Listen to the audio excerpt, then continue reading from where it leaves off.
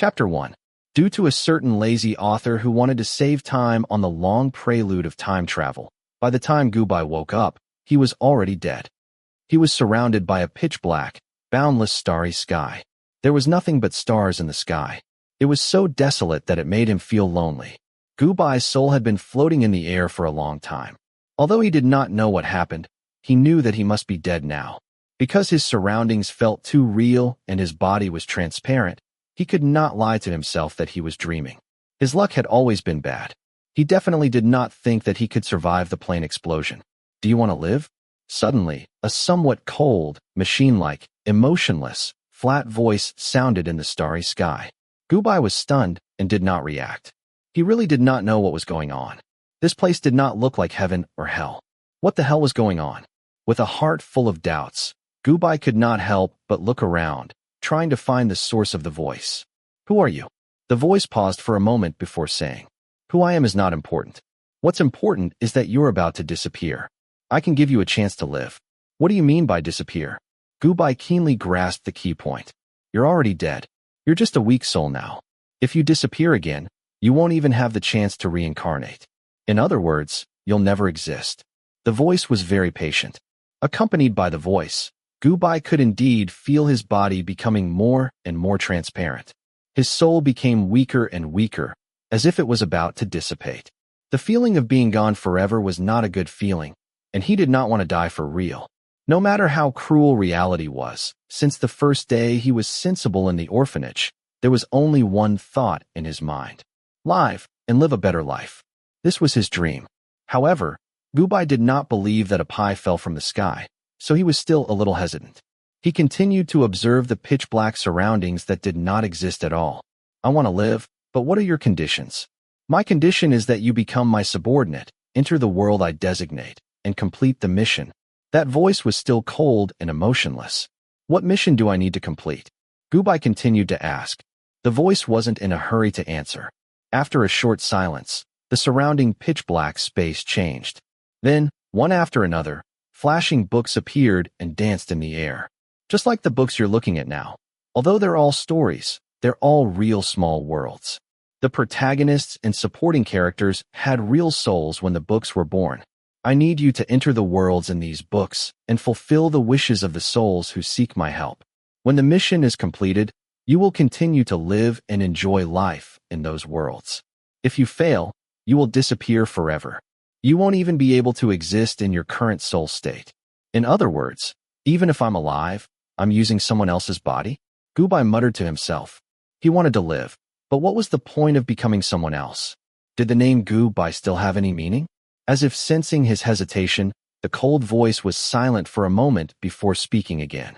Yes, but if you complete the mission well, I might give you a chance to be reborn in the future. You still have half an hour to choose whether you want to continue living in your soul state or disappear immediately after completing the mission. I choose to complete the mission. Gubai didn't hesitate anymore. Although he was no longer human and his living body was someone else's, at least it was better than disappearing forever. He didn't want to die. Humans were greedy for life. At least, he didn't want to die now. Moreover, this mysterious voice said that if he completed the mission well, he would have a chance to be reborn. Target has agreed and signed the contract. Name: Gubai, male, 23 years old. As soon as he finished speaking, the cold voice rang out. Gubai only felt that the surrounding space seemed to distort. Then, something drilled into his body, causing his transparent soul to become corporeal. It was extremely comfortable. With the feeling and hope of survival, Gubai touched his soul and was very satisfied. A pure and kind smile appeared on his handsome face. He was born with this. Although the word pure and kind had nothing to do with people like him who crawled their way out of a black-hearted orphanage, he was born with a pure and kind face. Perhaps this was one of the reasons why the mysterious voice chose him to complete the mission. A pure and kind person should be a loyal and hardworking subordinate. However, although he wasn't pure and kind, he knew what it meant to be a wise man submits to circumstances. Therefore, he quickly accepted the current situation. He rubbed his hands together and spoke respectfully to the empty space in the air. Master, I'm ready. We can begin the mission. Yes, enter the world immediately. Remember, if you die before completing the mission, You will disappear forever. The mysterious voice was still emotionless and cold. With a wave of distorted dizziness, Gu Bai lost consciousness. His body turned into a ray of white light and entered the world. Lu Rongqing, you can slowly enjoy yourself here. As soon as Gu Bai regained consciousness, he heard a woman's gloating voice in his ear. Then, he heard the sound of high heels clacking as she left. Then, before he could react, he felt waves of heat coming from his body. His head was a little dizzy, and there was a special kind of desire. He moaned reflexively. He couldn't help but curl up his body and clamp his legs together. He bit his lips hard before opening his eyes. This was a KTV room. Other than the screen that was playing the song, the surrounding light was very dim. The snacks, fruit plates, and drinks on the table were all scattered on the ground. The room was a mess. Gu Bai didn't know what was going on, but he instinctively felt that something was wrong. He clearly remembered that the mysterious voice said that if he died before completing the mission, he would disappear forever. Therefore, the most important thing now was to figure out his mission. Feeling the uncomfortable heat in his body, he crawled to the table and drank a glass of water with ice cubes on the table. Then, he locked the door of the room to prevent accidents from happening if someone broke in. Only then did he close his eyes to receive the plot. The world he was doing this mission in was a novel about a reincarnated girl who changed her fate for revenge. The female lead in the novel was called Wu Jinjin. She was the daughter of a real estate businessman. Although the Wu family wasn't considered the top wealthy family in B City, they were definitely rich and upper class. Like most wealthy families, the Wu family also had 1 or 2 illegitimate children. However, Wu Jinjin was born of the Wu family's first wife. Her status in the family was very high. Her father liked her very much. Growing up in such a wealthy family and being doted on by her parents, her personality was very simple and her thoughts were very simple. Living in a wealthy family with a melodramatic fight, people with simple thoughts would not have a good ending. Therefore, after her mother passed away, without protection, she was no match for the illegitimate children in the family. No matter how much Mr. Wu liked her, he had no time to care about her because of his busy work. Soon, her situation became worse and worse under the scheme of one of the illegitimate children. Her father, who used to love her, hated her more and more. Her friends also liked the illegitimate daughter very much. Even the boy she liked and pursued for many years, who was about to be hers, had a change of heart and gradually fell in love with the illegitimate daughter. She was so angry that she fought with the illegitimate daughter. However, her skills were not as good as hers. Instead, she was set up and raped by the illegitimate daughter. Those unsightly photos were spread and ruined her reputation. After that, her life completely fell to the bottom. Everyone hated her and despised her. She could not stay in the country anymore. Her father could only send her abroad. However, she did not expect that even after leaving the country, she could not escape the illegitimate daughter's scheme. Coupled with the fact that she gave up on herself, she quickly became addicted to drugs and gambling. Her father was so angry that he cut off all ties with her. In the end, she died on the streets of the country because of her drug addiction. Wu Jinjin was very young when she died. She was only in her 20s. It was the prime of her youth, so she was very unwilling and resentful. After being reborn, she began to take revenge with strong resentment and unwillingness. She wanted to take revenge on her father. If it wasn't for her father being unfaithful to her mother and having an affair outside, there wouldn't be that evil, illegitimate daughter. She wanted to take revenge on the bitch who ruined her life. She wanted to take revenge on all the people who harmed her. Using the memories of her previous life, she began to work hard to enrich herself before the illegitimate daughter married into the family. She turned the originally unruly little princess into a rich young lady. After the illegitimate daughter married into the family, she began her revenge plan. She set up layers of traps. Not only did she take back the boyfriend she liked, she also planned to return the rape to the illegitimate daughter. She let the illegitimate daughter suffer the consequences of her own actions. She also spread those photos in the plan of a tooth for a tooth. She destroyed the illegitimate daughter's pretentious and pure image and reputation. She found people to lure the illegitimate daughter onto the same path as her previous life: drugs, sex, gambling, and so on. There was also her father and those who had offended her in her previous life. She found a chance to take revenge on them all. and the original owner was one of the cannon fodder for her revenge. Chapter 2. The original owner of this body was called Lu Rongqing. He didn't come from a good family when he was young. His mother was just an uneducated waitress, and his biological father was a drunkard with a very serious history of domestic violence. When he was 4 years old, his mother finally couldn't stand his father's violence. She took a kitchen knife and hacked his father to death. Then she committed suicide, leaving the young him in a pool of blood and broken limbs. After his parents died, he moved to his aunt's house and lived with her. His aunt wasn't a big shot. Because she couldn't have children, she divorced her ex-husband early on and lived alone as a nanny in a rich family with the surname Nie. The Nie family was a famous wealthy family in B City. They ran a multinational corporation with assets of tens of billions. Madame Nie's health wasn't good, and she only got pregnant a few years after she married Mr. Nie. In the end, the child died after giving birth. Mr. Nie was busy with the corporation and had no time to take care of his son. However, a child couldn't live without a mother's care, so he found a gentle woman to marry, hoping that she could take good care of his son. However, he didn't expect this woman to be a black-hearted stepmother. She looked gentle on the surface, but in reality, she abused Mr. Nie's son behind his back.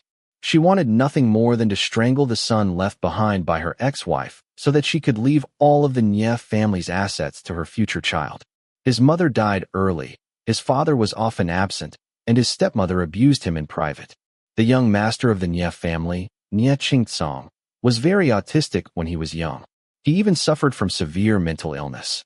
It wasn't until Lu Rongqing's aunt came to work as a nanny for Nie Qingtsong that she found out and ran to complain to Mr. Nie Qingtsong. Only then was Nie Qingtsong rescued. Because she couldn't have children, Aunt Lu felt very sorry for Nie Qingtsong. This had nothing to do with him being the young master of the Nie family. She sincerely treated him as her own child and cared for him. Slowly, Nie Qingtsong walked out of the shadow of abuse and returned to normal. Since he was young, Nie Qingtsong had deep feelings for Aunt Lu. They weren't mother and son, but their relationship was closer than mother and son. Aunt Lu later passed away in a car accident while protecting him. Therefore, after Aunt Lu's death, he asked his father to take the orphan Lu Rongqing into the Nie family and take care of him. He was very protective of Lu Rongqing. From then on, Lu Rongqing's life underwent an earth-shattering change. He went from a pitiful orphan to the young master of the Nie family. There were no women in the Nie family. Mr. Nie and Nie Qingtsong, the only heir of the Nie family, were usually very busy, so no one disciplined them. In addition, he was protected by his big brother, Nie Qingtsong, who was known as a business tycoon. Therefore, Lu Rongqing, this little seedling, naturally grew crooked and became a willful young master. Coupled with his childhood experiences, Lu Rongqing lowered his head all day long after he grew up. His chest was tucked in, and he looked gloomy. His temper was extreme and strange. Moreover, he liked men. This man was Fu Zixuan, the man that the reincarnated girl Wu Zhenjin and the illegitimate daughter fought over. Originally, he and Wu Zhenjin didn't have much of a grudge. It was just a quarrel over a man, a willful little princess, and a willful and extreme young master. However, the bad thing was that the original owner's brain was too simple. He was used by the illegitimate daughter and became the scapegoat for the illegitimate daughter's scheme against Wu Zhenjin. Therefore, after his reincarnation, other than the illegitimate daughter, Wu Zhenjin hated him the most. In order to take revenge on him, he set up many traps for him. He pushed Lu Rongqing, who was originally a willful and extreme person, onto the crooked path. He drugged him and made him fool around with other people in an entertainment club, causing him to lose face and be hated by the Nie family. In order to take revenge on Lu Rongqing, Wu Zhenjin even found an experienced lover who was good at both looks and means to get close to him. He played with his feelings, took erotic photos of him, took him to drug and gamble, and ruthlessly pushed him into hell. Wu Zhenjin hated him, and Lu Rongqing also had a lot of resentment in his heart. In the beginning, Wu Zhenjin's matter had nothing to do with him. It was all set up by the illegitimate daughter, and she pushed the blame onto him. Wu Zhenjin didn't know the truth at all, and only put all the blame on him. In order to take revenge on him, he didn't even give him a chance to turn things around. After he was abandoned by Nan Lycan, he was ruthlessly thrown into a private party and played with until he was crippled.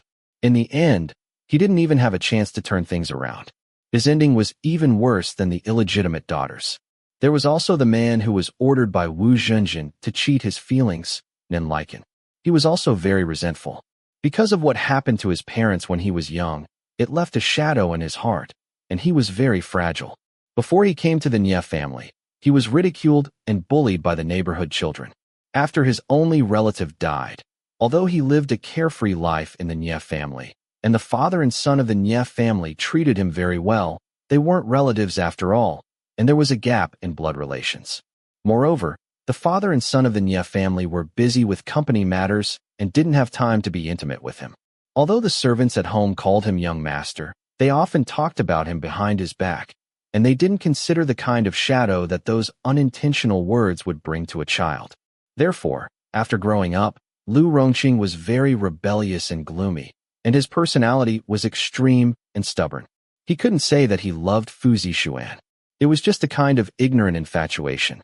However, Nenliken was the person he really fell in love with. He gave his whole heart to her, but he didn't expect that it was just a scam. For a young man with a fragile heart, this kind of deception was no less than destroying his whole world. It could be said that he hated her, but in fact, the original owner's feelings for Nenliken were very complicated. He loved her, hated her, resented her, and missed her. After receiving the plot, Gubai let out a long sigh and couldn't help but rub his temples. He was a little distressed. This world didn't seem bloody, but it was very cruel. Gubai was very worried. It seemed that there was no such thing as a free lunch in this world. It wasn't easy for him to live. When he opened his eyes again, the private room was still the same. Although the plot was huge, it only took a few minutes for him to finish receiving it. At the moment, the plot had developed to the point where Wu Zhenjin had set up a lot of traps to push him down the wrong path. Today, he used him to run out to have fun with his friends and drugged him. According to the original plot, he was beautiful and delirious after being drugged. He was treated like a prostitute by a few guests who came to have fun in this entertainment club. Wu Zhenjin took the opportunity to take photos of him and spread them out. He embarrassed the Nie family and was hated by the Nie family. Nie Qingsong was very disappointed in him. After that, although they still provided him with food and clothing, they didn't care about him anymore. Without Nie Qingsong's strong support, no one stood up for him even after he was tricked so miserably. Wu Zhenjin drugged him very hard. At this moment, the drug in his body was taking effect. After receiving the plot, Gubai felt very dizzy. His whole body was hot, and his skin was burning. He couldn't help but rub his body on the ground. Gubai bit his tongue hard to clear his head. He forced himself to stand up and stumbled to the sofa. He picked up his phone and dialed Nie Qingsong's number. According to the original plot, if he continued to stay here alone, it would be very dangerous. He didn't want to repeat what happened to Lu Rongqing in the original plot. At this moment, although Nie Qingsong was already very impatient because of Lu Rongqing's increasingly willful and troublesome behavior, for the sake of Lu Rongqing's aunt and their many years of friendship, he would not leave him alone until he completely disliked him. After hanging up the phone, Gubai collapsed on the ground. He didn't know how much time had passed. The door was suddenly opened, and there was the sound of messy footsteps. It sounded like someone had walked over and stopped in front of him. Then, Gubai heard a slightly angry and cold voice. Lu Rongqing, you'll feel uncomfortable if you don't cause trouble for me for a day, won't you? Nie Qingsong was expressionless. His body was stiff as he stared at the blushing youth who was rubbing his body on the ground. He, who had always been calm and steady, felt his head throb. He didn't understand. His little brother, who was so cute and obedient when he was young, had now become like this. He had caused a lot of trouble and embarrassed him over the years. If it weren't for Auntie Lu, why would he have been patient enough to clean up his messes again and again? He was only in his teens, but his daily schedule was fighting, drinking, going to bars, dancing, and other activities that could make people collapse. He had created a series of messes to clean up, and it was almost wearing out his patience. Now, he was even taking drugs and aphrodisiacs at that. If he hadn't arrived in time, this young and tender youth would have been eaten up in a daze. Looking at the tasteless youth with colorful hair and smoky makeup on the ground, Nie Qingsong impatiently tugged at his tie and said angrily to the person on the ground, Lu Rongqing, I'm warning you. Today is the last time. In the future, You better behave and don't cause trouble for me. Otherwise, don't blame me for. He didn't finish his sentence. He looked down at Gubai in front of him. The beautiful youth's face was red, and he was struggling in pain. His soft hair was wet with sweat and stuck to his cheeks. He looked exceptionally weak. This willful and annoying youth unexpectedly made people feel pity for him and couldn't bear to speak harshly. Nie Song sneered at his own thoughts. If he wasn't causing trouble all day, he was gloomy and his face was as white as a ghost. How could anyone feel pity for him? It would be good if he could give him less trouble. Chapter 3. Gubai didn't hear Nie Song's words at all. His mind was a mess, and the heat in his body was about to burn him to death. He was already unconscious. He couldn't hear what the man in front of him was saying. He only felt a buzzing sound in his ears. He tried to open his eyes, but all he saw was a tall, strong, and blurry figure in front of him. His body was too uncomfortable. He raised his head in a daze and finally saw the person's face clearly. It was the original owner's older brother. A sense of closeness rose in his heart. He couldn't help but feel a lump in his throat. He crawled over and hugged his thigh for help. Big brother, take me home. It's so uncomfortable. Lu Rongqing's parents were both very ordinary people, but he had the advantages of his parents. He had pink lips, fair skin, and exquisite features. Even though he was dressed strangely and his hair was dyed in all sorts of colors, it couldn't hide his outstanding appearance. In addition, the soul in his body had changed, so his temperament had also changed. His beautiful facial features had a different kind of clarity. Nie Song suddenly felt that the young man in front of him seemed different today. He never knew that the gloomy and strange young man had such a clear and moving side to him. Damn it! But soon, Nie Song reacted. He looked at the sorry Gubai and cursed under his breath. His face was dark as he reached for the mineral water on the table beside him and poured it on the man in heat in front of him. Lu Rongqing, wake up! The cold water splashed on his face and extinguished the heat in his body. Gubai shuddered and finally woke up. He looked at the dark face of Nie Song in front of him, then looked at his disheveled clothes and hugged his thigh. His face suddenly stiffened. However, he didn't plan to let go immediately. In the entire storyline, Nie Song was an invisible big boss. No matter how powerful Wu Jinjin was after his rebirth, he could only stir up small fights. The Wu family and the Nie family were two completely different concepts. Originally, Lu Rongqing had been too stupid. He clearly had the powerful backing of the Nie family and an elder brother who was not related to him by blood but was very protective of him. Yet, he had still been schemed against and killed by a little real estate merchant's daughter.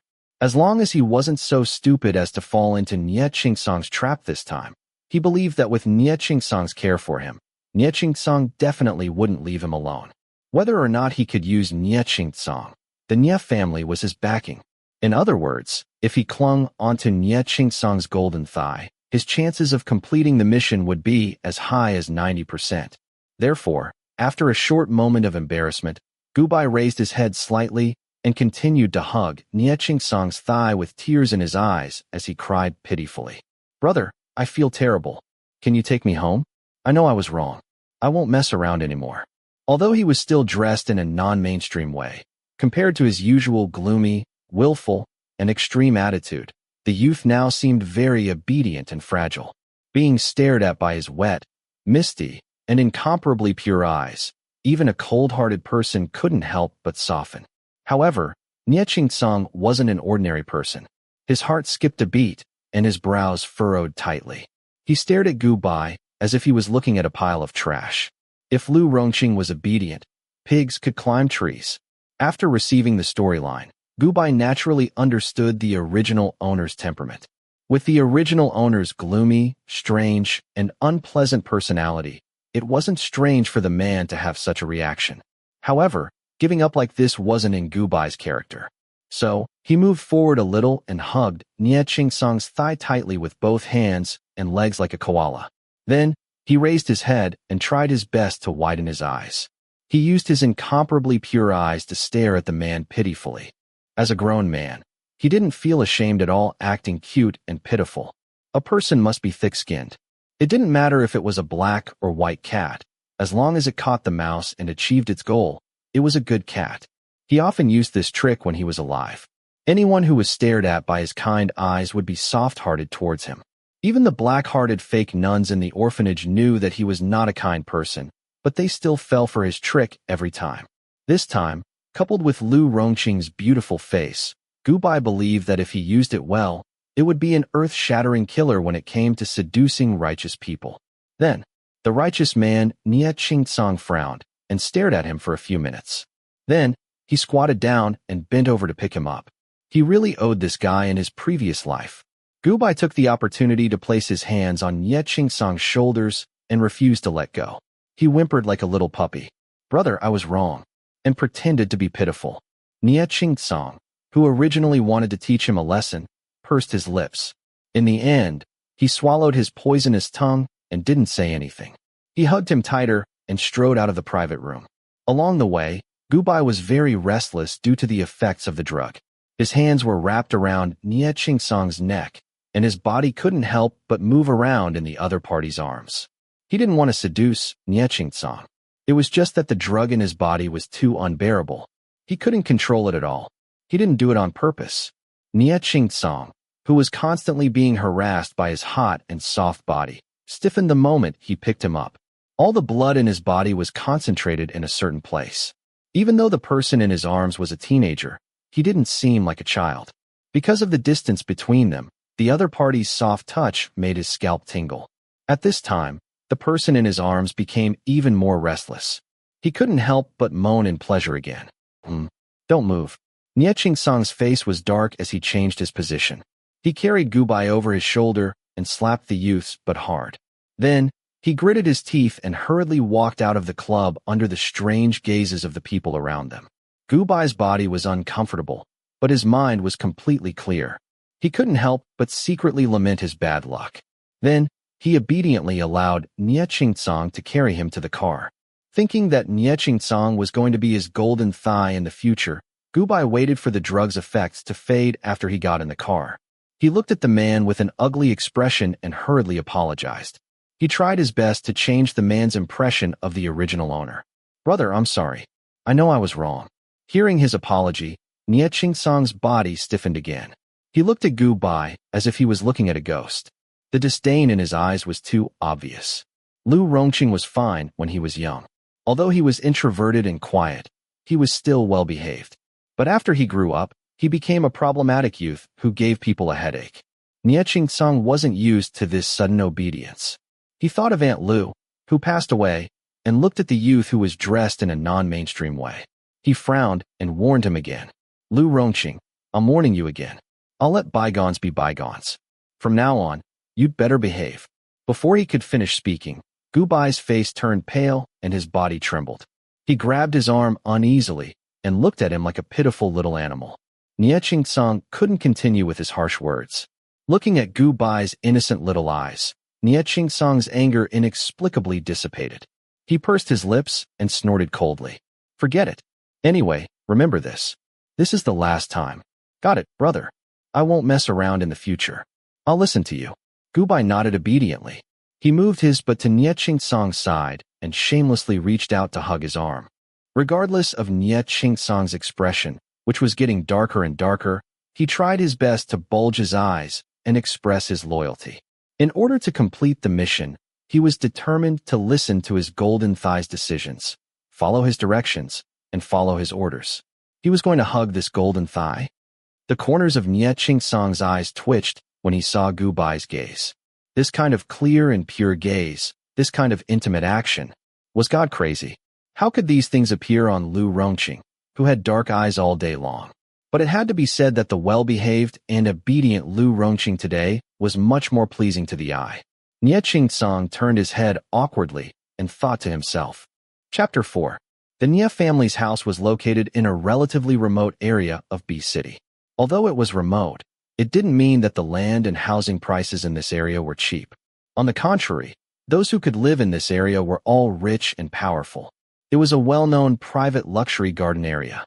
The car slowly drove through the villa's gate, and the housekeeper and servants came up to greet them. Although the effects of the drug in Gubai's body had subsided, the after-effects were still there. He was completely limp and had no strength at all. There was no way for him to walk back to his room by himself. Seeing that Nie Qingsong didn't care about him and wanted to get out of the car, Gubai once again stimulated the potential in his body.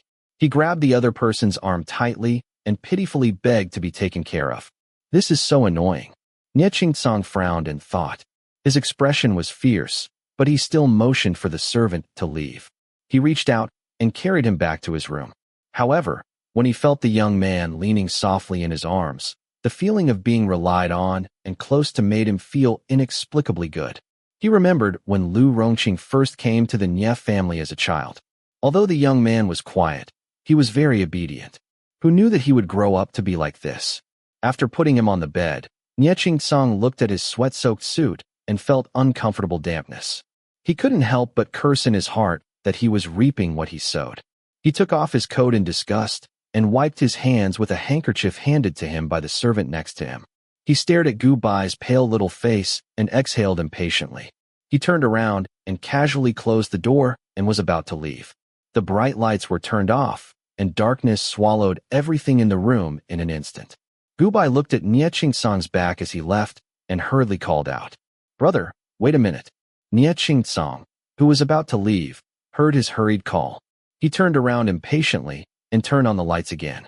He said angrily, "What's the matter now? What's the matter?" "Of course it's to continue to ride on your golden coattails," Gu Bai thought in his heart. However, he showed a frightened expression on his face.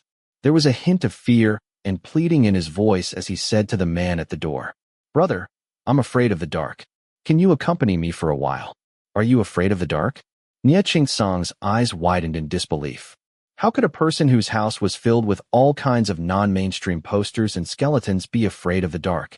What kind of trick was this guy trying to pull this time? She looked warily at Gu Bai, who had a pleading look on his face. She looked at his pure and kind eyes for a while, and her strong psychological defense was defeated by the young man's pleading eyes. He took a deep breath in annoyance and turned back to the bed. He roughly pulled the blanket over Gu Bai and said fiercely, "You're so troublesome. Quickly go to sleep." "Thank you, big brother." With his goal achieved, Gu Bai nodded obediently and flattered him. Then, he grabbed the soft bedding and pressed his head against the silky pillow. He closed his eyes slightly and rubbed his cheek against the pillow in enjoyment. That small action made Nie Song slightly stunned. His heart fluttered for a moment.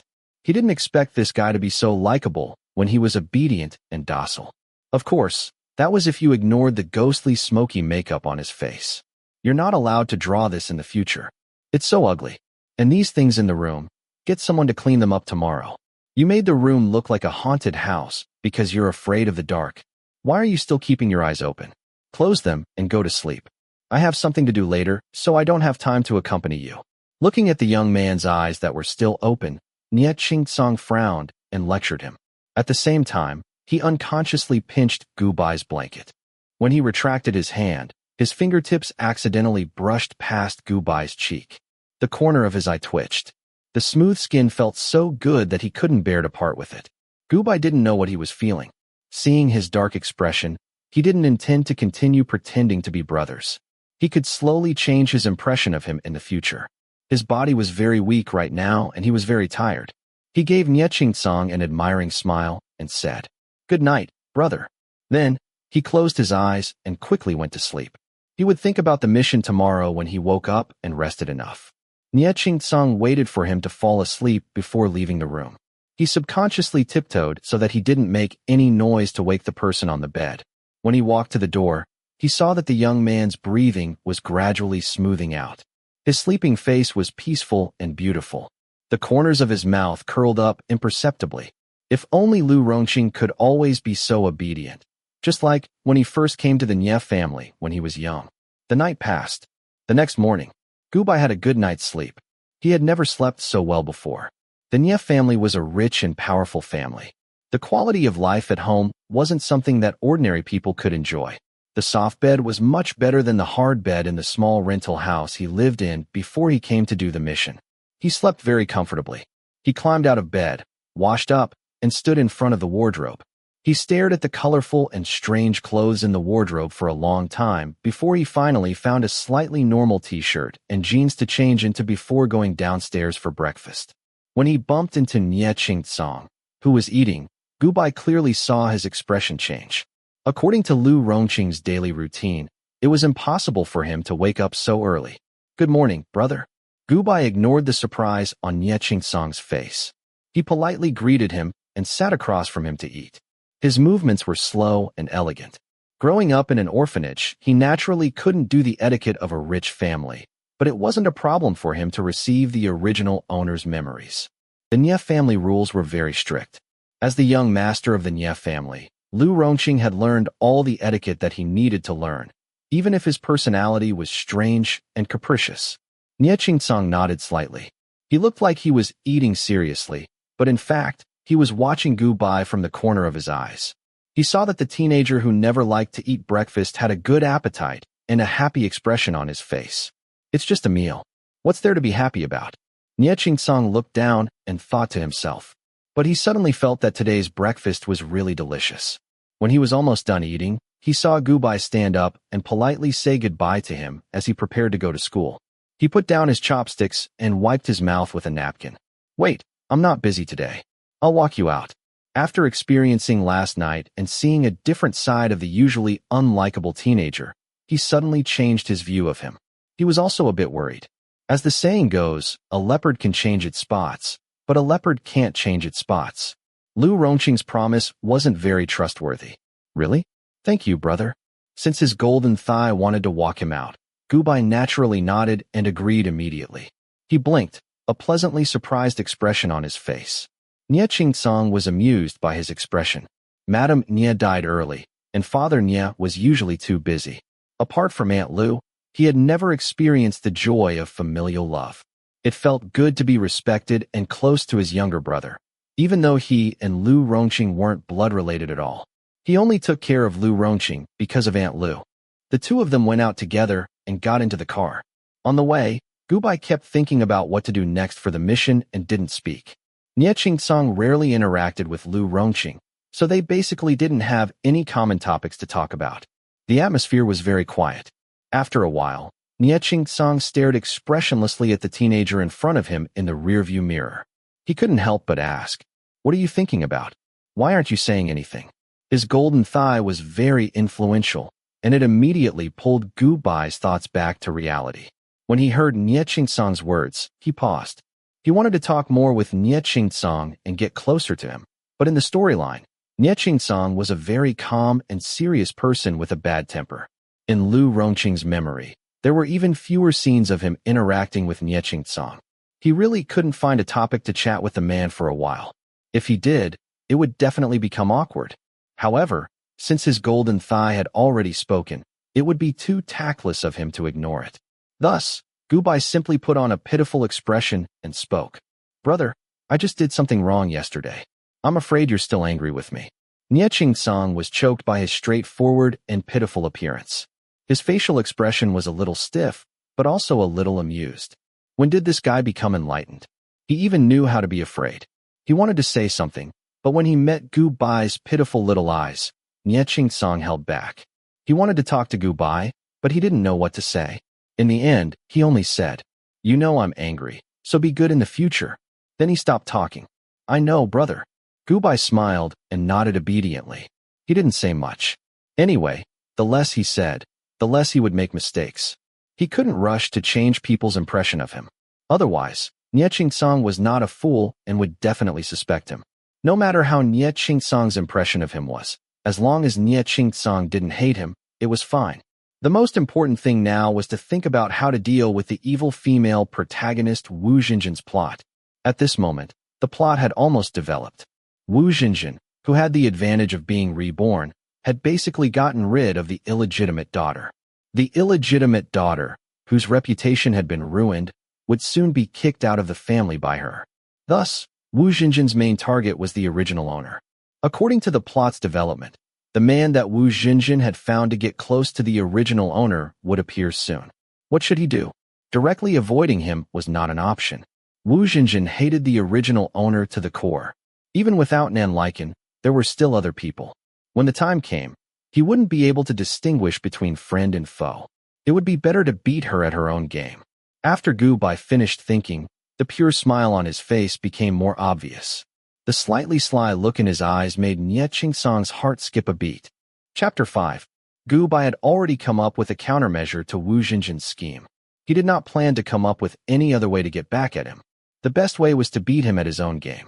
After being reborn, Wu Xinjin was no longer the innocent girl from his previous life. After becoming evil, Wu Xinjin was not as kind as the illegitimate daughter who killed him in his previous life. In fact, he was even more ruthless. Moreover, with the memories from his previous life, if he suddenly changed his personality, Wu Xinjin would definitely find it strange and come up with a new plan to deal with him. When that happened, it would be impossible to guard against it. With this in mind, Gu Bai began to bide his time. On one hand, he was trying to improve his relationship with Nie Qingcang. On the other hand, he was secretly guarding against Wu Xinjin's schemes. Time flew by. 2 weeks later, Gu Bai went to school as usual. As soon as he walked through the school gates, he learned that there was a handsome new teacher. Rongqing, let me tell you something. There's a new art teacher in our school. He'll be teaching our grade. I saw him in the principal's office yesterday after school. He's super handsome. The person who spoke was a friend of the original owner of the body. He was a handsome boy named Hao. He was also gay and liked to find handsome guys in school. Gu Bai was not interested in these things.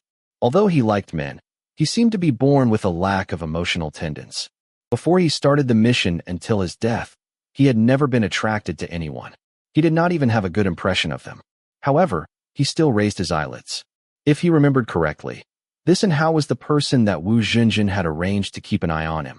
Moreover, that man had appeared as an art teacher during this period of time. However, in the original plot, Nan Liken appeared a little later. It seemed that Wu Xinjin was a little anxious because he did not succeed in drugging him last time. And Hao saw that he did not speak and did not seem interested. He gave up on talking and continued to gossip with him. Rongqing, I'm telling the truth. He's super handsome. He's practically a Prince Charming. The Prince Charming was indeed the Prince Charming. He was someone that Wu Xinjin had found to get close to Lu Rongqing. Naturally, his appearance was extremely outstanding. Since the enemy had already declared war, there was no reason for him to retreat. Gu Bai smiled and allowed Hao to drag him into the classroom. It seemed that a super handsome new teacher had attracted the attention of all the students in the school. As soon as Gu Bai entered the classroom, she heard chattering voices talking about how handsome the new art teacher was and how much of a Prince Charming he was. See, Rongqing, I didn't lie to you, right? Everyone is talking about it. And Hao excitedly pulled his arm and continued to gossip, observing his expression. Is he that handsome? You make it sound like there's no such thing in the world. On the surface, Gu Bai pretended to be uninterested. Lu Rongqing was heartbroken over Fu Zixuan at this moment. Of course, he had to act as if his heart was dead and he was disappointed in love. At this moment, the bell rang and footsteps came from outside. The classroom suddenly quieted down. A tall and slender figure slowly walked in from the door. First, it was his feet wearing shiny leather shoes. Then it was his suit pants without a single wrinkle. And finally, it was his side profile. When he walked into the classroom, put the teaching equipment in his hands on the table, and turned around to reveal his face, all the students in the classroom couldn't help but hold their breaths. Wow. A girl couldn't help but let out a cry of surprise, her eyes shining with peach blossom stars. Nan Liken was indeed very handsome. His chiseled face was impeccably handsome. He had long hair that reached his ears and wore a pair of gold-rimmed glasses. There was an incomparable gentleness and elegance in his movements, especially his eyes. At first glance, they were the same black as ordinary people, but there was a different essence to them. When he smiled, it was as if there was a special kind of magic that intoxicated people. At this moment, he was looking at the students below with this kind of smile. To be precise, he was looking at Lu Rongqing, who was sitting at the back of the classroom. Hello everyone, I'm Nan Liken, your new art teacher. His voice was also very pleasant to the ears.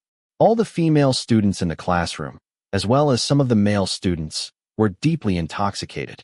Gu Bai wasn't intoxicated. He wasn't Lu Rongqing, and he knew the plot. He knew how poisonous Nan Liken's attractiveness was. Once he was intoxicated, he would die a horrible death. However, he still showed a slightly interested and dazed expression. Wu Xinjin's spy in this class was always watching his movements, so he naturally had to play along. Therefore, when Nan Liken walked down from the podium and walked towards him, Gu Bai was suddenly at a loss. His face revealed a panicked expression, as well as a little bit of shyness due to anticipation. Teacher. When Nan Lycan stopped in front of him, Gubai stood up and stuttered, his eyes flashing. Don't be nervous. What's your name? Nan Lycan smiled slightly and stroked his head comfortingly. He was so gentle that it was hard to refuse. It was this kind of gentleness that made Lu Rongqing, who had never been loved before, fall head first into the abyss. But now, he met him, a passerby who was here for a mission. Gubai smiled in his heart and continued to answer with a shy expression. My name is Lu Rongqing, teacher. As he spoke, his hands hanging by his sides clutched the legs of his trousers. He looked very nervous. Nan Lycan looked at him and sized him up with his black eyes. At this moment, Gubai was a little different from the Lu Rongqing in the photo Wu Xinjin gave him. His face was indeed the beautiful face of the young man in the photo, but the difference was that during this period of time, Gubai had restored the original owner's colorful hair back to normal in order to improve Nie Qingsong's impression of him and make it easier for him to curry favor with him. He also changed the original owner's favorite smoky makeup, weird skull earrings, tattoos, and other random things. Immature, beautiful, and well-behaved. This was Nan Lycan's first impression of Gubai. In particular, the pure eyes that Gubai revealed just now made Nan Lycan feel that it was a pity that such a pure young man had been schemed against in such a way. But, although it was a pity, he still had to do what he had to do. Student Lu, I need a representative for the art class. Are you willing to come? Nan Lycan gazed at Gubai with gentle and focused eyes. This kind of gaze made people feel as if they were only looking at them in the whole world. It made people's hearts beat faster unconsciously. It was a silent temptation. Unfortunately, this kind of temptation did not work on Gubai, and those who knew him well knew that they should never look into his eyes, because his pure eyes had nothing to do with his persona. So when Nan Lycan saw the beautiful young man in disbelief for a moment, then a shy smile appeared on his face. He nervously nodded, and then looked at him with clear and pure eyes. There was a kind of softness in his heart that even he himself did not notice. Okay, then I'll have to trouble you, Student Lu. Under the envious and jealous gazes of all the female students in the class, Nan Lycan smiled and rubbed Gubai's soft hair again. Then, he walked back to the podium and started the class again. His behavior was gentle and refined, and he had a sense of propriety. And Hao, who was beside him, quietly leaned over to Gubai's ear and pretended to be very envious. Rongqing, I didn't lie to you, right? Isn't he very handsome? Yes, yes. Gubai sneered in his heart, but on the surface, he lowered his head and blushed slightly. He looked like a young man who had just fallen in love. And Hao, who was beside him, saw his expression and revealed a satisfied smile. After class, he ran to the washroom and gave Wu Xinjin a call to report the situation. On the other end of the phone, Wu Xinjin was very satisfied and laughed heartily. Anyway, help me keep an eye on him. He was lucky last time and escaped. This time, I want him to fall into the abyss and not be able to climb out. Otherwise, I won't be satisfied. At the end of his speech, Wu Xinjin's carefree laughter became very sinister. Chapter 6.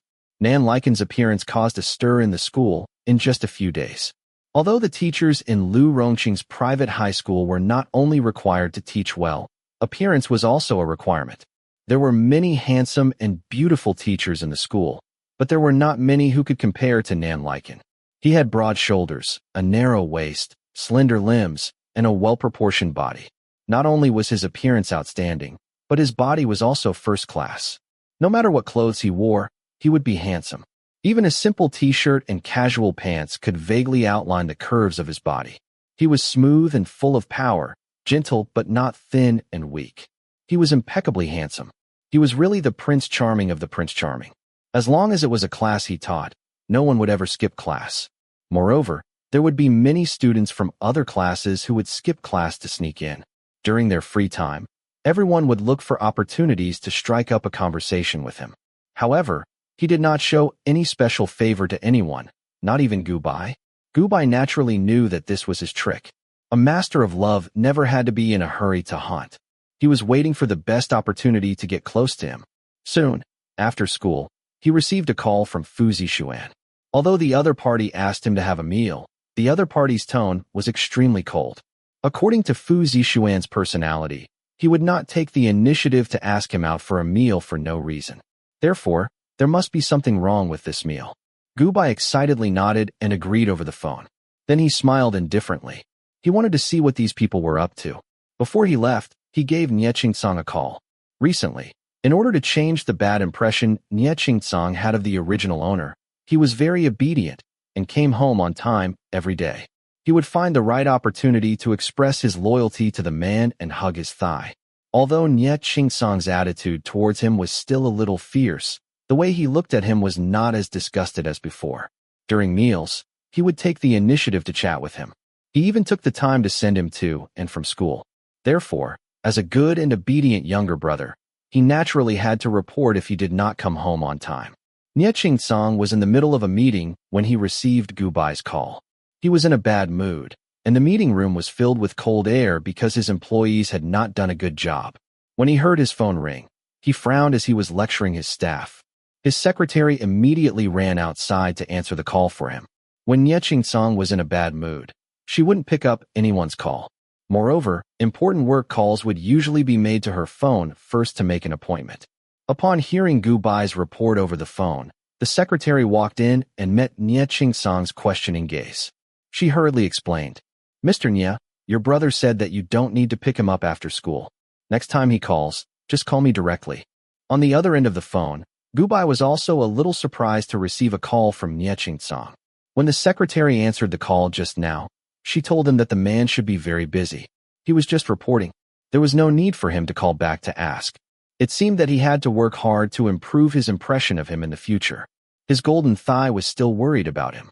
He must be worried that he would run out to fool around again. Thinking of this, Gubai hurriedly took the phone and explained, "Brother, I'm having dinner with a friend today. Don't worry, I'll come back immediately after dinner. I promise I'll be home before 8 o'clock. Did I disturb you just now?" "No, I was just briefly explaining my work. It's nothing important." As soon as he said this, the employees in the meeting room widened their eyes even more. It was nothing important? Wasn't he just discussing a problem with a multi-billion-dollar project? Mr. Nie, who was being stared at by everyone, did not even look at them. He continued to ask on the phone, "Dinner with a friend? Which friend of yours?" "It's a classmate in my class." "You don't know him." After Gubai gave an ambiguous answer, he repeatedly promised that he would come home early before hanging up the phone. He did not dare to directly tell Nie Ching-song that the person he was having dinner with was Fu Zixuan.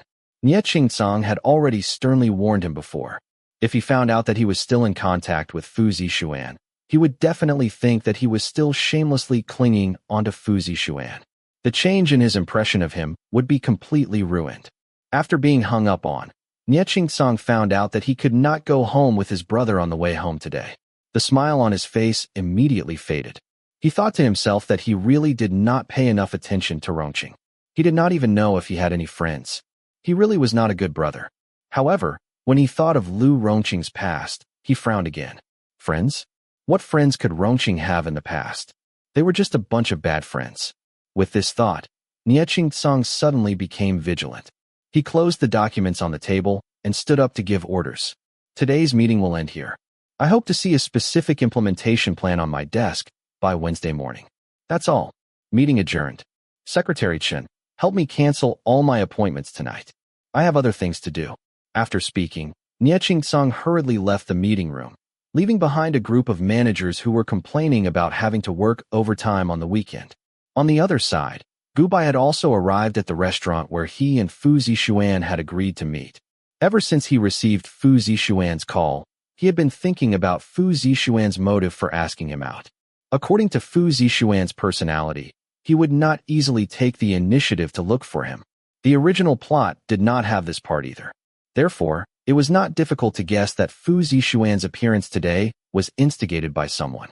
The person who instigated him was Wu Jinjin. Why did Wu Jinjin instigate Fu Zixuan to ask him out?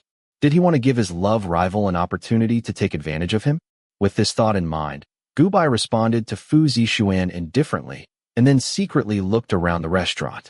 Finally, he saw Nan Liken's figure in the corner and immediately understood. It seemed that Wu Jinjin was creating an opportunity for his capable subordinates to take advantage of the situation. Although Fu Zixuan did not ask him out in the original plot, Fu Zixuan had already rejected him and he was heartbroken. Nan Lycan entered his heart at this time. Even if it was a repeat, Wu Jinjin would still use the same method as in the original plot. Since this was the case, his plan to beat him at his own game was even easier to implement. Gubai saw everything and smiled faintly in his heart. Since he was going to act, in order to make it more realistic, during the meal, no matter how cold Fu Zixuan's expression was or how firm his words were, Gubai cooperated with him and revealed an infatuated and sad expression. He acted like a heartbroken teenager to the extreme. Gubai acted very happily, but he did not know that the man who had just arrived at the door saw this scene and was so angry that smoke almost came out of his head. Sure enough, he hasn't changed. It would be strange if Lu Rongqing, who loved to play and cause trouble, could be quiet and obedient. He must have been possessed to think that he had changed and become obedient. Nie Qingcang gritted his teeth and thought bitterly. What do you mean by eating with friends? Great, so you came out to meet a wild man. Chapter 7. Although Nie Qingcang was angry, he did not rush and impulsively. As the saying goes, to catch a thief, take the dirt, and catch an adulterer in bed. The two of them were eating at the same table, so it would not be a big deal even if they were caught. Therefore, after some consideration, he returned to the car and waited. He would follow them to the hotel to catch them, and when he caught them, he would spank them. As for Gubai in the restaurant, he did not notice his presence at all. Although he was here for a mission, he was the original owner after entering the body of the original owner, and the original owner was just an ordinary person. At this moment, he was not so resourceful as to know everything. During the entire meal with Fu Zixuan, because they had no common topics to talk about, they ate very quickly. Therefore, the two of them finished their meal in less than half an hour. After coming out of the restaurant and watching Fu Zixuan leave, Gubai was about to take the initiative to seduce Nan Lycan, who had been sitting in the corner for a long time, when he saw Nie Qingcang's car on the side of the road. It was not that his eyes were sharp, but the other party's car was too conspicuous. Moreover, he had been sitting in Nie Qingcang's exclusive car for half a month, so he was very familiar with it. With a face full of joy, Gubai quickly ran over, opened the car door, and got in with familiarity. Then, he shouted in surprise, "Brother, are you here to pick me up?" The man, whose face was dark because of the possibility of being caught in the act, saw the surprised smile on Gubai's face, and all his anger instantly dissipated like a deflated balloon. However, Nie Qingcang was not a person who would be so easily pleased. He looked at the back of Fu Zixuan's car at the intersection and signaled the driver to drive off. Then, he looked at Gubai and questioned him. "Was that Fu Zixuan just now? You went to pester him again?" Gubai's face froze for a moment. Then he quickly reacted and shook his head. "No, brother, no. No. Who was the person eating with you just now?" Nie Qingcang snorted coldly, and his tone was very unpleasant. "I was wondering why you were so obedient these past few days. So it was just a trick. Lu Rongqing, you're really something. You even dared to trick me. I actually believed you. You're really..." His words came to an abrupt halt, because the young man was once again looking at him with those pure and innocent eyes, and those pure and innocent eyes were suddenly red. During this period of time, Gubai had already discovered that although Nie Qingcang looked fierce and bad-tempered, he was actually an awkward person. A tiger without a temper would become obedient after being pacified. This was his golden thigh. Whether it was a shield before the mission was completed or a long-term meal ticket after the mission was completed, he had to carefully serve and rope in this person. So while Gubai put on a pitiful expression, he suddenly hugged Nie Qingcang, buried his head in his chest, and burst into tears. "Sob sob, brother, don't say any more. I promise you, I won't look for Big Brother Fu anymore. I won't like him anymore. He came today to end things for me. He said he would never like me, and told me not to pester him anymore. Brother, what's wrong with me? Why does he hate me so much? Why doesn't everyone like me?" This was the first time Nie Qingcang saw the young man cry, especially when the young man was crying in his arms. As an older brother who didn't know how to comfort people, he froze on the spot for a moment. Gubai snuck a glance at his expression, then continued to cry even harder. Although men don't cry easily, they were on a mission now. Who cares?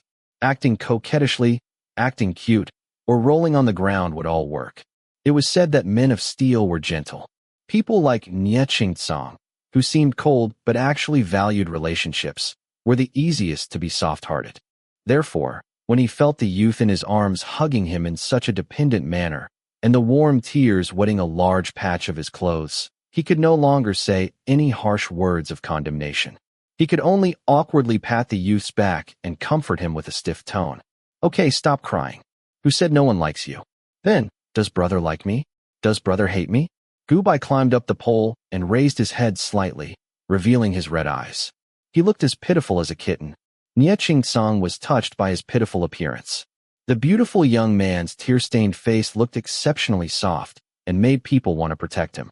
His heart softened, and he nodded. He really did like the obedient Lu Rongqing.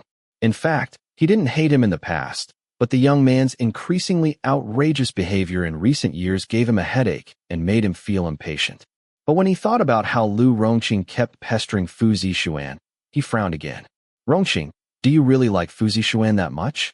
There was a hint of displeasure in his tone that even he didn't notice. He wasn't against the young man liking men, but his partner was Fu Zishuan. Fu Zishuan was not only a family friend of the Nie family, but they also had a good relationship in private. If things went sour, his father would definitely hate the young man. If Fu Zishuan also liked Lu Rongqing, then so be it.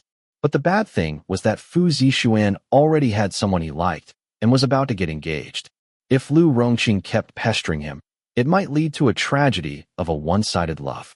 After all, Lu Rongqing's personality was extremely extreme in the past, and it was hard to guarantee that he wouldn't do something extreme. Thinking up to this point, Nie Song was a little worried.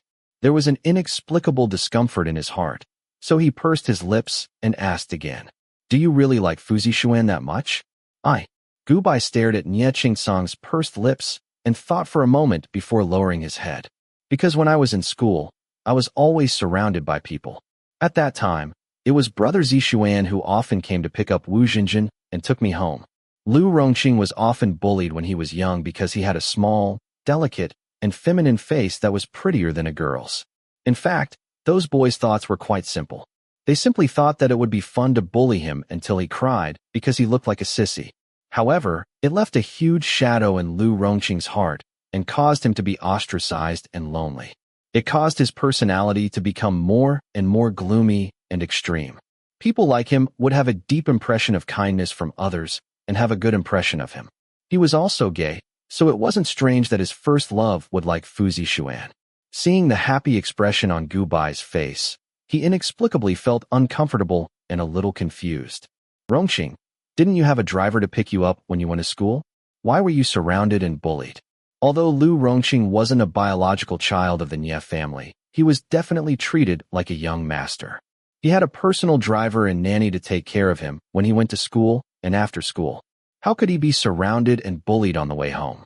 Of course, Gubai wouldn't let go of such a good opportunity to make a good impression. He blinked and then looked at Nie Song with a pitiful expression. "That day, it was your birthday. I wanted to buy a present and come home early to give you a surprise. In the end, I was caught by those people who always pick on me. Not only did I not buy anything, but I also made a mess and came home very late." Gubai's words brought back Nie Song's memories. He seemed to vaguely remember such an incident. What was his birthday again? Because Father Nie was too busy to celebrate his birthday, Nie Song couldn't be bothered to celebrate it himself. Every birthday was no different from any other day. He didn't expect Rongqing to remember. He seemed to remember that there was one time when Lu Rongqing came home very late. However, because he was nearly 10 years older than Lu Rongqing when they were young, there was a serious generation gap. He rarely interacted with the teenager and basically never asked why he came home late. Thinking of this, Nie Song felt a surge of guilt in his heart. Reaching out to hug the person in his arms, Nie Song's handsome face showed a hint of heartache. He touched Gubai's face and said softly, "Rongqing, I neglected you too much in the past. I will treat you well in the future. Brother, will you always treat me well and love me?" Gubai continued to ask for support with his eyes wide open. Nie Song's heart inexplicably softened into a mess. He touched his face, and a gentle and doting smile appeared on his cold and hard face as he nodded. The teenager's fair and smooth skin made people reluctant to part with him. He couldn't help but lower his head and kiss Gubai's forehead. Yes, the feeling was as good as the smoothness of his hand. "Brother." Gubai was stunned by the sudden kiss. "Yes, what is it?" Song was in a very good mood. He rubbed Gu Bai's hair again and lowered his head to kiss him again. He didn't realize that he was taking advantage of him at all. The last time he saw Secretary Chun bring his little brother to the company, he did the same thing. He rubbed and kissed his little brother's hair and face. The two of them were very close. As for the fact that his little brother was only 5 years old, he automatically ignored it. After all, he was still his little brother, right? Thinking of this, Song leaned forward and kissed him again. Gu Bai came back to his senses and was somewhat in disbelief. He was extremely shocked. Damn, did he turn him gay? Touching the beautiful face of the original owner, she thought about how she had used her eyes to seduce people of the righteous path, which had the power to shock the heavens and move the earth. After a while, Gu Bai silently got up from Song's body and didn't say anything. His luck had always been bad. What should he do? Chapter 8. Gu Bai wasn't an idiot, nor was he someone with low EQ. Looking at Song's behavior, he realized that he might have turned him gay. He was horrified. This wasn't a good thing. He wanted to ride Song's coattails, but he didn't want to climb onto Song's bed. He was here to complete a mission, not to be pressed down on. He had to correct this mistake before Song realized it himself. After making up his mind, Gu Bai began to gradually distance himself from Song. He was still riding on his coattails, but he had to pay attention to the distance. However, Song seemed to be getting more and more fond of him. For example, Song, who was usually serious, was smiling more and more recently. He spoke more and more gently to him. No matter how busy he was at work, he would send him to and from school in the rain and wind. When they were eating, he seemed to like glancing at his face. He would often kiss his forehead. One day, he even proposed to share a bed with him and talk through the night to improve their brotherhood. Gu Bai felt a chill run down his spine. His chastity was in danger. He didn't believe that he could use Lu Rongqing's weak body to suppress the tough guy with the 8-pack abs hidden under his suit. In order to protect his chrysanthemum, Gu Bai could only reject Song's dark face and terrifying gaze. At the same time, he sped up the pace of completing the mission. Lu Rongqing was 17 years old this year. He was studying at a famous private high school in B City. All the children in this school came from rich families. Even though grades were very important, they didn't need to work hard to take the college entrance exam like ordinary high school students. They came here to study in addition to making friends and making connections in preparation for taking over the family business in the future. Therefore, the classes here weren't urgent. It was very relaxing and fun. Today, during the art class, Nan Lycan took everyone to a special art studio. Half of the class was teaching, and the other half was free to paint. Drawing was not Gu Bai's forte. Before he transmigrated, he grew up in an orphanage and did not go to school at all. All his knowledge was self-taught in the library of the orphanage that was used as a decoration, and after he left the orphanage, he learned it all by himself. He had never learned something like painting that could cultivate one's temperament, nor would he take the initiative to learn it, because even eating and living was a problem for him. How could he have the leisure to learn such things? The original owner wasn't a very sentimental person, but today, Nan Lycan was teaching her something as difficult and profound as ink painting. Therefore, even though Gu Bai tried his best to draw the 2 mandarin ducks on the blackboard in order to pretend to be a well-behaved teenager, in the end, he only managed to draw 2 ducks with simple lines. Should be a duck? Gu Bai thought uncertainly as he stared at his work. Looks like you're more suited to learn oil painting. A gentle male voice suddenly sounded in his ear. Nan Lycan had walked up to him without him noticing. He lowered his head and whispered into his ear. You must be a genius of the abstract school. Gu Bai paused for a moment. He walked forward a little to put some distance between them, then lowered his head and reached out to cover his work. The tips of his ears turned pink, and he looked a little embarrassed. Seeing his shy reaction, Nan Lycan was very satisfied. He smiled gently, then reached out to rub Gu Bai's soft hair, and said, I'm just kidding. You've already done very well for your first painting. Painting not only requires talent, but also long-term practice. You'll get better slowly in the future. Come, I'll teach you. With that, Nan Lycan held Gu Bai's hand from behind and helped him add strokes on the paper. The intimate but not overly intimate atmosphere surrounded Gu Bai, full of ambiguity. Gu Bai didn't speak or raise his head. The tips of his ears turned deeper pink, but his lowered head slightly flashed with an interesting expression. During this period of time, Nanliken had slowly begun to approach him. This kind of vague ambiguity was a means of teasing. It was very effective on simple people who hadn't experienced much love. In the original plot, Lu Rongqing was tricked in this way. Unfortunately, he wasn't simple Lu Rongqing. So after he finished painting, Gubai smiled and looked at Nanliken nervously and expectantly. He asked, "Teacher, can I bring this painting home?" "Why do you want to bring it home?" "This is your homework." Nanliken looked at Gubai and smiled gently. Gubai lowered his head and blushed slightly. Just when Nanliken thought he was too shy to speak, he raised his head again and looked at him with an innocent smile. "I can stay after school to finish my homework. I really like this painting. I want to bring it home. Is that okay?" "All right then. You don't have to draw it again. I'll let you in." Nanliken nodded. Gubai was surprised at first, then smiled happily. His clear eyes narrowed into a line. Thank you, teacher." Nanliken looked at his happy smile and suddenly leaned forward. His breath instantly enveloped Gubai. It was a faint and very special breath. "What a child. You got ink on your face." He reached out and touched Gubai's face. His slender eyes came closer and stared intently into Gubai's eyes. His soft fingertips wiped Gubai's cheeks. The touch of his skin made Gubai pause for a moment. Then his face turned even redder. He seemed to be embarrassed and wanted to wipe it himself, but his fingers grabbed Nanliken's hand in a panic. I'm sorry." Gubai opened his eyes and looked at Nanliken. His eyes reflected his appearance. His extremely pure gaze made Nanliken freeze for a moment. Perhaps it was only for a second or two. Neither of them moved. By the time Nanliken reacted, Gubai had already put his hand down. He lowered his head and exposed his slender neck. His snow-white skin seemed to have a hint of redness. "Rongqing, has anyone ever told you that you're beautiful?" Nanliken suddenly asked softly. Gubai blushed. "Can you describe a boy as beautiful?" "Of course. Rongqing is very beautiful and likable." Gubai didn't answer. He just smiled shyly. Nanliken looked at his smile and suddenly reached out to wipe his face. "The ink isn't clean yet. You look like a dirty cat." "Oh, really? I'll go wash it." Gubai seemed to be very embarrassed. He hurriedly wiped his face with his hands and turned to wash his face in the bathroom. Nanliken snorted when she saw his anxious and flustered appearance. "You're so gullible. I wiped it clean. I was just teasing you." Gubai looked at Nanliken in a daze. He smiled very happily. His gentle voice was intoxicating. A thoughtful smile appeared at the corner of his mouth. He suddenly reached out to touch Nanliken's face. He looked at Nanliken with his gentle and pure eyes. "Teacher, there's ink on your face too." Nanliken was tickled by the smooth little hand on his face. He habitually reached out to wipe it away. "Teacher, you're very gullible even without ink." "Huh." The shy boy smiled very brightly.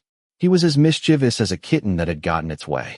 His clear eyes were rippling, and the color of his pupils seemed to change. There was a special light in them. Nanliken chuckled softly. This prey seemed to be more interesting and attractive than he had imagined. Gubai looked at his smile and felt indifferent. After that day, Nanliken's attitude towards him became more ambiguous. Every time they were alone, he would look at him with an extremely gentle gaze. It was as if there was an indescribable hidden affection in his eyes. He would often find excuses to make him stay after school to create opportunities for them to be alone together. Fortunately, Nieqing-sung was on a business trip and was not home. Gubai didn't have to worry about how to explain to Nieqing-sung that he was in a rebellious relationship with another man. He acted with Nanliken and accompanied him in their ambiguous relationship. Every time Nanliken seemed to have a chance to confess to him, he would use all kinds of careless ways to interrupt him. Nanliken couldn't understand his ambiguous attitude. He was just a young and innocent boy, but he found him more and more interesting. It was as if he was looking for treasures. Gubai would always inadvertently surprise him. He was like an endless treasure mountain, making people more and more interested, especially when he saw Gubai smile. That kind of clear feeling seemed to be able to cleanse one's soul. It made people feel extremely comfortable and nostalgic. Nanliken didn't know if it was because of the mission or something else, but he found that he liked to study this boy more and more. The more he studied him, the more surprises he found. This seemingly naive and innocent young man had a special attraction. Nanliken knew that no prey had ever attracted his attention like this boy. Gubai also began to secretly investigate Nan Liken's information. Although he knew the plot, it didn't mean that he knew everything. This wasn't his intention. In fact, it didn't matter whether he knew about Nan Liken or not. It wouldn't affect his mission. However, this was one of Lu Rongqing's wishes. Lu Rongqing's feelings for Nan Liken were very complicated. It was completely different from his first love worship for Fu Zixuan. He hated Nan Liken, but he also loved Nan Liken deeply. He didn't understand why Nan Liken would listen to Wu Xinjin and harm him. If he wanted money, he could give Nan Liken. Moreover, with Nan Liken's outstanding appearance and shrewdness, a person like him couldn't be mediocre. If it wasn't for money, he wanted to know why Nan Liken would be so cruel to deceive him and push him to hell without hesitation. Chapter 9. Gubai hired a private investigator to investigate Nan Liken's case, and he did it discreetly. He couldn't let Nie Qingsong know about this. Gubai spent a lot of money, so the private investigator was naturally very efficient. In less than a week, Nan Liken was thoroughly investigated. Nan Liken, 27 years old, was from Guha Village, S Province. His mother died early, and his family was poor. When he was very young, he came to the big city with his father to make a living. At first, it was fine.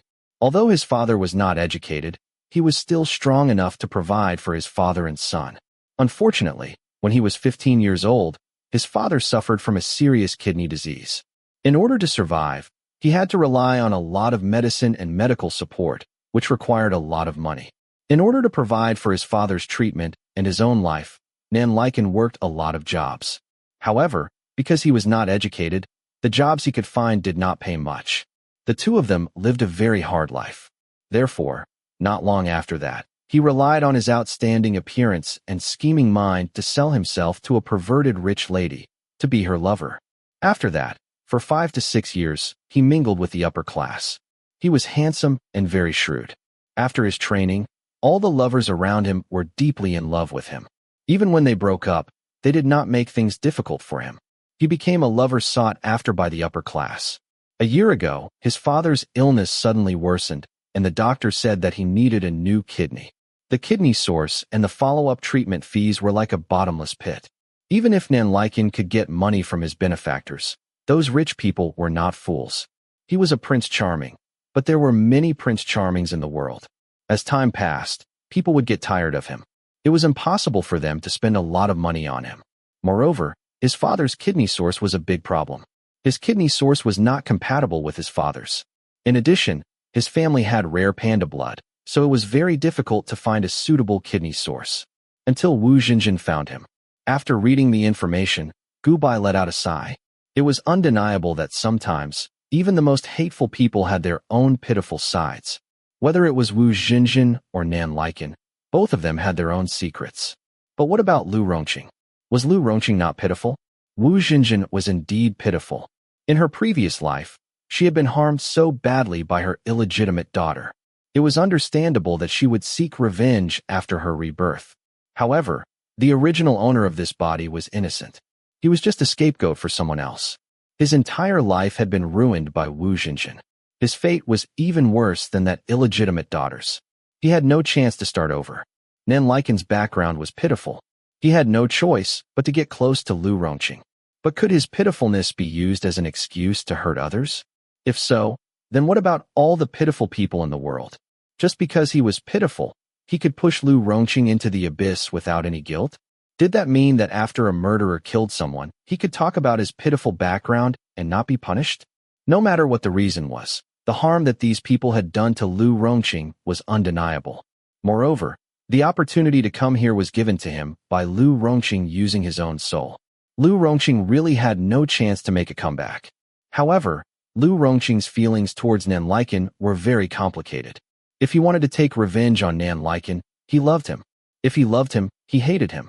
This mission was a bit of a headache. Nan Liken's advances became more and more aggressive. Gubai could clearly feel that he was surrounded by the feeling of falling in love. Gubai was very cooperative and revealed a bashful expression. His two hands grabbed his clothes and fiddled with them, showing the innocent and naive appearance of a youth. Seeing his budding love, Nan Liken finally decided to end the flirting and confess to him. Nobody could refuse the confession of a perfect male god. Nan Lycan was very good at creating an atmosphere. He held Gubai's hand and took him for a walk by a remote river outside the school. It was already winter and the weather was a bit cold. The cold wind blew, making people shiver uncontrollably. Nan Lycan took off his clothes and put them on Gubai's shoulders. "Thank you." Gubai cooperated and smiled shyly. Then he looked at him and said, "Teacher, are you this gentle to everyone? Call me by my name. Teacher is too polite. Also, I'm not going to be your teacher soon. I've decided to resign." Nan Lycan grabbed his hand and warmed it while speaking gently. "Resign?" Gubai said in surprise. His tone was a bit anxious. "Why do you want to resign? You're leaving?" For some reason, Nan Lycan felt a sense of joy when he saw the anxious expression on Gubai's face. During this period of time, he found that the young man in front of him was really beyond his expectations.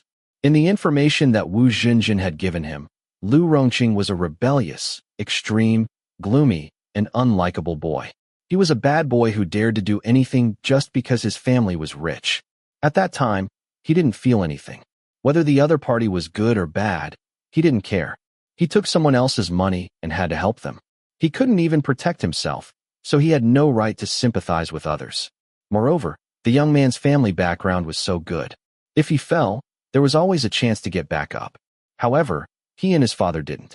If he didn't do it, his father would die, and he would continue to sell himself. However, after interacting with him, he found that the young man was the complete opposite. He was so pure that it made people feel pity for him. His shy smile was so beautiful and clean that people couldn't bear to destroy it, especially when he looked into his eyes. They were so clear, so pure, and so special. It made him feel an inexplicable warmth in his heart. He liked the way the young man looked at him and smiled gently, talked to him shyly, and sometimes became bold and mischievous after they got to know each other better. He liked the way the young man looked at him and only had eyes for him. He suddenly looked forward to the way the young man fell in love with him. He lowered his head and looked at Gubai with a gentle smile. "How can I pursue you if I don't resign? The school doesn't allow teachers to date students." Gubai didn't say anything. He raised his head, his face full of disbelief. "Rongqing, I like you." Nan Lycan looked at Gubai. The gentleness in his eyes could almost drown a person. His voice was very low and gentle. It was like a gentle breeze that stirred people's heartstrings. "Rongqing, I like you." Nan Lycan repeated and reached out to hold Gubai's hand. Aye. Gubai suddenly retracted his hand and covered his violently beating chest with both hands. His breathing was extremely unstable. His beautiful little face was boiling red. His eyes moved slightly, as if he was flattered. Nan Lycan's heart skipped a beat when he saw the fluctuation in his eyes. He couldn't help but lower his head and kiss his cheek gently. The young man's soft and delicate skin felt very good to the touch. He felt the young man's body stiffen in front of him. He smiled gently and moved his lips, wanting to kiss the other's pink and attractive lips. "Teacher, I'm sorry. I have to go home." Just as their lips were about to touch, Gubai suddenly pushed him away and left in a panic. Nan Lycan was stunned for a moment before he reacted. Although he was a little disappointed, he couldn't help but chuckle when he thought of the touch on the young man's cheek. It was just a kiss on the cheek, and the young man had such a big reaction. How would the young man react if he really kissed him? Would he be nervous and shy? Or would he tremble with his eyes wide open? Or perhaps that pretty little face was blushing shyly, and her fair body was blushing as well. Nan Lycan couldn't help but feel a burning sensation in his heart when he thought of the young man being intimate with him. He had never looked forward to having someone so much. While he was lost in thought, someone suddenly patted him on the shoulder from behind. Nan Lycan turned around. It was a young girl wearing a camel-colored trench coat and sunglasses. "Looks like your relationship is progressing well." Wu Zhenjin looked in the direction Gubai left with a satisfied smile on his face. The Dark Night was a club for the rich. It was a place full of dark money and sex transactions. Nan Lycan's expression froze. His eyes darkened. "I will complete the mission." "I know, but you're taking too long. I need you to hurry up. I can't wait to see Lu Rongqing cry." Wu Zhenjin's face revealed a sinister smile. Nan Lycan didn't say anything. His expression darkened even more. Wu Zhenjin looked at him and said coldly, "You better hurry up. I don't have time to wait for you. I'll give you 1 more month." Lu Rongqing may be innocent, but he's not that stupid. Nan Lycan's expression became more and more unsightly. "I don't care about that. I only want results. If you think it's too difficult, I can help you. I spent a lot of effort to get this. Wu Jinjin took out a small bottle from her bag and handed it to Nan Lycan. What's this? You don't recognize the things that often appear in the dark night. Huh. After that, Wu Jinjin turned around and left with a sneer. Nan Lycan lowered his head to open the bottle and sniffed. His face instantly stiffened.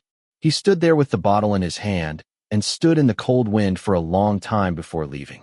After they left, Gubai walked out from around the corner. He touched the listening device on his ear and smiled. Sure enough, he had to be cautious. Chapter 10. Although Gubai knew the plot, he didn't know the details. Therefore, it was very dangerous to go along with the plan, and he had to be careful. If there was even the slightest mistake, he wouldn't end up any better than Lu Rongqing. There wasn't much time left before Lu Rongqing was killed, so he had to be fully focused. Otherwise, if he waited for the original owner of the body to be killed, even if he avoided it and didn't pull the enemy down, he wouldn't have completed the mission. He wasn't sure if the mysterious voice would kill him when the time came. Within a few days, the news that Nan Lycan liked Lu Rongqing and resigned for Lu Rongqing spread like wildfire among the students. Lu Rongqing suddenly became the focus of all the girls and some boys in the school. Nan Lycan didn't only have an outstanding appearance, but he was also a very talented person. He had a great talent for painting, and if he was given time and someone supported him, he would definitely become a new star in the painting world. Such a talented, handsome, and extremely gentle Prince Charming was the Prince Charming of all the girls in the school. Everyone was jealous and envious of Gubai. It was really enviable that such a Prince Charming would like Lu Rongqing. After Nan Lycan resigned, his pursuit of Gubai became even more aggressive. Every day after school, he would wait for him at the school gate. Then, he would find all kinds of excuses to take him out and give him countless romantic opportunities like a couple on a date. Gubai would always hesitate and shyly agree every time. Anyway, Nie Qingtsong wasn't around. He heard that there was a problem with one of his company's projects, so he hadn't returned from his business trip until now. No one would care about him. At most, he would go home at night and make a phone call and video call with his golden thigh to talk about brotherhood. Every time he went out with Nan Lycan, Gubai would maintain an ambiguous attitude.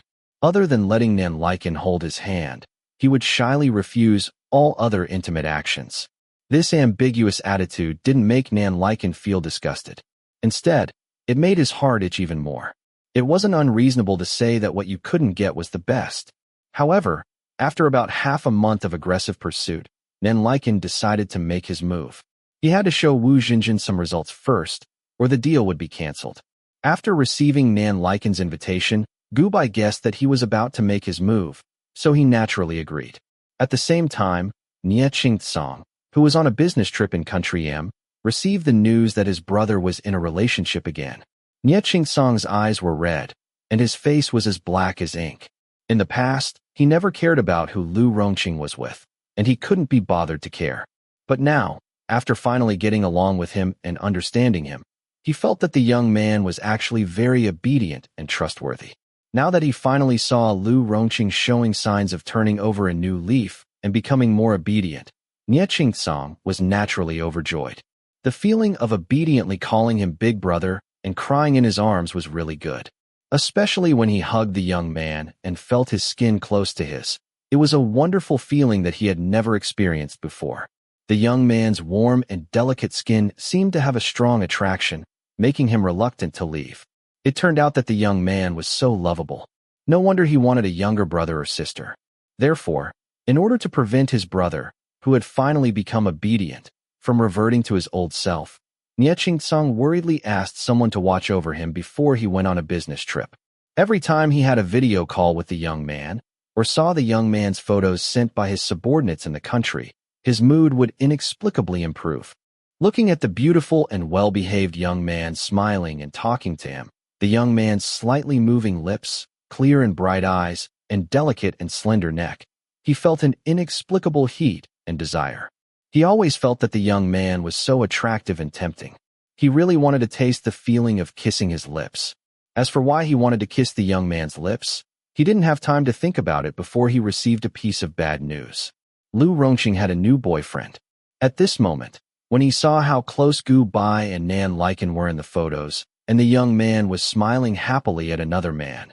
Nie Song felt an inexplicable anger in his heart. When he thought about how the person who was smiling obediently at him was smiling so brightly and shyly at someone else, and how her fair and delicate skin was touched by someone else, he felt like his head was about to explode. After all, from the photos, the two of them looked like they were in love, different from the one-sided love for Fuzi Xuan. Fuzi Xuan. That's right. That girl even stripped naked to seduce other men and went to an entertainment club to take aphrodisiacs. Then now, the image of Gu Bai moaning under someone else's body involuntarily appeared in his mind, and he immediately stood up from his chair. Secretary Chen, book me a ticket back to China immediately. Nie Song slammed his fist on the desk. He didn't know that he looked like he was going to catch an adulterer in the act, and his eyes were burning with a green flame. On Nie Song's side, Gu Bai didn't know. At this moment, he was concentrating on dealing with Nan Liken. Nan Liken brought him to a villa. In order to create an atmosphere, Nan Liken didn't turn on the lights when they entered. The overly dark and quiet environment made people feel inexplicably nervous, and Gu Bai also felt the same way. He felt a lot of resentment in his chest. It was obvious that this villa left a deep impression on the original owner. Sensing his strangeness and nervousness, Nan Liken smiled and told him not to be afraid. Soon, he held his hand and stopped in front of a door. It's here. Nan Liken's smiling voice echoed in Gu Bai's ears. He pushed Gu Bai to the door and opened it. Huh! The sudden light made Gu Bai's eyes sting a little. He squinted his eyes for a while to adjust to the light before he saw. This was a studio. He saw some plaster models with high noses and deep eyes scattered in the spacious room. The floor, furniture, and drawing boards were all casually covered with some beige linen. It looked very artistic. And in the center of the room, there was a very eye-catching platform covered with white cloth. That was the position for the model when sketching. Seeing the platform, Gu Bai only felt a severe pain spread from the bottom of his heart. The resentment in his chest became more intense, and the pain made it difficult to breathe. This was the beginning of Lu Rongqing's pain. In this art room, Nan Liken had obtained him, but he had also destroyed him. Gentle entanglement, coaxing deception, humiliating nude photos, painful drug addiction, and finally abandonment. All the darkness was carried out here. Gu Bai took a deep breath and spent a lot of effort to suppress the original body's emotions. It was obvious why Nan Liken brought him here today. Nan Liken suddenly reached out and put his hands on Gu Bai's shoulders from behind. He lowered his head and whispered in his ear. Rongqing, this studio is my favorite place. I once thought that in the future, I must paint an oil painting for my favorite person here. Are you willing to be my model? The breath of the person behind him blew in his ear. The close distance made his voice sound very magnetic, lingering, and seductive. Gu Bai stared at the opposite platform, the corners of his mouth hooked up. His gaze turned cold.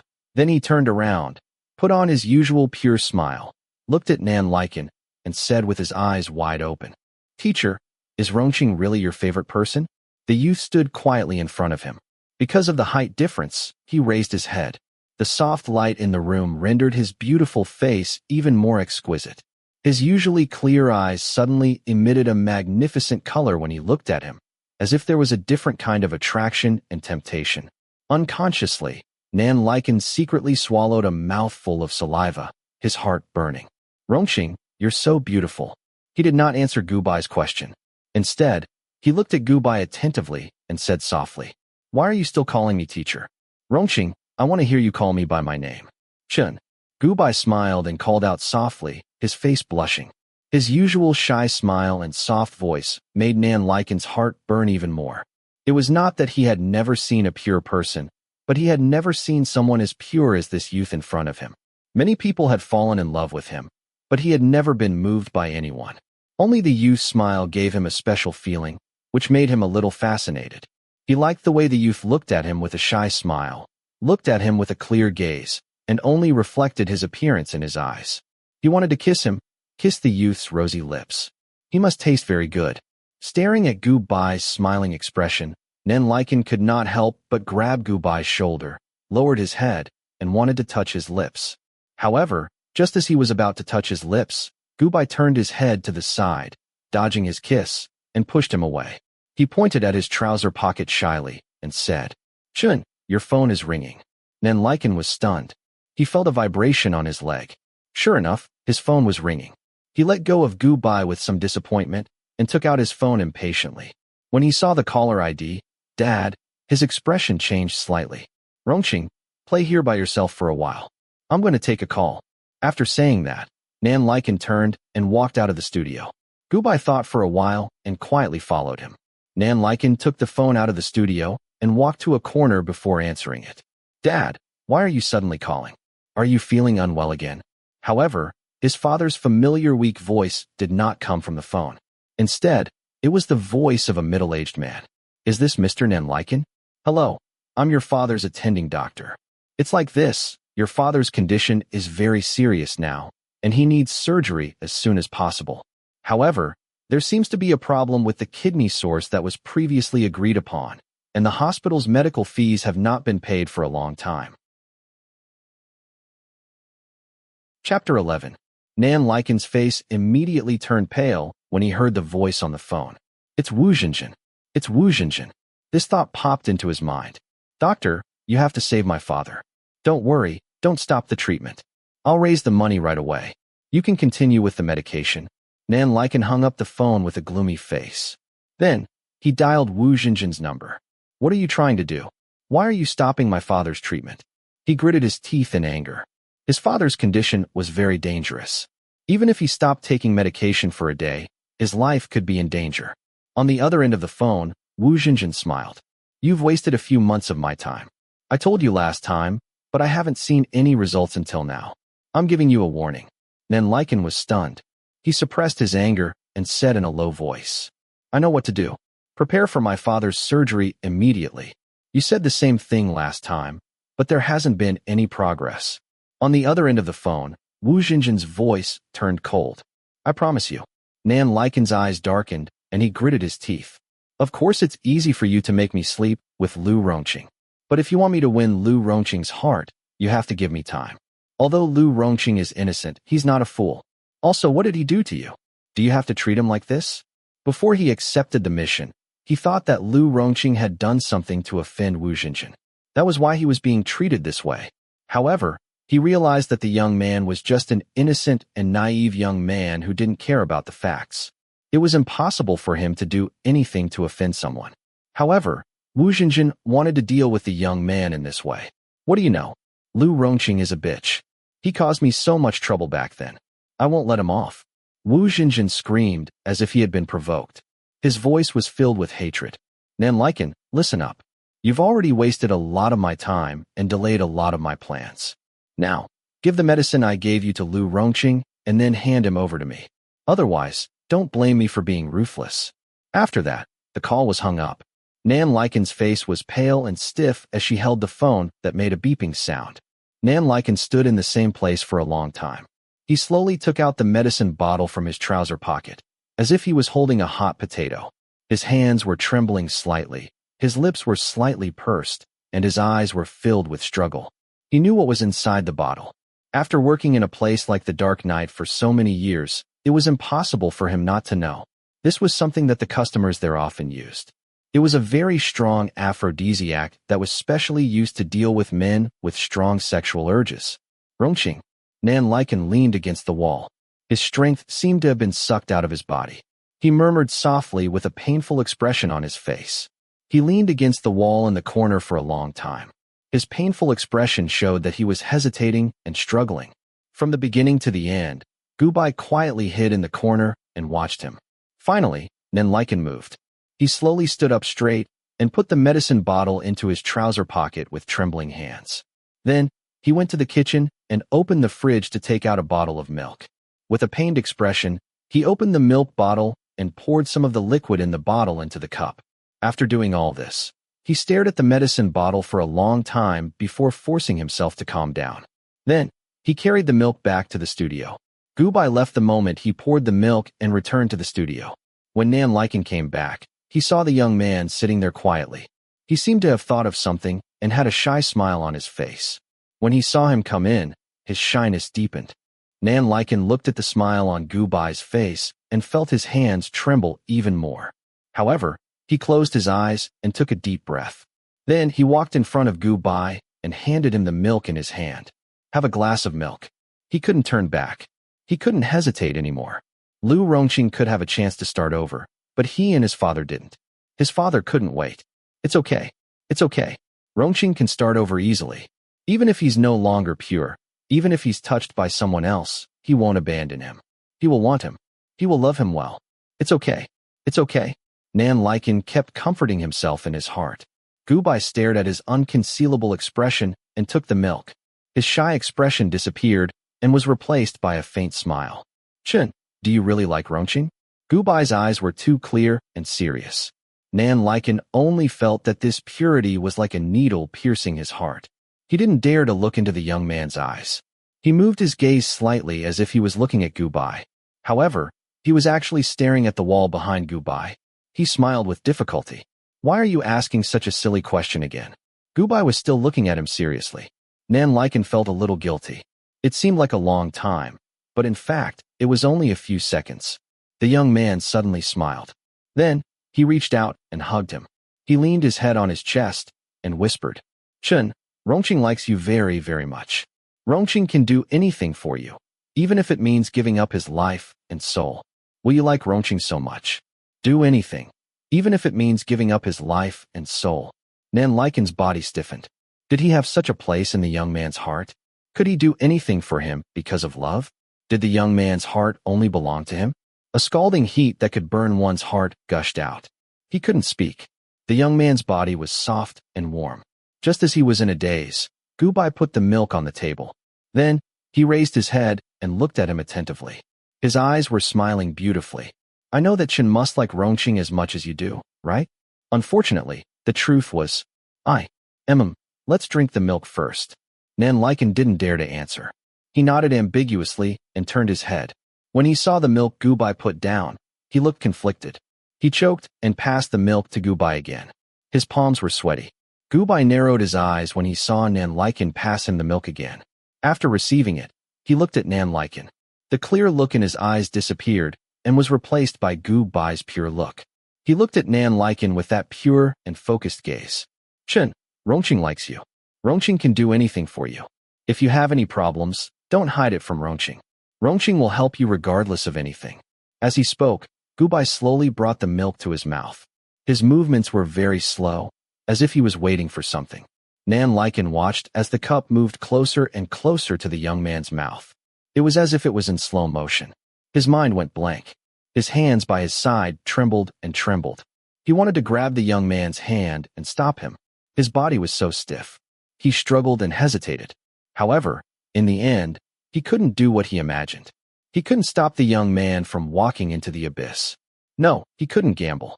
How could there be love in this world that was willing to give up everything for the other party? He couldn't gamble. He couldn't gamble. Rongqing could start all over again. Yes, he could start all over again. Drink it. There's sugar in the milk. It's sweet. Nan Liken looked away and said dryly. Gubai looked at his expression. He felt the struggle in his chest disappear completely. His shy expression faded, and he became expressionless. Nan Liken, Lu Rongqing gave you a chance. 1, 2, and 3 chances. Gubai drank the milk, but didn't swallow it. A pure smile suddenly appeared on his face. It was as pure as his eyes. He suddenly pushed Nan Liken onto the table. Gubai looked at him condescendingly. Then, he reached out and unbuttoned a button on his neck, revealing his seductive collarbone. Rongqing. Nan Liken looked at the young man in front of him, who suddenly became seductive. His heartbeat suddenly accelerated. Gubai smiled and didn't say anything. After unbuttoning one of his buttons, he reached out to Nan Liken. His slender and fair fingers nimbly took off Nan Liken's clothes. The slight movement of his fingertips caused the man to react. Then, he lowered his head and slowly moved closer. Nan Liken looked at the young man who was getting closer and closer. He slowly closed his eyes. He had been looking forward to the young man's kiss for a long time. No matter what happened to the young man in the future, he would be the first person to have the young man. He couldn't help but feel excited. His hands that were holding onto Gubai began to move unruly. Chen, help. Suddenly, Nan Liken felt a sharp pain in his neck. He didn't have time to open his eyes to see what was happening. He groaned and fainted. Gubai clapped his hands and got up from his body. He stared at him for a while, then searched his body. Finally, he found a medicine bottle in his trouser pocket. Gubai was silent for a while as he looked at the medicine bottle in his hand. Then, he let out a long sigh. I didn't want to do this, but you chose this path yourself. Chapter 12. Gubai never thought of himself as a good person, because good people did not live long. But at least, he felt that he was a person with a bottom line. It was not that he did not give Nan Lycan a chance, but Lu Rongqing also gave him a chance. Just now, he wanted to take action directly several times, but he was affected by the emotions left on his chest by the original owner. Lu Rongqing resented Nan Lycan for hurting him, but he still loved Nan Lycan. If Nan Lycan chose to give up, Lu Rongqing would probably give up his revenge on Nan Lycan. But Nan Lycan did not. When he said that he was willing to do anything for him, Nan Lycan did not choose to let Lu Rongqing go. He did not understand. Lu Rongqing could really do a lot for him. Wu Jinjin could help his father find a kidney source, and so could Lu Rongqing. But he did not understand. To put it bluntly, he did not trust Lu Rongqing. He was not willing to gamble.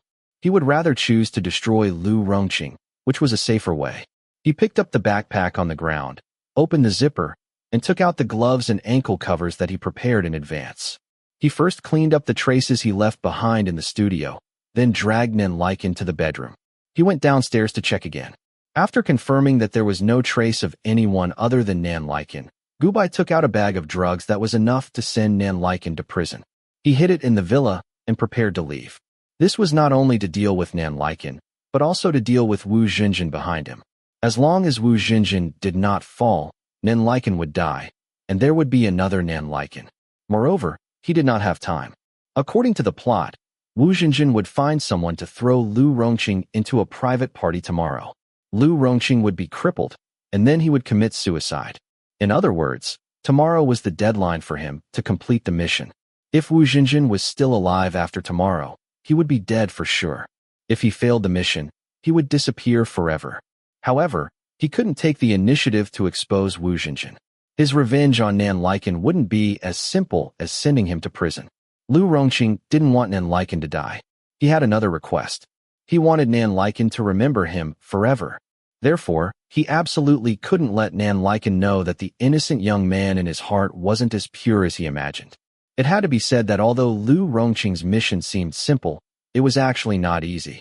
His wishes were linked to one another. Would there be any additional rewards after completing this mission?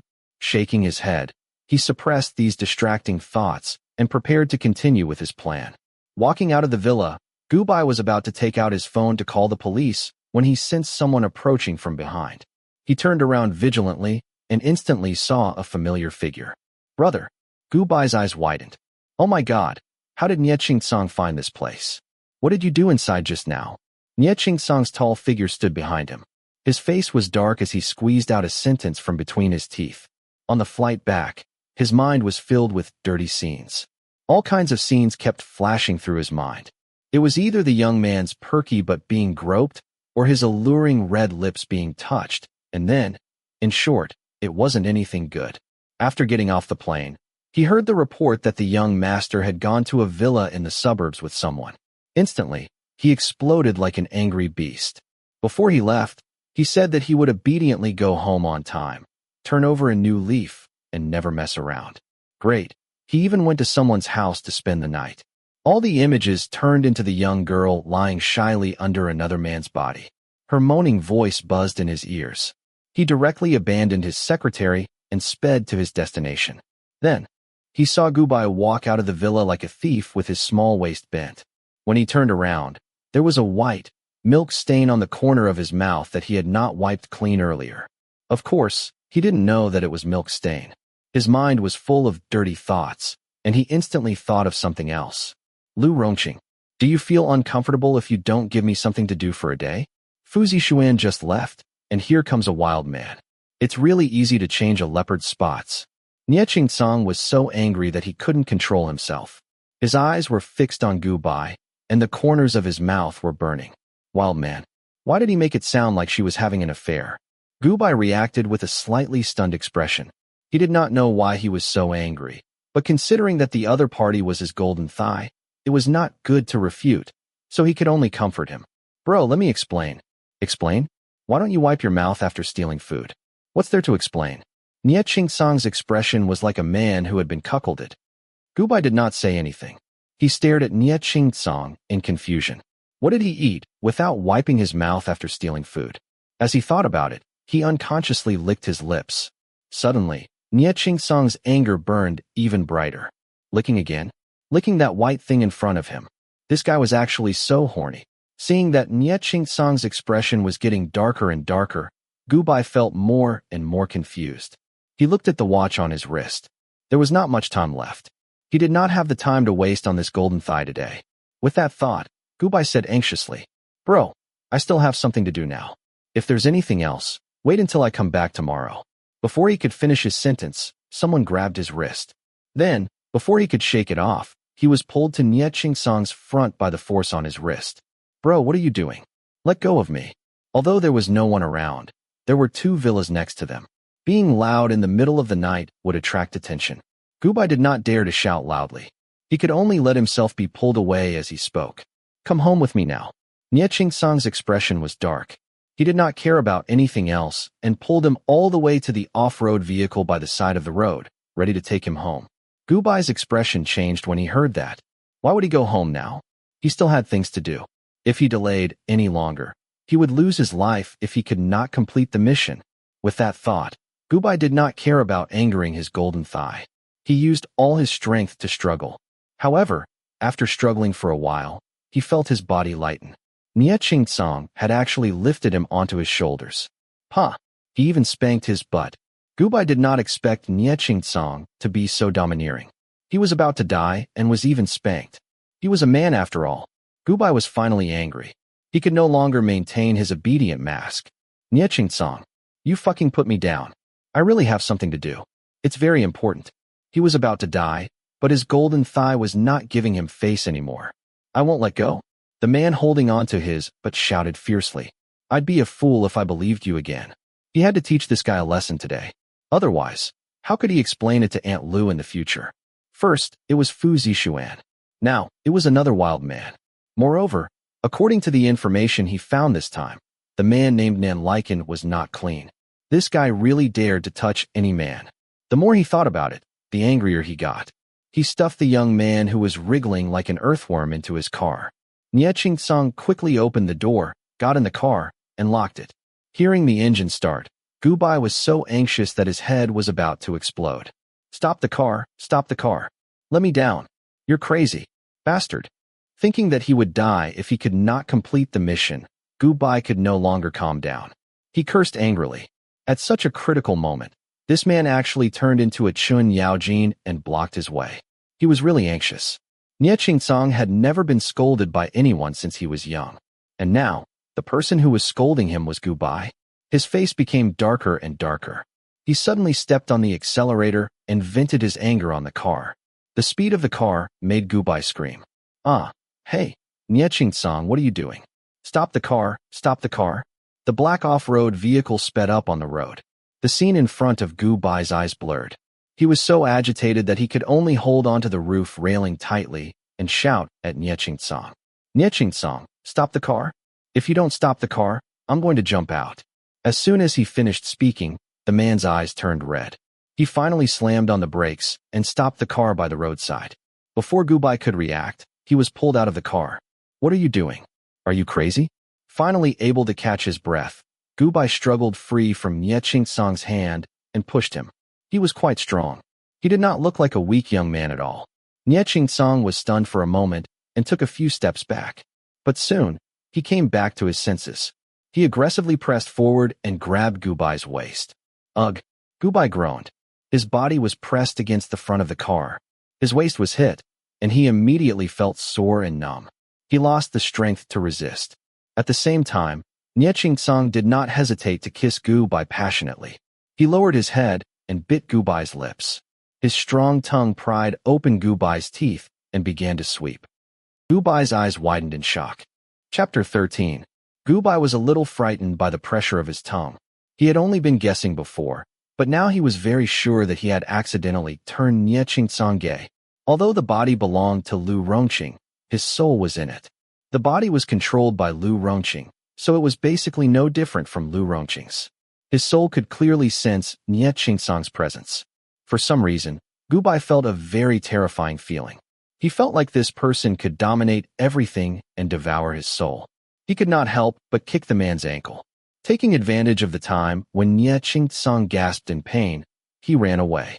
Unfortunately, before he could take more than 2 steps, the man behind him grabbed his waist and lifted him off the ground.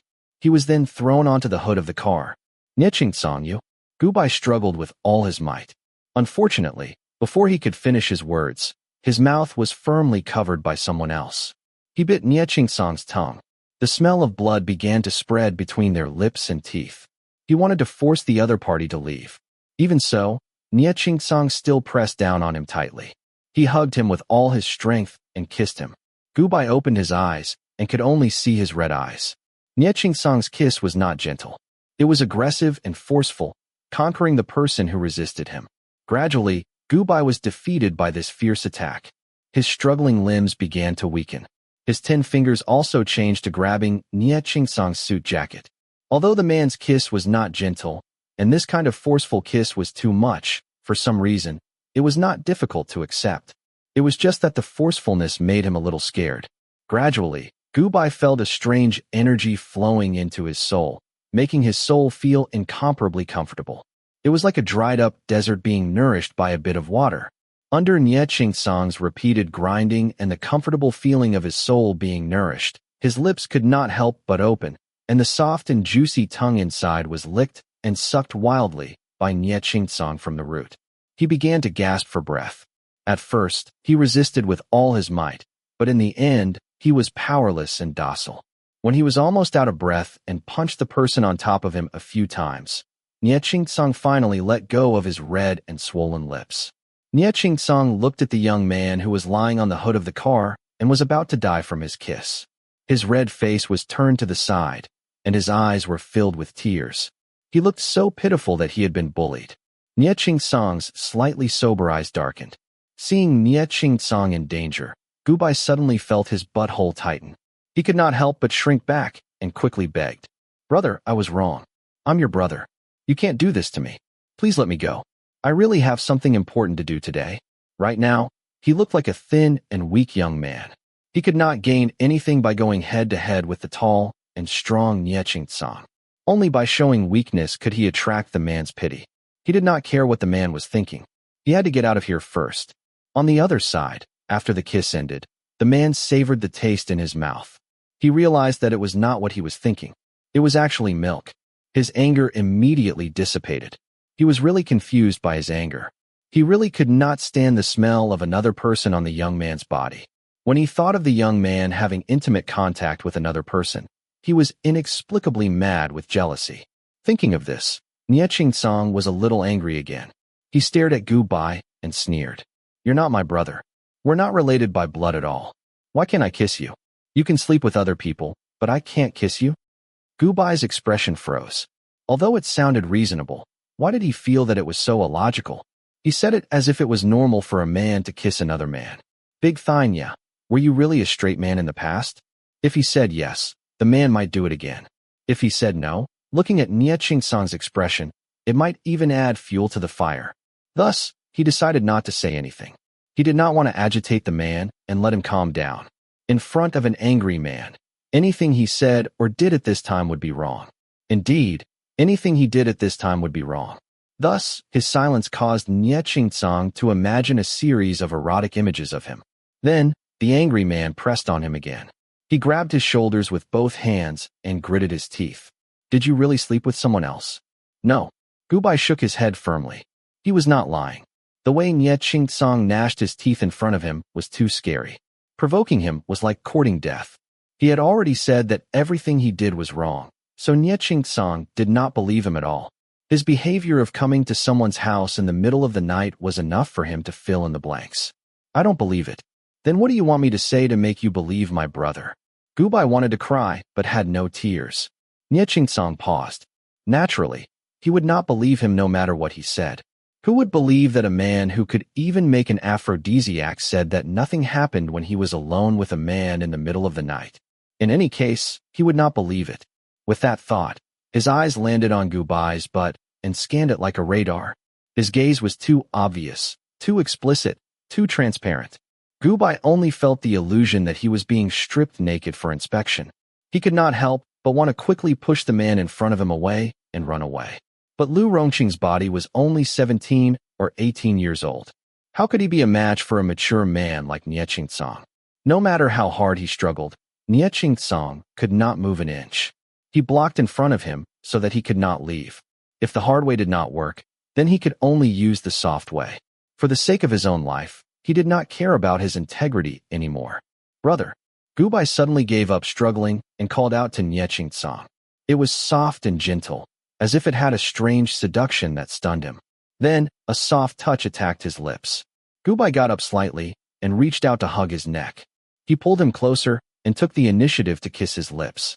Unlike the resistance just now, the young man's kiss had a special kind of magic.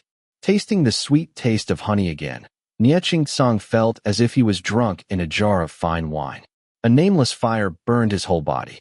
He took the initiative and hooked the young man's soft tongue again to taste the other party's taste. His hands could not help but grab Gubai's body and desperately squeeze him into his arms. Then, he kissed and nibbled on the other party's lips even harder. This kind of fierce kiss made Gubai's limbs go weak. To be honest, he knew a lot of things, but it did not mean that he was experienced. Just like this experience, he learned it all on the computer and did not have any practical experience at all. Nie Qingcang's strong attack, which made him want to bite off his lips and swallow them, almost broke his mind.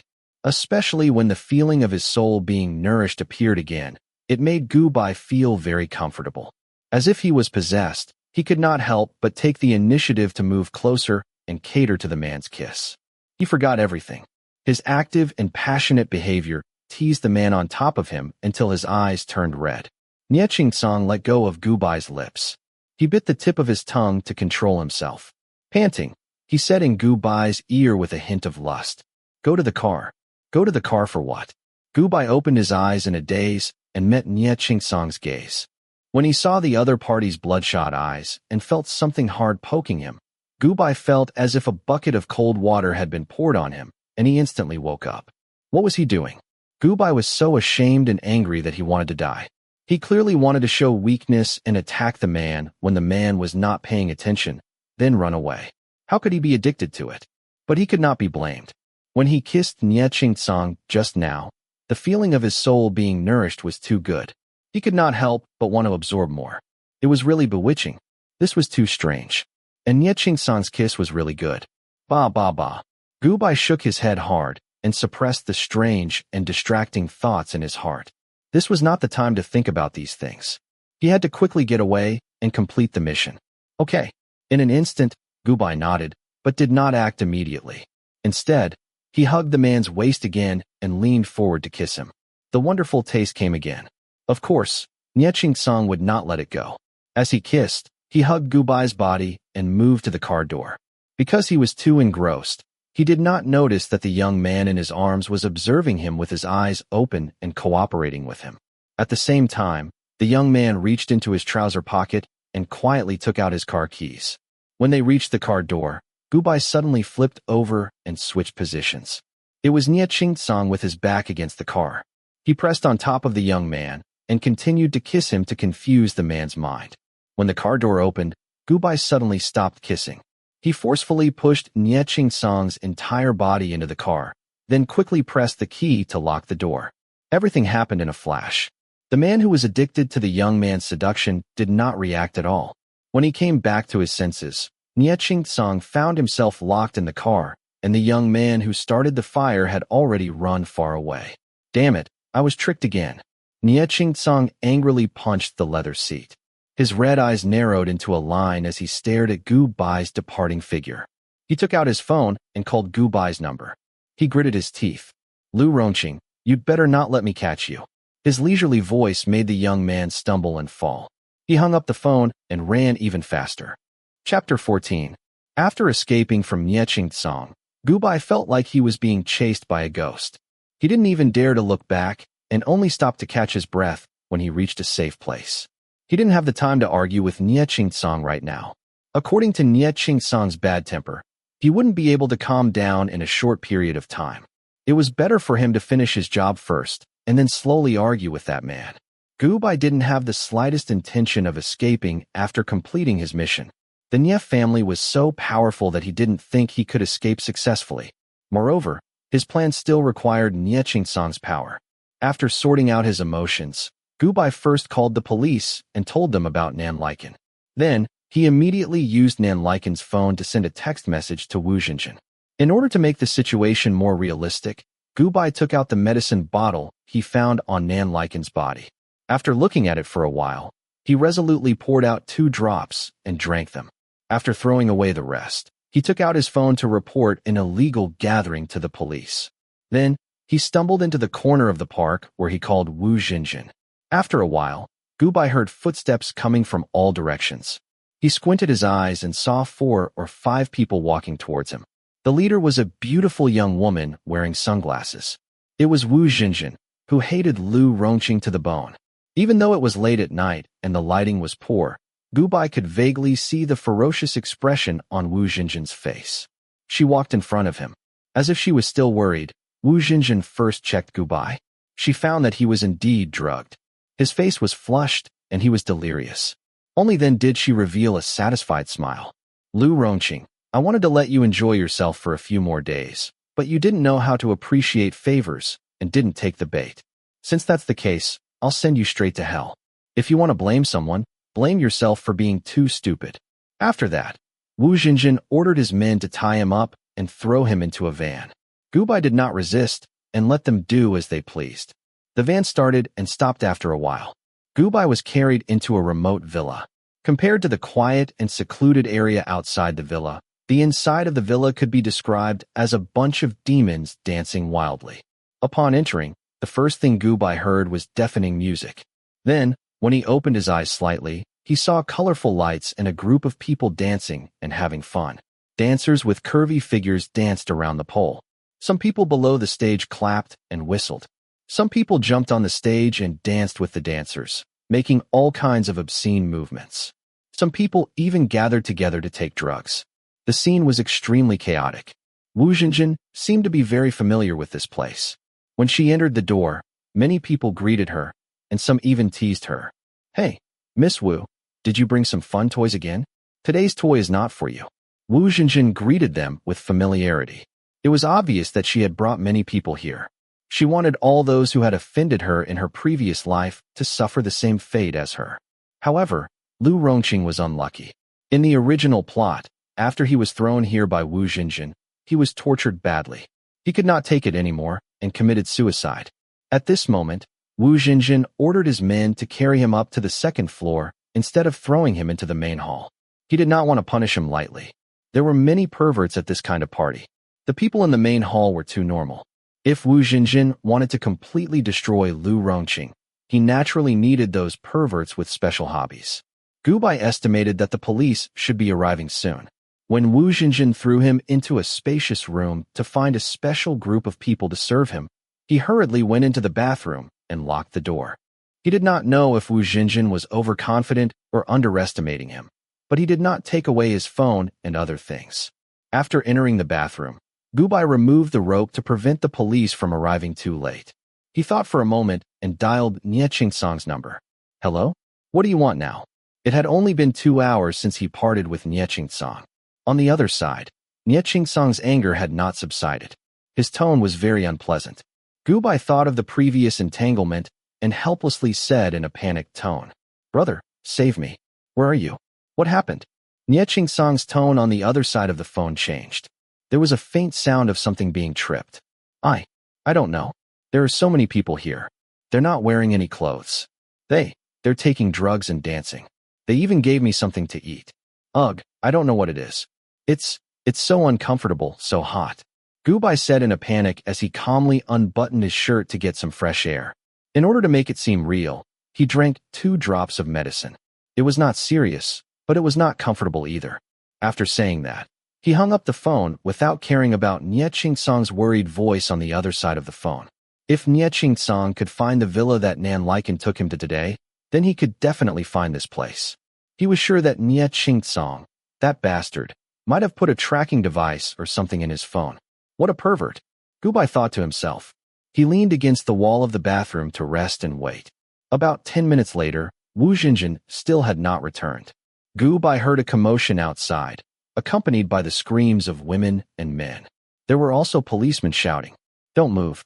Put your hands on your heads and squat down." Then there was a knock on the bathroom door. Nie Song's voice came from outside. "Rongqing, are you in there? Open the door, it's me." Gubai was overjoyed. He hurriedly opened the door and walked out weakly, staring at Nie Song with tears in his eyes. Looking at his flushed face and disheveled clothes, Nie Song's eyes reddened. He strode over, took off his jacket, and wrapped Gubai tightly before leaving. After getting into the car, Nie Song looked at Gubai carefully. He wanted to take off his clothes and check, but considering that the young man in his arms was trembling nonstop, he did not dare to act rashly. "Don't be scared, don't be scared. I'm here." Nie Song patted Gubai's back and comforted him stiffly. "Tell me what happened. Why were you there? Did you not listen to me and go out with those bad friends again?" "No, I didn't. I don't know. Gubai shook his head intermittently and leaned tightly against his chest. His body was trembling nonstop, as if he was so scared that he could not even speak properly. Secretary Chun, who was sitting in the front seat, turned around and pushed up his glasses. "Boss, it doesn't look like young master went there on his own. Look at his hands. There are signs of rope binding." Nie Song looked down. Sure enough, Gubai's arms were full of rope bruises. This was a kidnapping. His face was gloomy. After a few minutes of silence, he took out his phone and dialed a number. "Hello, Director Song. I'm Nie Song. Detain all the people you caught in the station today. Don't let any of them go. It's okay. I'll take responsibility for you if anything happens." After hanging up, he said to Secretary Chen, "Go back to the station right now and keep an eye on it. Investigate it for me. I want to see who has the guts to touch a member of the Nie family." Nie Song's face was unprecedentedly dark, and his tone was eerie. Hearing this, Gubai breathed a sigh of relief. He did not need to do anything else. He could just leave it all to Nie Song.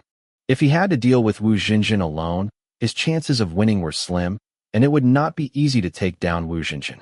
After all, the Wu family still had some status. As long as the Wu family existed, Wu Xinjin would still be the eldest daughter of the Wu family. However, it was different if it was Nie Song. The Nie family's business was so big not only because of the Nie family's business acumen, but also because Nie Song's grandmother's family had deep connections with the government. The Wu family was nothing to the Nie family.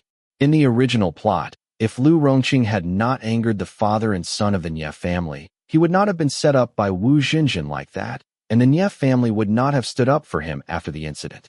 Now that Lu Rongqing was not hated by the Nie family, Nie Song would naturally help him find Wu Xinjin. Thinking that the mission was almost complete, Gubai relaxed and leaned against Nie Song. The effects of the drug had not yet worn off, so he felt a little uncomfortable and tired. He could not help but curse Wu Xinjin in his heart. He did not know where he got the drug from, but the effect was so strong. Luckily, he had only taken 2 drops. If he had taken more, he would not have been able to endure it. Nie Song felt his movements and lowered his head to look at his slightly sweaty and slightly flushed face. His heart softened a little. On the other side, the police found Nan Liken's villa and found a large amount of drugs. Sitting in the police station, Nan Liken looked at the evidence on the table, and her face turned pale. "It's not me, it's not mine." Nan Liken shook his head vigorously and denied it. "We will investigate the details.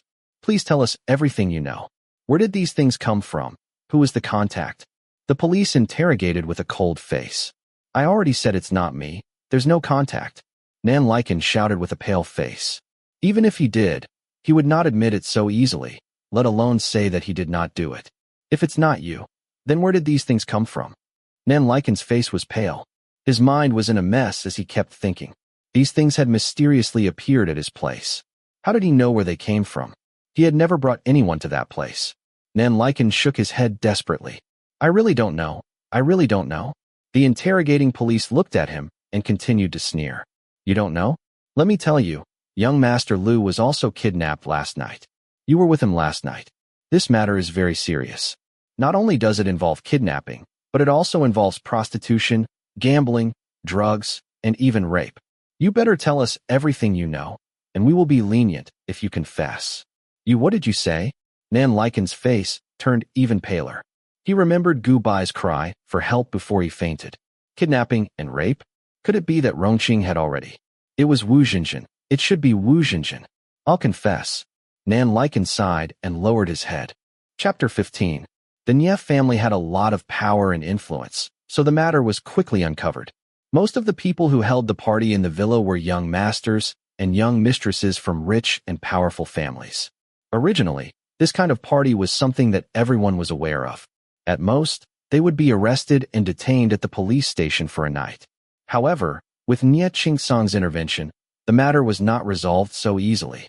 Nie Qingsong was well known in the upper-class society. He was known for his bad temper in the circle, but he was also very business-minded. Ever since he took over the Nie family could be said to be half of the economic lifeline of China. Moreover, the old lady of the Nie family was from a military and political family, so she was very powerful. Now that Nie Qingsong wanted to detain someone for investigation, few people dared to disobey. Under the orders of their families, all the arrogant young masters and young mistresses obediently cooperated and answered whatever questions were asked. That day, Wu Jinjin brought Lu Rongqing to the villa and did not hide it. Therefore, Wu Jinjin was quickly found out. On the other side, Nan Liken had also honestly explained the situation. With Gu Bai's previous foreshadowing, Nan Liken quickly completed the entire matter on his own, and it was very logical. Although he did not know why Wu Jinjin hated Lu Rongqing so much, it was a fact that Wu Jinjin wanted to mess with Lu Rongqing. Lu Rongqing had the Nie family behind him. If things went wrong, he would be in trouble. Therefore, in order to prevent the matter from being exposed, it was natural to use drugs to frame him and send him to prison. Then, find an opportunity to kill him in prison. This was very safe. After all, it was very easy to kill someone in prison, and it was very safe. Nan Liken did not want to die. It was not only because of his father in the hospital, but also because he did not want to die. He had been in the business for so long, and he was no fool.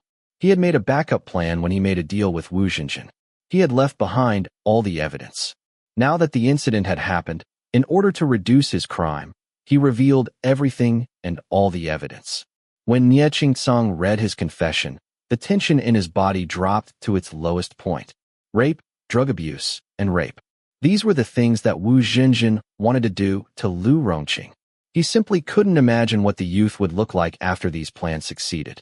He couldn't imagine that his pure and well-behaved youth would become filthy and dirty. The consequences of Nie Qingsong's anger were severe. In just 3 days, the Wu family went bankrupt.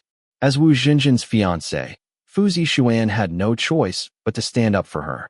When he found Nie Qingsong coldly tossed him a report. Take a look at the information yourself.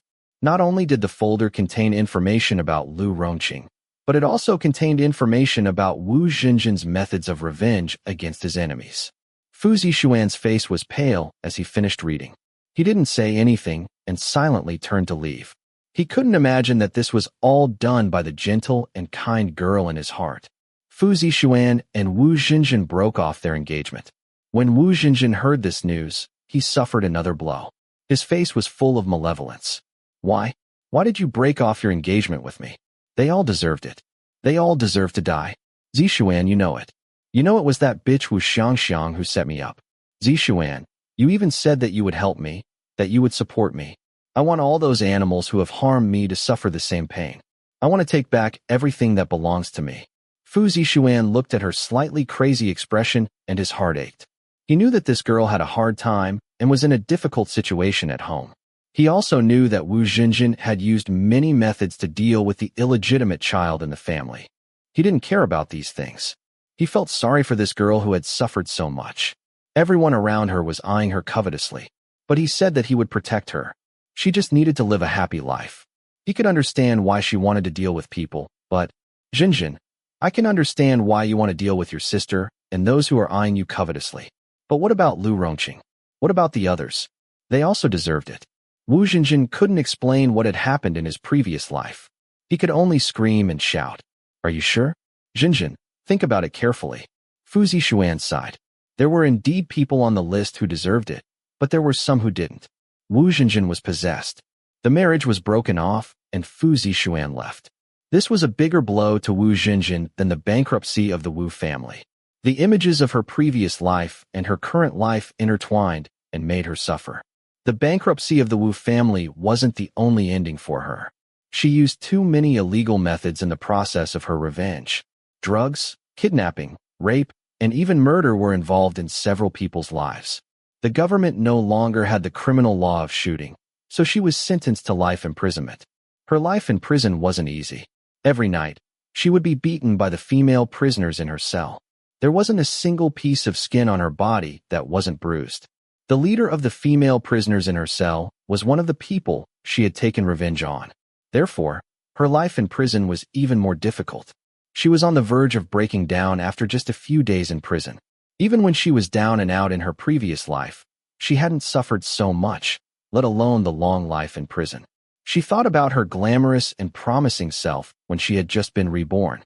Then, she looked at the ugly and dirty prison clothes on her body. She was in so much pain.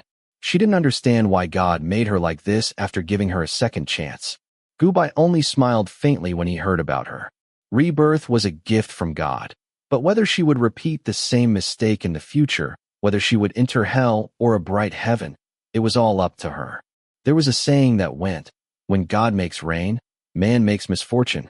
As Nan Liken was an accomplice, he naturally couldn't escape. Under Nie Ching-song's angry actions, he was also sentenced to life imprisonment. Gubai went to the police station when he heard the news. In the visiting room, he saw Nan Liken through the glass. It had only been a few days, but his Prince Charming had lost his luster and became haggard. "I'm sorry." Nan Liken looked at Gubai guiltily. Gubai didn't say anything. He only looked at him with a very quiet gaze. There was an inexplicable sadness in his eyes, which made Nan Liken feel even more guilty. "Did you really like Rongqing?" After a while, Gubai looked at him. His eyes seemed to be smiling, but also seemed to be crying. When his faint voice fell into Nan Liken's ears, it was like a heavy hammer that hit his heart. Nan Liken opened his mouth. It seemed like he wanted to say something, but he couldn't make a sound. He looked at the young man and seemed to smile gently. His smile was as pure as ever, but there was an additional trace of sadness in this purity. It was given by him. After the visiting ended, the young man left. At night, he received a call from the hospital. It was his father's weak voice. "Son, the kidney source has been found. It was a good child who helped. He said that he's your friend. He also said that you went to a faraway place to work to raise money and that you'll be back for a long time. He said that you asked him to help take care of me. Son, why did you leave in such a hurry? You didn't even tell me." "Haha. Son, is he the very special young man you were talking about? The one who has beautiful eyes when he smiles and is very shy? Son, I know everything. You don't have to hide it from me. It doesn't matter if it's a boy or a girl. As long as you like it, I won't object. I don't have much time. I just want to see you happy. I've implicated you. Don't worry, I'll recover very soon. When the time comes, you have to come back early to accompany him." Holding the phone in a daze, Nan Liken couldn't say a word. His heart hurt so much that it felt like it was being crushed. The pain was unbearable. After leaving the prison, Gubai took the car back to the Nye residence. The reason was naturally because Big Boss Nye called for him. As for why Big Boss Nye called for him, he could more or less guess. Therefore, when he returned home and saw the file that Nye Ching-song threw to him, he put it aside without even opening it. Then, he picked up the cake on the table and nodded as he ate it. "Yes, I admit it. As you can see, I actually knew about Wu Jinjin's conspiracy a long time ago, so I started to take precautions a long time ago. I did it on purpose." As he spoke, Gubai looked at Nye Ching-song, who didn't look too good. He squinted his eyes and smiled in an extremely pure manner. "So, big brother, you guessed right. From the beginning to the end, I never thought of turning over a new leaf. I'm afraid the good little brother you're looking forward to is going to be disappointed." He wasn't at all surprised that Nye Ching-song found out about what he did in secret. In fact, he couldn't wait for Nye Ching-song to see his true colors and kick him out of the Nye residence. These past few days, he was really scared by the way Nye Ching-song stared at his butt. Without a doubt, if he continued to stay in the Nye residence, he really wouldn't be able to keep his ass.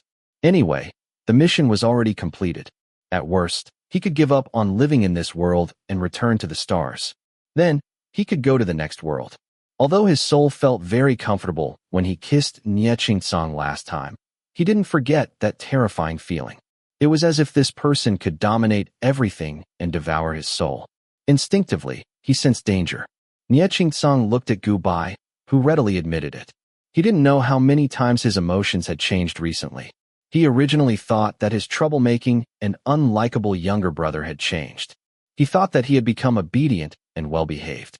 Those pure and clear eyes of his were so lovable. It turned out that this young man was so innocent and well-behaved. In the end, when he was investigating Wu Jinjin, he received another document. This document slapped him in the face so hard that he couldn't recover from it. That time at the clubhouse, you were deliberately trying to get on my good side? Nie Song spoke very slowly. There was a suppressed anger in his voice. Yes. Gu Bai nodded quickly. After that, you did it on purpose too? You've been using me all this time?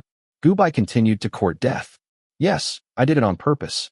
I couldn't beat Wu Jinjin, so I could only ask you. But you used to hate me so much. If I didn't pretend to be obedient, why would you help me? What about that night? That night on the highway, you did it on purpose too? The man's words were almost squeezed out from the gaps between his teeth. Gu Bai looked at the man's increasingly ugly expression. He couldn't help but gulp. He didn't dare to nod again. He said weakly, that night, you were the one who.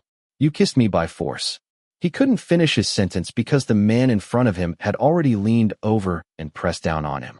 The forced kiss from that day was repeating itself. Ugh! The suffocating feeling made Gu Bai panic. He moved his tongue, trying to resist the spiritual tongue that was wreaking havoc everywhere. Unexpectedly, this action made the pressure on his lips even stronger.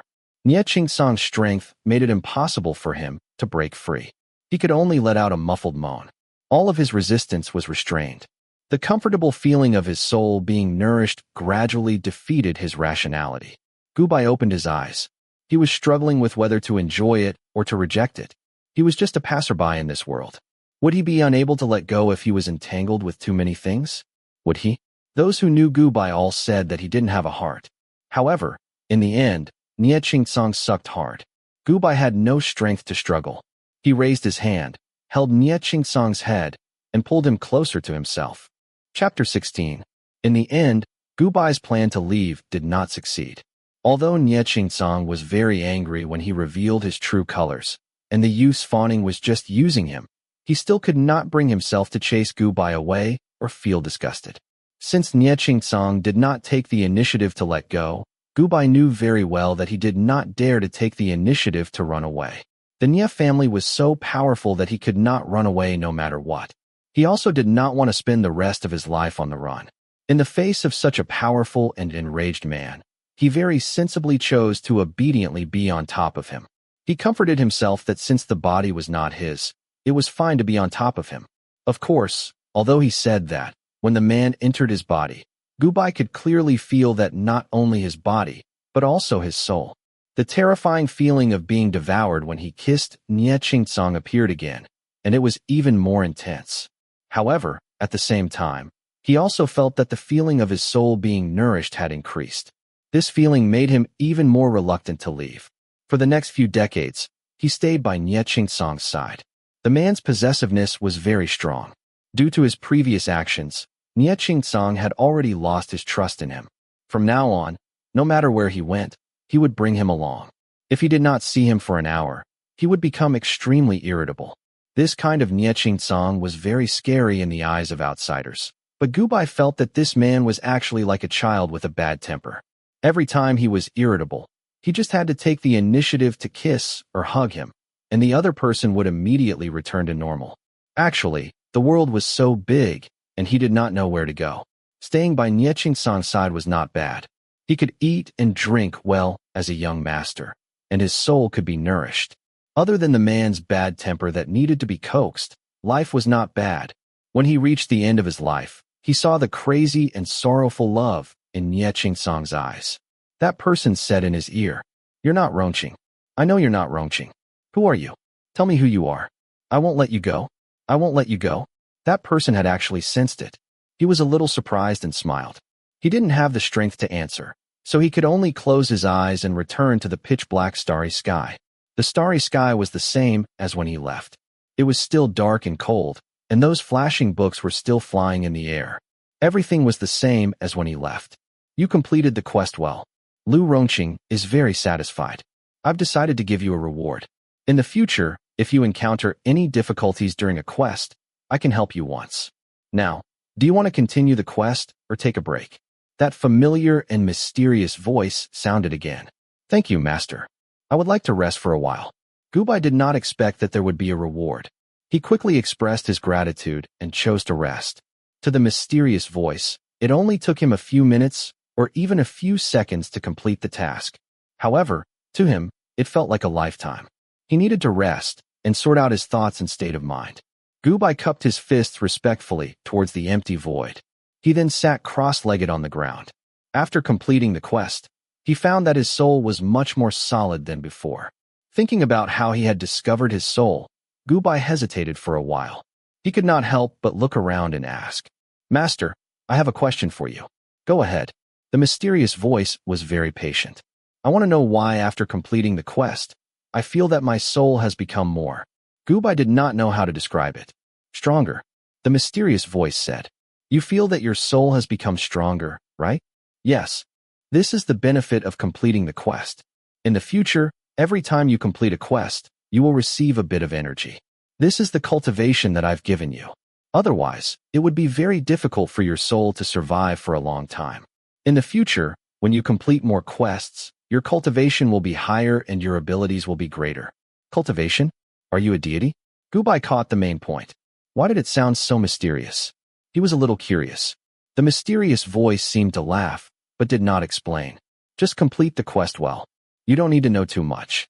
Curiosity kills the cat. Gubai did not continue asking. He tactfully kept his mouth shut, although he was indeed very curious. He originally wanted to ask about how he had obtained the same power from Nye Qingtsong, but after seeing the mysterious voice's attitude, he held back. After a while, he looked around at the empty surroundings and said respectfully, Master, I've rested enough. I can begin the next quest. Good. Enter the world immediately. As I said before, if you die before completing the quest, you will truly die. If you fail, I will erase you. When Gubai woke up from the quest world again, he felt that he was lying flat.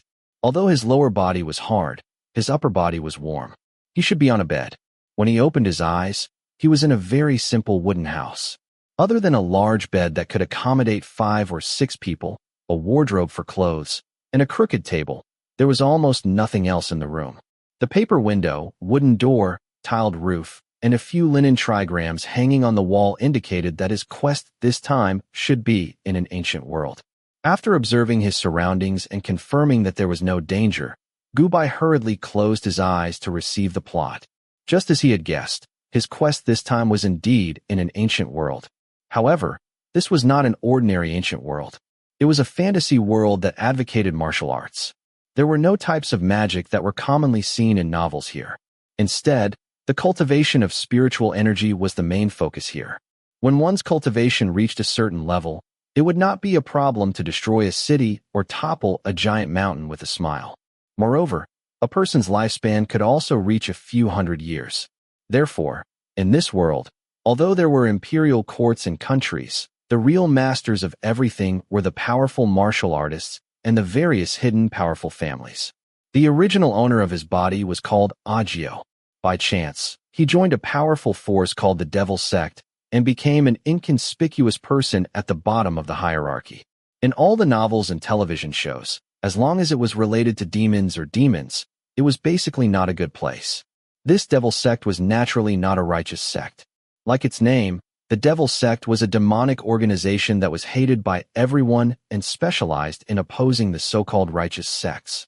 Moreover, because the sect master of the Devil Sect was extremely powerful, no one dared to confront him directly. Therefore, he was known as the leader of all the evil forces. After receiving the plot up to this point, the average person would basically guess that the quest in such a world would be some kind of meeting of the winds and clouds, a bloody battle, or something like that.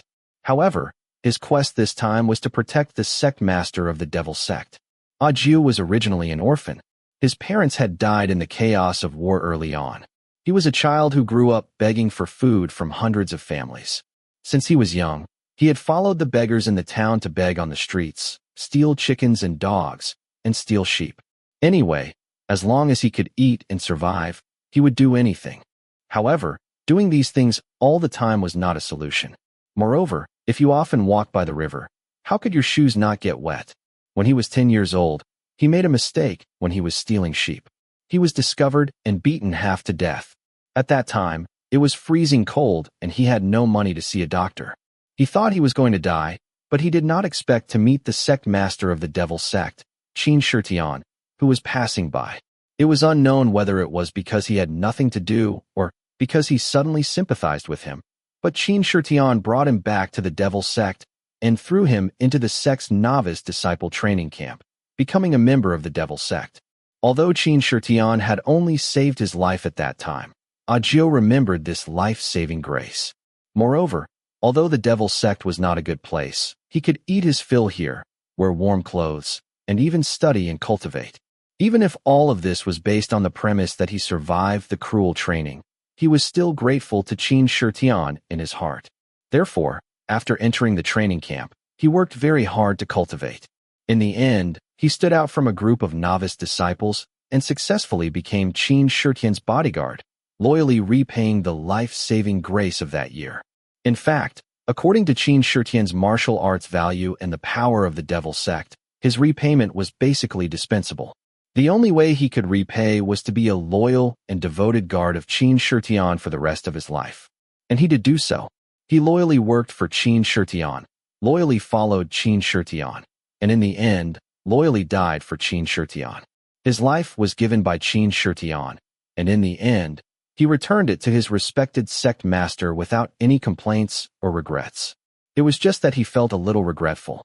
He regretted that his sect master had sacrificed himself and the powerful devil sect that he had built with his own hands because of someone who betrayed him. Although Qin Shirtian was powerful, ruthless, and bloodthirsty, he was still a human in the end, so he always had the 7 emotions and 6 desires of a human. After becoming the devil's sect and dominating the entire continent, he brought back a cute boy named Moh. Not only did he take him in as his last disciple, he often brought him with him and doted on him a lot. At first, everyone thought that the sect master had taken a fancy to the boy's talent, but as Moh gradually grew up and revealed a face that was more beautiful and enchanting than a woman's, and Qin Shirtian's eyes and actions when looking at him, everyone in the sect realized what Qin Shirtian was thinking. However, no one in the sect dared to refute. The devil sect was the devil sect, and everyone did things without any scruples. Although there were few matters between men, it was not rare. No one had the right to interfere whether the sect master liked men or women. Moreover, with Qin Shirtian's martial arts value and his thunderous reputation for killing, anyone who opposed him or went against him would definitely be tired of living. Up to this point in the plot, Gubai had already guessed some things. Without a doubt, Qin Shirtian's martial arts value was off the charts, and he was bloodthirsty and ruthless, so it was obvious that he was the villain boss. What happened next was just as he had guessed. In the following storyline, Qin Shirtian took on the role of a huge villain boss. Chapter 17. Although Qin Shirtian was extremely fond of Moh did not like him. Moh even loathed him. No matter what he did, Moh's attitude was extremely cold.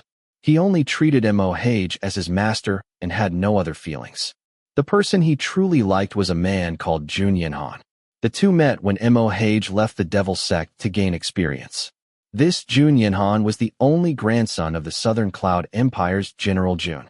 On the surface, he was a lazy, and brainless dandy. However, he was actually very shrewd and pretended to be a pig to eat the tiger. After the two met, their relationship developed very quickly. In less than half a month, they were deeply in love. Moh also decided to betray the devil sect for Moh and was prepared to spend the rest of his life with his lover. However, as the disciple of the devil sect's sect leader and an important position in the devil sect, how could he leave just like that? Furthermore, Qin Shirtian raised him as his partner for more than 20 years. In the end, she ran away with another man. How could he swallow this? However, although Qin Shirtian was bloodthirsty and tyrannical, he could not bring himself to kill Moh. Thus, he could not bear to kill Moh and locked him up. However, Moh naturally would not give in so easily. He quickly found an opportunity to escape. In order to help Jun Yanhan cultivate, He even stole the devil sect's treasure. Although his master was Qin Shitian and his cultivation was at the level of an expert no matter where he went, the devil sect was very powerful and there were many experts in the sect. Under the pursuit of the devil sect's many subordinates, although he successfully escaped and met Jun Yinhan, he was seriously injured and could not survive. When Jun Yinhan saw him die in his arms, he almost went crazy.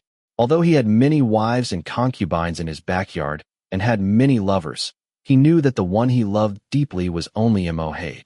Now that the woman he loved was dead, hunted down by the devil sect, he naturally hated the devil sect and Qin Shitian. Relying on the treasure that Moh had stolen from the devil sect, he had been cleansed of his marrow and was reborn.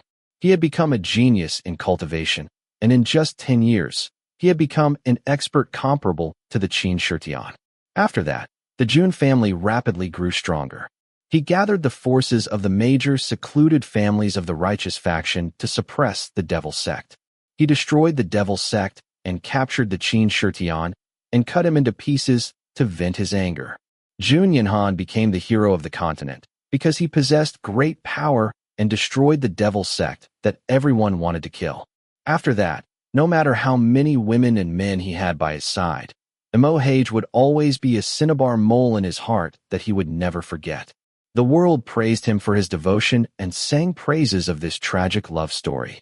After receiving the plot, Gubai suddenly felt like 10,000 alpacas were galloping through his mind. Although Jun Yinhan and Moh were deeply in love and had pledged their lives to each other, it couldn't hide the fact that he was a heartless man and a traitor. What cinnabar mole? Gubai didn't know what position Moh had in Jun Yinhan's heart. However, Jun Yinhan had a lot of luck with women before he became famous.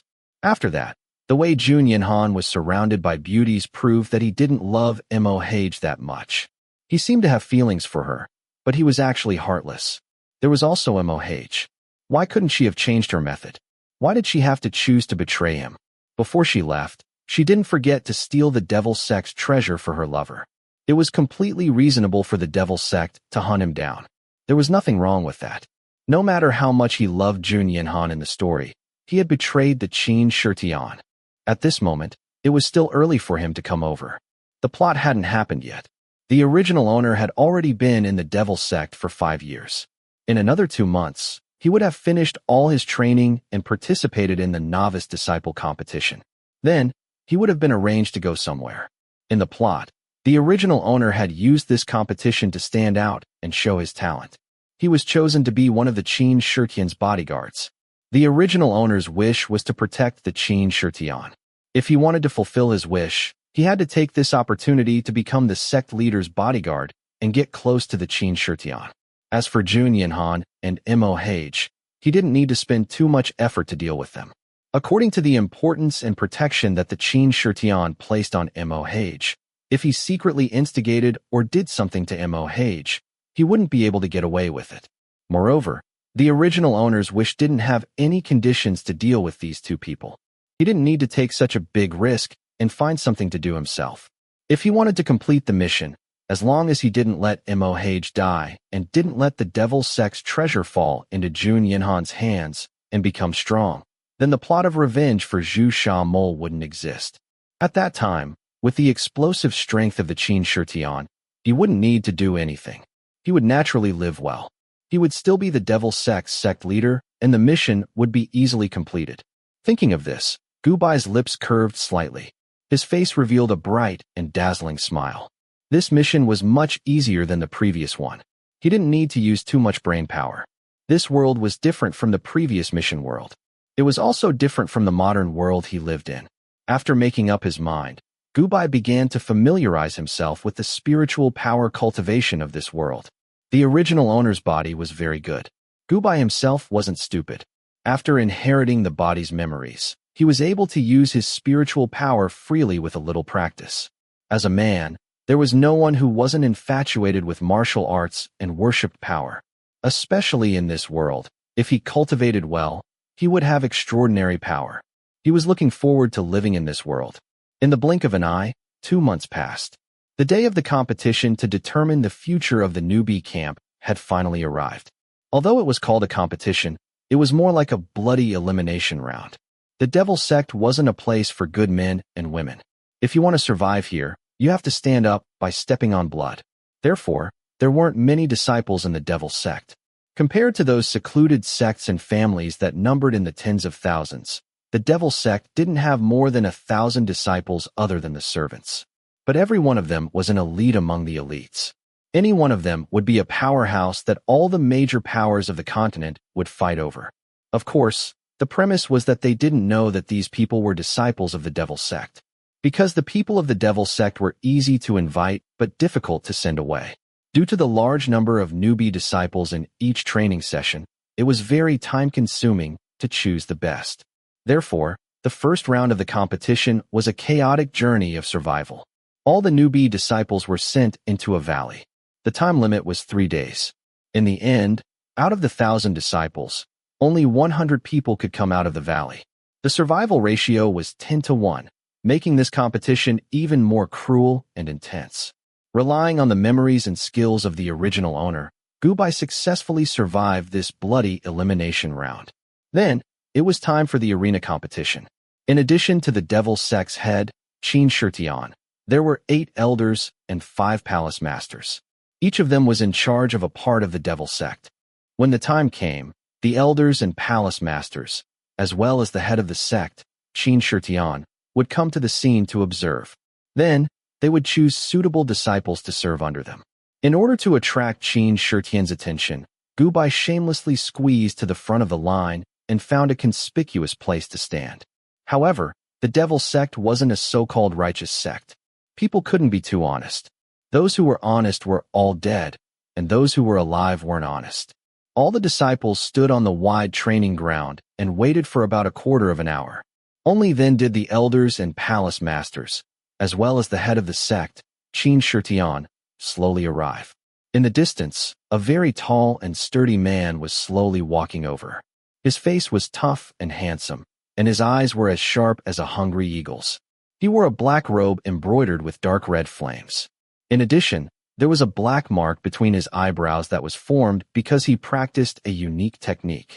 He also had a faint bloodthirsty aura. His entire person looked evil and terrifying, and no one dared to look him in the eye. This was the head of the Devil Sect, Qin Shitian. At this moment, there was a young man beside him. The young man was about 16 or 17 years old. His appearance was very young, but he was exceptionally beautiful. Handsome eyebrows, clear and beautiful eyes, untainted vermilion lips, and black hair that reached down to his hips. It hung loosely on his tall body, adding a seductive charm to it. This was a completely different kind of beauty. A beauty that was enough to tempt people to commit a crime. Gubai quietly observed. He thought to himself, this Hage looks like this. No wonder a bloodthirsty and heartless person like Qin Shitian would be moved by him. When Qin Shitian and the others came closer, the elder in charge of the selection led everyone to half kneel and salute Qin Shitian. Greetings to the head of the sect. Get up. Qin Shitian waved his hand and asked everyone to get up. His voice was deep and penetrating. Thank you, head of the sect. Everyone got up with their heads bowed. They did not dare to look directly at the head of the sect. Qin Shitian was already used to the attitude and fear of his subordinates. He coldly glanced at everyone, then retracted his gaze and looked at Hage beside him. Compared to his cold and heartless attitude towards his subordinates, he looked at Hage with gentleness in his eyes. He reached out to pull Hage and said softly, Hage, sit with me. Unexpectedly, Hage frowned and avoided his hand. He did not hide the disgust in his eyes at his intimate actions. Qin Shitian's breathing almost stopped for a moment. Although he was cold-blooded and heartless, he was still a person with 7 emotions and 6 desires. How could he not feel upset that the young man he had raised and doted on for more than 10 years was repulsed and disgusted by him? However, since Hage was someone he cared about the most, he could not bear to punish him. He could only vent his anger elsewhere. A flame-shaped gas was emitted from his hand and hit the mountain wall opposite the training ground. In an instant, it exploded into a huge pit. Powder flew in the air and scared the disciples who had never seen a new disciple. They turned pale and snorted coldly.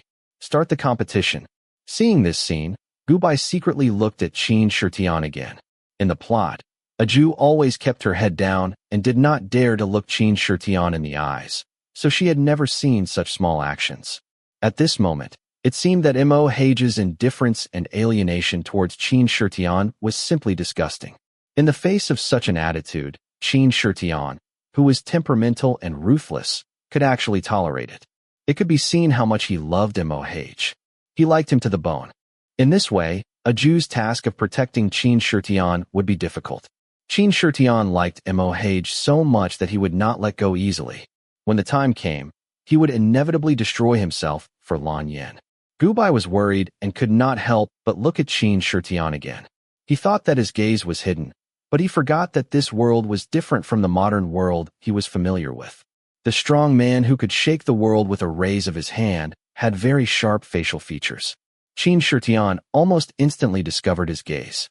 Moreover, among the disciples who lowered their heads and did not dare to look directly at the sect master, he was the only one who raised his head slightly. It was as obvious as it could be. So soon, he heard a low and majestic voice ring in his ears. "You come to me." Chapter 18. Gubai was startled by the voice and did not react for a moment. He instinctively raised his head to look at the source of the voice. His innocent eyes blinked as he stared at Qin Shirtian in confusion.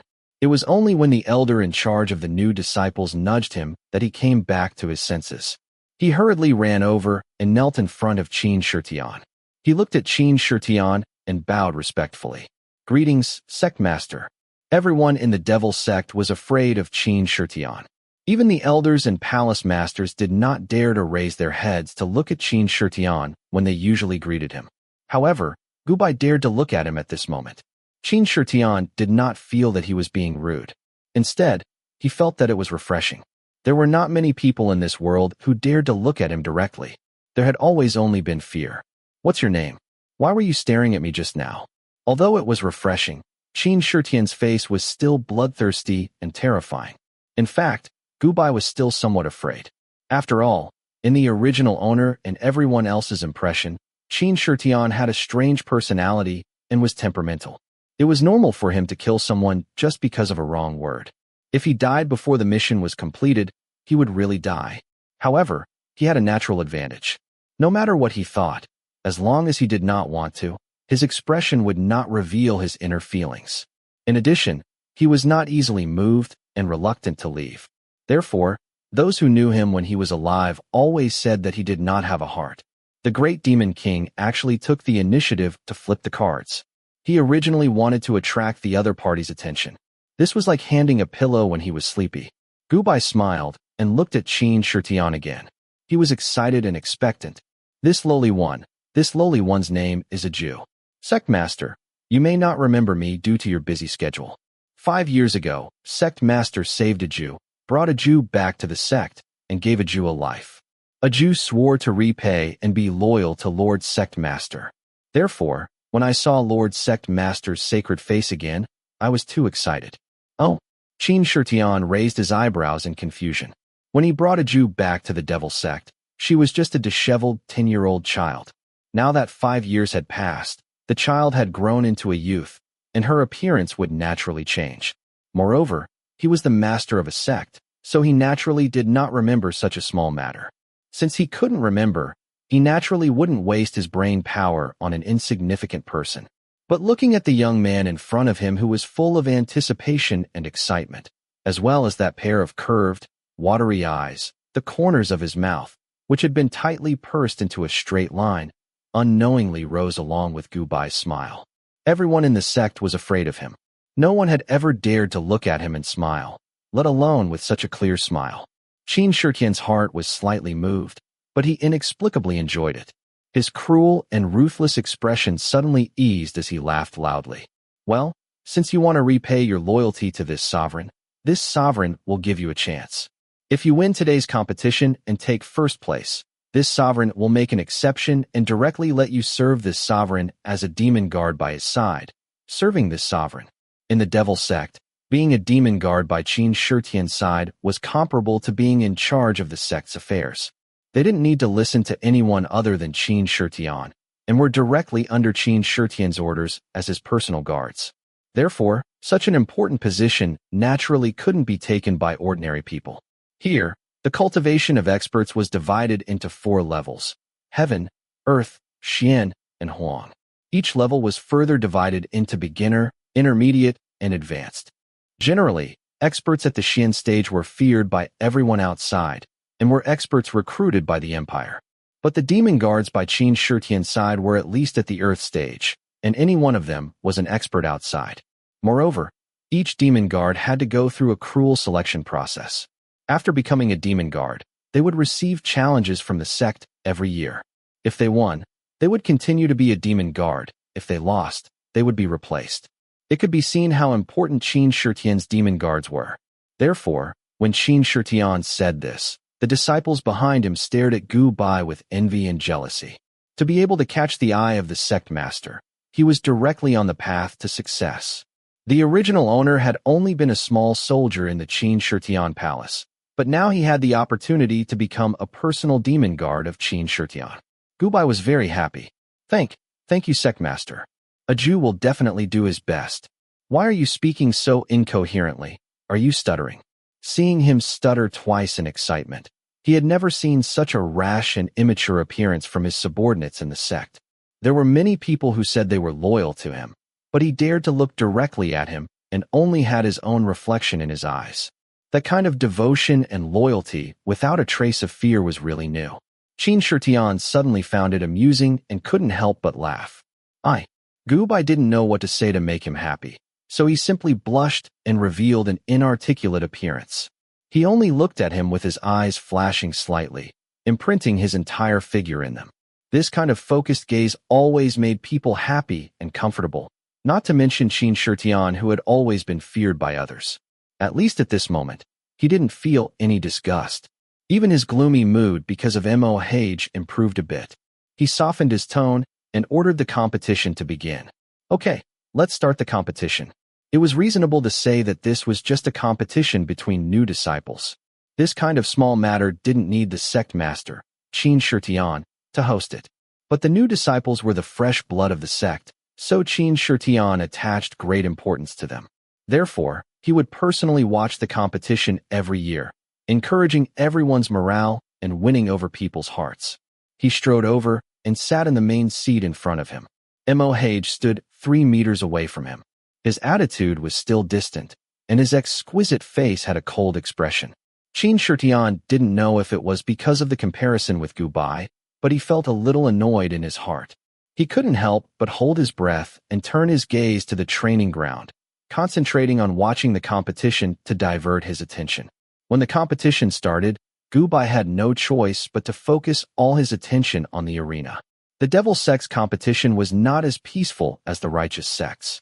Every battle was almost a life and death struggle. If the opponent didn't have the strength to fight back, they would never stop. It was very common to lose one's life in the arena. Gu Bai had already adapted to the bloody cruelty of this world when he was in the valley. Perhaps those people in his previous life were right. He really didn't have a heart. Therefore, when he was stained with blood in the valley, he didn't feel the slightest fear of killing for the first time. His first opponent was a big boy with a strong physique. He should be about the same age as him, but he was taller and stronger than him by more than a head. It wasn't his fault for being so strong. Ajio's body was the same as Lu Rongqing's last time. They were both relatively petite and weak. His appearance was not as outstanding as Lu Rongqing and Mo Hage's. He was delicate and pretty, like a little sheep. But everyone in the devil sect knew that there were no sheep in the devil sect. Therefore, his opponent did not underestimate him. He rushed towards him with a big knife, his face full of ruthlessness. It was obvious that he wanted to kill him in one fell swoop. Indeed, there were no sheep in the devil sect. The original owner of this body was very talented. There weren't many people in this batch who could defeat him. Therefore, Gu Bai was not afraid. He smiled faintly and went up to meet his opponent. He moved to his opponent's side at a strange speed. Then he dodged his opponent's knife and stabbed his sword into his opponent's shoulder. Then he lifted his leg and kicked his opponent off the arena, quickly ending the first round of the competition. Not bad. On the high platform, Qin Shitian stared at Gu Bai and commented in a low voice. Originally, he was just interested. Now that he found that Gu Bai's talent was not bad, he admired him a little more. Then he locked all his eyes on Gubai. Gubai felt it and would look back at him after every round. Then, when he met Qin Shitian's eyes, his face would immediately show joy. He was like a child who had been encouraged. His smile was very bright, adding a different kind of radiance to his delicate and pretty face. But when it was time for the competition, his face would return to its expressionless and serious state. He would become a fierce beast that chose people to devour. His movements were nimble, like a sharp sword that had been unsheathed. Such a contrast made Qin Shitian's eyes unconsciously carry a trace of a smile. He secretly nodded, thinking that if this young man was trained well, he would definitely be his loyal right-hand man in the future. When Gubai won first place, covered in blood, and came up to him and knelt in front of him, Qin Shitian couldn't help but take out a bottle of medicine from his storage ring and throw it to him. Go back and rest for 2 days. When you're better, come and report to me. Thank you for your concern, Sectmaster. Gubai took the medicine and thanked him excitedly. He was not surprised that Qin Shitian took out something out of thin air. This world was very mysterious. Qin Shitian's ring was a kind of spatial artifact that could store things. It was very precious. A small person like him could not have it. However, he was not greedy. In any case, he could not take away the material things in this world. He was quite envious of the secret cultivation books here, because the things imprinted in his mind could be taken away. Who knew what kind of world he would go to complete missions in the future? In addition to brains, martial strength was also very important. Thinking of this, in addition to fulfilling the original owner's wish, Gubai couldn't help but have some thoughts of following Qin Shitian. The secret cultivation books of a powerhouse like Qin Shitian were naturally the top things in this world. If Qin Shitian took a fancy to him in the future, he would also benefit greatly if Qin Shitian gave him a few pointers. Thinking of this, Gubai looked at Qin Shitian with a bit more sincerity and eagerness. Qin Shitian naturally saw this eagerness. This sincerity made him have a better impression of him. He secretly thought that this young man's appearance was ordinary, but his eyes were very beautiful. Chapter 19. The medicine that Qin Shitian gave him was naturally of the highest quality. Moreover, these were all superficial wounds. Gubai rested for 2 days before putting on the Devil Guard's uniform and reporting to the sect. When Gubai arrived, Qin Shitian had just woken up. Seeing him, he casually said, "You're quite sensible." Then he ignored him. Gubai naturally knew Qin Shitian's temperament. He was extremely cold and heartless. Other than Mo Hage, he would not easily be kind to anyone. He had always been domineering and ruthless. That day, it was because of a sudden novelty that he had treated Qin Shitian nicely. However, Gubai was more thick-skinned and courageous. He did not find a place to hide like the other Devil Guards. Instead, he brazenly followed behind Qin Shitian. He did not look like a Devil Guard, but more like a small attendant. In reality, his current cultivation was only at the yellow rank, and his strength was low in the Devil sect. If not for the sect leader's personal promise, he would not have had the chance to become a Devil Guard. The appearance of a small attendant serving him made the subordinates who had secretly gone through untold hardships to become a Devil Guard feel much better. After Qin Shitian finished washing up and putting on his clothes, Mo Hage also walked in. His appearance was gorgeous, his skin was fair, and he wore a white satin robe with exquisite patterns. He was not as rough as a normal man, but he was more beautiful than a girl. His simple outfit exuded a peerless charm. Qin Shitian saw the coldness on his face disappear, and a smile appeared on his face. He said to the person beside him, "Call for breakfast." As he spoke, he took Mo Hage's hand and pulled the struggling person to the table to sit with him. This had been his habit all these years. Every meal, Mo Hage accompanied him. As he grew up, Mo Hage, who had always been cold to Qin Shitian, became increasingly distant. Especially after he found out about Qin Shitian's thoughts, he was terrified. As soon as he sat down on the table, he struggled to break free from Qin Shitian's grip. Even though Qin Shitian was used to his indifference and alienation, he still couldn't help but feel a little angry every time he was rejected. However, he still couldn't bear to blame him. Instead, he patiently picked up a piece of pea cake for him and reached out to touch his head. "Hi, good, try this pea cake." "Thank you, master." Looking at the food in his bowl, although Mo Hage said thanks, his expression showed that he was extremely unwilling. This rejection made Qin Shitian's face darken. He stared at him with a frosty look in his eyes, and the pressure of a strong man leaked out of his body uncontrollably. Mohage was so frightened by his aura that he trembled and almost couldn't breathe. Knowing that he was angry, he kept his expression. Then, she reluctantly ate the dessert in the bowl as if she had just completed a mission. Unable to bear the cold air of Qin Shitian, she immediately put down her chopsticks and said to the man who was exuding cold air, "Master, your disciple is full. Please enjoy your meal. Your disciple will go and take care of some matters in the sect." After speaking, she didn't wait for Qin Shitian to nod and immediately turned to leave. She didn't want to stay with Qin Shitian for a moment longer. After she left, Qin Shitian couldn't hold back his anger anymore. With a paw sound, he put down his chopsticks and said with a gloomy face, "Why aren't you taking the food away?" The servant beside him immediately replied, "Yes. Recently, Sectmaster, you haven't eaten yet." After speaking, Gubai gave himself a tight slap in his heart. "Who told you to talk too much?" The originally heavy atmosphere in the room froze in an instant. A few servants who were about to clean up the tableware stopped in their tracks and froze in midair, not daring to raise their heads. They secretly wondered why this newcomer didn't know how to appreciate favors. He actually dared to get close to the sect master when he was angry. Qin Shitian slowly turned his gaze to Gubai. His eyes were dark and unreadable. No one had ever dared to refute his words. Yet, he still dared to approach him when he was angry. Was this person not afraid of death or something else? Gubai was naturally afraid of death. He also didn't want to approach him at this time. However, this body belonged to someone else, and the original owner's residual emotions were still there. Before he completed the task, it would affect him. He looked at Qin Shitian's terrifyingly calm face and hurriedly knelt down on one knee. He braced himself and spoke carelessly. "This subordinate has misspoken. Please punish me, Sectmaster. It's just that not eating is not good for the body." This was only true for ordinary people. For someone like Qin Shitian, who had reached the peak of cultivation, he wouldn't die even if he didn't eat for a month, let alone a single meal.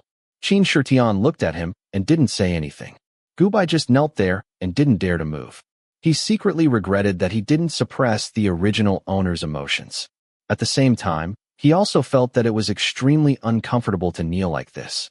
Just when he thought that Qin Shitian was going to get angry and slap him to death, the other party glanced at him and said, "Get up and serve this sovereign some food."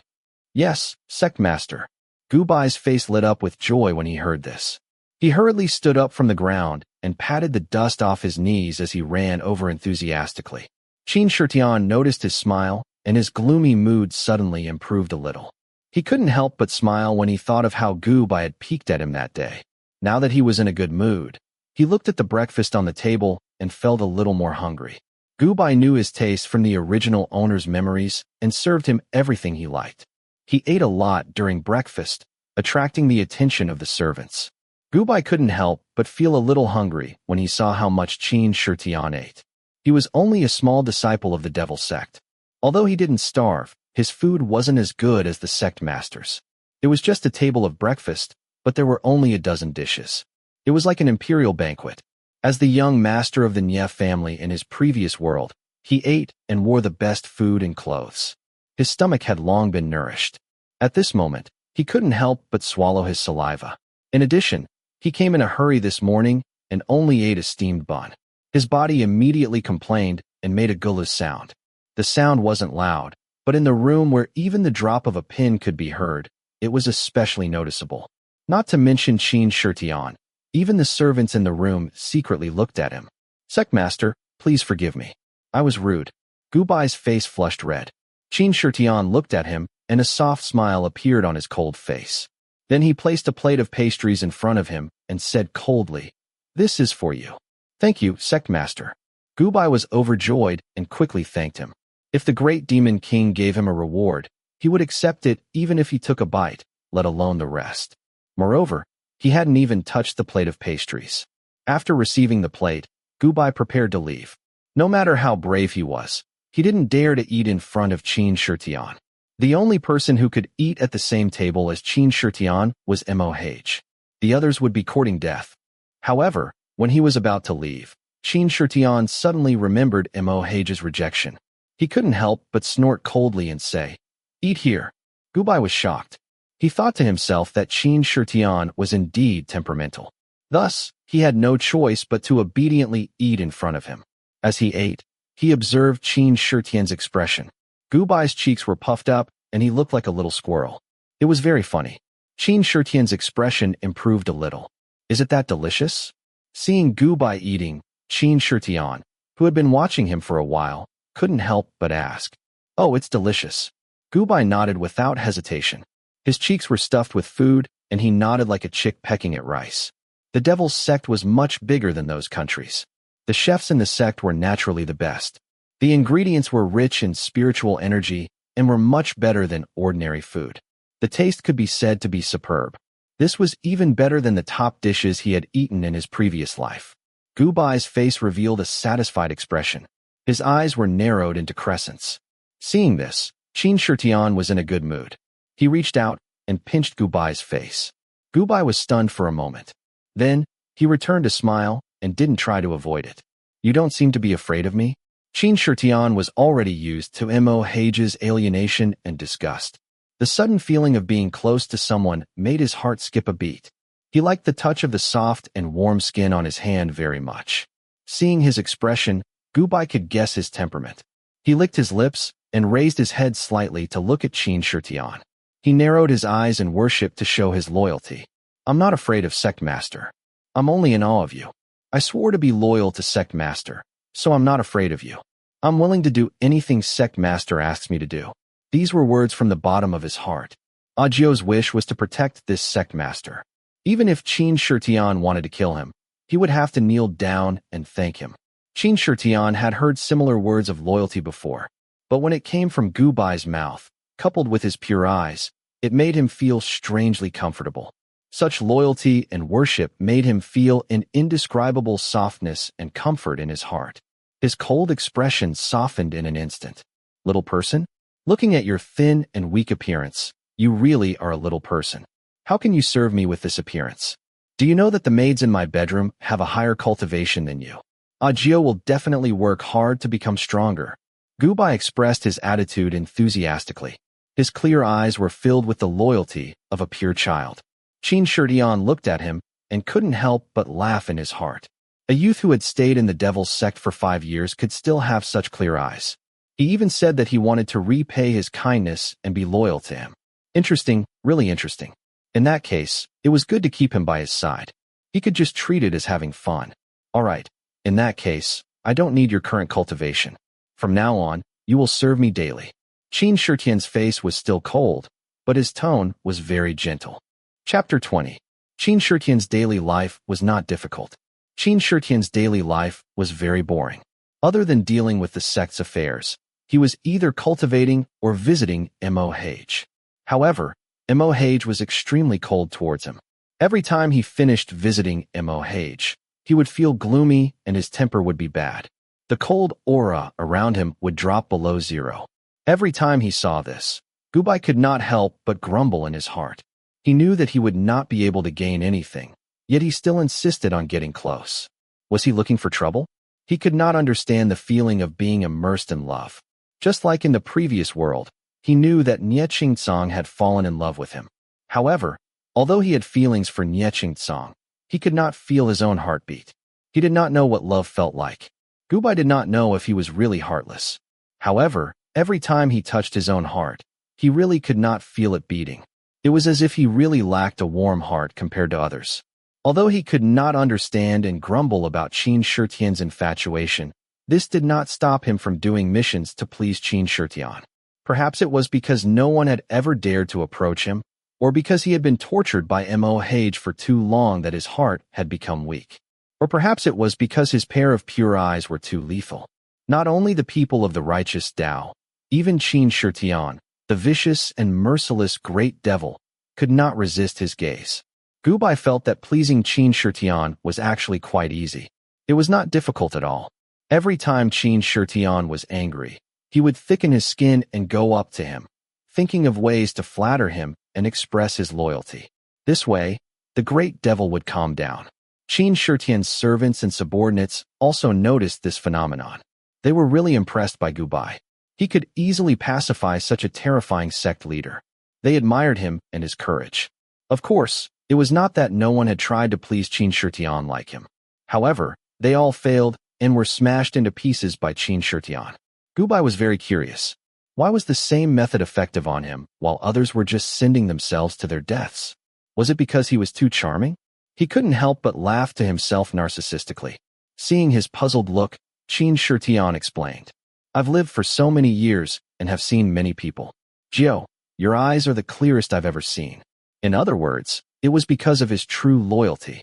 Gu Bai's heart skipped a beat, and he immediately became vigilant. If it weren't for his innate ability to hide his emotions, he would have been the first person to be blasted into smithereens. If it weren't for the mission, he didn't feel that he was sincere towards Qin Shitian. He couldn't help but feel guilty. He quickly lowered his head and carefully hid his emotions, then looked at the cold man and continued to confess. A Jew is willing to go through water and tread on fire for the sovereign. It's just that sect master is so young. How can you say that you've lived for so many years? The young man's expression was loyal and serious, as if he was flattering. However, this flattery was too obvious, which made Qin Shitian feel very good. He laughed in his heart that the young man was too simple-minded and didn't even know how to flatter. With just a few words, he made the terrifying sovereign laugh. The surrounding subordinates were all in awe of him. Other than the young sovereign, only Gu Bai dared to approach the sovereign without fear of death. In just a few months, Gu Bai was like a fish in water by Qin Shitian's side. Even the palace masters who were in charge of the internal affairs of the sect were respectful and didn't dare to slight him in the slightest. To be able to be valued by Qin Shitian and treated so calmly, one could imagine that when Gu Bai's cultivation level increased in the future, he would definitely become Qin Shitian's right-hand man. Even the usually cold and indifferent Mohage looked at him in a new light. When they met in private, he would greet him. Because of Gu Bai's appearance, Qin Shitian didn't need him to accompany him to eat anymore. Actually, it was understandable. Qin Shitian wasn't a masochist. Anyone who had been treated with kindness for more than 10 years would feel frustrated and at peace. Who would like to wake up early in the morning in a bad mood? Gu Bai's closeness made up for his hurt and cold heart. When he was with Gu Bai, it felt very comfortable to be close to someone. Although he still liked Mohage, his attention was gradually attracted to Gu Bai. His emotions were also controlled by Gu Bai. Even he didn't realize it. Therefore, for Mohage's upcoming 18th birthday, he spent a lot of effort planning and even personally prepared a gift. In fact, every year, Qin Shitian would put in a lot of effort to prepare for Mohage's birthday. This seemed to be a grand occasion for the Devil Sect. Every year, on Mohage's birthday, the Devil Sect would hold a grand banquet. Everyone in the sect, as well as experts from the mainland's evil sects who followed the Devil Sect's lead, would come to congratulate him and present gifts. This year was an important birthday for Mohage, who was 18 years old. Qin Shitian ordered his subordinates to prepare well. In the large square, everyone was seated below. In the middle was a huge square white jade stage. It was used for performances. At this moment, a group of beautiful dancers were dancing seductively on it. Qin Shitian sat on the main seat on the other side of the stone stage, facing the guests and disciples of the Devil Sect, who came to congratulate him. He was still wearing the same dark red patterned black robe with golden edges. He wore a jade crown on his head. Even his simple attire could not hide his evil and domineering aura. Today, there was a slight smile on his cold face. Mohage sat on the chair to his left. His cold face had softened a lot today. Being in the Devil Sect, no matter how cold he was, he could not avoid the unruly nature of the Devil Sect. At this moment, he was leaning back in his chair, enjoying himself. He held a wine cup in his hand and drank one cup after another. Even though he was doing the same bold action as everyone else, he was doing it with a sense of beauty. His beautiful face was blurred because of the wine. His movements were very elegant, but also very seductive. The people below the stage could not help but swallow their saliva. Qin Shitian's personality was very extreme, and he had a very strong sense of possessiveness. When he realized that everyone was looking at the person he loved, he immediately stopped smiling and swept his gaze across them like a knife. Everyone was shocked and lowered their heads to avoid his sharp gaze. They did not dare to look at Mo Hage again. Only then did he retract his gaze in satisfaction. Hage, are you happy today? He lifted Mo Hage's smooth black hair and looked at him with infatuation. Mo Hage did not like him. He had always been arrogant and unruly. He could not hide his emotions. The smile on his face disappeared. He rejected him without hesitation. His expression was cold. Thank you for your concern, master. Qin Shitian was already used to his attitude. He did not mind. Instead, he smiled and drank the wine in his cup. He filled it again and passed his own cup to Mo Hage. He looked at Mo Hage with a burning gaze. Facing the wine cup that Qin Shitian handed over, Mo Hage instantly frowned. He didn't like interacting with Qin Shitian.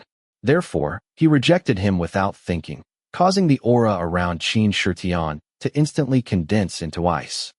The banquet was so quiet that you could hear a pin drop. The disciples and guests looked at Qin Shitian and secretly wiped their sweat. Their backs were cold and their wrists were trembling. The disciples who knew the inside story could not help but sneered. Young Lord dares to go against the Lord's wishes in front of so many people. He is really fearless. Even if you don't like the Lord, you should at least pretend in this kind of situation. If the Lord is angry, nothing will happen to you.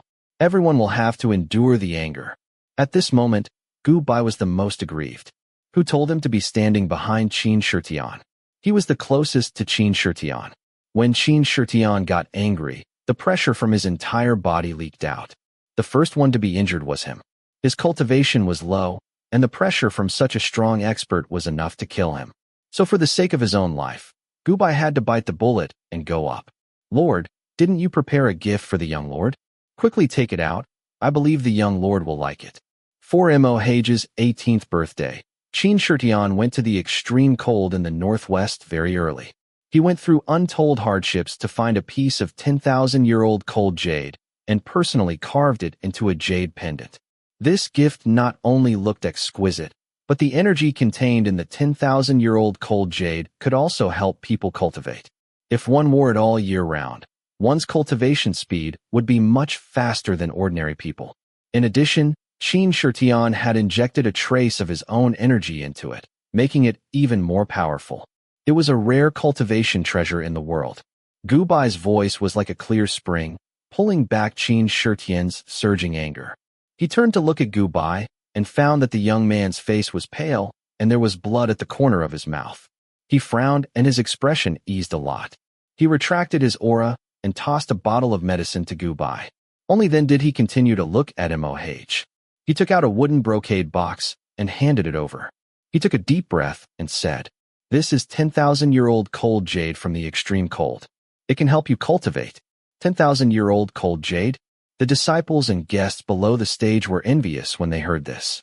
This was a rare item that was hard to find. It was something that all cultivators dreamed of. Other than the top few masters in the world, ordinary people would not even think about it. They had long heard that the devil sect's lord doted on his disciple. It seemed that the rumors were true. Even Gu Bai could not help but look at the brocade box. He secretly thought that Qin Shitian really loved Mo Hage to the bone. Mo Hage was oblivious to the crowd's envy. No matter how precious an item was, once it passed through Qin Shitian's hands, it was worthless in front of him. "Thank you, master." He expressionlessly received the brocade box and thanked him. However, in the process of receiving the brocade box, Qin Shitian accidentally touched his hand. His complexion immediately froze as if he had touched something extremely poisonous. He fiercely flung his hand away. His actions were so fast that no one could react in time. It was not until the brocade box fell to the ground and the jade pendant inside broke into pieces that the crowd swallowed their saliva. They were drenched in sweat and did not dare to move. Gu Bai's body stiffened as he looked at the broken jade pendant and cursed silently. This was a treasure dug out from 1,000 feet underground in the extreme cold. Mo Hage also realized that he had overreacted. His face turned pale as he looked at Qin Shitian and cupped his hands. "Master, I'm sorry. Mo Hage." That action of throwing away a plague instantly caused Qin Shitian's eyes to turn red from anger. The aura around his body surged and his robe fluttered in the wind. He grabbed Mo Hage's neck and pulled him into his arms. Then, He grabbed Imohage and left. Gubai saw that Qin Shitian was leaving in the direction of his palace. He immediately knew that something was wrong. According to Qin Shitian's personality, he would never kill Imohage. This man was in a rage. He must have been so angry that he wanted to do something to him. After all, Qin Shitian had been pining for Imohage for a long time. No, he could not let Qin Shitian get Imohage. Otherwise, Qin Shitian would not be able to let go of him. Then, it would be a series of love tragedies. He would not be able to complete his mission. He had to stop this. Gubai's face was serious as he thought about it. Then, he quickly squatted down to pick up the broken jade pendant and put it in his pocket. Then, he hurriedly chased after Qin Shitian. Chapter 21. Qin Shitian's cultivation level was very high, and Gubai could not catch up to him easily. When he arrived at Qin Shitian's bedroom, he saw a few servants and maids running out in a panic. In the room, Qin Shitian's black hair was disheveled, and his eyes were bloodshot as he threw Imohage onto the bed. He was shouting angrily, "How dare you treat me like a plague? You're my man. How dare you despise me? Do you know how much effort it took me to get that cold jade?" This was the first time in so many years that Qin Shitian got angry at Imohage. Clearly, he was so angry that he went crazy. He treated Imohage very well, but in the end, Imohage didn't even let him touch his hand. It was as if he was a plague. So how could he feel good? Qin Shitian's qi and blood surged up. He seemed to have entered a state of qi deviation. He grabbed Imohage and held him tightly in his embrace. He buried his head deep into Imohage's neck and greedily breathed in his breath. Imohage frowned in disgust. He wanted to break free, but Qin Shitian's grip was too tight. He could not escape for a while. The more he struggled, the angrier Qin Shitian became. His eyes were bloodshot, and he lost his mind. He opened his mouth and bit his neck, and his hands wandered all over his body. "Master, let go of me." Imohage screamed in panic and struggled with all his might. "You're my man. Your life, your everything, was given to you by me. How dare you refuse me?" Qin Shitian was a ruthless and merciless devil. If it was not because he truly liked Imohage, he would not have tolerated his disgust and distancing himself from him all these years. Today, the breaking of the jade pendant had completely ignited the accumulated dissatisfaction in his heart. Imohage's struggle only made him angrier. Seeing that Qin Shitian had torn his clothes, Imohage's eyes were filled with deep despair. There was also a trace of resentment and sorrow in his eyes. He could not help but pull out his dagger and stab Qin Shitian fiercely. Qin Shitian was hit by the dagger and let go of him with a cry of pain. "Master, I..." After escaping, he saw the bleeding Qin Shitian. Qin Shitian's eyes were getting redder and redder, and his face turned pale. Then he suddenly turned around and ran away. He knew that it was wrong to break the gift that his master had painstakingly prepared for him, and it was even more wrong to stab his master. But he couldn't stand his master being so close to him. He deeply remembered the first time he had seen Qin Shitian. He had looked like a demon covered in blood. When Gubai saw him running away, he couldn't help but curse in his heart. Didn't he see the great demon king's unfriendly expression? You should have comforted him and said sorry before leaving. You ran so fast, the rest of the people will have to take the blame for you, big brother. After silently wailing, Gubai looked around the empty palace. He could only muster up his courage and rush forward. Audio's wish was to protect the sect leader. The emotions of the original owner of his body would not allow him to stay away from Qin Shitian like the others. Sect leader, don't be angry. Young sect leader just couldn't accept your feelings for a while. As time passes, he will understand your painstaking efforts. Sect leader, Audio will help you treat your wound. Gubai carefully asked Qin Shitian, whose eyes were bloodshot and whose face was filled with bloodlust. Although the man was strong, the dagger that Imohage had used to injure him was not an ordinary weapon. If the wound was not treated in time, Qin Shitian would be seriously injured due to excessive blood loss. However, Qin Shitian stood there and did not move. He looked at him coldly. His blood-red eyes disappeared and were filled with coldness. They all ran away, but you came here. Aren't you afraid that I will kill you? Audio's life is yours, sect leader. Gubai still looked loyal on the surface, but he was wailing in his heart. He also wanted to leave, but if he left, he would still die if he couldn't complete the mission. Qin Shitian's sharp eyes stared at him for a while.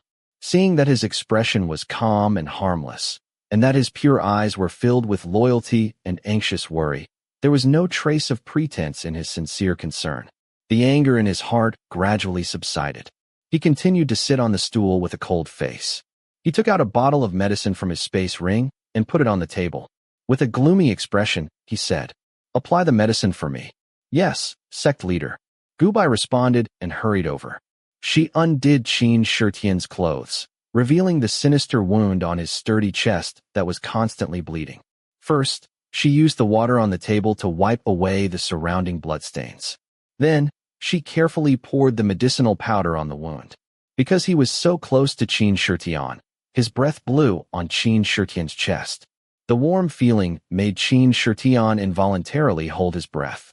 Looking at his careful and worried movements, he didn't know why a warm current surged from the bottom of his heart, warming his limbs and bones. Qin Shitian suddenly pinched his chin, forcing him to look up and meet his eyes. "They are all afraid of me and see me as a scourge. Why are you always not afraid of me? If I am in a bad mood, I will kill anyone. Don't you think I am a devil? Are you really not afraid of death?" No emotion could be seen in his eyes. They flashed with a terrifying, bloodthirsty light. If ordinary people met his eyes, they would have been scared speechless. Of course, Gubai was afraid, but he could control his emotions at any time.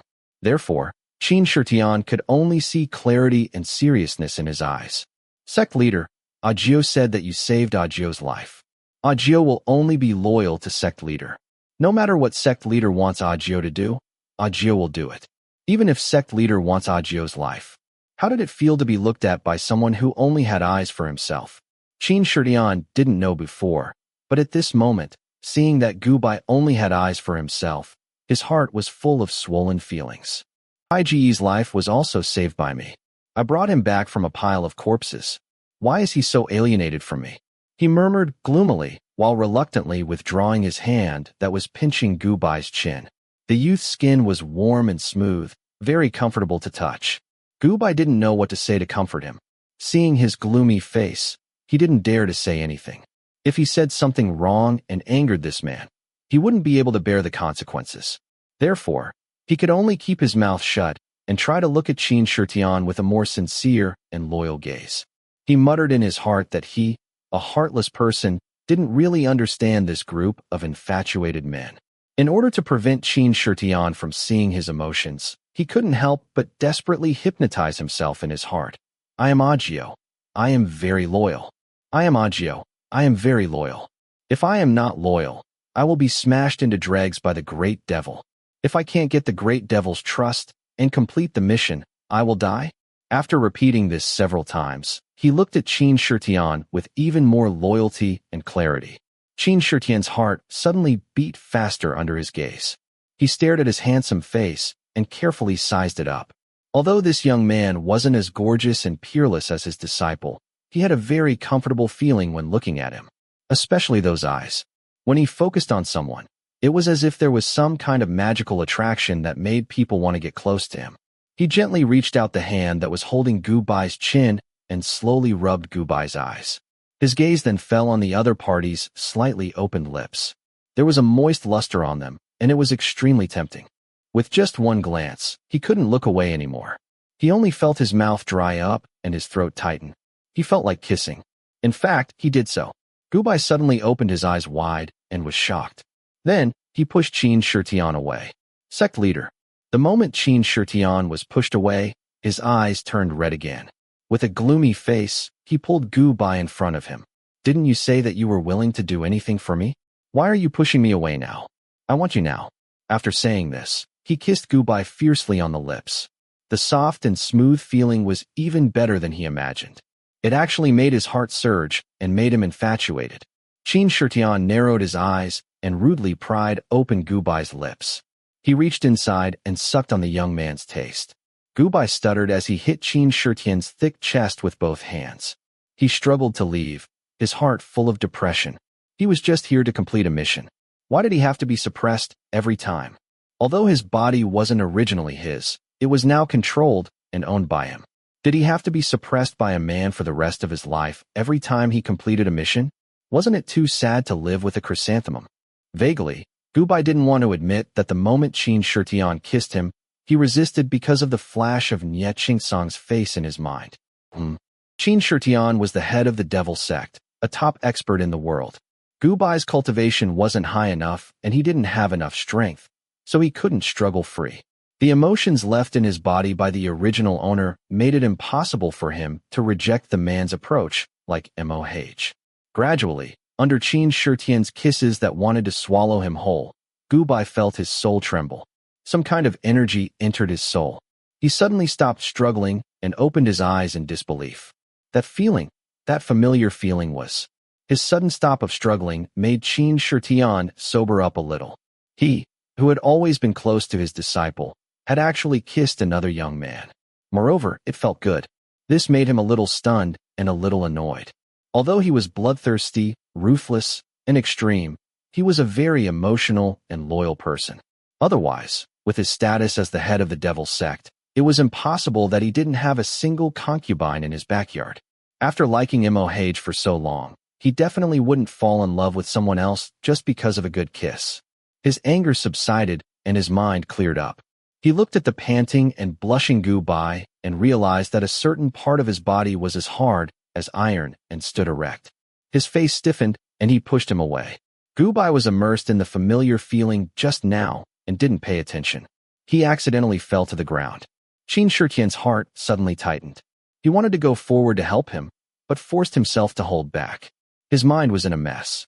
His gaze fell on the broken jade pendant he had prepared to give to MOH. His body stiffened and he pursed his lips. Why are you picking up the broken jade pendant? Gubai had already regained his senses. He looked at Qin Shitian's gloomy face and couldn't figure out his current mood. He lowered his head and said softly, "This was personally carved by the sect head. It's the most precious thing in the world. I want to glue it back together. Young sect head will understand the sect head's heart one day." In the end, he added another sentence. Qin Shitian was temperamental, but MOH was his weakness. It wouldn't be wrong to use MOH to flatter him. Who knew that there was something wrong with this man today? His flattery had hit the nail on the head. This sentence instantly triggered the anger that MOH had just provoked. Qin Shitian couldn't help but smash the broken jade pendant on the ground into powder and said angrily, "I don't care if it's broken." Gubai didn't say anything. Qin Shitian's emotions were unstable now. Even his weakness, MOH, didn't work. He really couldn't be sure if Qin Shitian would kill him if he said anything wrong. But looking at the broken jade pendant, his heart was bleeding. That was a 10,000-year-old cold jade. Even if it was broken, it was still a treasure. Qin Shitian glanced at his expression, which seemed to be distressed over the broken jade pendant. He thought of Gubai's words. This was personally carved by the sect head. It's the most precious thing in the world. His heart was boiling hot again. "You're dismissed. From tomorrow onwards, you'll work in the Hall of Weapons. You don't have to come to my place." He secretly clenched his fists, suppressed the strange feeling in his heart, and forced himself to calm down. When he made this decision, he didn't think that he would regret it so much in the future. He actually pushed away the fat meat in his mouth, so much so that he complained and regretted it countless times every day. Seeing his gloomy face and his anger, Gubai naturally didn't dare to provoke him again. He said, "Yes, sir," and quickly left. Chapter 22.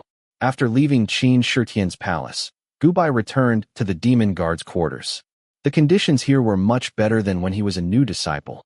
He could now have his own room. When he returned to his room, he locked the door and sat at the table. He poured himself a glass of water and immediately gulped it down to calm himself down. Just now, he appeared to be calm, but in reality, he was scared to death in his heart. If Qin Shitian really killed him, he could only stand there and wait for death. He simply couldn't escape, so he might as well narrowly escape. Wiping the sweat from his forehead, Gubai could not help but feel annoyed at MOH. What a troublemaker.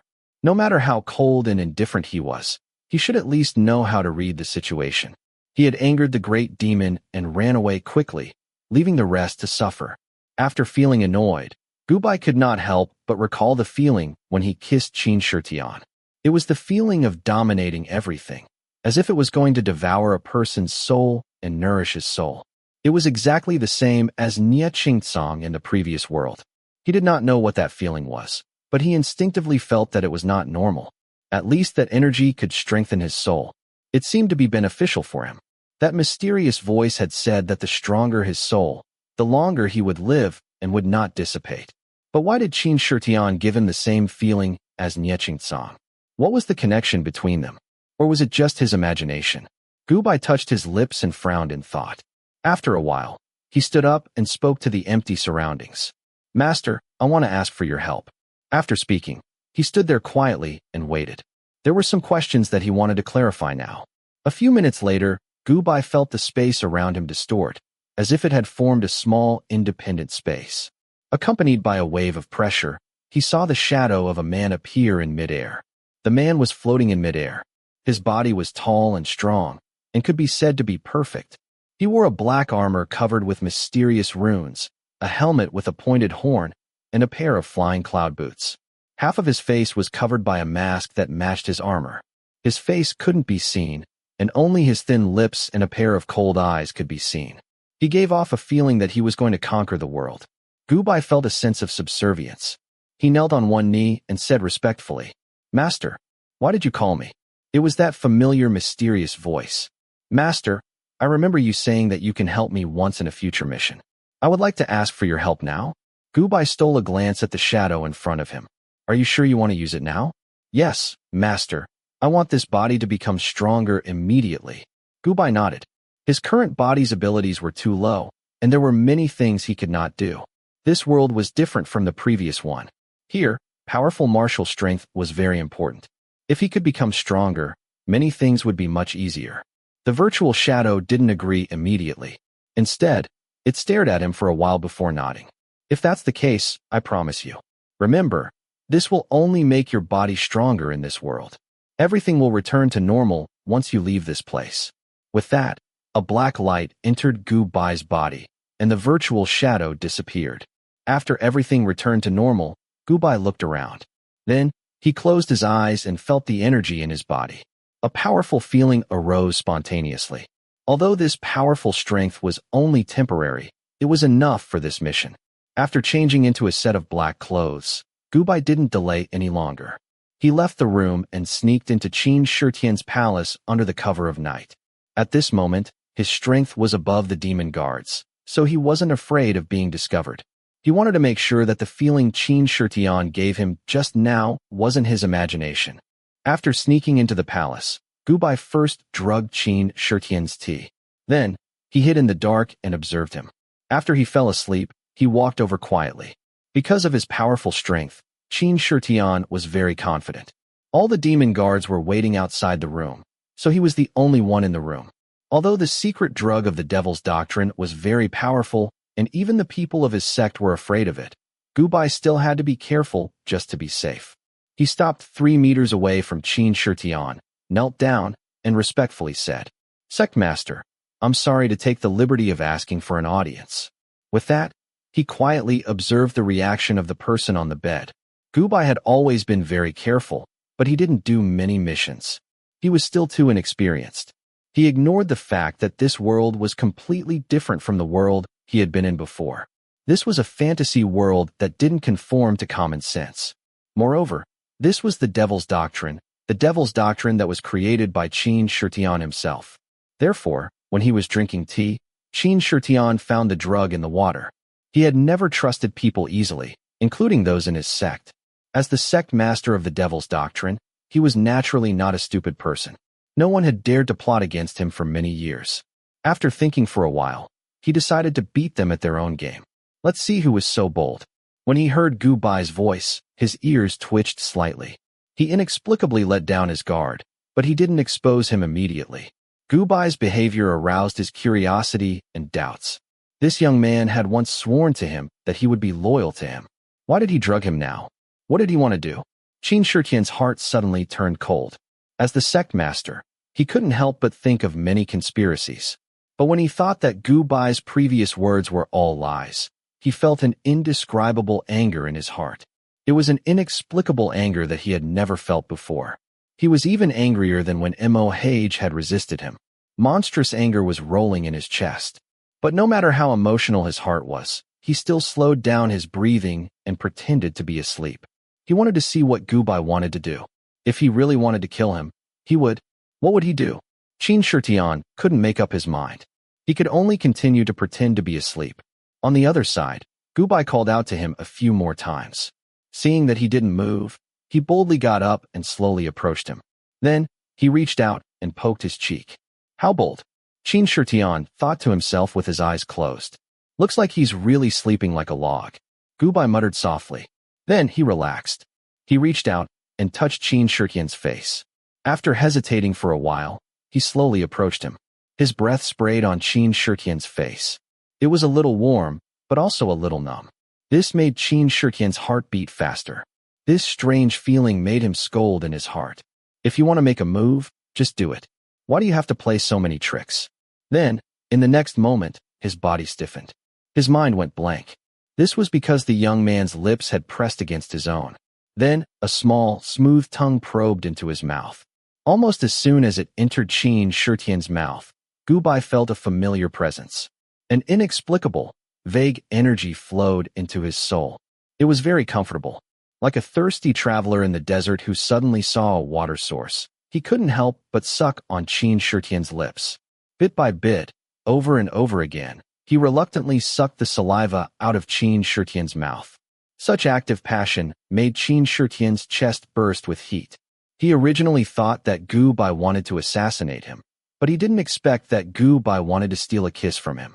This made him feel a little indescribable. All these years, he had always put his heart and soul on Moh.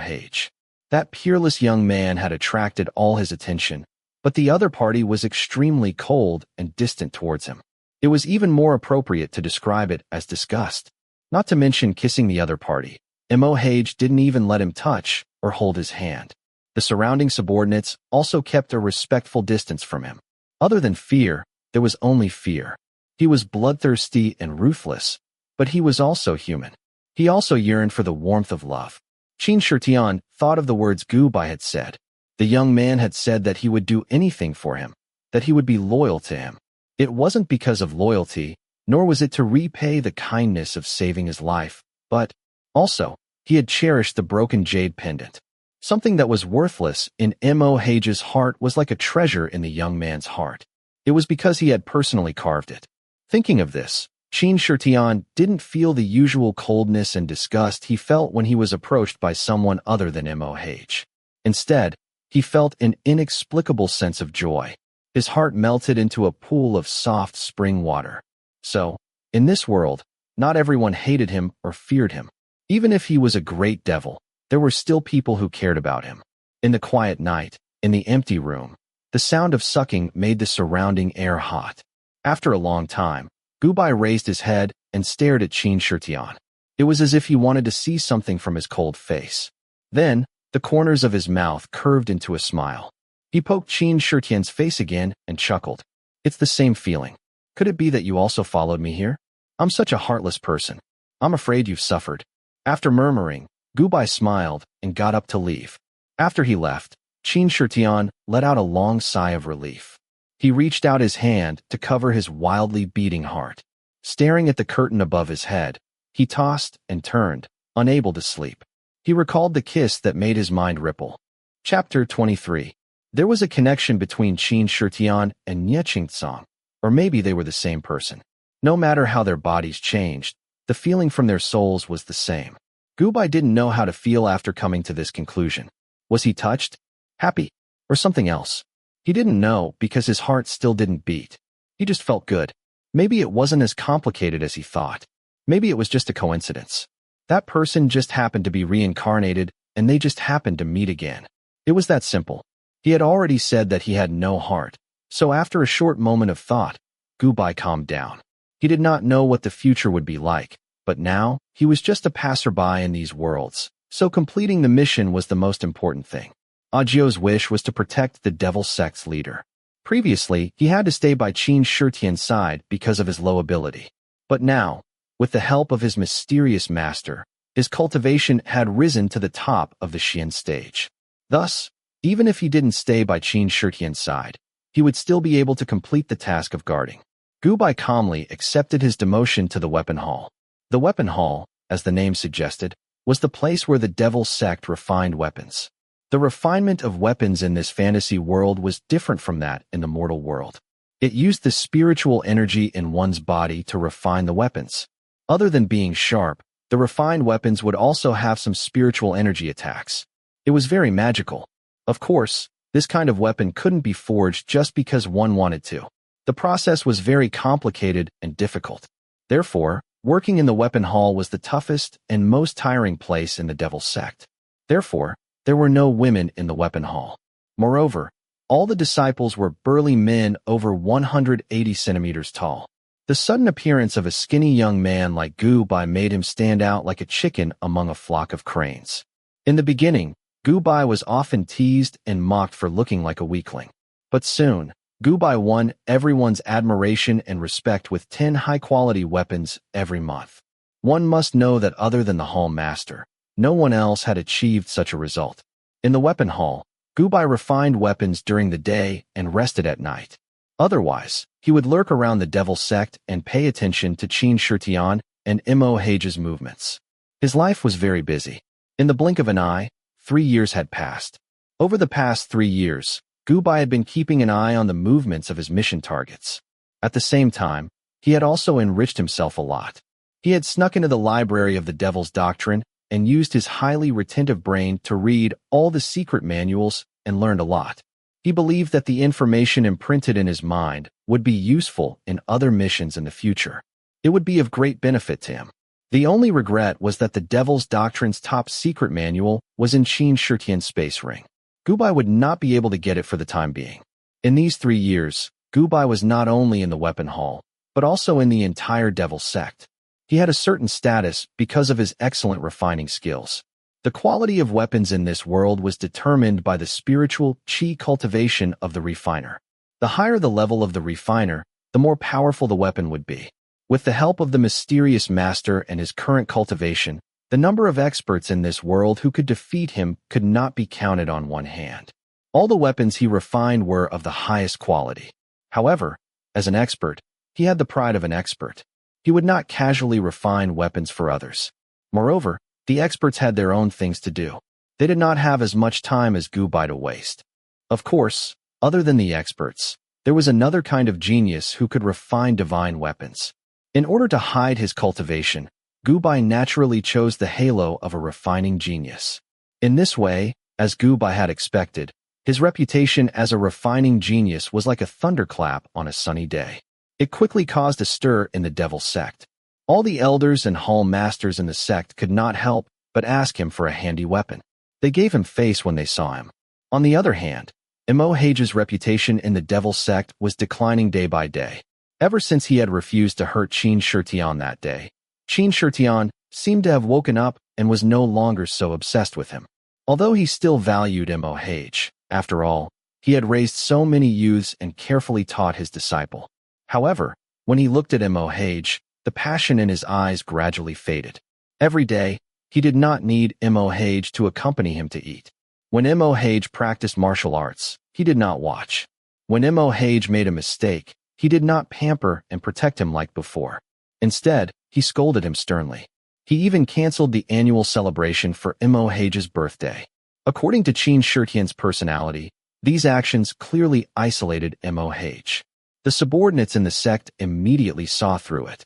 Originally, other than his face, Mo Hage's talent was average. If not for Qin Shitian's personal guidance and the top-notch secret manuals given to him to practice, he would only be an ordinary disciple in the devil sect.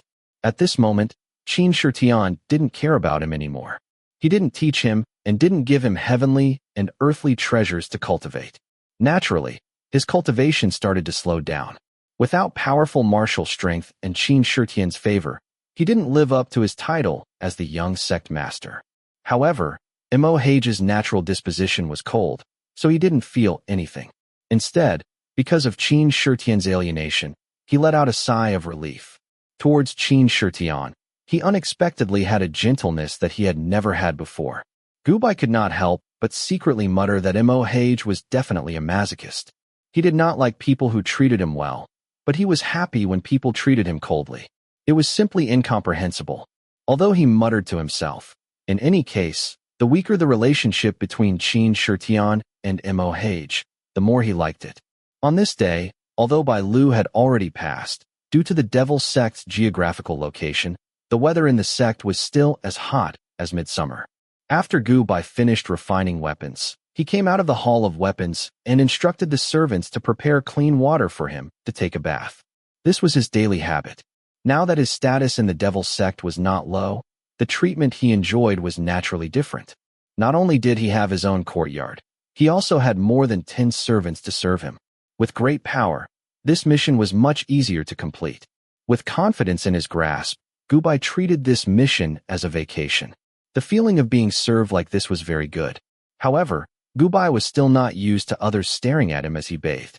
Therefore, after the servants left, he slowly took off his clothes and prepared to enter the bath. Now that this body was 18 years old, it could not be said to be very mature, but it had grown up.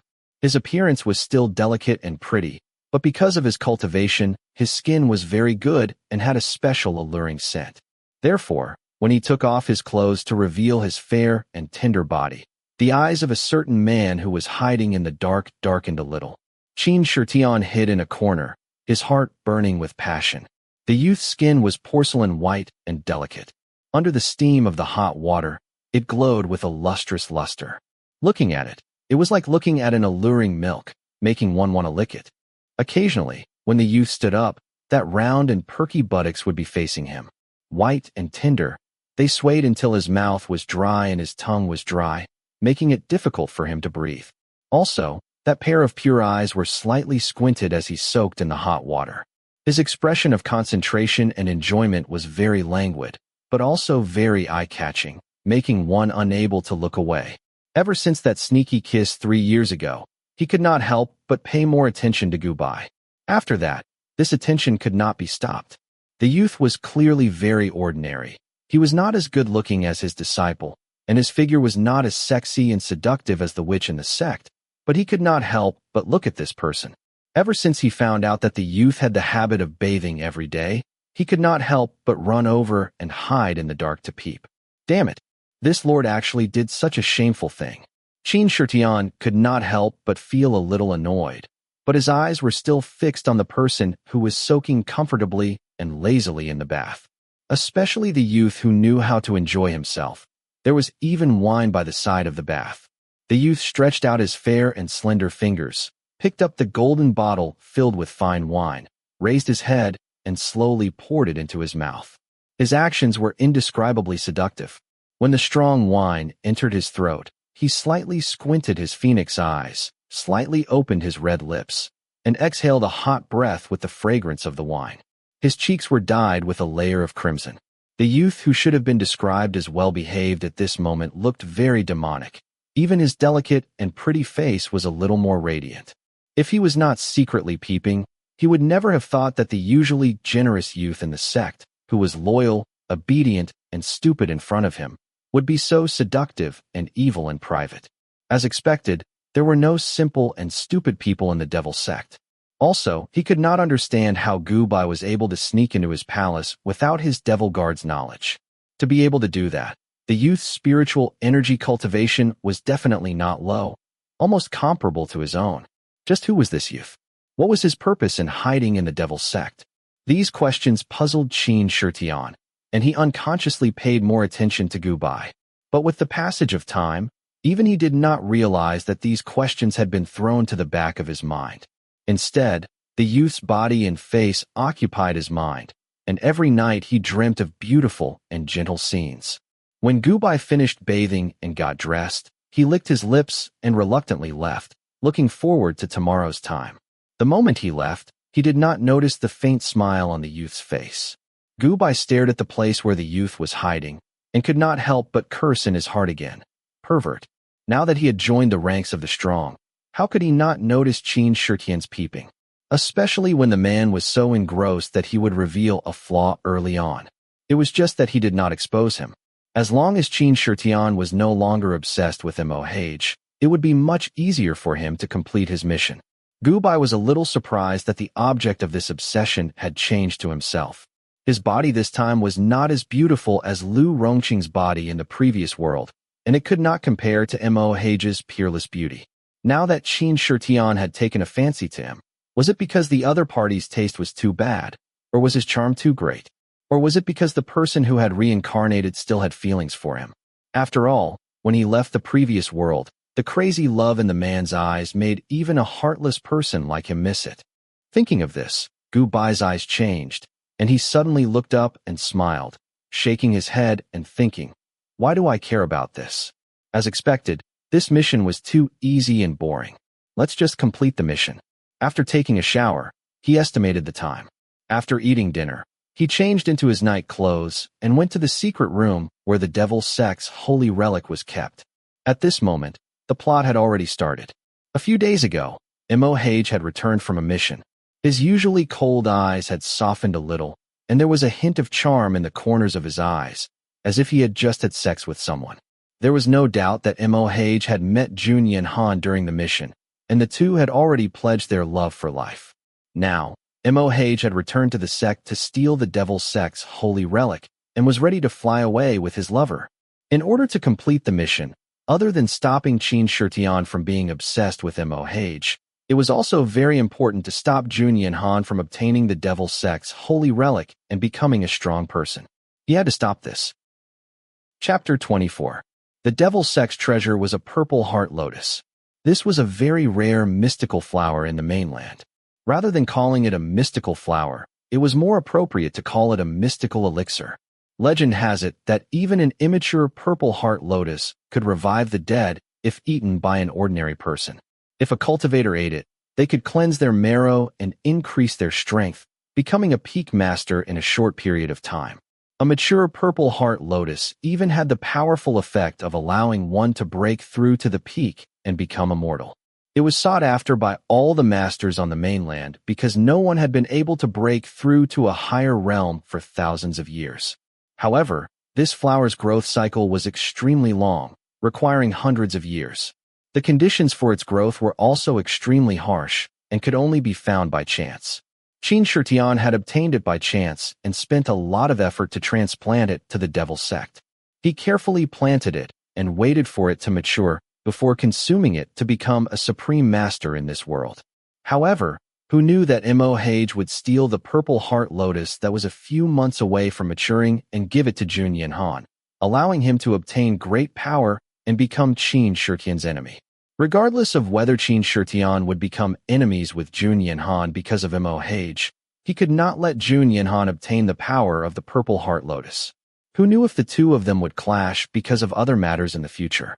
After all, Qin Shitian was a great devil and the other was a righteous hero. The hostility between them would always exist. Mo Hage's return to steal the treasure had obviously been carefully planned. Gu Bai followed behind him and watched as he skillfully knocked out the guards and replaced them with his trusted subordinates. Then, he smoothly went to the secret room where the purple heart lotus was planted. Gu Bai sighed in his heart as he followed behind. Indeed, there was no perfect world. Even a master like Qin Shitian would have a day of negligence. He did not even know that Mo Hage had gathered his trusted subordinates in the devil's sect. However, even though he knew that Mo Hage was going to the secret room to steal the treasure, he couldn't find the secret room himself. The purple heart lotus was the most precious treasure of the devil's doctrine. It was extremely precious and no one could see it. Mo Hage knew about it because Qin Shitian had brought him there before. Soon, Gu Bai followed Mo Hage to a quiet valley and entered a secluded cave. However, he didn't know where the accident occurred, but the purple heart lotus that was originally planted in the cave had disappeared without a trace. Impossible, impossible. Mo Hage shook his head in disbelief. In the past few years, no matter how slow-witted he was, he could feel that Qin Shitian was gradually disliking him. According to Qin Shitian's temper, he would never let anyone else know about something as important as the purple heart lotus. Therefore, it was normal for him to hate him and transplant it. However, the conditions for the purple heart lotus to grow were extremely strict. It wasn't something that could be easily transplanted. In the entire devil's doctrine, other than this cave, no other soil could be used to plant the purple heart lotus. It must still be in the cave. With this thought in mind, Mo Hage began to search the cave. As the young sect master, although his martial prowess could not keep up in recent years, He had borrowed the name of the young sect master to read many books in the library pavilion. He was proficient in the study and was also proficient in the art of mechanisms. Under his patient search, he quickly found something suspicious. He found a button and found a secret room within a secret room. With a face full of joy, Mo Hage walked in. Gubai quietly followed behind him.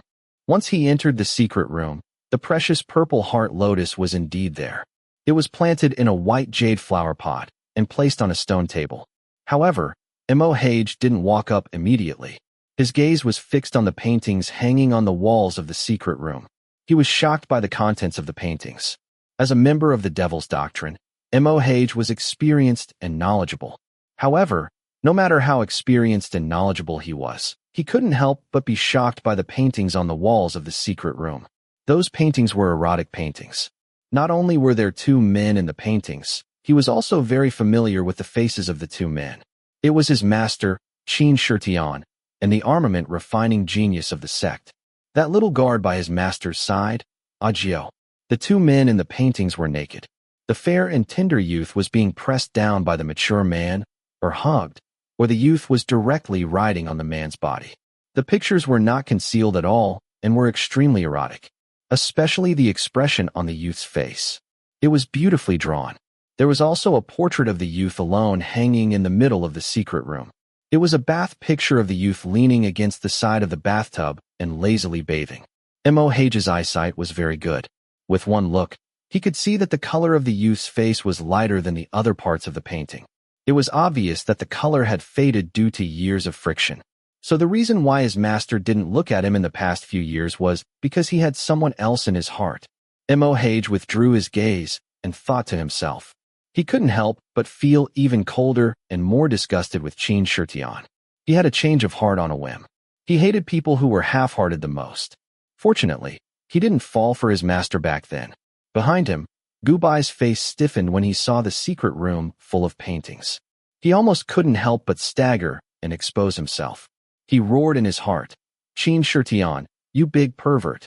No matter how thick-skinned he was, he couldn't help but feel his cheeks burn when he was seen by others after being the main character of someone's fantasy and being drawn by someone else.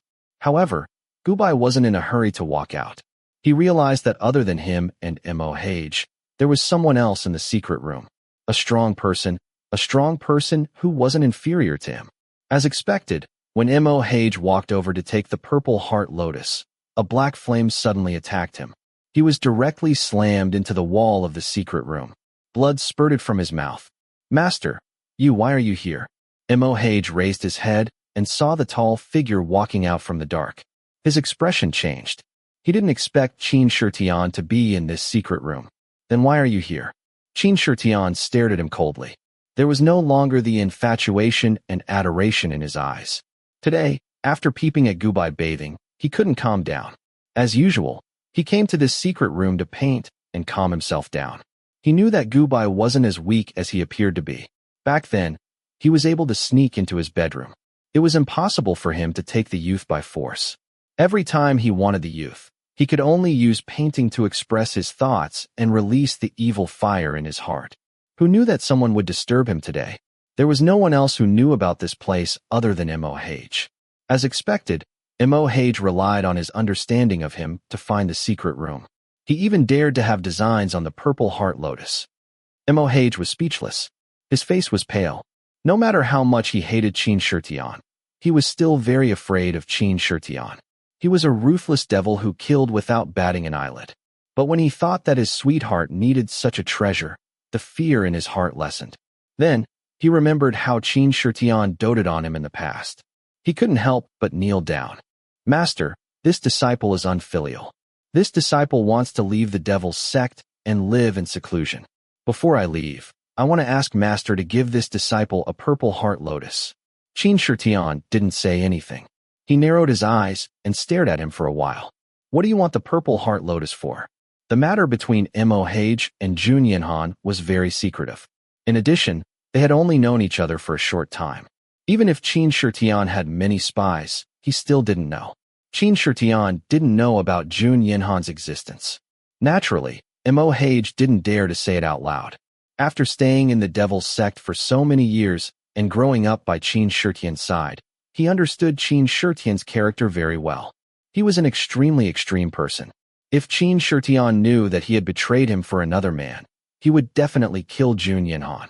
The current Jun Yinhan couldn't fight against Qin Shitian at all. Moh bit his lip. He trembled a little in fear, but he was still firm and stubborn. Master, this disciple doesn't want to stay in the devil's sect anymore. I don't want to participate in the fights anymore. This disciple wants to live a quiet life. I beg Master to give this disciple a purple heart lotus. After he finished speaking, he looked at Qin Shitian's uncertain eyes. He made up his mind and couldn't help but add another sentence. As long as Master agrees to give this disciple a purple heart lotus, this disciple will do anything. Knowing that it was impossible to snatch it in front of Qin Shitian, Moh didn't dare to use force. His expression was sorrowful, and he endured the humiliation. Clearly, for Jun Yinhan, he was willing to do anything, even if it meant being touched by Qin Shitian, whom he viewed as a plague. After he finished speaking, he lowered his head, not daring to look at Qin Shitian's expression.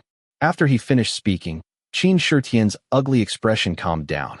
A pair of cold eyes stared at him, somewhat uncertain.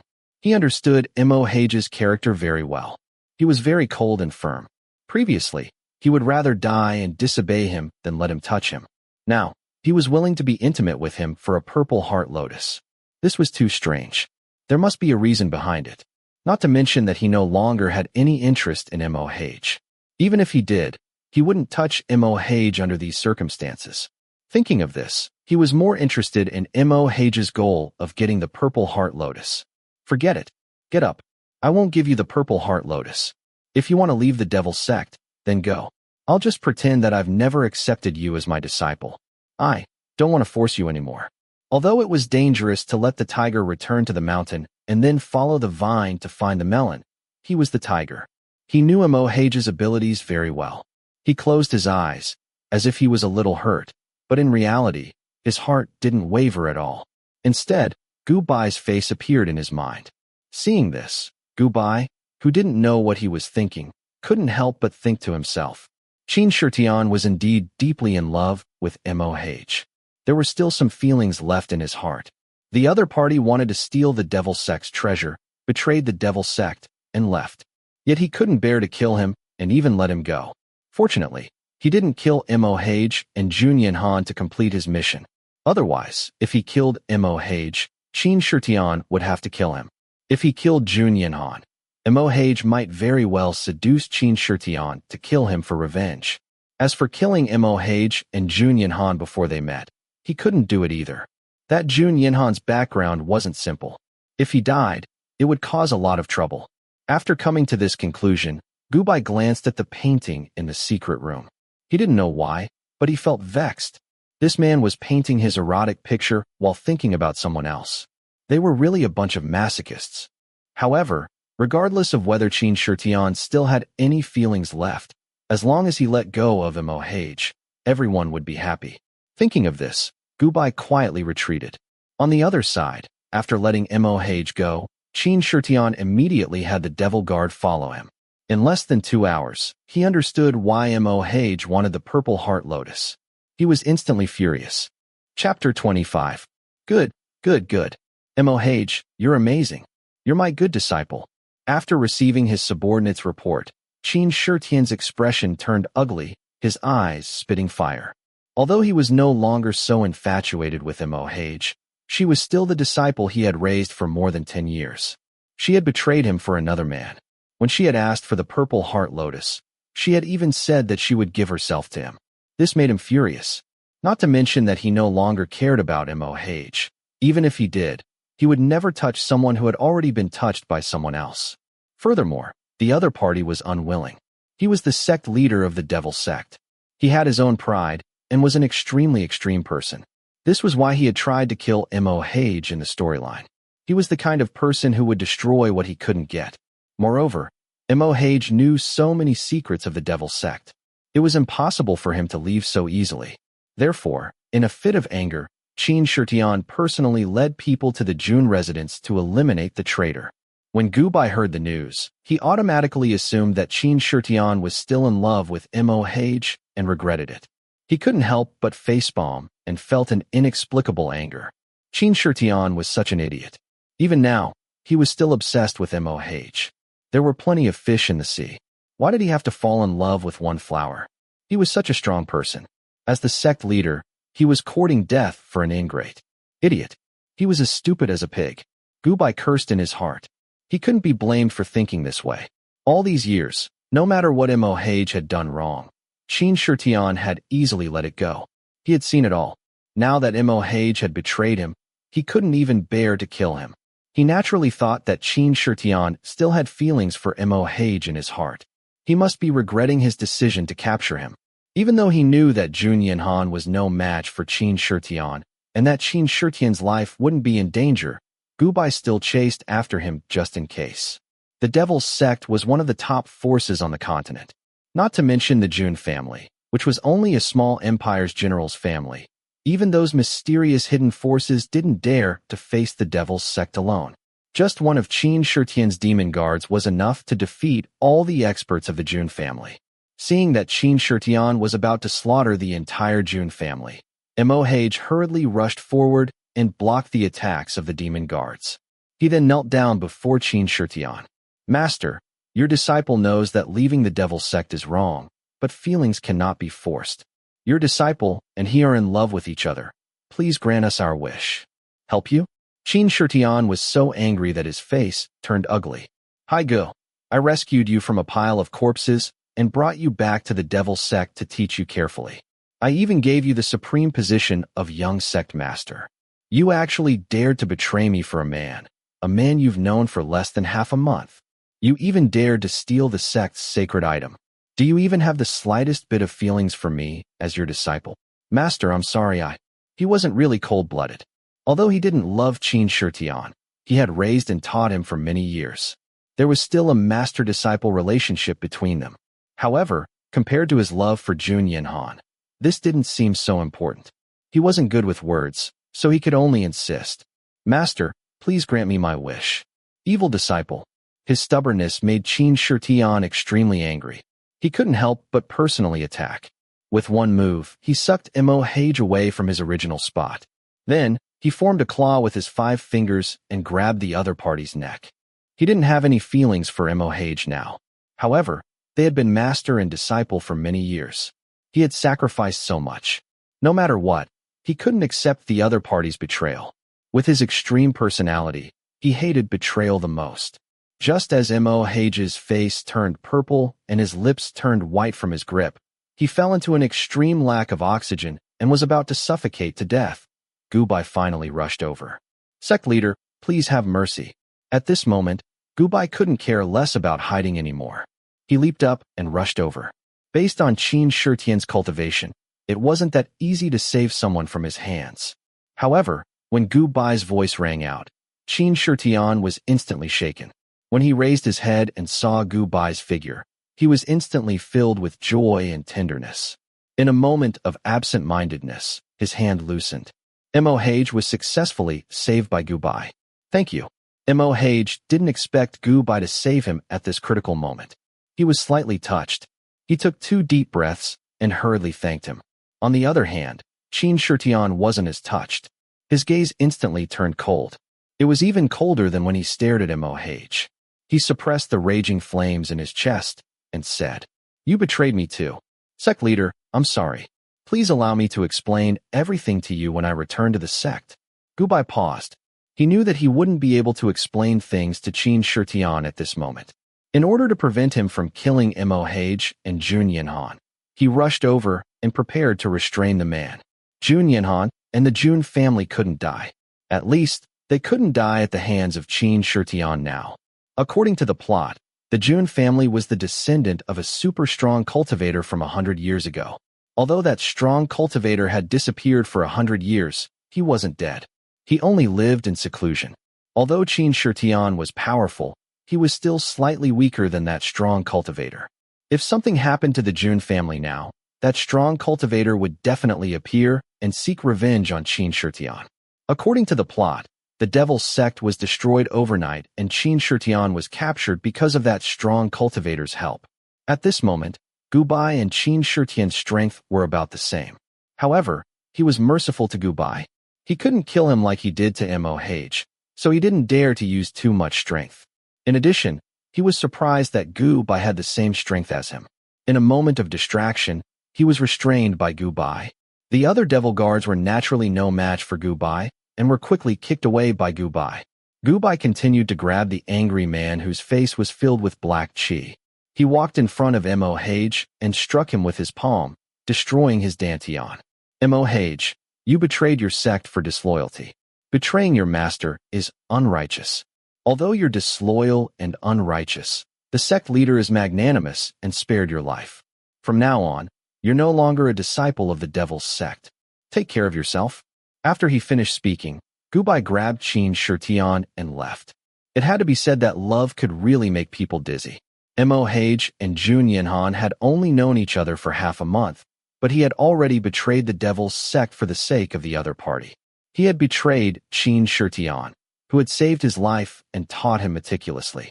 Their friendship was commendable. Unfortunately, Moh had sacrificed himself for the sake of love, but Jun Yinhan couldn't do the same. In the plot, after Jun Yinhan became successful and famous, he had countless wives and concubines. It could be seen that his love for Moh was not as deep as Moh's love for him. This love was not equal. In the plot, Moh had died for Jun Yinhan, becoming a cinnabar mole in Jun Yinhan's heart. However, this time he didn't die. It was unknown whether he could still become Jun Yinhan's most beloved person. After taking Qin Shitian away and shaking off the devil guards who were chasing after them, Gubai brought him to a cave to rest temporarily. Qin Shitian's expression was ugly because of what he had done just now. He secretly attacked the restriction on his body while speaking gloomily. Didn't you say that you would only be loyal to me in this lifetime? You actually helped that traitor and betrayed me. And with your cultivation level, what exactly are you plotting to hide in the devil's sect? Gubai glanced at him. He didn't find his current appearance terrifying. Instead, he couldn't help but laugh. This man didn't look like he was angry. Instead, he looked like an awkward child. What are you laughing at? Qin Shitian's expression darkened, but his heart was beating faster because of Gubai's bright smile. Sect leader, please calm down. Agio didn't betray you. Agio will never betray you. Gubai put away his smile and hurriedly expressed his loyalty.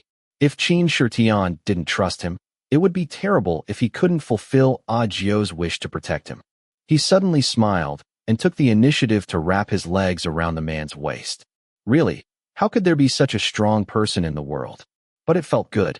Chapter 26. Gubai's point of view. With Gubai's advice, Qin Shitian did not touch the Jun family for the time being. However, Qin Shitian was not a kind person. He was the head of the devil's sect. The unscrupulous, ruthless, and bloodthirsty head of the devil's sect would not give up so easily. After returning and waiting for the purple heart lotus to mature, he took it and went into seclusion. When he came out of seclusion, Gubai could clearly feel the powerful strength in his body. It was an illusion that he was invincible. No, it was not an illusion. After taking the mature purple heart lotus, Qin Shitian broke through to the celestial realm. At this moment, he was invincible on this continent. After that, Qin Shitian brought people to the Jun family again. He did not kill Jun Yinhan and Moh, but only destroyed Jun Yinhan's dantian and meridians. Furthermore, he destroyed the huge Jun family. They would never be able to cultivate again, and could only be an ordinary person for the rest of their lives. When the powerful ancestor of the Jun family appeared, it was already too late. He could not defeat Qin Shitian by force, so he could only admit that he was unlucky. He even rejoiced that although the great devil who was feared and cursed by everyone on the continent destroyed the Jun family, he did not kill all of the Jun family's descendants. Qin Shitian did not care about this, and turned to return to the devil's sect. As the head of the devil's sect, he always did things as he pleased. There was no need for anyone to rejoice or be moved. This time, Moh did not die. Although he was together with Jun Yinhan, without Qin Shitian as the bad guy, and without the touching sacrifice of life and death, he was no longer the Zhusha mole that Jun Yinhan always thought of. Although Jun Yinhan took him in, he was not the only one by his side. Moreover, he was a man. He could not continue the Jun family's descendants. and he did not have a strong background. He did not even have a proper status by Jun Yinhan's side. He was just a sex toy. Moreover, Jun Yinhan had become a cripple because of him, and would never be able to ascend to the position of a supreme venerable for the rest of his life. Therefore, Jun Yinhan had long developed resentment toward him, and his attitude toward him was extremely rude and cold. Every time this happened, Mo Hage could not help but cry in his heart. He had sacrificed so much for Jun Yinhan. He had betrayed the devil's sect for him, betrayed his master for him, and gave up everything for him. But in the end, he was just one of the men and women by Jun Yinhan's side. He was the only one who remembered the vow that Jun Yinhan had once made to him. Thinking back to the days when he was in the devil's sect and the days when the Qin Shi Tian had endlessly doted on him, he had wondered many times in his heart if it was worth it for Jun Yinhan. As for Jun Yinhan, because he could no longer cultivate spiritual energy, he had become an ordinary person. No matter how smart he was, he would never be able to achieve what he had in the plot. He could only spend his life in mediocrity. For someone as ambitious as him, the rest of his life was destined to be gloomy for the rest of his life. After returning to the devil's sect, Qin Shi Tian could have broken the shackles of this world and gone to the legendary world of the strong that everyone in the mainland yearned for. However, he did not go. Instead, he continued to be the sect leader of the devil's sect. The difference was that there was a handsome young man by his side. According to those who had seen the young man, although the young man's appearance and figure were ordinary, Qin Shi Tian was very infatuated with him. No matter where he went, he would take the young man with him and would not leave for even half a quarter of an hour. He was even more infatuated with the young man than Mo Hage in the past. 100 years later, the young man passed away first. The sect leader of the devil's sect, Qin Shi Tian, who had a lifespan of 1,000 years, broke his own heart and went to the netherworld with the young man. Everyone in the mainland sighed and praised the sect leader of the devil's sect for being a cold-blooded and bloodthirsty person. When Gubai returned to the dark space, the surrounding environment was still the same as before. There was no change at all. His soul's body was more solid than before.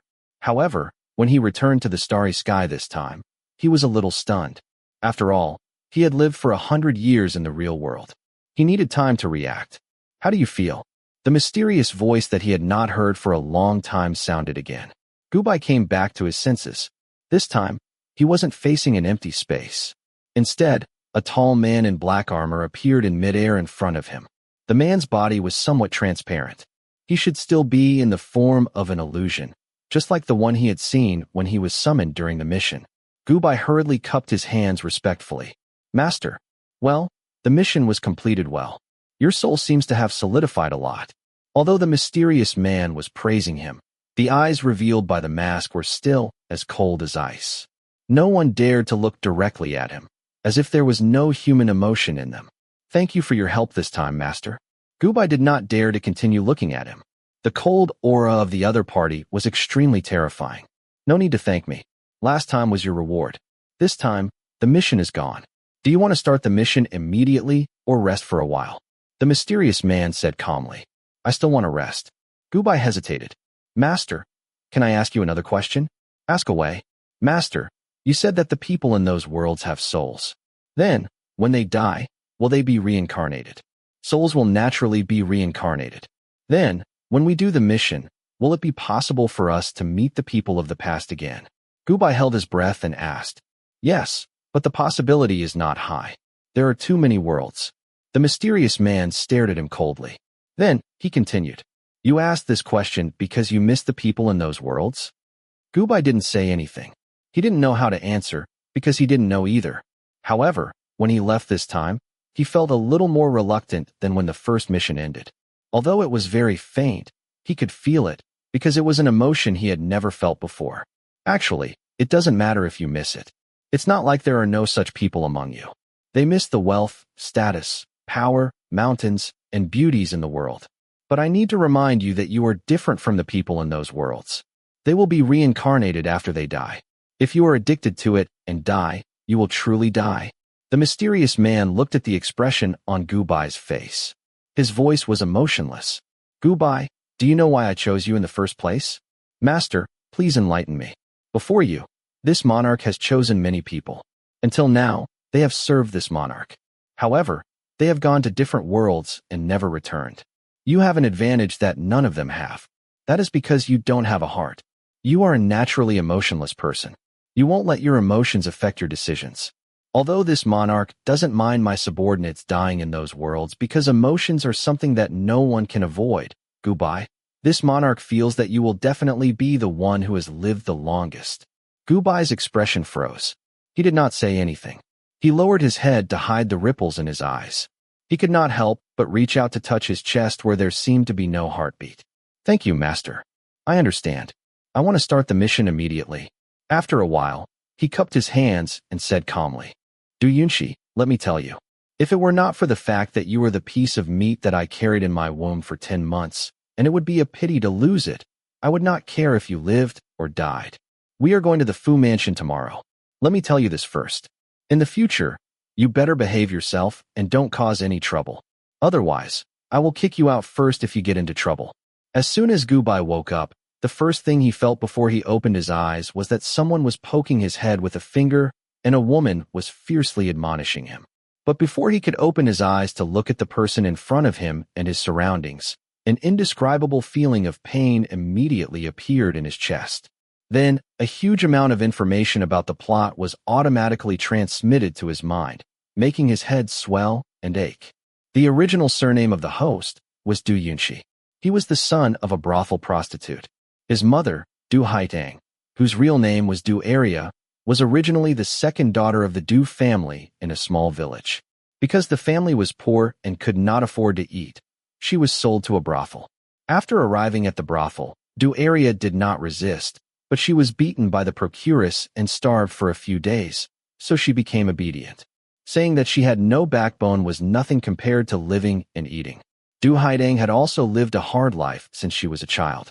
From the bottom of her heart, she did not want to live the same life as before. Anyway, at home, she was not liked by her parents. She worked hard all day and did not have enough to eat. But in the brothel, she had good food and drinks and new clothes to wear. Du Area settled down and officially changed her name to Du Haidang. Although Du Haidang was born in a farmer's family, she was beautiful and could be said to be charming. The brothel keeper also wanted to cultivate her into a leading girl.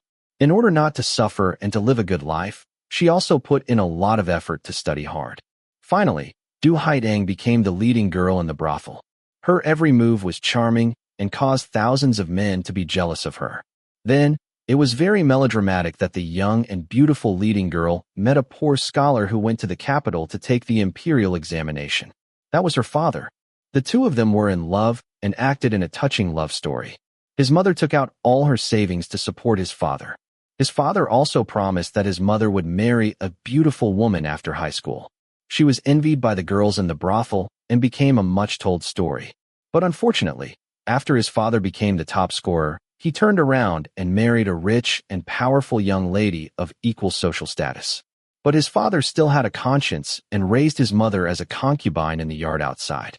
But no matter how perfect the behavior of a mistress was, it could not escape the detection of the wife, who was observant and alert. Soon, with the help of the wife who was dignified and kind, his mother made a scene of catching the adulterer in bed. His talented father did not doubt that his mother, who was pregnant for a few months, had an affair. He guessed that she had wanted to get rid of this confidant for a long time. So naturally, his mother was kicked out of the brothel, while the wife proudly clapped her hands and rubbed her palms together to deal with the next beautiful third concubine. Because she had no money, no home, and no place to go, after Du Haitang gave birth to the original owner, she did not have any skills other than her face to make a living. She could only run back to the brothel and resume her old business.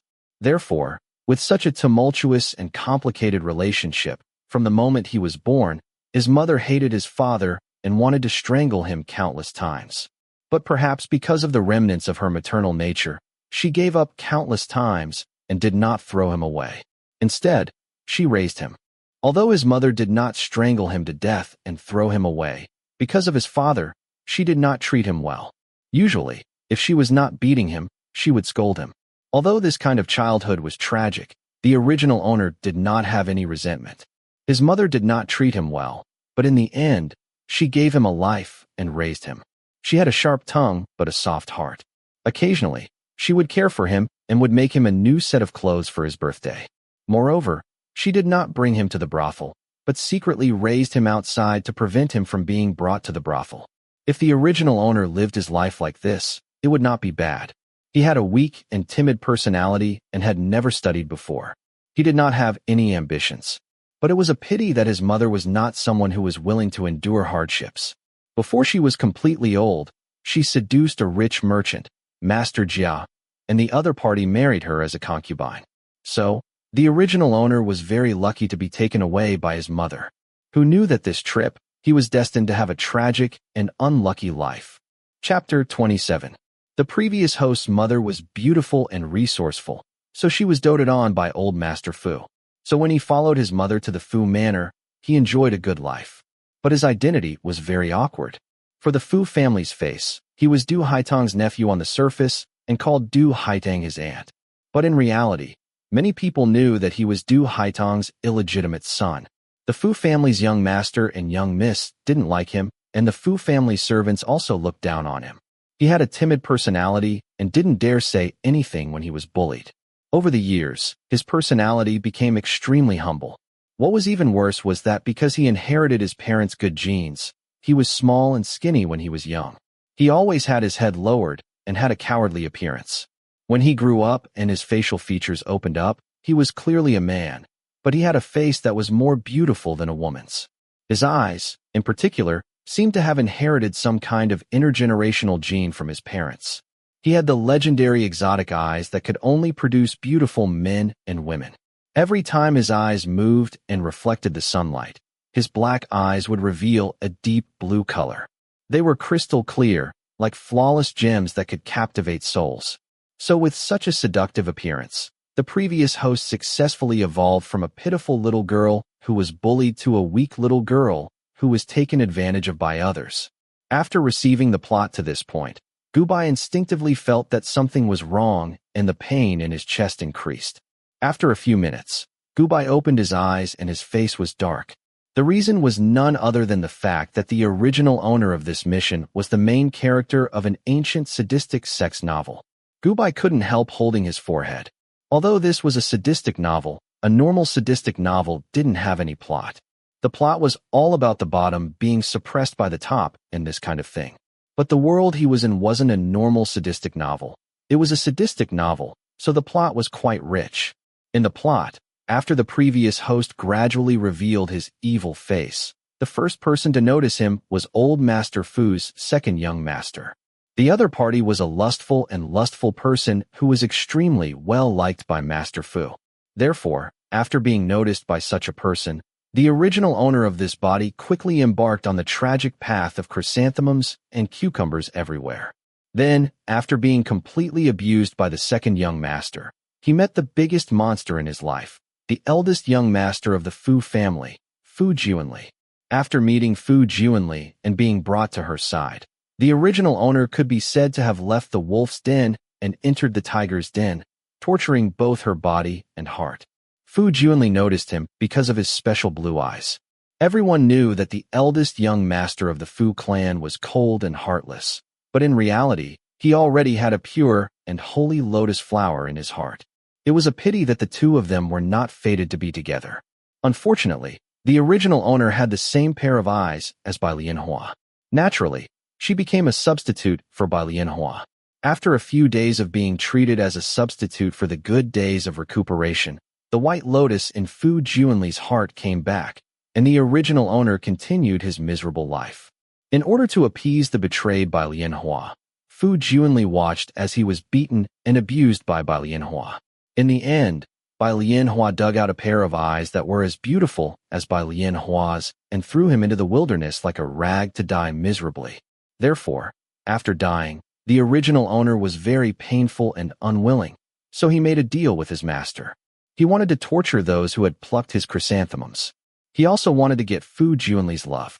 He wanted Fu Juanli to fall deeply in love with him, then dump her and torture her heart. After reading all the plot, Gubai wiped the blood and tears from his face.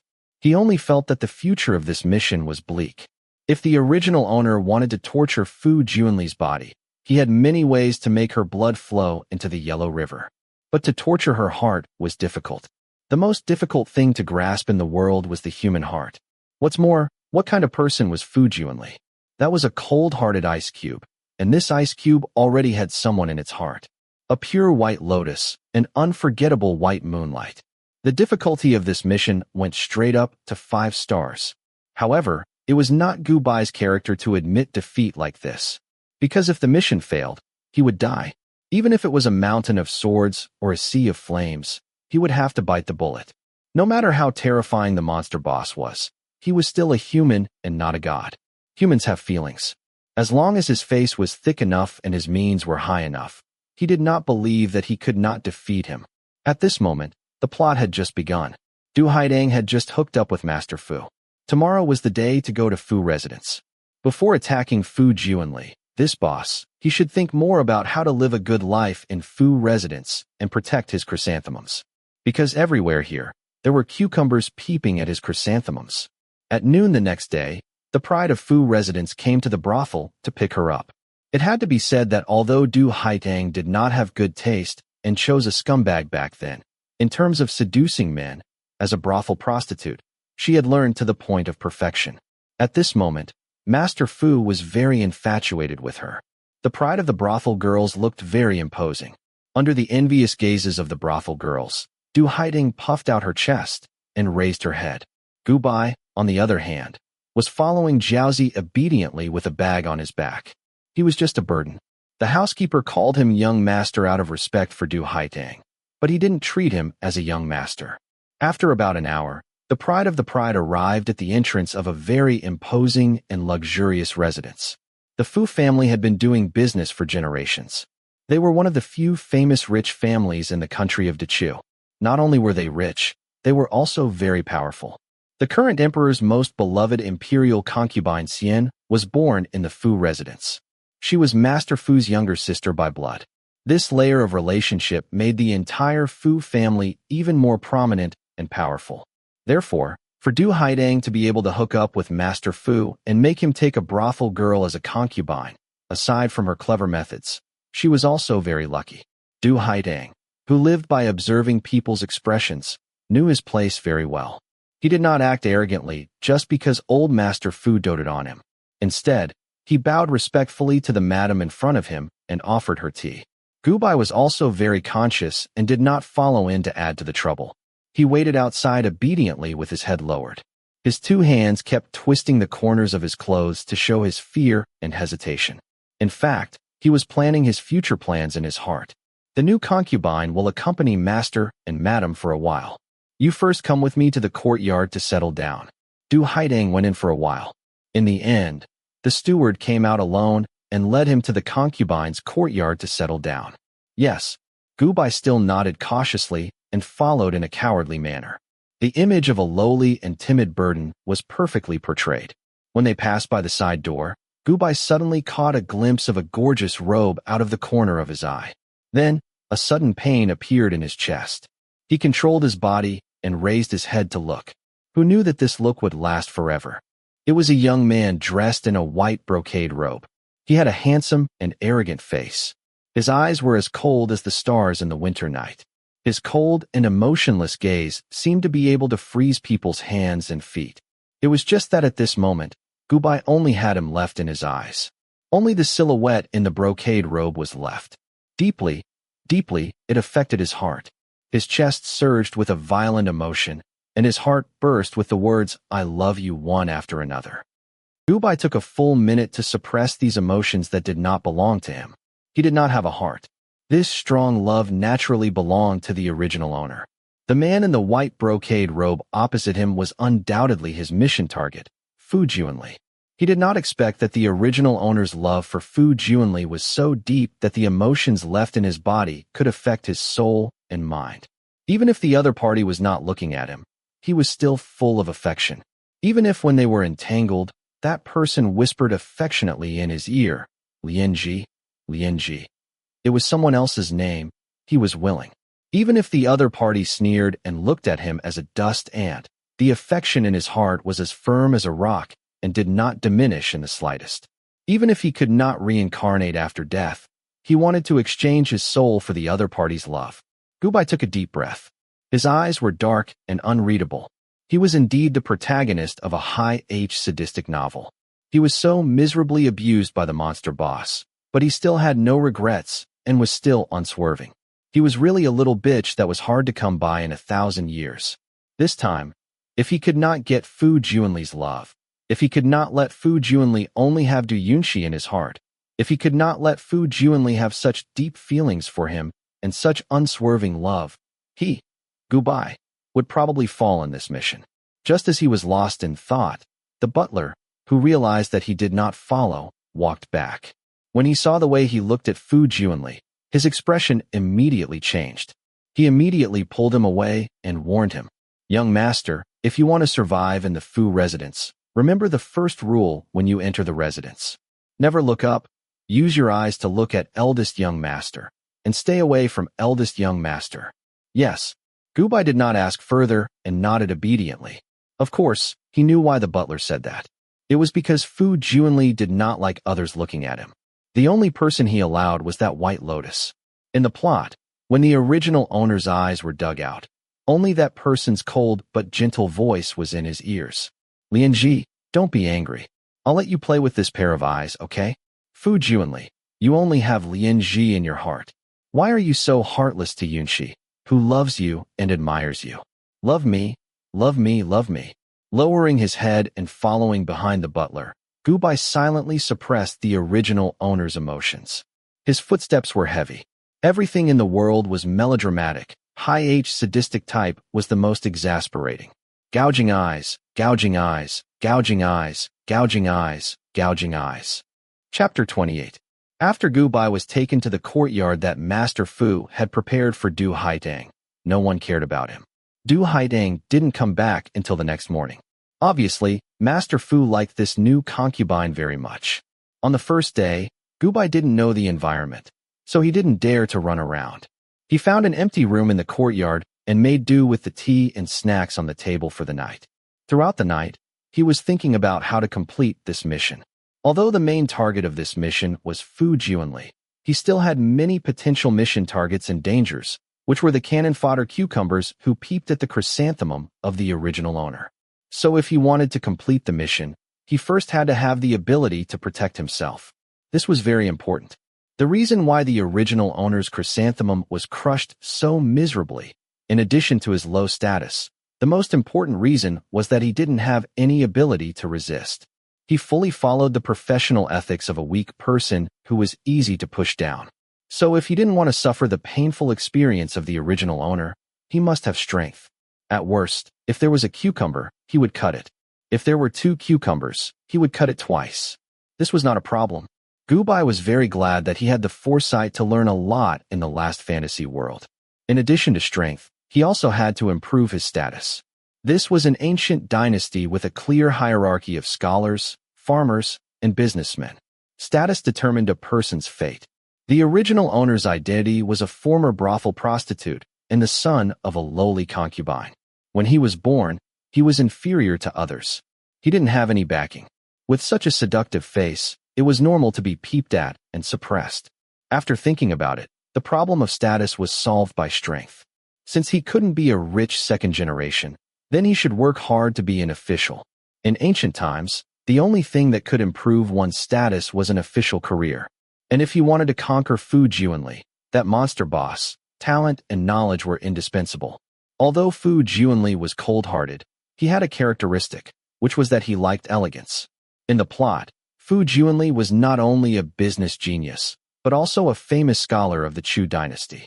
He was a gentleman who was good at music, chess, calligraphy, and painting. The reason why Fu Juanli couldn't forget the white lotus in his heart, besides the other party being a peerless beauty, the other party's talent and knowledge also resonated with him. If he wanted to conquer the other party, he first had to have a common language with the other party. Fortunately, the plot was still early, and he still had a few years to prepare.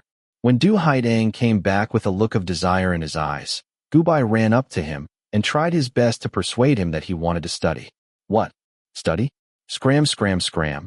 Don't mention the word book in front of me. Because the original owner's father was unfaithful, Du Haidang hated scholars very much. Whenever they were mentioned, he would get angry.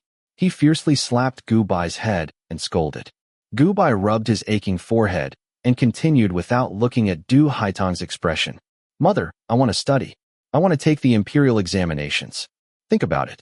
If I become successful, you will also benefit from it. Why do I need to bask in your glory? As long as I work hard and get pregnant with old Master Fu's son, I won't have to worry about my life in the future. Why do I need you? You are the same as your father. Once you become successful, you will definitely kick me aside. Du Haidang said hatefully. Mother, I know you are suffering, but I am your son and will definitely be filial to you. What you say makes sense, but even if you give birth to a younger brother for old Master Fu, he is still young. There are so many concubines and young masters in the Fu residence. It is not easy for a mother to rise in status because of her son, but if you let me study, I will definitely work hard. When I become successful in the imperial examinations in a few years, I will be your backer. When that time comes, even if you are just a concubine in the Fu residence, no one will dare to look down on you. You are so confident that you will be able to pass the imperial examinations for me? Then you won't kick me aside? Du Haidang glanced at him in disbelief. Mother, don't worry. I swear. Seeing Gu Bai like this, Du Haitang's heart spun twice. He hesitated for a while before nodding. This brat was right. Her status was low, and she did not have a family background. It was not easy for her to rise in status because of her son. Even if she gave birth to a son for old Master Fu, she would still have to suffer for more than 10 years before the child grew up. Thus, she might as well let her son give it a try. If this brat was as heartless as his father, she could only consider herself blind again. With Du Haitang's approval, the matter of studying was easy.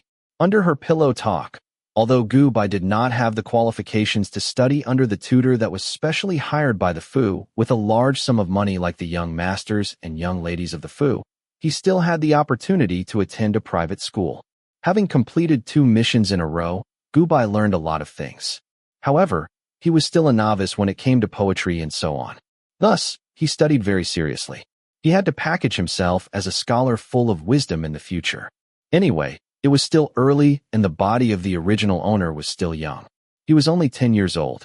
He was not in a hurry to woo Fu Juanli. He studied during the day and cultivated at night. He was actively preparing to woo her. Just like this, 6 years passed in a flash. In these 6 years, Gu Bai had been very low-key. Except for the first imperial examination where he became a scholar at the age of 13, he spent the rest of his time obediently staying in his room to read and cultivate. This was also his last resort. The body of the original owner was really a demon. In just a few years, he had revealed a face that could cause the downfall of a country. Thus, if he did not keep a low profile, he would be facing a group of cucumbers who were cannon fodder.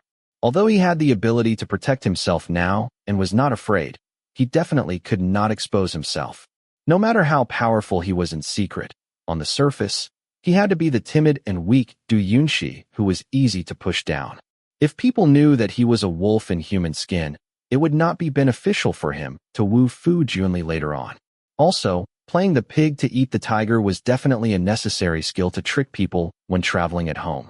Of course, no matter how perfect the plan was, there would always be accidents. In the plot, the second young master of the Fu family, who was the first to touch the chrysanthemum of the original owner, accidentally bumped into Gu Bai a few days ago. He was immediately shocked by the original owner's appearance. Then, this playboy began to think of ways to bring him to bed. But because Gu Bai was now a scholar with scholarly honors and had been praised by old Master Fu several times, he didn't dare to directly tie her up and force himself on her like in the plot. He could only think of another way to save the country. Today, when Gu Bai was reading, a servant came to the courtyard. Young Master Du, young Master Tianxi invites you to go to Li Hua Yuan tonight to admire the chrysanthemum. When Gu Bai heard this, he raised his eyebrows. He did not need intuition. Just based on the words young Master Tianxi, he knew that this invitation was definitely a conspiracy. In the plot, young Master Tianxi was the second young master of the Fu family who brought the original owner to the path of a submissive. Back then, if the other party had only peeped at the original owner's chrysanthemum, it would have been fine. But the other party was a psychopath. In the storyline, This hedonistic beast often called his friends to share the original owner's new pet. This made the original owner, who had just transformed into a weak and submissive, unable to adapt to it. Thus, he embarked on the inhumane path of an NP. One could imagine how much the original owner hated the second young master of the Fu family who changed his life. Since that's the case, our mission will start with you. Gubai paused and replied with cupped hands. Okay, please report to the second young master that Yunshi will be here soon. After that, Gubai went back to his room to change his clothes and went to the banquet. On the other side, Fu Tianxi had already left the manor and was eating, drinking, and flirting with the pretty girls with his friends. Under the servant's urging, Gubai quickly changed his clothes and got into the horse carriage. The horse carriage continued to move forward. After about half an hour, they arrived at a tea house called Li Hua Yuan. This was the largest tea house in the prefecture city and was the favorite gathering place of high officials and nobles. The servant led Gu Bai into the designated private room for the group of playboys. The moment he entered, Gu Bai attracted the attention of the people in the room.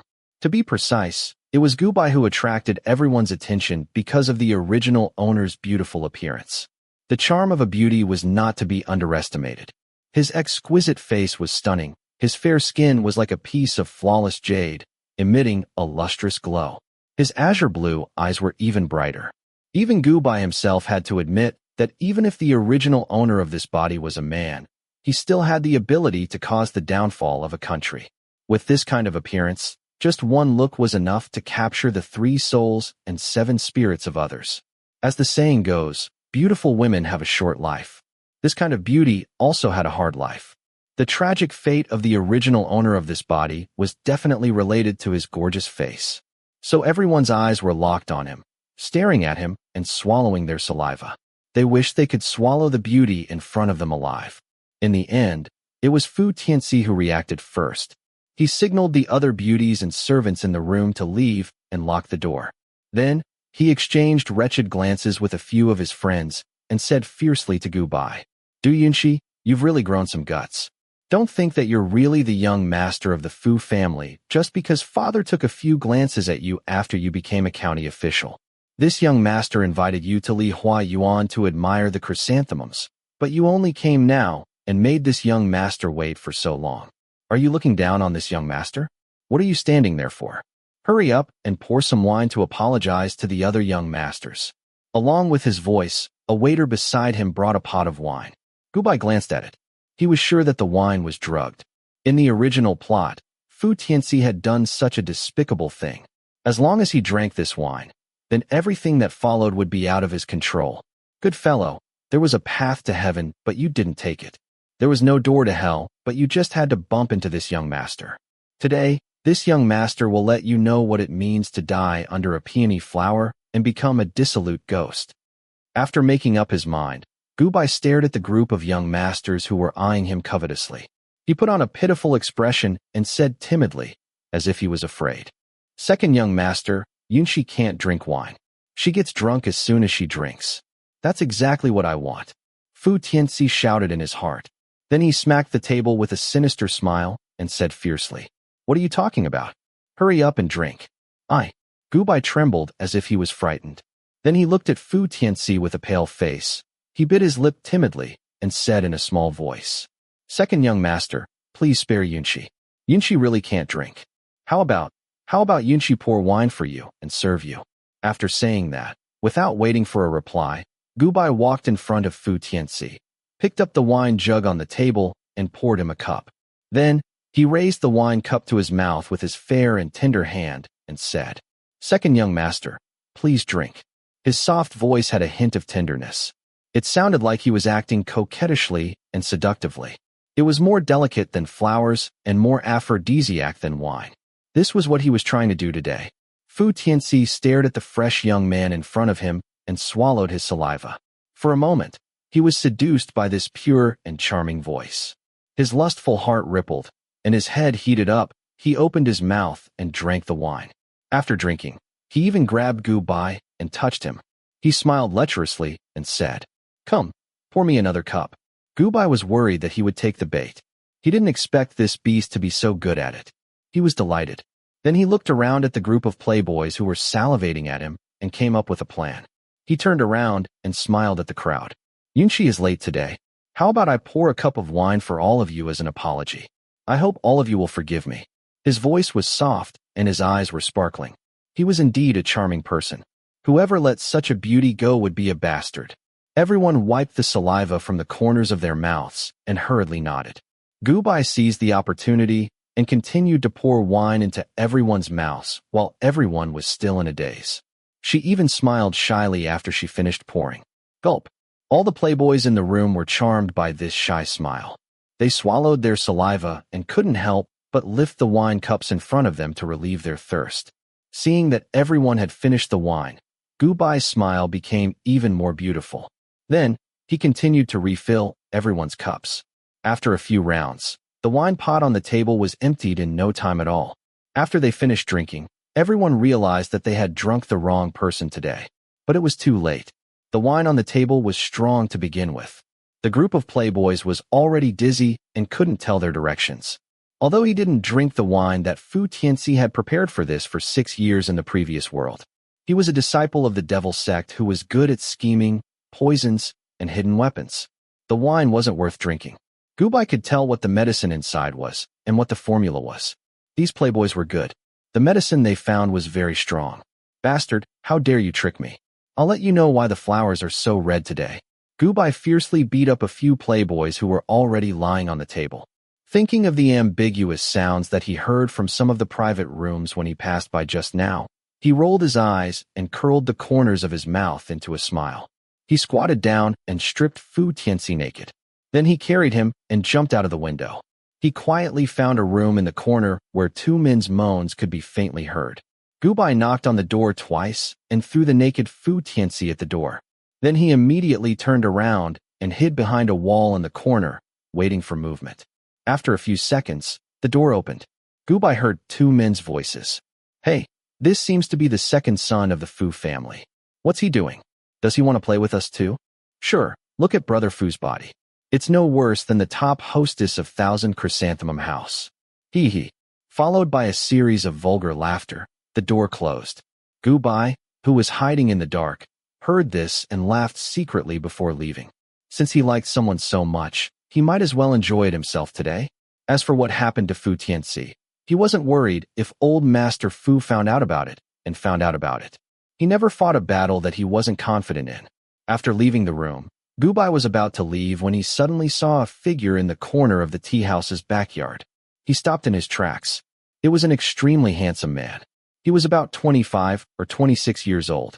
He had wide shoulders, a narrow waist, and long legs. His body was tall and had perfect golden proportions. He wore a black brocade robe that was wide open, revealing his robust figure.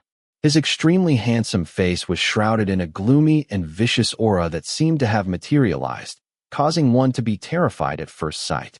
That person sat in the pavilion, admiring the scenery in the courtyard while drinking warm wine. Beside him, the servants served him cautiously.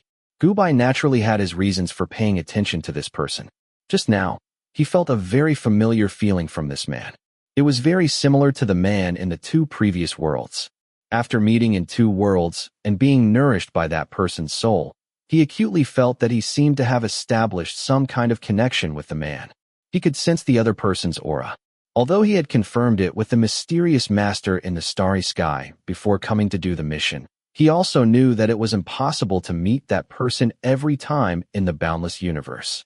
But after meeting him twice in a row, he was actually looking forward to meeting him again. He didn't know what kind of feelings he had for that man, but he felt that he was very happy when he was with that person. He was looking forward to meeting that person again. That was why he dared to confirm it with the mysterious master. Gubai's heartbeat quickened. He couldn't help but hold his breath. Was this person really him? However, the familiar feeling he had with the man wasn't particularly strong. He wasn't sure if it was him. If he wanted to confirm it further, he would need to do something more intimate. Hugs, kisses, and even. Thinking of this, Gubai glanced at the man and keenly felt that there were many guards hidden in the seemingly empty backyard. All of this proved that this man's status wasn't low. He wasn't someone to be trifled with. Moreover, this person didn't seem to have a good temper. Gubai hesitated for a while. In the end, He thickened his skin and approached him. He really couldn't suppress the inexplicable anticipation in his heart. He quietly came down from the roof and tidied his clothes. He walked out of the pavilion and stuck his head out.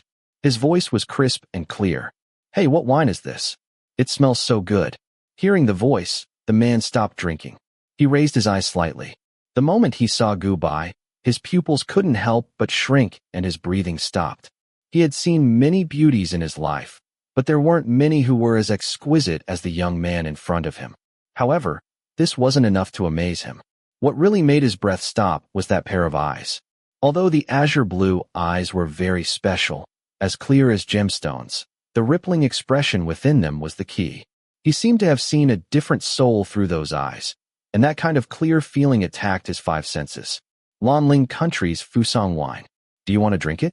For the first time, he didn't chase him away. Instead, he raised his wine cup and invited the young man to drink with him. He was in a very good mood. "Can I?" The young man's face revealed a pleasantly surprised smile. He ran over happily and bent over to the wine pot. He sniffed hard and squinted his beautiful eyes. "This is the legendary Fusang wine that is hard to get even with money. Are you really going to treat me to a drink? If I want to drink a mouthful, it will cost 100 gold. Do I look like someone who lacks money?" Ji Zhangyin couldn't help but laugh. He personally poured a cup of wine and handed it over. The guard beside him widened his eyes. Master actually laughed. Master actually personally poured wine for someone. "You don't look like it." "Then I'll drink." The young man smiled and shook his head. Then, his white and tender hand grabbed his wrist. He lowered his head and gently drank a mouthful of wine. After drinking, he stuck out his tongue and licked his lips. That tongue was as small and cute as the young man. The pink color made Ji Zhangyin's eyes darken. Even the wrist that was touched just now seemed to be a little hot. "Is it good?" As he retracted his hand, he downed the remaining half of the cup of wine. The feeling of sharing a cup of wine with the youth made his heart beat wildly, and the blood in his body roiled in an illusion. "Oh, it's okay. It's far from the deliciousness described in the rumors. I've drunk better wine before. Do you want to drink it?" As the young man spoke, he ran over and sat down beside him. Ji Zhangyin wasn't used to being in close contact with strangers. When Gubai sat beside him, the expression of the guard beside him changed. He wanted to come up and chase him away, but he was immediately stopped by his cold gaze. Lanling Country is known as the wine country. The world's best wine comes from this country. Fusang wine is one of the best. There are less than 3 wines that can compare to it. Golden Bottle, Wood Fragrance, and Amber. Have you drunk those before?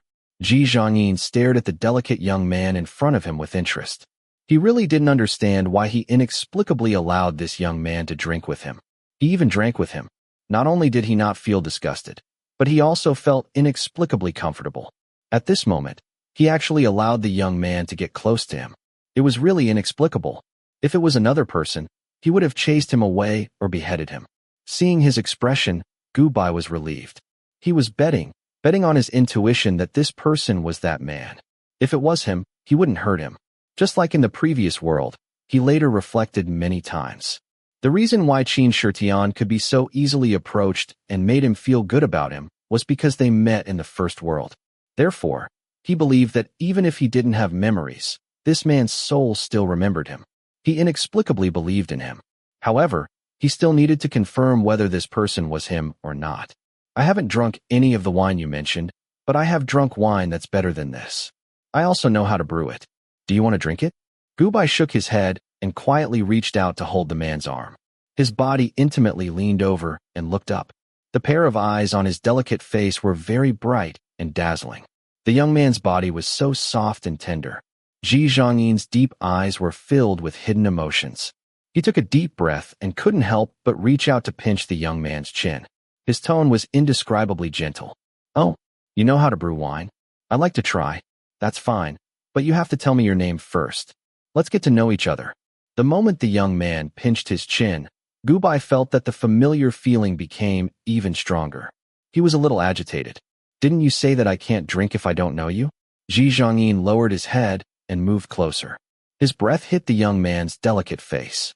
His low and hoarse voice had an indescribable majesty. Due to the restriction of his identity, all kinds of dark guesses about the young man approaching him constantly appeared in his mind. However, in the end, when he met the young man's incomparably clear eyes, all of them disappeared. Gubai's face heated up from the young man's breath. His white cheeks flushed red. However, the increasingly familiar feeling made him extremely excited. This person might really be him. That's right.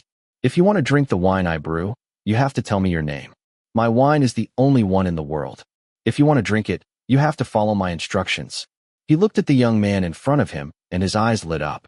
Ji Zhongyin's heart skipped a beat when he saw Gu Bai's bright eyes. He couldn't help but gently rub the hand that was pinching Gu Bai's chin. His cold eyes were filled with gentleness as he teased. You're a child with a big mouth. Then tell me your name first. I'm not a child. I'm already 16. My name is...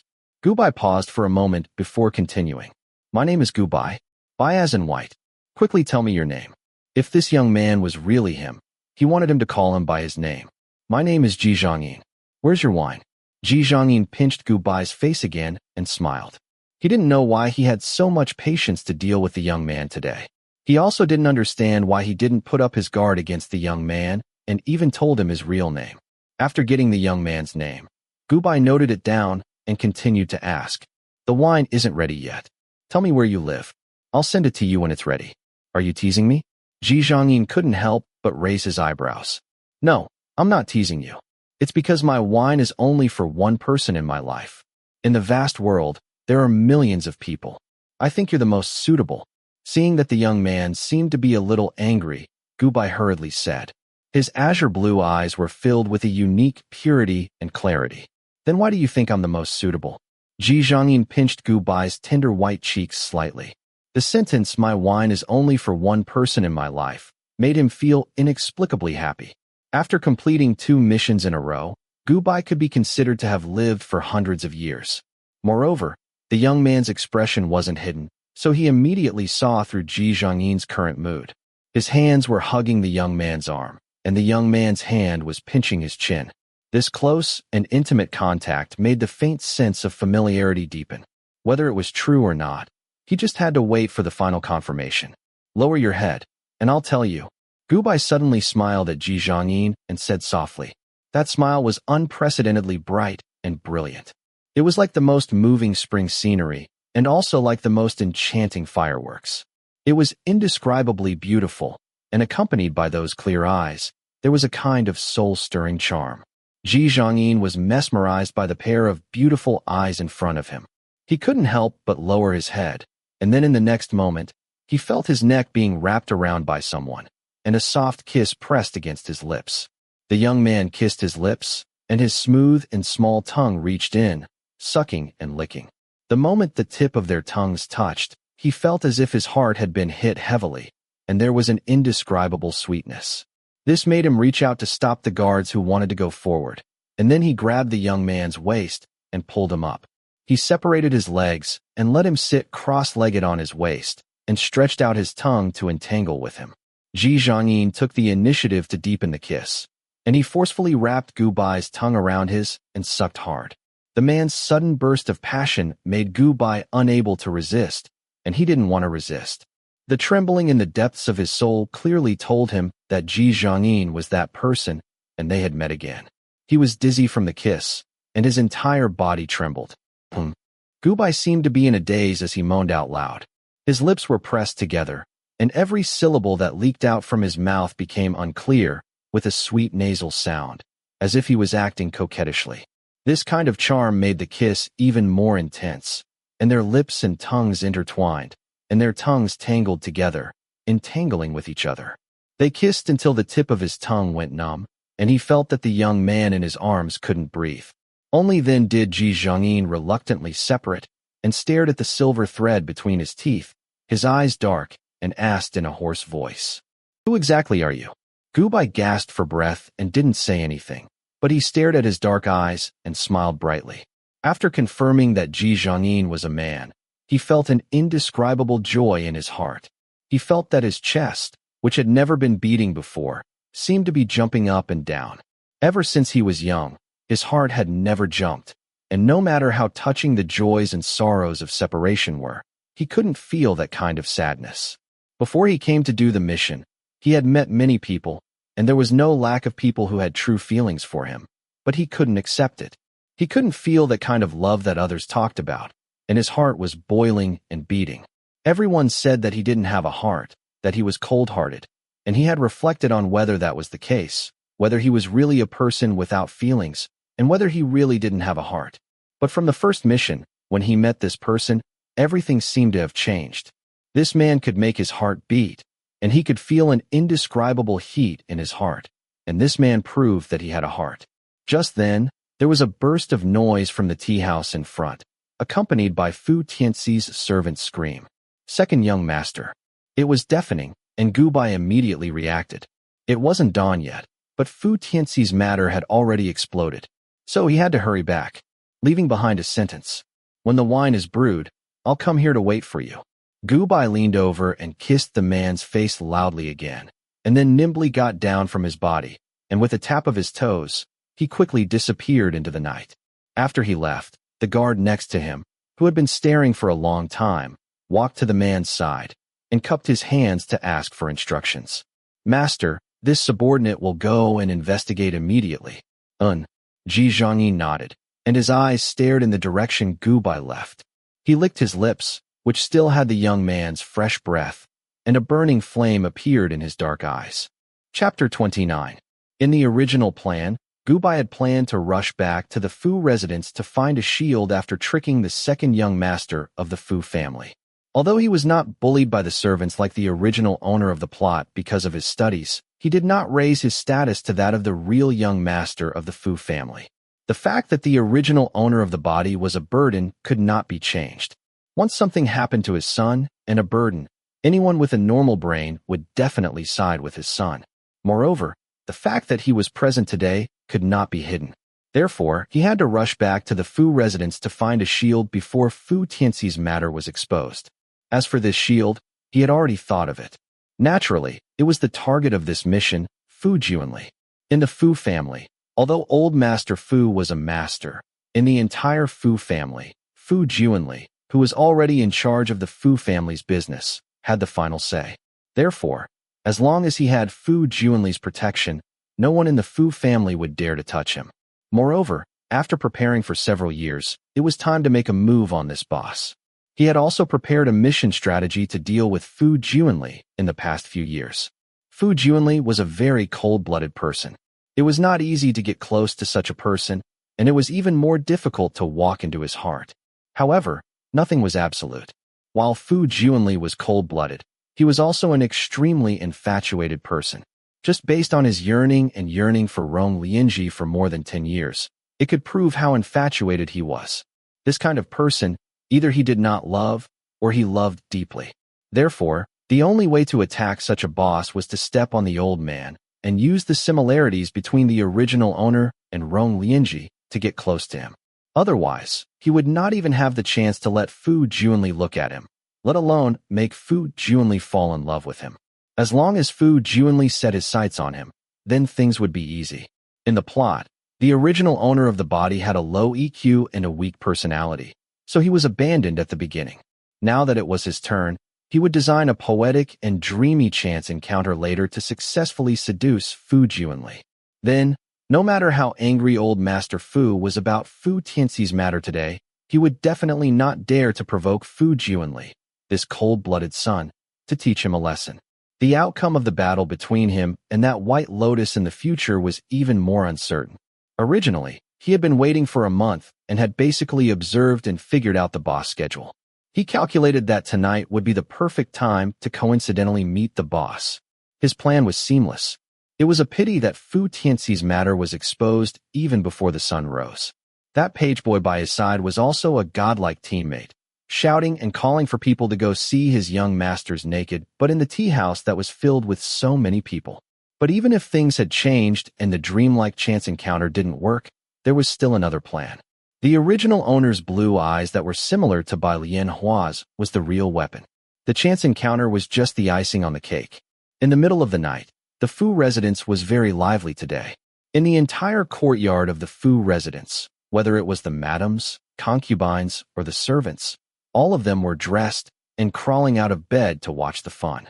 Old Master Fu was sitting on a carved chair at the side, accompanied by a few madams and concubines. One of them was a beautiful woman who kept crying. "Old master, you must seek justice for my son. Today's incident must have been caused by that unlucky star that seventh concubine brought over. He and my son went to drink and have fun together. Why is it that my son encountered such an incident, yet he is perfectly fine and unharmed?" Boo-hoo. The seventh concubine she was talking about was Du Haidang. Hearing this, Du Haidang panicked and hurriedly explained, "Old master, it can't be. Yunshi has been timid since she was young. How could he have such guts? She had been in the Fu residence for a few years, yet she had not been able to conceive old Master Fu's son. In addition, Gubai had passed the imperial examinations at a young age and was very filial to her, unlike his heartless father. Du Haidang was hoping that he would pass the imperial examinations and have someone to rely on for the rest of his life. After all, men were unreliable, but there was still some hope for a son. That's enough. All of you shut up. Fu Guai, tell me, what exactly happened today?" Old Master Fu, who was already suppressing a bellyful of anger, was annoyed by the crying of the two women. He slammed the table and, with eyes full of anger, grabbed Fu Tianxi's servant first and interrogated him. "Master," this small one said. Today second young master asked this small one to invite young master Du to Li Hua Park to drink and make friends. Who knew that not long after young master Du went in, there was a burst of noise inside. When this small one went in again, the room was already in a mess. Second young master was nowhere to be seen, and young master Du was also gone. I don't know when they left, but this small one has been waiting outside the door. The servant was so frightened that he trembled. How could he dare to hide anything? He immediately told him everything. In order to save his own life, he spared no effort to push the blame to Gubai. Every word conveyed the same meaning. "Old master, this has nothing to do with me. I have been waiting outside the door the whole time and didn't know anything." Hearing Fu Gui's words, old Master Fu's expression became uglier and uglier. Second young Master Fu's mother cried more and more loudly, and Gubai was laughing more and more sinisterly in his heart. If I had known earlier, this dog of a servant had this trick up his sleeve. Fortunately, grandfather was prepared.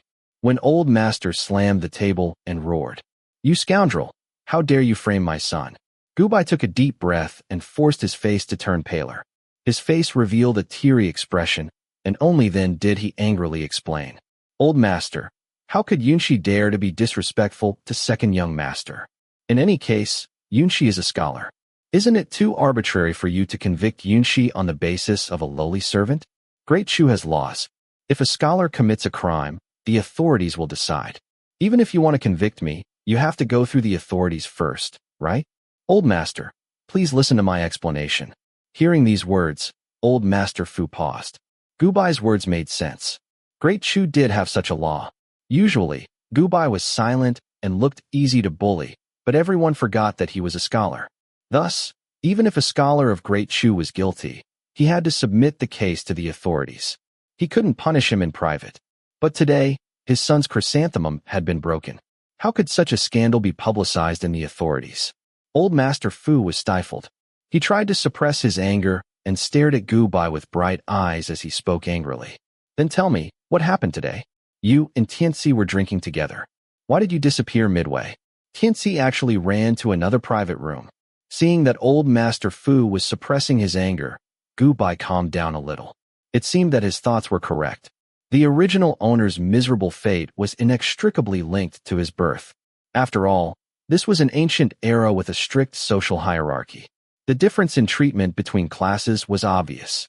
When he thought of this, Gubai raised his head and said, "Today, second young master did indeed invite Yunshi to Lihua Park to drink and make friends. Yunshi didn't dare to disobey. But after we went, second young master knew that Yunshi would get rashes whenever he drank and wouldn't be able to subside for at least a month or two. Yet, he still forced me to drink. Yunshi was afraid that it would affect this imperial examination, so I could only endure the humiliation and pour wine for second young master and the other young masters to apologize. Who knew? Who knew?" At this point, Gubai deliberately paused. He tried hard to suppress the redness on his face. His expression was so ashamed that he wanted to die.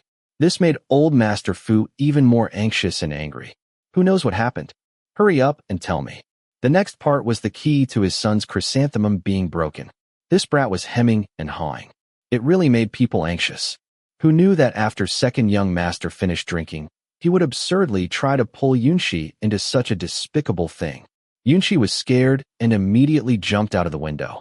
Then why didn't you call someone over? Why did you leave my son behind? Why did he go to someone else's private room? Fu Guo was clearly guarding outside the door. Sob. Third concubine interrupted as she cried. She naturally knew what kind of character her son was.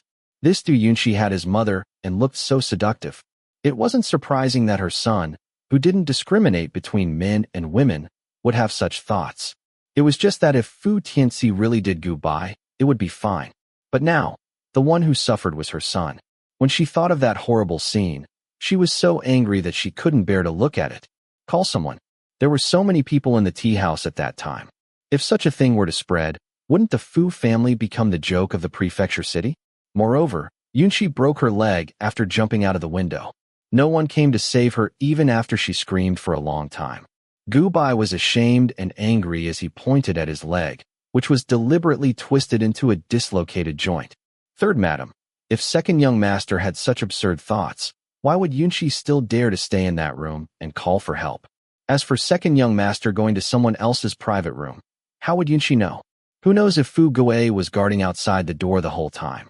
Why didn't he see me when I fell down the stairs? He even attracted so many people to make a ruckus.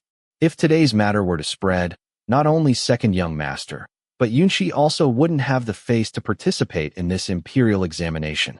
After saying that, Gu Bai gave Du Haitang a look. Du Haitang immediately understood and chimed in. That's right, old master. Look, my Yunshi's leg is broken. What can he do? On the other hand, my Yunshi is a scholar after all.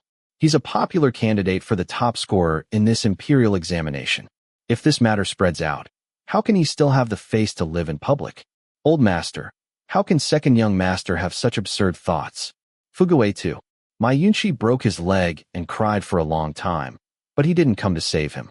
As Du Haiding spoke, he leaned on old master Fu. She, who was born in a prostitute, knew how to control men the best. Although she didn't have any children in the past few years and was old, she was still charming. At this moment, she was crying like a pear blossom in the rain. For a moment, old master Fu was speechless and his heart softened. When third concubine saw this, she was even more furious. She couldn't help but point at Gu Bai and shout angrily. Master, Tianxi is so obedient. Today's matter must have been seduced by this vixen. Look at his appearance. He's a man. Isn't he born to be seductive? Following third concubine's words, everyone's gaze fell on Gu Bai's beautiful face. Even old master Fu stared at him with a stunned expression. Earlier, he had been preoccupied with anger and the night was dark. He didn't see Gu Bai's face carefully. At this moment, the youth had starry eyes, a fine nose, red lips, and white teeth. His face was flushed with shame and anger. He was a gorgeous and unparalleled beauty. For a moment, the room fell silent. It wasn't until a man's voice sounded at the door that everyone came to their senses. What happened? The voice was like the wind, clear and melodious. The person who came must be a peerless gentleman. Gu Bai's body trembled slightly. Then, he felt the original owner of the body's emotions bursting out. Without thinking, he stood up abruptly and said angrily, How can I face others after you humiliate me like this? With that, he dragged his injured leg and turned around. It seemed that he was going to crash into the pillar next to him to seek death. In fact, he calculated the angle and directly crashed into the person behind him. Then, he gently raised his head, revealing his slightly moist eyes. His azure blue eyes rippled with the light of the water. His clear phoenix eyes were like the bright sunlight in the lake. It was so beautiful that it moved people's hearts. Lianji.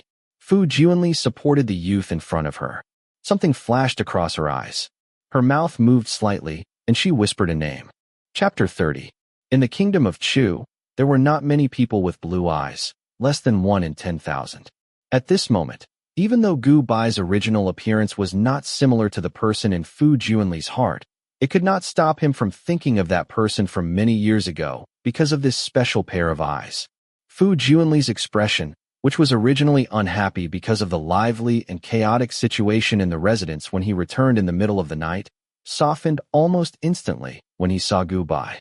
He helped the gentle Gubai up and protected him, then turned his head to restore his cold expression and said to old Master Fu, "Father, what happened in the residence? Why is it so noisy in the middle of the night?" Although he called him father, there was no respect in his tone. Instead of asking, it was better to say that he was blaming him. It was obvious who had the final say in the Fu family at this moment, and Fu Juanli did not take his father seriously at all. The truth was indeed so.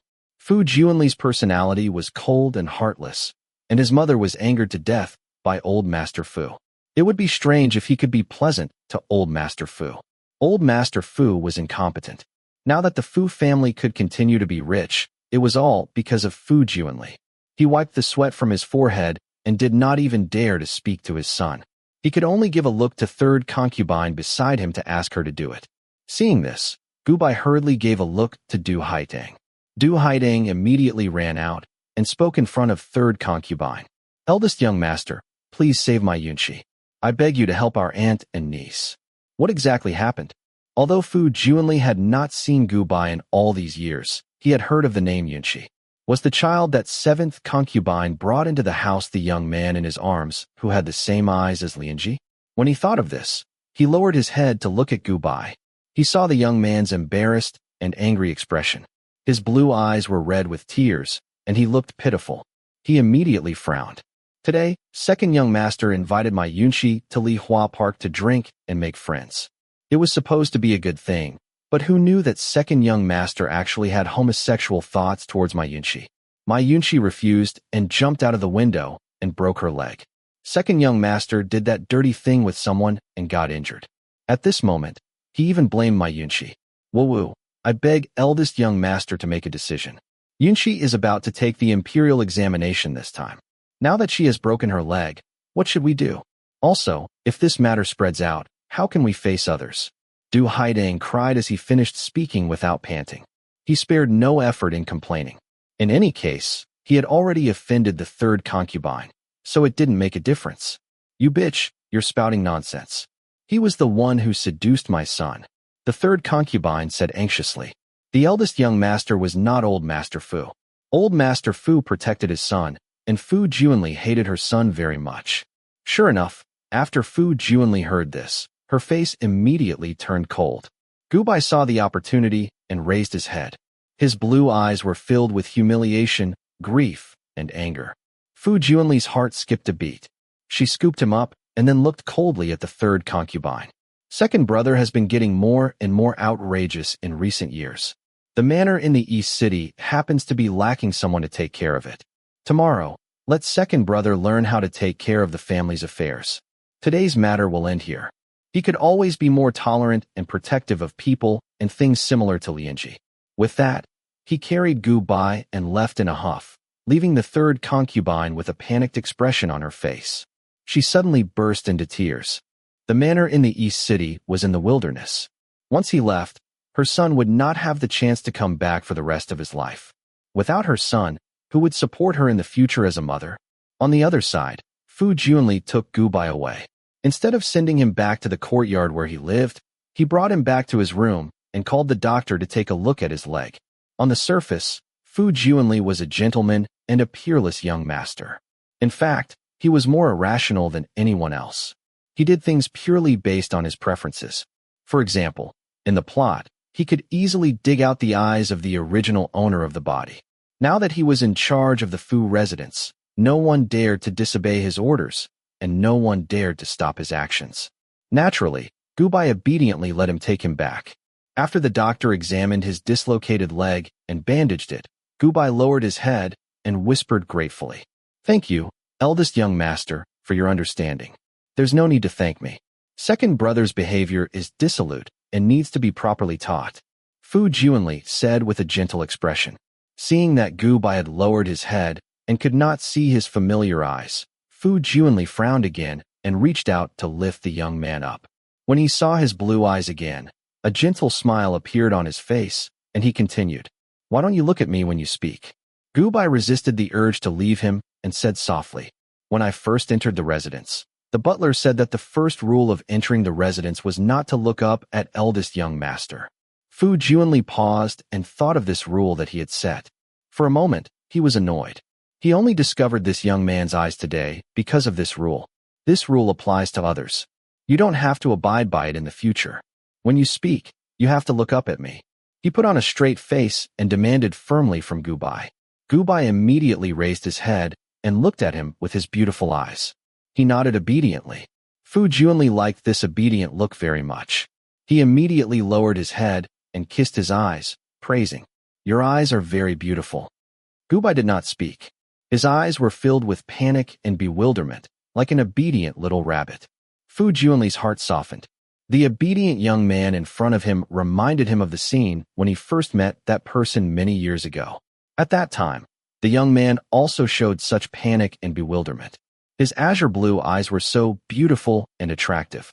He could not help but overlap the figure in his mind with the Gubai in front of him. Because he was close, he suddenly smelled the scent of orchids on Gubai's body. He could not help but ask, "Is the scent of orchids on your body? Do you like orchids?" Gubai's lips curled up and he nodded with a faint smile. "Yes. Why do you like orchids?" Fu Junli's heart was moved. "Because you like them. Because orchids are a kind of noble sentiment. Because that white lotus flower of yours is your noble orchid. If I want to get close to you, I have to like it even if I don't like it." Gubai thought in his heart, but on the surface, he smiled faintly.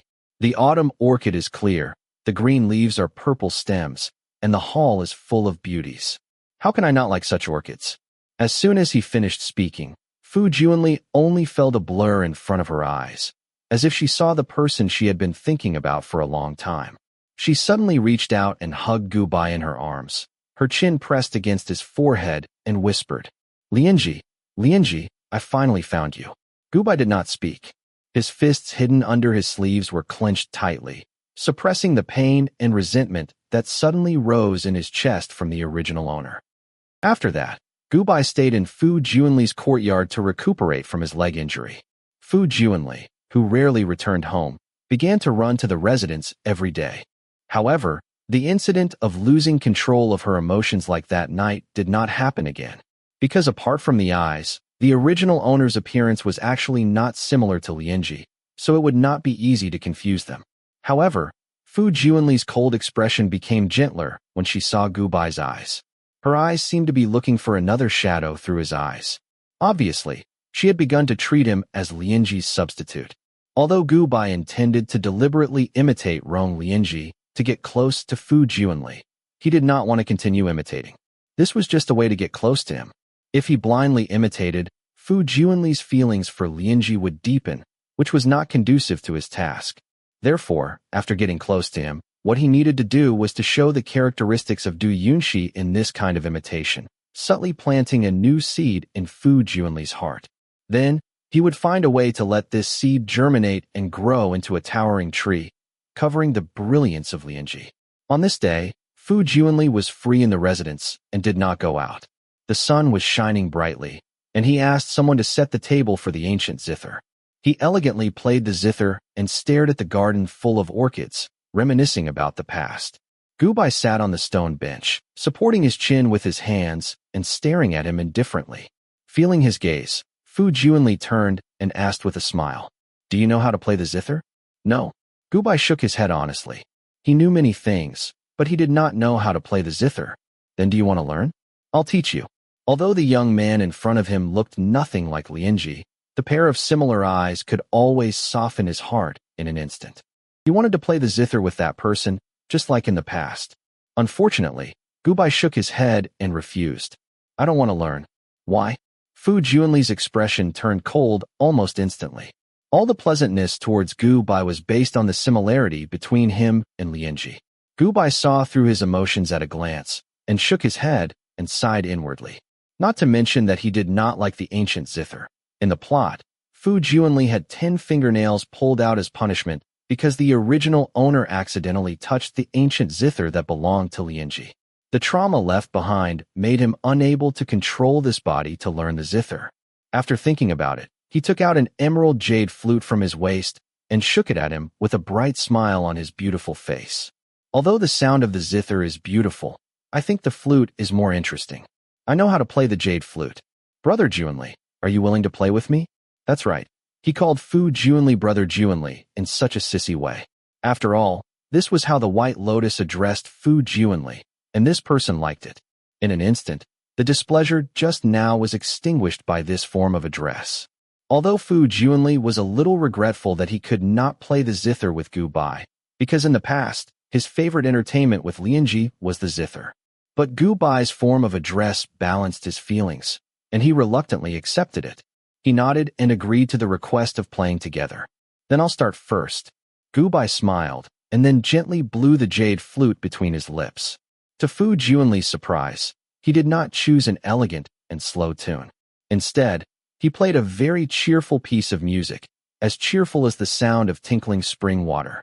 The reason why Gu Bai chose this was naturally to show Du Yunxi's characteristics in the role model. Fu Jianli's beloved Lianji liked elegant and lyrical music the most, so he had to choose the opposite rhythm. The similar way of addressing Fu Jianli as Brother Jianli, and the jade flute music with a different feeling, was the conflict that Fu Jianli felt. It was similar but not the same. Once this conflict accumulated to a certain extent, Fu Jianli would never treat him as Lianji's substitute, because they were two completely different people. Chapter 31. Fu Jianli realized that the young man was very different from the person in his heart. Other than the pair of eyes of the same color, the two of them were completely different. The Lianji he knew was as elegant and noble as an orchid. He liked white clothes, soothing music, and orchids, but he had an arrogant and cute personality. He was out of this world and had a close relationship with the mortal world. The other young man named Yin, she also liked to wear white clothes, but he liked fast paces. He liked orchids, but did not like orchids. He was cute, but not as arrogant as Lianji, but there was a different kind of independence in him. Even his blue eyes were the same as Lianji's, but they were different. Lianji was noble, but he was pure, so pure that he could imprint the charm of a person's soul. Every time he called him Big Brother Junli like that person in the past, there was always a different feeling. His body was constantly exuding a vigorous vitality, which made him feel comfortable when he saw him. The triennial imperial examination was around the corner, and the whole country of Chu was very lively. The county city was not far from the imperial capital, and the county city was famous for its 100-flower city. Therefore, every time before the examination, the county city would hold a lively flower appreciation banquet. At that time, famous scholars would come to participate, and they would even compete in poetry. If they won, not only would they become famous, but there would also be all kinds of prizes. In the past banquets, sometimes it was money, sometimes it was a rare collection of famous paintings. It was said that this time, the Minister of Revenue wanted to choose a husband for his daughter at this flower appreciation banquet. Everyone had heard of the daughter of the Minister of Revenue. She was as beautiful as a flower and was brimming with talent. Therefore, this flower-admiring banquet was even more lively than previous banquets. Fu Jianli also participated in such a lively banquet. He could not possibly marry the minister's daughter, but was invited as a guest to attract popularity. Since Fu Jianli was going, Gu Bai naturally had to follow. He had to take advantage of the fact that the White Lotus had not appeared and quickly get her into his hands. Otherwise, once the White Lotus appeared, his chances of winning would be greatly reduced. Gu Bai changed into a white robe and held a pretentious folding fan. He complained about the trouble of literary gatherings in his heart as he sat beside Fu Jianli to participate in the flower appreciation banquet. Before the official start of the poetry competition, the scholars who were lucky enough to get a seat had already sat down and greeted each other. Those who didn't get a seat could only stand around and watch the show. After all, the banquet was only so big, but there were more than 1,000 participants. If everyone came to compete in poetry, then the banquet wouldn't end until tomorrow morning. Therefore, at every flower appreciating banquet, there would only be a dozen or so people who would compete in poetry. Gu Bai was not one of the participants in the poetry competition, but thanks to Fu Jianli, the #1 scholar in the county, he also had a seat. However, firstly, no one here was familiar with him. Secondly, seeing his outstanding appearance, they wanted to greet him but were worried about the cold-faced Fu Jianli. For a moment, no one spoke to him. Since no one wanted to strike up a conversation with him, Gu Bai could only sit in his seat and yawn in boredom. 2 drops of tears seeped out of his beautiful eyes and hung on his thick eyelashes. He had one hand on his cheek while the other held a teacup and drank tea. The white mist was dense and blurred his facial features, giving the delicate and beautiful young man a kind of amorous and moving charm. Many people in the surroundings secretly cast their gazes over. Fu Juanli, who was next to him, seemed to be talking to others on the surface, but in fact, he had been looking at Gu Bai. When he noticed his appearance, the expression in his eyes changed slightly.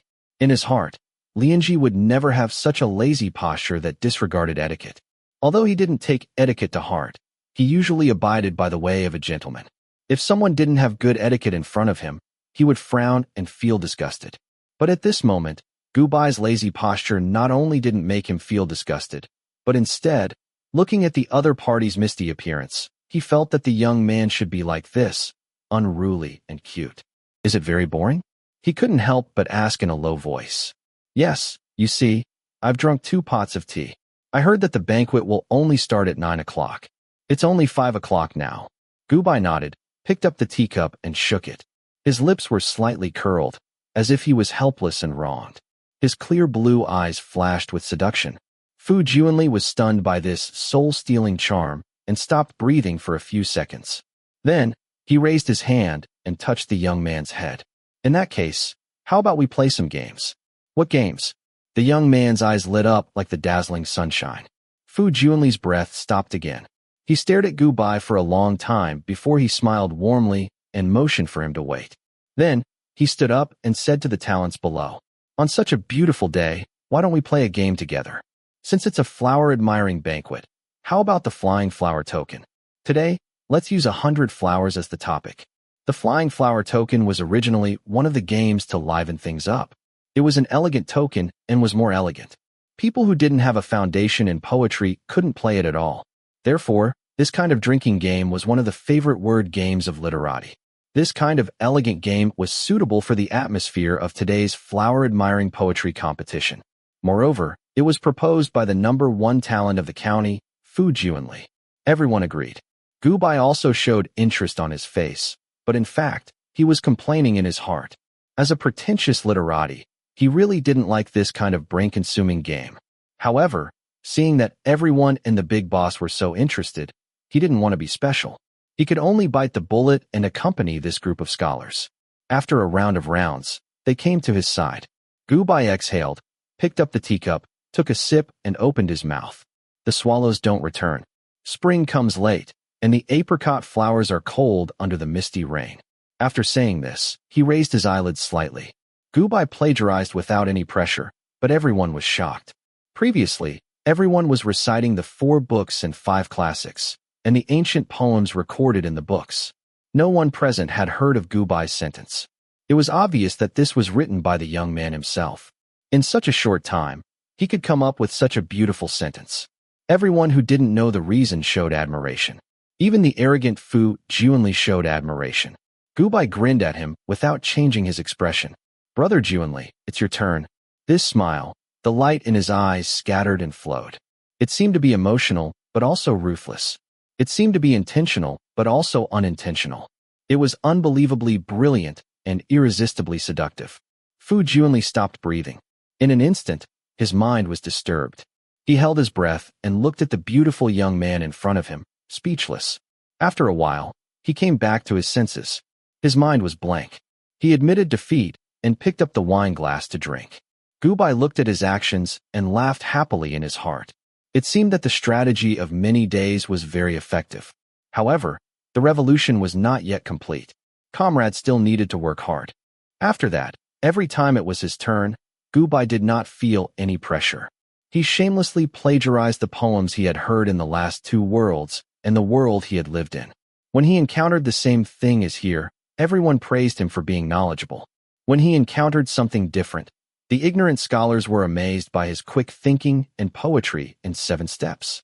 Until the end, the entire game of the Flying Flower Order basically became his personal show. Gu Bai was also very thick-skinned and did not feel guilty. He did not want to be in the limelight, but only because the admiration in Fu Juanli's eyes deepened. Fu Juanli was a scholar. This kind of person liked people who appreciated him the most. The more talented he was, the more Fu Juanli paid attention to him. Once Fu Juanli paid more attention to him and pondered over him, then he was not far away from his goal of falling in love. The love between men often changed from admiration. As for the problem of Fu Juanli discovering that he did not have any ink in his stomach, Gubai did not think about it. At that time, he had basically completed the strategy and dumped him. Fu Juanli would not have such a chance. He said this as if he was playing with people's hearts, but there was no other way. He was just a passerby here. His purpose of coming to this world was to complete the mission. He must do the original owner's request. The cause of the previous life, the effect of this life, the fate of all the mission targets was exchanged with the original owner's soul. He was just an outsider. Yes, he was just an outsider after all. Thinking of this, Gubai smiled and picked up the wine glass on the table and poured it into his mouth. For the first time in his life, he reflected on the meaning of life.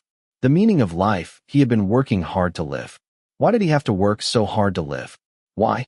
Seeing this, Gubai looked up at the man on the window of the pavilion in the distance. He smiled in his heart and tugged at Fu Juanli's sleeve. Brother Junli, don't worry. Yunshi will be back soon. It's just tea. Yunshi knows etiquette. With that, Gubai left with the guard. Fu Juanli stood in the same place and looked at Gubai's back as he walked away. Her eyes were full of worry. The young man was the same as Lianji. He seemed to know etiquette, but in fact, he was innocent and didn't know what was going on. What's more, the young man was more unruly than Lianji. Lianji, Yunshi, Lianji, Yunshi. For a moment, Fu Juanli's mind was filled with two similar but different figures. Chapter 32. On the other side, Gubai quickly followed the guards to the elegant pavilion. Ji Zhangyin. As soon as they entered the house, Gubai happily threw himself in front of the man. He wrapped his arms around the man's neck and hung himself on him. If he had hesitated in his previous life, he had no more scruples this time. No matter what kind of feelings he had for this person, the most important thing was that this person could make his heart beat faster. The mysterious master had said that it was impossible for them to meet every time in the Trichiliocosm. Who knew if they would meet this person again in the next mission? You were in the limelight just now. After today, I'm afraid your name will be known throughout the county. I didn't expect you to be full of wisdom. The man held his buttocks in time and kneaded his bouncy buttocks a few times. He was quite fond of it, and his voice was filled with joy. Gubai smiled and relaxed his body as he leaned on the man. I'm not full of wisdom. I was just tricking them. Do I look like a refined scholar to you? You don't. Ji Zhangyin shook his head as he stared at the man who clung to him without any etiquette. Then there you are. Although I'm not full of wisdom, I can still recite a few lines of poetry. Do you want to hear it? Then, without waiting for the man to speak, he began to recite. The sea of humanity is deep, but not half as deep as lovesickness. The sea has a limit, but lovesickness is boundless. Carrying the zither to the tall building, the moonlight fills the building. Playing the song of lovesickness, the strings break for a moment. What do you think of this poem? After he finished reciting, Gubai raised his head proudly and looked at the man, implying that he was asking for praise. Ji Zhangyin chuckled when he saw the expression on Gubai's face. It's a good poem, but why did you recite it? Why are you so sad? Lovesickness, I miss you so much that my liver and guts are broken. Did you miss me? Gubai stared at the man in front of him intently. Ji Zhangyin's eyes darkened when he saw the different expression in his eyes. He realized that he had no resistance against those eyes. He always had an irrepressible joy and couldn't help but want to kiss the young man's sweet lips. However, he still held back and lowered his head as he spoke in a hoarse voice. Then tell me, should I be thinking about Gubai or Yunshi? As he spoke, his palm slowly slid down the youth's spine, kneading the other's soft and elastic buttocks through the clothes. The soft and elastic feeling was simply maddening. Of course it's Gubai. Gubai looked up with her watery eyes and said firmly. Her legs were weak from the man's kneading and teasing. She could only rely on the man to hold her arm to steady herself. She felt extremely comfortable inhaling the familiar scent of the man. He felt such a familiar aura, as if he had missed it for tens of thousands of years. He really liked it and looked forward to it. He was not surprised that the man was able to find information about Du Yunshi. When they met at the tea house that day, he saw Ji Zhangyin's attire and the hidden bodyguards around him. He could tell that the other party's status was not low. Moreover, today he appeared outside using the name of Du Yunshi. He smiled and took the initiative to kiss Ji Zhangyin on the lips. He continued, "You can take Gu Bai as my courtesy name. You can call me by this name. How can there be such a courtesy name?" Ji Zhangyin continued to hug him and knead the soft flesh that made people love him. "I like it. Do you like this name?" The youth smiled brightly and made people feel happy. Ji Zhangyin no longer hesitated. No matter what the youth's name was or who he was him. He carried Gu Bai and sat down on the chair next to him. He casually took a piece of pastry and fed it to the youth's mouth. He was in a good mood and teased the youth when he was about to open his mouth. The youth glared at him with dissatisfaction, grabbed his hand, and opened his mouth to eat the pastry. He even stuck out his pink tongue to lick his fingers. Ji Zhangyin's Adam's apple moved a few times, and he said in a hoarse voice, "Where's the wine you mentioned last time? Is it ready?" "Not yet. It's still a few days away. When my wine is ready, I'll give it to you. It will definitely be better than your precious wine. Also, help me get a piece of pastry," Gu Bai said as he licked his lips. He didn't seem to regard himself as an outsider. The eyes of the guards at the side became sharp. This young master was truly bold. He actually dared to order his master to serve him. Did he not want his head anymore? Ji Zhangyin also laughed and pinched his butt. "Do you know who I am? You actually dare to order me to serve you?" "Ji Zhangyin, you introduced me last time. Then you don't know what this name means in Great Shu?" Ji Zhangyin raised his eyebrows. Gu Bai stared at him for a moment. His smile didn't fade in the slightest. "I don't know. Tell me." He really didn't know. He had always stayed in the Fu residence and rarely went out except for the private school. However, he knew that the surname of the imperial family was Ji. Could it be that this man had reincarnated into the imperial family? Just as he expected, Ji Zhangyin raised his hand and pointed in a direction. "Didn't you ask where I live?" "There, in the forbidden imperial city's eastern palace." It went without saying who lived in the imperial city's eastern palace. This man was the current crown prince. After saying that, Ji Zhangyin stared at his face, as if he wanted to see something from his face. The identity of the crown prince was not ordinary to ordinary people. Moreover, no one in Great Chu didn't know his temperament. Was this young man afraid of him, or was he looking for something else? The young man's appearance was very sudden. His appearance was peerless and his personality was likable. Everything about him seemed like a jade that was tailor-made for him. Growing up in the imperial family, he had to be on guard. However, when he stared at the young man's eyes, he couldn't raise his guard. Who knew that after the young man's eyes lit up, he actually said, "You're the crown prince? Then can I be your crown princess?" Ji Zhangyin spent a few minutes digesting these words. Then, he couldn't help but laugh out loud. Since ancient times, has there been a male crown princess in this world? There wasn't in the past, but there will be in the future. The rules of the ancestors are set by people. Naturally, people can change them. Are you willing to take me into the palace to accompany you? Gu Bai didn't care. He stared at Ji Zhangyin with shining eyes. Those passionate eyes were focused on him. It was as if there was only him and him left in this world. There was nothing else. Ji Zhangyin felt as if his heart had been hit hard. It was like thunder in winter, shaking his mind until it went blank. Taking a deep breath, Ji Zhangyin used a lot of self-control to restrain his wildly beating heart. He picked up the wine cup on the table, wanting to drink it to calm his heart. "What wine are you drinking today? It smells different from the other day. Let me try." Looking at his appearance, Gu Bai laughed inwardly. This prince had lived for several hundred years and was very experienced. It wasn't a problem to deal with an old lover like you who knew everything about him. Then, as he spoke, he grabbed Ji Zhangyin's hand and moved it to his mouth, drinking the remaining wine. As the strong wine entered his mouth, his face was instantly flushed with rouge. His eyes were misty, and his gaze seemed to be able to drag people into his blurry and absent-minded world of sexiness. He was so devilish that he was beyond redemption. This scene made it difficult for Ji Zhangyin to breathe. The young man was tempting him all the time, making his cold heart feel as if it was being washed by water, and it began to soften. "Is it good?" Ji Zhangyin brushed away the messy hair on Gu Bai's forehead. His eyes revealed a gentle love that even he didn't notice. The guards on the side were secretly shocked. This young master was truly a god. He could actually make their master reveal such a mysterious emotion. In all these years, they had never seen their master reveal such an expression. It was as if they had seen a ghost. "It's better than last time, but it's still not as good as my wine." Gu Bai's eyes narrowed as he smiled. using the word boasting to the extreme. This kind of expression made Ji Zhangyin feel an indescribable fondness. He never knew that there was someone who could make him let down his guard and be so close to him in such a short period of time. Reporting to the young master, the eldest young master of the Fu family of the prefecture city requests an audience.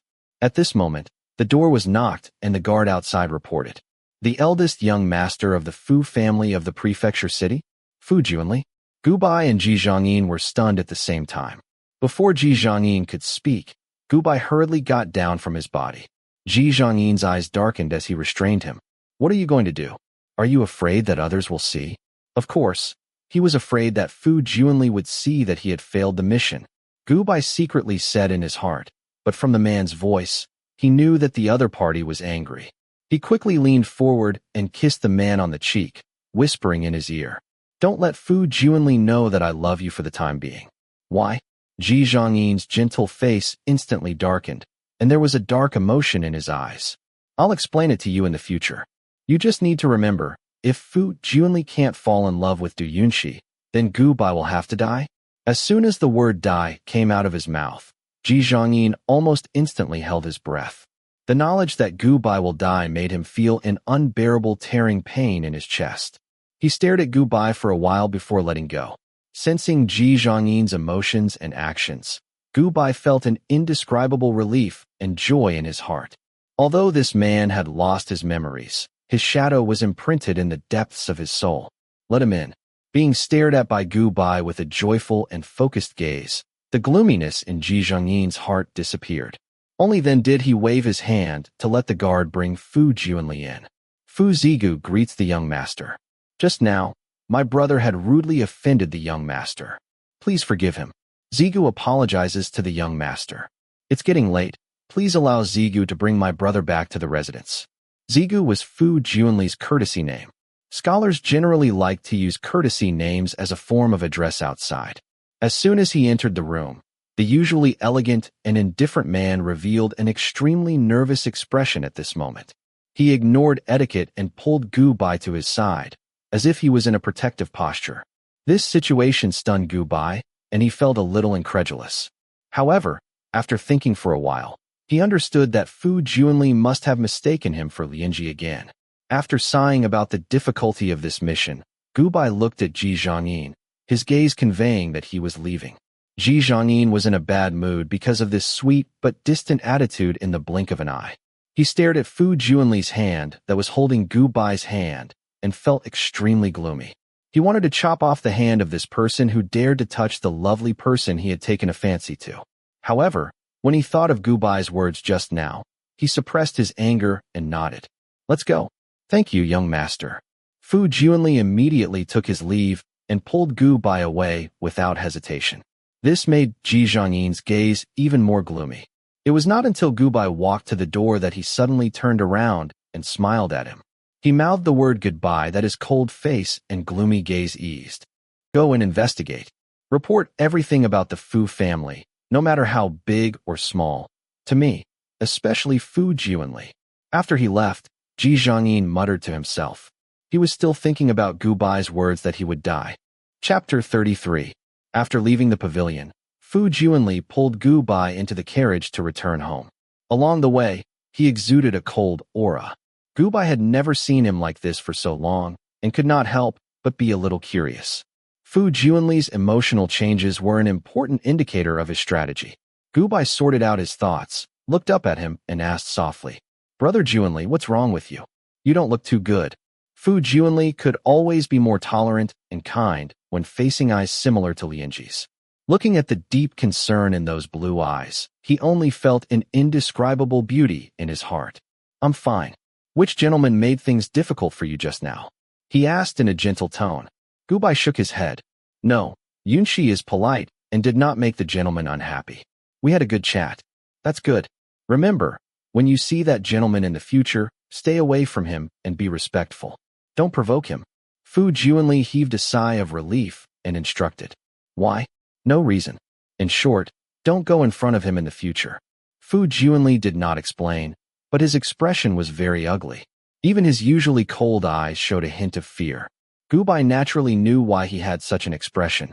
It was not only because of the man's identity as the crown prince, but also because of the rumors in the market that the current crown prince was arrogant and ruthless. Once, a minister accidentally angered him. He actually skinned the minister alive in the court in front of the emperor. He did not even care about the emperor.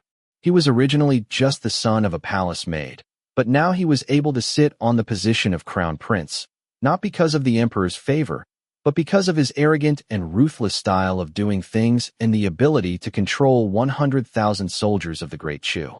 It was not scary to have military power. The emperor could find an excuse to take back the commander's seal. But what was scary was that even without military power, these 100,000 soldiers only listened to Ji Zhongyin's orders.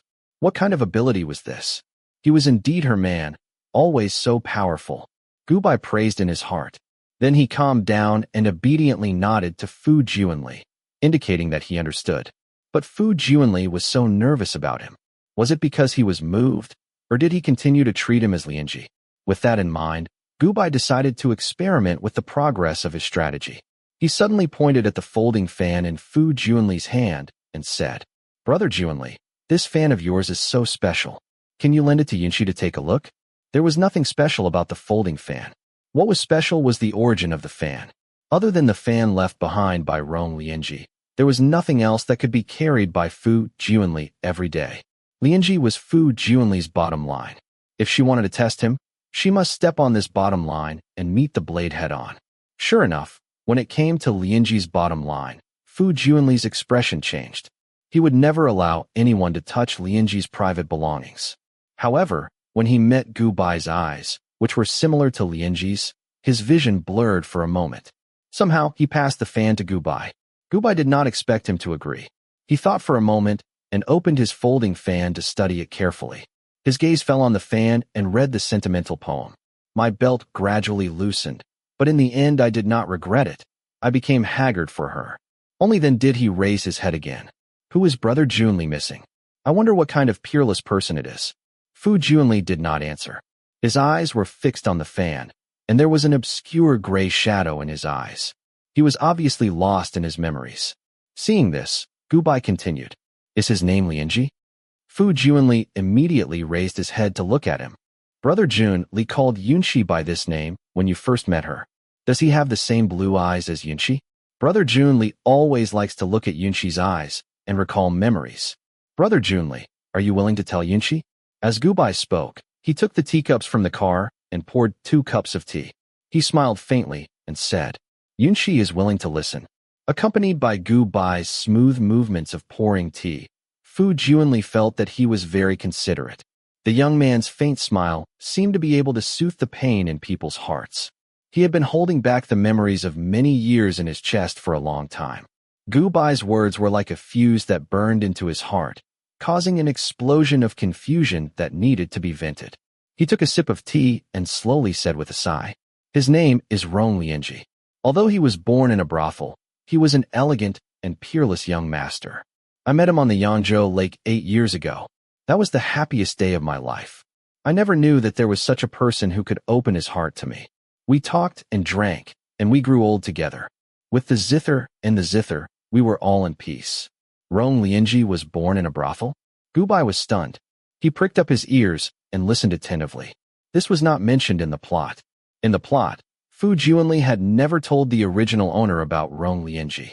The original owner did not know that she was the substitute in Fu Juanli's heart until this noble and pure white lotus appeared.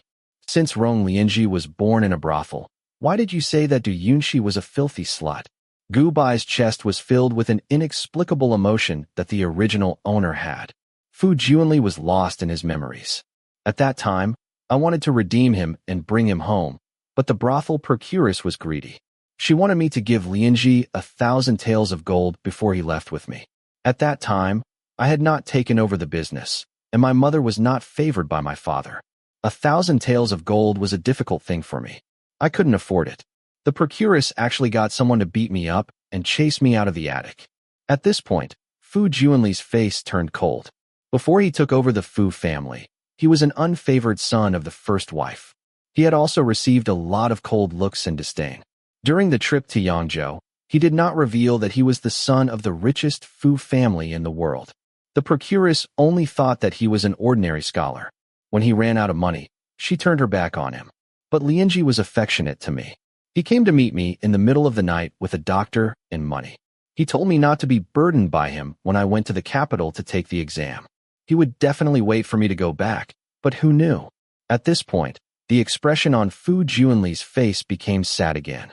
Who knew that when I went back to the residence and collected enough money to go back, Lianji had already been beaten half to death by the procuress and was forcefully sold off. He only left a letter for me. Enter my lovesickness sect. Know my pain of lovesickness. Long lovesickness brings back memories. Short lovesickness is endless. Yunshi, do you understand? After Fu Juanli finished speaking, his throat was dry. There was a kind of sadness that did not cry, but also tears. This was the reason why he did not want to take the exam in his life. Lianji wanted him to regain his future, but what he valued most in his heart was the beauty. I understand. Gubai heaved a long sigh of relief. He was touched. Lianji was your first love when you were young. Do you think that this first love was a white lotus that grew out of the mud and was untainted? Do you think that this white lotus understood you and could not extricate itself? Do you think that it was rare for him to fall in love with you even though he did not know your identity? Do you think that it was more precious for him to help you in your hour of need when you were in dire straits? Do you think that it was sad that he was sold off against his will and left you an undying letter? Do you think that such a beautiful love is unforgettable? But big brother, don't you think that such a beautiful love story is a little strange? Since he could run out of the brothel in the middle of the night to look for you, why didn't he elope with you with a bundle of money? Why did he run back to continue drinking and selling his body? You already said that he was worth 1,000 taels of gold. That procuress was so stupid that she beat him half to death and sold him off at a low price. In the end, he could even leave you a letter. Why didn't he tell you where he was sold to and let you wait for 8 years to find him? Big brother, wake up. He was just fooling around with a poor scholar like you. Although Gu Bai was complaining in his heart, he tactfully did not show it. If he said these things out loud, it would be obvious that he was asking for a beating. Fu Juanli, who wholeheartedly thought that Lianji was the best, would definitely strangle him to death. Therefore, Gu Bai raised his head slightly and tried his best to hold back his reddened eyes. If two people love each other for a long time, why would they be together day and night? Brother Juanli's love for you has not diminished, but don't treat Yunshi as Lianji anymore. The carriage has arrived at the residence. Brother Juanli, you should rest early. After that, Gu Bai got out of the carriage, leaving Fu Juanli alone in the carriage and muttering in a daze. Now that he knew why Fu Juanli loved Lianji, he had found a way to win her heart. He did not have much chance of winning against a magical creature like a genuine white lotus, but against a green tea who pretended to be a white lotus. Gu Bai expressed that he was not afraid of competing to see who could act better and who could pretend to be more pretentious. In the next few days, he changed his strategy and stopped imitating Lianji. He began to talk to Fu Juanli from time to time about romance, compose a few poems and songs, and play a few pieces of music. Without leaving a trace, he let Du Yunshi's shadow occupy all of Fu Juanli's mind. Gradually, Fu Juanli could no longer associate Gu Bai with Lianji. Even if she stared into their same blue eyes, she could no longer comfort herself by thinking that Gu Bai was Lianji. Although Lianji was talented, he was different from the young man in front of him. The young man's talent was unparalleled. He was like a pearl that had been covered in dust for a long time. The more he wiped it, the brighter it became. The shining brilliance attracted people's hearts. However, this did not prevent him from maintaining a gentle attitude towards Gu Bai. Back then, he was able to fall in love with Lianji because Lianji was able to compose poems and paint with him. He admired talented people. Even if Lianji was born in a brothel, he still could not help but fall in love with him. To put it bluntly, Fu Juanli was a young man who felt that he was lonely at the top and had no soulmates.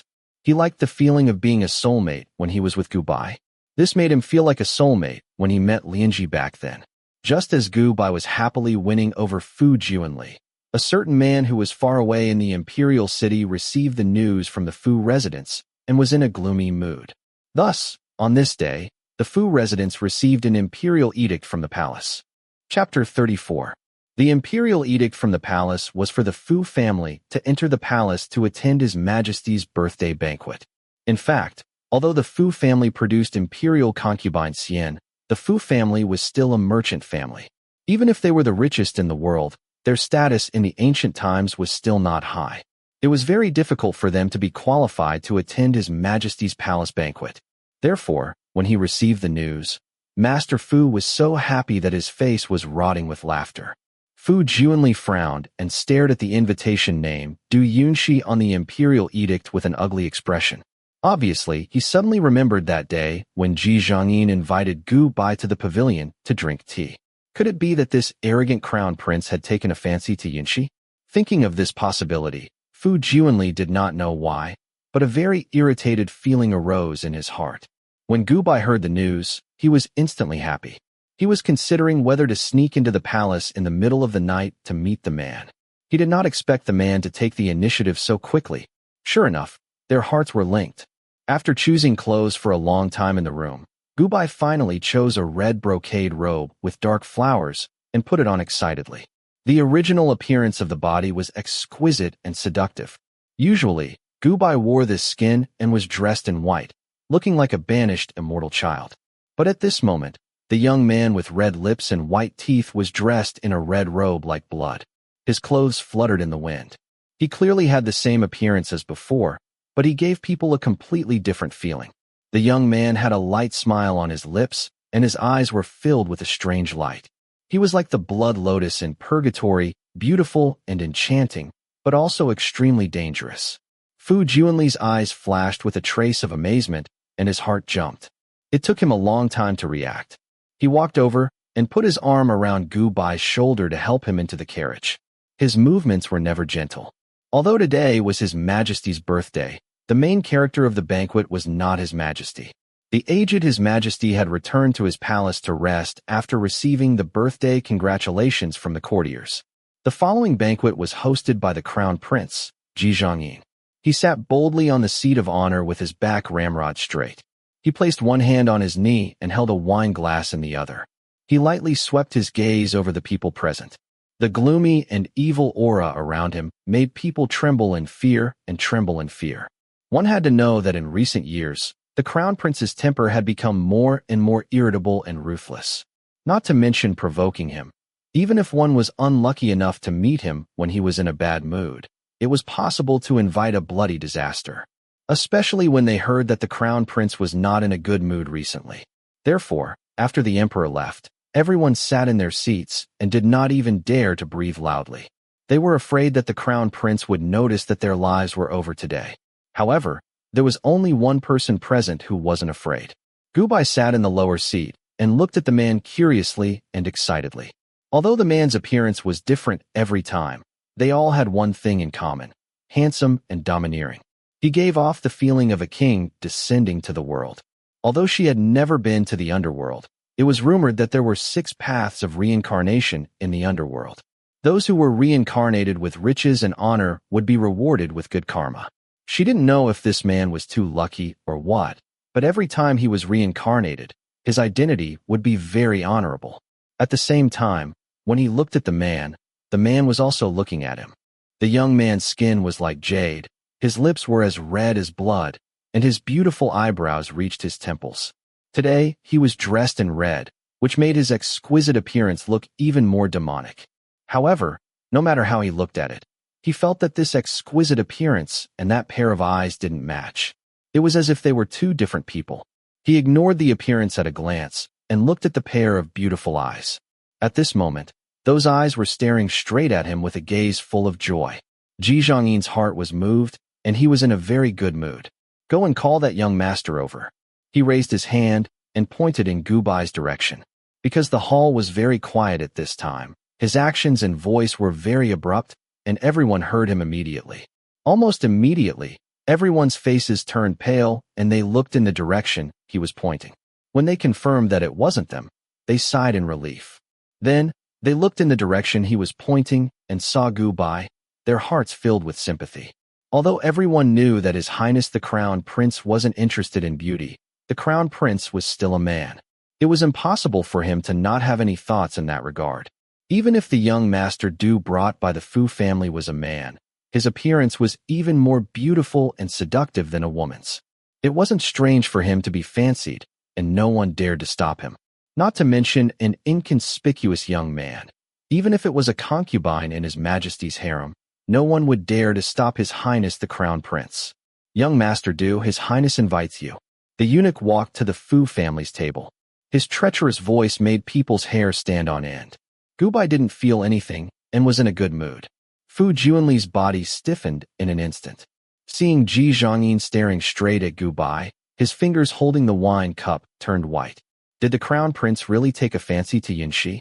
While he was tossing and turning, Gubai had already gotten up and walked over with the eunuch. His steps were cheerful, and he had a smile on his face. He didn't feel afraid at all. The night wind blew his red clothes. From afar, he looked like a poppy flower with a strange demonic aura. Yunxi toasts to His Highness. Gubai walked over and picked up the wine pot with a smile. He filled the empty cup on the table with wine and slowly handed it to Ji Zhongyin. Ji Zhongyin smiled and took it and drank it. After drinking it, he personally filled the empty cup again and handed it to him. His eyes were burning. This kind of gaze and expression did not show his thoughts. The courtiers below revealed an expression of as expected and then consciously lowered their heads. Fu Juanli's hand that was holding the wine cup shook, and the wine inside spilled on his clothes without him knowing. His eyes were fixed on Ji Zhongyin's expression, and he felt helpless as if his things had been snatched away. Gubai was slightly stunned, and then he couldn't help but laugh. He thought to himself that this man was still the same as before. He readily took the wine and drank it. He guessed that the man's behavior today must be because he knew about what happened to him in the Fu family and was jealous. Good, good, good. Come, sit with me and drink with me. Seeing Gubai drink the wine and two beautiful blushes appear on his cheeks, Ji Zhongyin's heart suddenly beat wildly.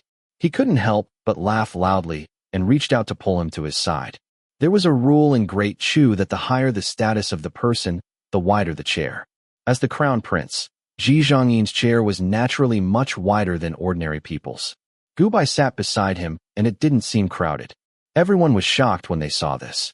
Ji Zhongyin didn't care about everyone's gazes and personally poured wine for Gubai and picked up some food.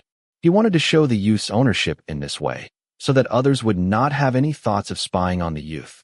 Why aren't you wearing white today, and why aren't you smoking orchid incense? Ji Zhongyin handed the wine cup to Gubai and asked in a low voice. The man's question was baffling, but Gubai understood the meaning behind it.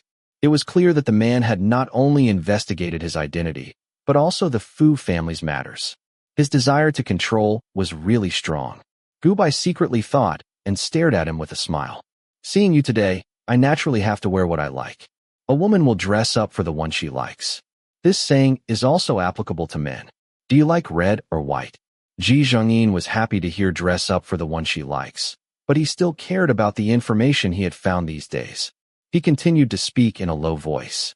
Fu Juanli has an old lover. You usually wear white and smoke orchid incense. Did you learn from that person to curry favor with Fu Juanli?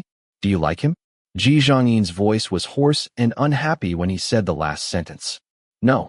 Yunxi only likes him, Gubai doesn't. Since they were far away, Gubai wasn't afraid of being heard by Fu Juanli. As soon as he said this, Ji Zhongyin frowned. He didn't know the truth and couldn't understand Gubai's words. Whether it was Gubai or Yunxi, he found that they were the same person, but the youth always separated them into two. Ji Zhongyin was a little helpless.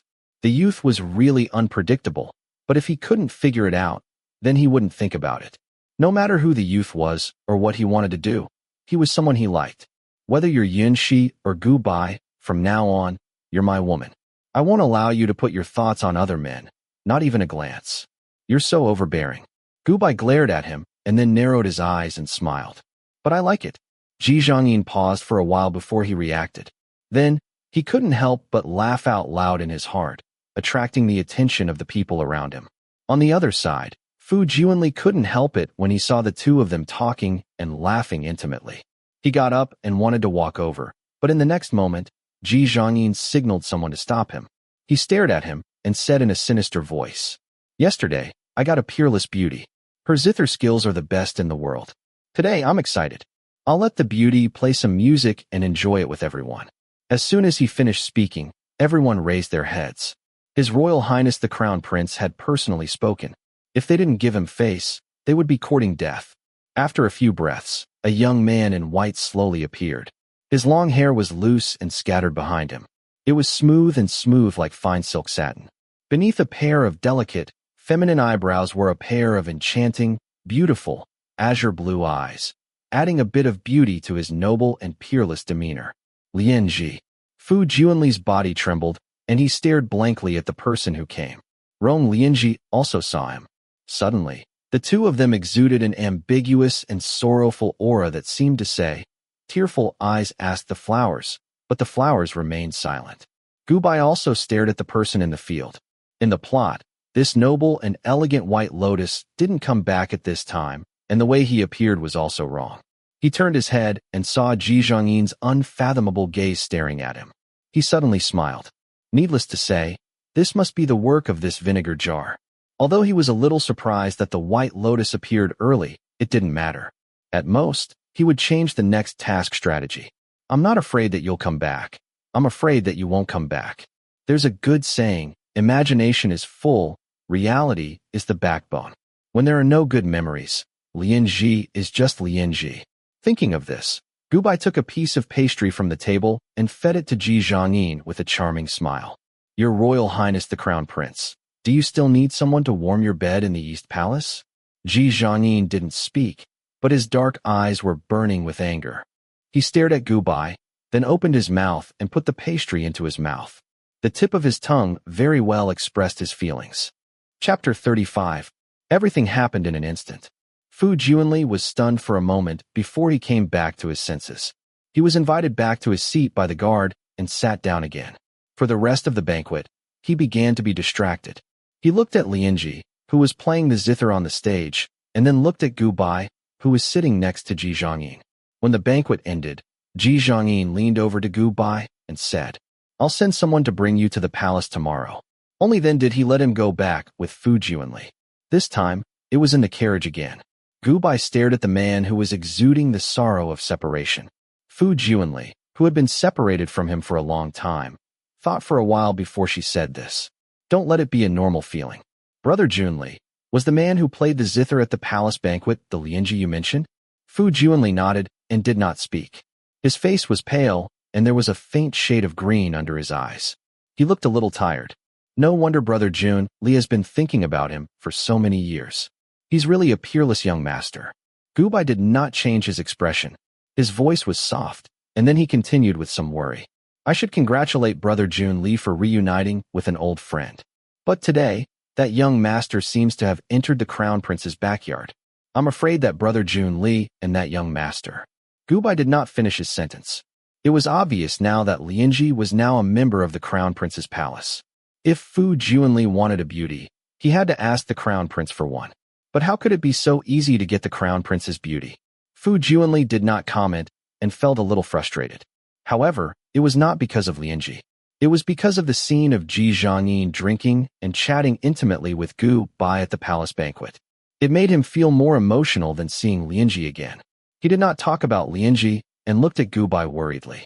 "Yunshi, what did the Crown Prince say to you when you left just now?" Gu Bai did not expect him to ask him instead of Lianji. He was stunned for a moment and smiled in his heart. It seemed that the strategy of many days was very effective. In that case, the next game would be very fun. His Highness said that he wants to bring me into the palace alone tomorrow to accompany him to compose poems and have some fun. "No," Fu Juanli suddenly shouted. "The Crown Prince has always been arrogant. Today he treated you. In short, you can't go tomorrow. But if Yunshi doesn't go, she'll be defying the imperial edict. She'll implicate the Fu family."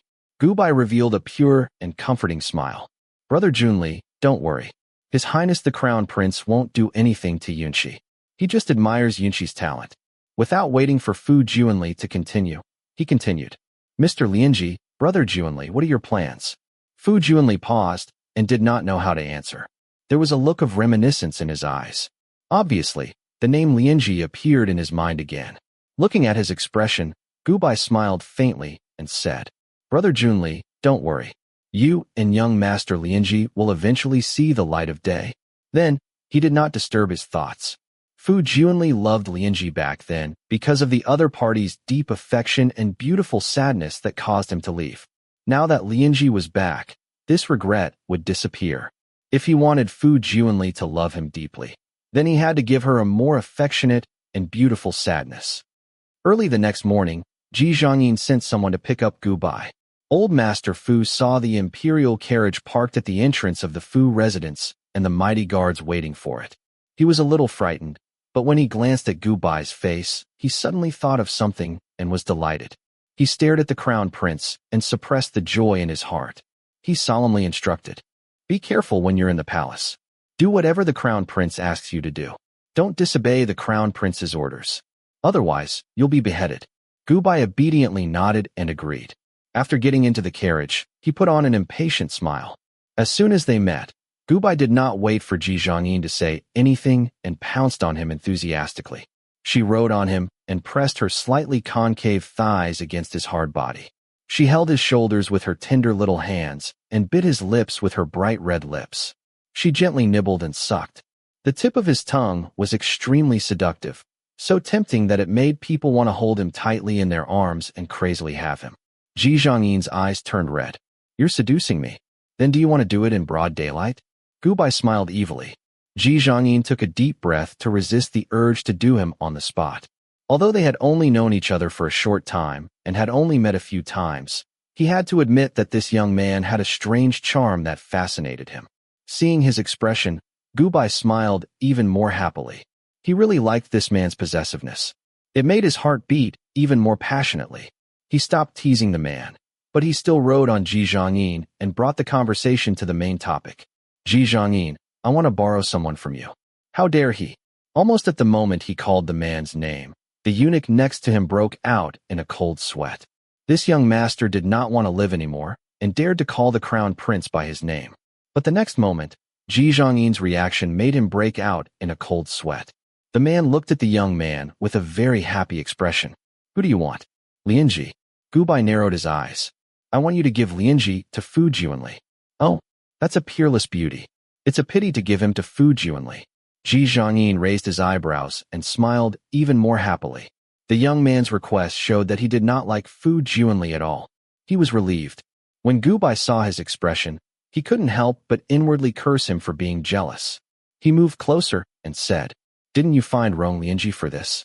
Although it messed up my original plan, I have a better idea now. I'm playing a game. Do you want to play?" "What game?" Ji Zhangyin's heart skipped a beat. "Come closer." Gu Bai pulled his head down and whispered a few words. When it was over, Ji Zhangyin looked up and stared at him. His eyes flashed darkly. "You're playing with fire. Because if I don't play with fire, Gu Bai will die." The young man smiled faintly. His clear and pure eyes flashed with a demonic light. Ji Zhangyin's heart tightened. He suddenly lowered his head and bit his lips. Gu Bai's demonic gaze turned into a blur of joy as he responded passionately. The two of them immediately fell into a passionate embrace. After the kiss, Ji Zhangyin carried the young man with reddened eyes and strode back to the bedroom. What followed needed no words. Fu Juanli didn't go out all day and stayed in the residence. It wasn't until midnight that she saw Gu Bai return. Unlike when he went out in the morning, the young man looked a little tired when he got out of the carriage. His walking movements were a little unnatural, his clothes were a little loose, and the corners of his eyes were a little moist. Fu Juanli's heart tightened. When she walked closer and saw the messy marks on Gu Bai's neck, she suddenly grabbed his shoulders and said in a trembling voice, "Yunshi, the crown prince, he." Fu Juanli's hand was very heavy, and Gu Bai felt a little pain from her grip. He wanted to struggle, but this body had just tasted sex and was very weak at the moment. He could only helplessly let her hold him. Looking at her gaze, Gu Bai lowered his head and resisted the urge to leave. He leaned against Fu Juanli and didn't say anything, letting her stare at the kiss marks on his neck. When he felt Fu Juanli's grip on his shoulders getting heavier and heavier, Gu Bai whispered, "Brother Juanli, I'm tired." Then, he used all his strength to push her away and stumbled away. Fu Juanli stood in the same place as she was pushed away. Looking at his back as he left, she had the illusion that her heart was hurting. From that day onwards, Gu Bai would be brought into the palace every few days. Every time he came back, he would look sore and powerless. After that, the crown prince would give him all kinds of rewards, and the Fu family's business would become more and more smooth. Old Master Fu was overjoyed, and Du Haiding seemed to understand something. Her face was pale as she wanted to ask her son in private, but she bumped into Gu Bai writing something. "Mother, why are you suddenly here?" Gu Bai avoided her eyes and quickly hid the poetry book behind his back. "What are you hiding?" "Let me see." Du Haiding saw that his expression was not right and snatched the book from his hand. Although she was born into a lowly family, she was literate. After flipping through a few pages of the poetry book, she suddenly burst into tears. She hugged Gu Bai and cried, "My silly son, why don't you learn anything and learn from your mother's foolishness back then?" Sob sob. On the other hand, Fu Juanli's expression was getting more and more melancholic by the day. Gu Bai guessed that the atmosphere was about to brew. The night before he entered the palace again, he hugged him and cried silently for a while before saying softly, "Brother Juanli, Master Lianji will be back soon." After saying that, he ran away quickly. Fu Juanli stood there in a daze for a long time, as if he understood something. He did not dare to think about what the young man meant. It was not until the next night, when the person in the carriage back to the residence was not the young man, but another familiar figure, that he understood. His Highness the Crown Prince admires young Master Du's talent very much and wants him to stay in the palace for a long time. This is the beauty that His Highness has bestowed upon young Master Fu. The eunuch who came with them explained in a soft voice and left, leaving Fu Juanli standing there in a daze. "It's all your fault. It's all your fault. If it weren't for you, my son wouldn't be so foolish." Sob sob. Look at it yourself. It's all your fault. Being with the Crown Prince is like being with a tiger. When will my son come back? Sob sob. Du Haiding suddenly cried. She did not care that she had offended him and had nowhere to go. She pulled him into Gu Bai's room, took out a poetry book and threw it in his face, crying and blaming him. Fu Juanli picked up the poetry book on the ground and flipped through it. After reading a few pages, he suddenly stood there, unable to move, as if he had lost his soul. Chapter 36. Fu Juanli slowly opened the book with the word poetry collection written on the outside. There was beautiful ink on the snow-white paper. It was not a stunning work, but a simple record of one's mood. There was no rhyme or ink, just some ordinary words. "I finally saw young Master today. He was still so handsome and elegant. He was not as cold and scary as the rumors said. Instead, he was very gentle. He even hugged me. What a warm hug. It was so warm that I didn't dare to speak. He said that my eyes were beautiful. Many people said that my eyes were beautiful, but I have never been so happy. He even asked me if I liked orchids. I said yes. Actually, I don't like orchids. I saw that his courtyard was full of orchids and guessed that he liked orchids. That's why I smoked orchids. I wanted to talk to him, but I didn't have the chance. From the first day I entered the residence, I wanted to talk to him. Young Master actually asked me to stay in his courtyard to recuperate. He even asked me to stay in his courtyard. He asked me to call him Brother Juanli. Why was he so gentle to me? No, he didn't treat me that way. It should be someone called Lianji. That day, he seemed to be whispering a name called Lianji. The weather was very good today. Brother Juanli was in a good mood and asked someone to set up a guqin in the courtyard. He was really a talent. He was bright and elegant, peerless and elegant. I mustered up the courage to invite him to play the guqin with me. I have imagined this scene countless times in my dreams. However, when I played the guqin, he didn't play the guqin. Brother Juanli looked at me and his eyes became blurry again. It was as if he was looking at another person. My chest suddenly hurt, so I quickly left. Who was that person called Lianji? Who is he to Brother Juanli? Does he look like me? Why does Brother Juanli keep staring at me and whispering that name? He always looks at my eyes as if he is looking at another person. He is good to me and gentle to me. Is it because he sees me as Lianji? Brother Juanli only sees me as a shadow, Lianji's shadow. If it wasn't for Lianji, he probably wouldn't even look at me in this lifetime. But I'm Yunxi, not Lianji. I'm Yunxi. I like red clothes. I like the scent of tan. I like the sound of the flute. Today, Brother Juanli told me who Lianji is. He's a peerlessly handsome young master. He's a young master who has deep feelings for Brother Juanli. He doesn't regret it in the end. He's become haggard because of you. Brother Juanli has missed that young master for 8 whole years. Brother Juanli asked me, if you enter my lovesickness sect, you will know that my lovesickness is bitter. Long lovesickness leads to memories. Short lovesickness leads to endless memories. Yunxi, do you understand? I said I understand. I understand, I really understand. From the day I entered the residence and saw Brother Junli, I understood. Brother Junli, Yunshi actually shamelessly had such thoughts for you.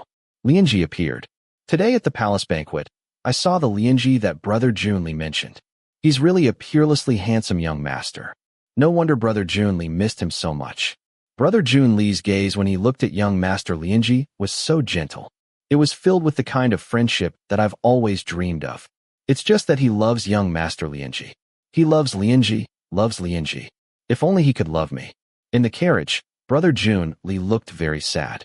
Yes, although he found Lianji, young Master Lianji is the Crown Prince's man. The Crown Prince has a noble status. How can Brother Junli have the chance to fight with the Crown Prince for the beauty? I want to persuade Brother Junli to give up, but I can't say it. Brother Junli loves young Master Lianji so much. He's been looking for young Master Lianji for 8 years. If he can't be with young Master Lianji, will he continue to be unhappy and miss him? Maybe I can help him. During the banquet, the Crown Prince looked at me strangely. I guess he must have taken a fancy to me. If I beg the Crown Prince, maybe Brother Junli and young Master Lianji will have a chance. When I entered the palace today, I begged the Crown Prince to bestow young Master Lianji to Brother Junli. The Crown Prince agreed, but the condition was that I have to be his woman. Then, I took off my clothes. It's okay as long as Brother Junli can get what he wants. In the past, he only treated me as young Master Lianji's shadow. Now that the real Lianji is back, it doesn't matter if he doesn't need a shadow, but I still couldn't help but cry. I tried very hard to hold it in, but I just couldn't. I wanted to tell him that I'm not anyone's shadow. Don't treat me as a shadow. Don't look at others through me. My name is Yunshi. Brother Junli, do you know? Do you know that I'm Yunshi? Yunshi likes you, but you don't know and you don't want to know because you only love Lianji. Brother Junli is getting more and more unhappy. It must be because of young Master Lianji. Brother Junli, don't worry. Young Master Lianji will be back soon. The Crown Prince promised me that he will bestow young Master Lianji to you and stop your yearning. Yearning. Exquisite Dyson Hondo, yearning to the bone. Junli, you don't know? Fu Junli looked at the ink stains on the poetry book. The image of the smiling young man appeared in his mind. He felt as if a knife was being twisted in his heart. The young man's appearance had never been so clear in his heart. He had always thought that he was treating the young man as Lianji. But in fact, that was not the case. Perhaps he was at first, but later on, he wasn't. The young man was different from Lianji. Even though they had the same color eyes, the expression in their eyes was different. But his obsession with Lianji for a long time made him unable to see his own heart clearly. Every time he was attracted by the young man's brilliance and breathed heavily, he would always tell himself that it was because the young man had Lianji's shadow in him. But at this moment, Lianji was beside him, but his mind was filled with the young man's shadow. Exquisite Dyson Hondo, I miss you so much. He, you don't know. Fu Junli repeated these words over and over again, as if she was crying, laughing, angry, and infatuated. When the hidden truth surfaced, the words Yunshi were engraved in his heart. Gubai never saw Fu Junli again. Fu Junli had begged his aunt, imperial concubine Xian, to enter the palace to look for him. She risked great disrespect and ran around the entire palace to look for him, but he did not see Fu Junli, and Ji Zhangyin would not let him see him. That man was as overbearing and stubborn as ever. He wished he could hide him in a golden house and not let anyone see him. Even Du Haidang was summoned into the palace and not allowed to go out. This kind of domineering attitude really made people not know whether to laugh or cry. If it was someone else, they definitely wouldn't be able to stand it, but he was willing to endure it. This was because he didn't know when the next time he would see this man would be. Would they have to wait for another 1,000,000 years to meet again in this world? As for Fu Junli, although he didn't see him again, Gubai could still hear news about him. He heard but once, when the other person accidentally broke an emerald jade flute that he carried with him. He went crazy and got someone to beat the other person until the other person was almost half dead. From then on, Lianji didn't dare to touch anything of his. Every day, he only dared to wear red clothes, smoke incense, play the flute, and listen to him touch his eyes and call out the name Yunshi. Gubai secretly returned to the Fu residence once without telling Ji Zhangyin. He saw that Fu Junli's study was full of paintings. The paintings were all of a young man, and that was Du Yunqi's appearance. There were panicked, smiling, bashful, charming, or bewitching pictures.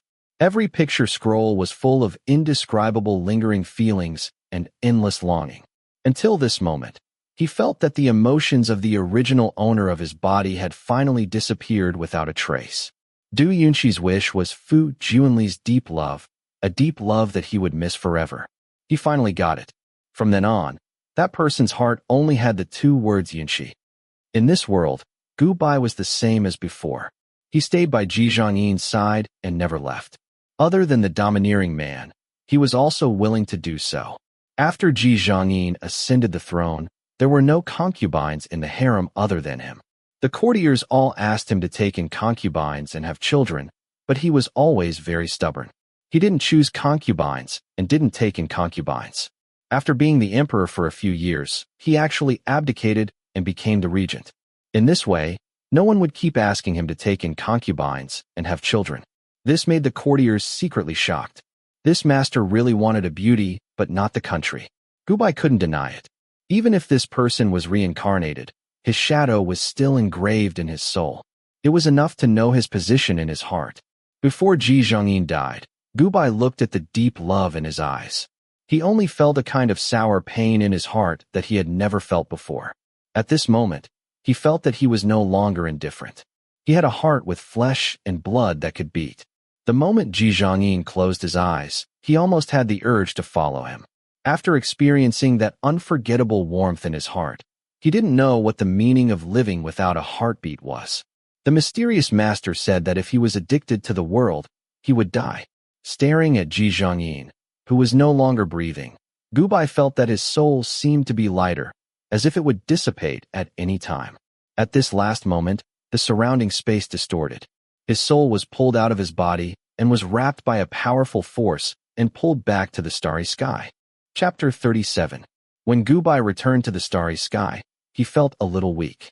He guessed that it might be because of his attachment to the man in his heart that caused him to be addicted to the world and violated the rules mentioned by the mysterious master. He was about to face the punishment of death. "How do you feel?" Suddenly, a familiar voice sounded in his ear. He looked up and saw a shadow floating in the air, wearing armor and a helmet. It was the mysterious master. Gu Bai was shocked and immediately cupped his hands. "Thank you for saving me, master." In the world, he clearly felt that his soul was about to dissipate, but he was still alive and returned to the starry sky. It was obvious that the mysterious master had saved him. "Do you remember what I told you before?" The mysterious man did not accept his thanks and his voice was as cold as ice. Gu Bai did not speak, his body was a little stiff. "If you are addicted to the world, you will be turned into ashes." The mysterious man stared at him with his cold eyes and said slowly, his tone was still filled with endless majesty. "For those mission worlds, you are an outsider. You are not limited by the world's reincarnation. Once you are unable to return to the starry sky, the world cannot accept you. The result is that your existence will be erased." Gu Bai's face was a little pale. He already felt that his soul was very weak at this moment. The mysterious man looked at his state and paused for a moment. He waved his hand and sent a black light into Gu Bai's body. After his soul solidified, he said in a deep voice, "You did a good job this time. There should be a reward, but you committed such a big taboo, so your merits offset your demerits. Remember, if you are addicted to the world again, I will not save you." "Thank you, master." This subordinate understands. Gu Bai nodded hoarsely. In the previous missions, he could not understand why the original owners were willing to exchange their souls. He could not understand the feelings of the men and women in the missions. But this time, when he saw Ji Zhongyin die, he could not control his emotions and wanted to follow him. Without a doubt, he was not looking forward to the lonely company of that man, but love. He fell in love with the man he had met 3 times. But this love seemed to be too difficult for them. The man would lose his memory every time he reincarnated and his appearance would change. There were so many worlds and so many worlds. The chances of them meeting was too slim. However, even though the chances were slim, there was still a chance. Thinking of this, Gu Bai's eyes became clear. He took a deep breath and spoke respectfully to the figure in front of him. "Master, I'm ready. I want to start the next mission immediately. As long as he was in the mission world, he would have a chance to see that man again. In response to his request, the mysterious man stared at him deeply before nodding. All right, I hope this isn't the last time I see you. This subordinate understands. Thank you for your concern, master. Gubai raised his head and said resolutely. He would never lose himself in the world again. As long as he continued to complete missions in different worlds, he would have a chance to see that person again. If he died, they would never have another chance. The mysterious man didn't say anything. He waved his hand and sent him into the mission. After he left, the mysterious man opened his hand, and a ball of black light flew out from his palm and turned into a human figure. If Gubai was still here, he would definitely recognize that the human figure was Ji Zhangyin. I'm done. You should come back now. The mysterious man stared at Ji Zhangyin and said calmly, Can't you be nicer to him? Why are you so serious? Ji Zhangyin looked at the place where Gubai disappeared and smiled gently. Then, his face immediately turned cold and vicious as he looked at the mysterious man unhappily. Umph, you still have the face to lecture me. The mysterious man snorted coldly. He seemed to be very unhappy. You guys actually have feelings for someone else in the world. Even if it's just a clone, if he knows in the future, he will definitely be angry with me. Hearing the mysterious man mention him, Ji Zhangyin's expression changed slightly. His eyes instantly focused. His hands hanging by his sides clenched into fists. He was somewhat vicious and worried. How is he? He's still the same. The mysterious man closed his eyes. His cold eyes revealed a terrifying chill. But I will never give up. So don't cause trouble for me. Help me recover as soon as possible. Don't worry. How would those people think that you would dare to take such a risk to hide your clone in the 3,000 worlds to absorb energy for cultivation? It won't be long before we recover. When that time comes, I will definitely make those people die a horrible death. Ji Zhangyin nodded coldly. Then, he said solemnly, But there's something I want to tell you. What is it? It's Gubai. We are all your clones. Everything comes from you, including our feelings and thoughts. I definitely don't have feelings for him, just for myself. It's very likely that I was influenced by you. Before Ji Zhangyin could finish, the mysterious man coldly interrupted him. Impossible. I definitely won't be moved by anyone other than him. But you didn't kill him just now. That means you're soft-hearted. Moreover, you don't dare to face him with your true body because you're afraid he'll find out. But even if you don't face him with your true body and erase his perception of us so that he won't be able to find us in the next world, he has absorbed our origin energy. Sooner or later, he'll find out. Moreover, because of you, we instinctively take the initiative to get close to him when the characters in the world are asleep. Ji Zhangyin muttered. You're right. It's impossible for us to have feelings for anyone other than him. But now, Gubai is an exception. This isn't normal. You mean? The mysterious man's tone became serious. This time, I felt his aura on Gubai. What did you say?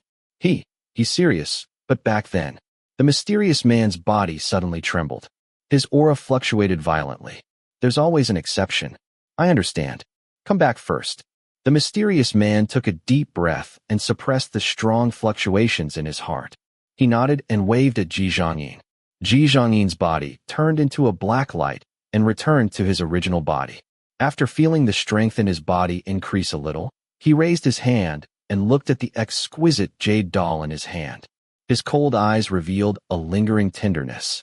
When Gubai woke up again, his surroundings were overflowing with silence. When he opened his eyes, he found himself in a modern room. He was lying on a big soft bed. Above him was a snow-white ceiling and a gorgeous crystal chandelier. Opposite him were beige curtains. The sun was shining brightly outside the room. It looked very hot, but the room was air-conditioned, so it was very cool. It seemed that his mission world this time was a modern one. Looking at the decoration and size of the room, the original owner's family condition should be good. Gubai had been used to hugging a golden thigh several times. He was very satisfied with the environment he woke up in. He picked up the glass of water on the bedside table and took a sip. Then, he lay down again and closed his eyes to receive the storyline. His body was 19 years old this year. His name was Tang Zihao. His father, Tang Dahai, was just a very ordinary small contractor in his early years. With his own ability and the support of the national policy, he quickly went from a small contractor to a real estate company and became a famous nouveau riche in Nan City. However, Tang Zihao was not the child of Tang Dahai's first wife. He was the illegitimate son of his mistress. Tang Zihao's mother, Zhang Li, was born in an ordinary family. Her parents were small company employees. She was a very beautiful woman since she was a child. After graduating from university, she worked in Tang Dahai's soaring real estate company. Like most gold diggers, the young and beautiful Zhang Li longed for the rich life of the upper class.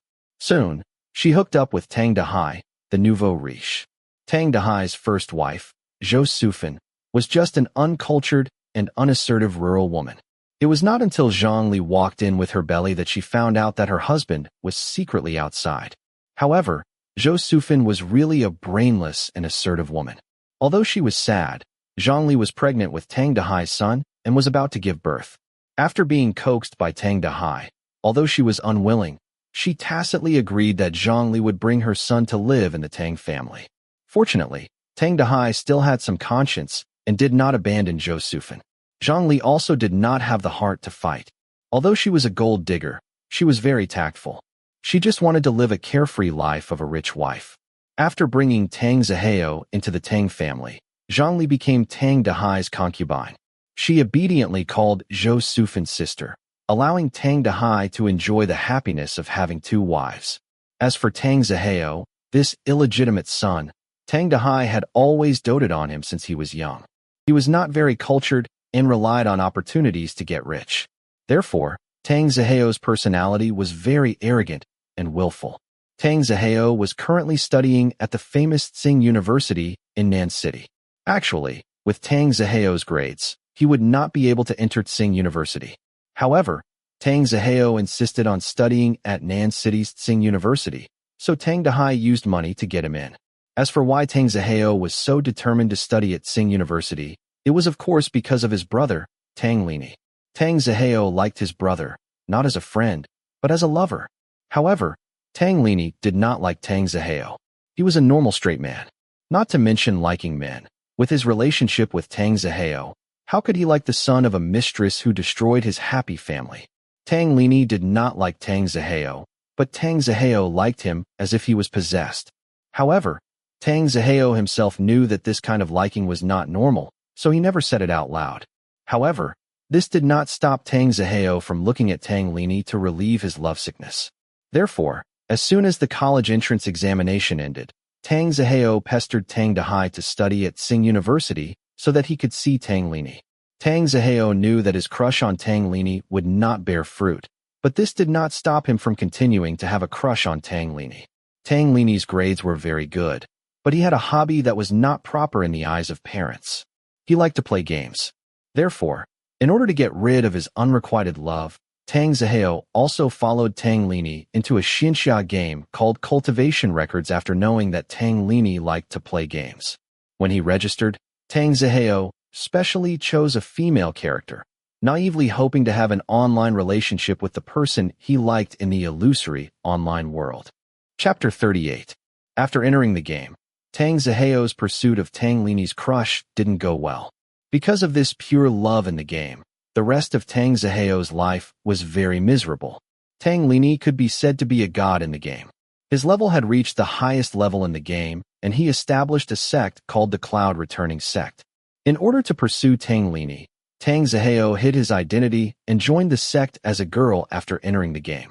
Tang Dahai doted on him, and Tang Zihao had a lot of pocket money. With the speed at which he kept spending money, he became a famous god player in the game in less than half a year. In order to attract Tang Lini's attention, Tang Zihao even spent money to refine the skills of an alchemist. He became a master alchemist in the game and provided pills for the sect. He worked hard to refine pills for the Cloud Returning Sect. Tang Zihao did all this in the hope that he could develop a relationship with Tang Lini in the virtual world. He wanted to make up for his unrequited love by dating online. However, Tang Zihao didn't expect that Tang Lini already had a girl he liked. This girl was also a player in the game.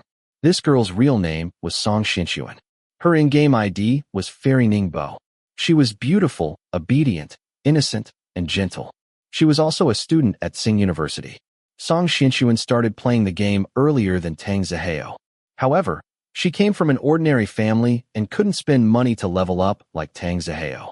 Her level in the game wasn't high. The feud between the two started when they quarreled in the game about who would get the equipment dropped by monsters.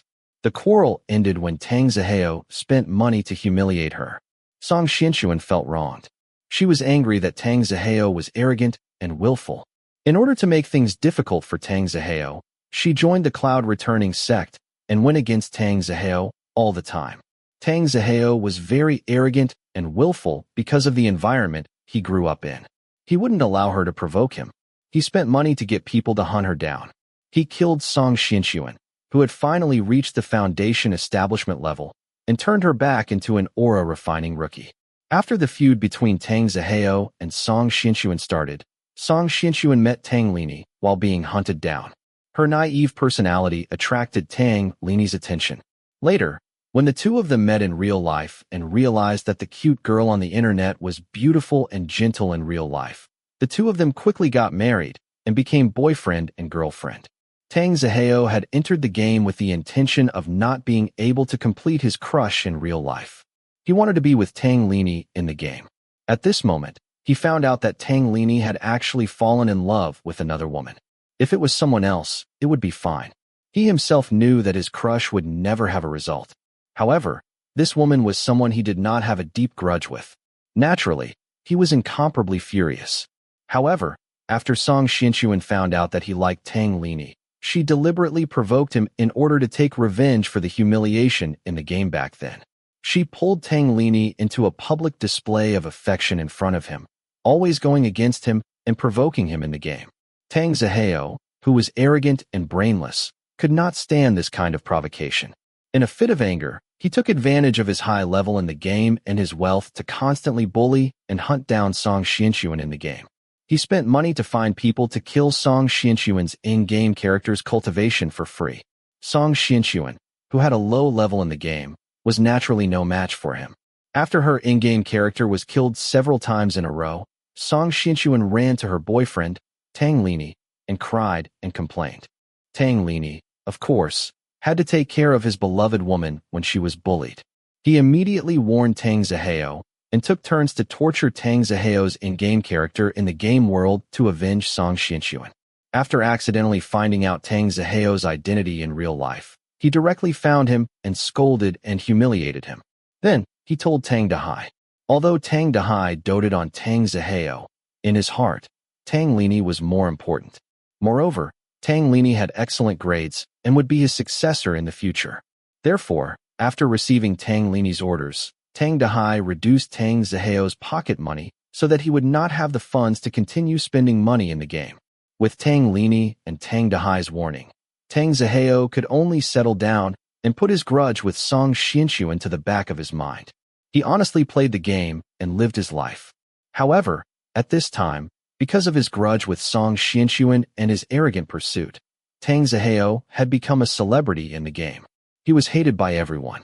Although Song Xianxuan was naive, she was a very petty and vengeful person.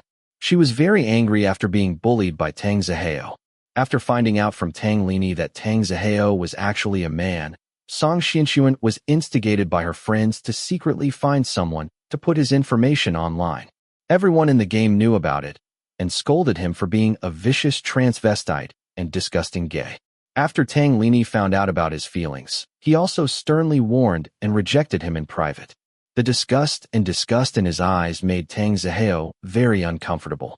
This was originally a forbidden relationship that was impossible to have a happy ending. Tang Zihao knew in his heart that he was only hoping to be with the person he loved in the virtual world. However, not only did he not achieve this wish, but he was also rejected and hated by the person he liked. He was even abandoned and scolded by the whole world in the game world. Although it was only a virtual world, Tang Zihao still suffered quite a blow. He dejectedly exited the game.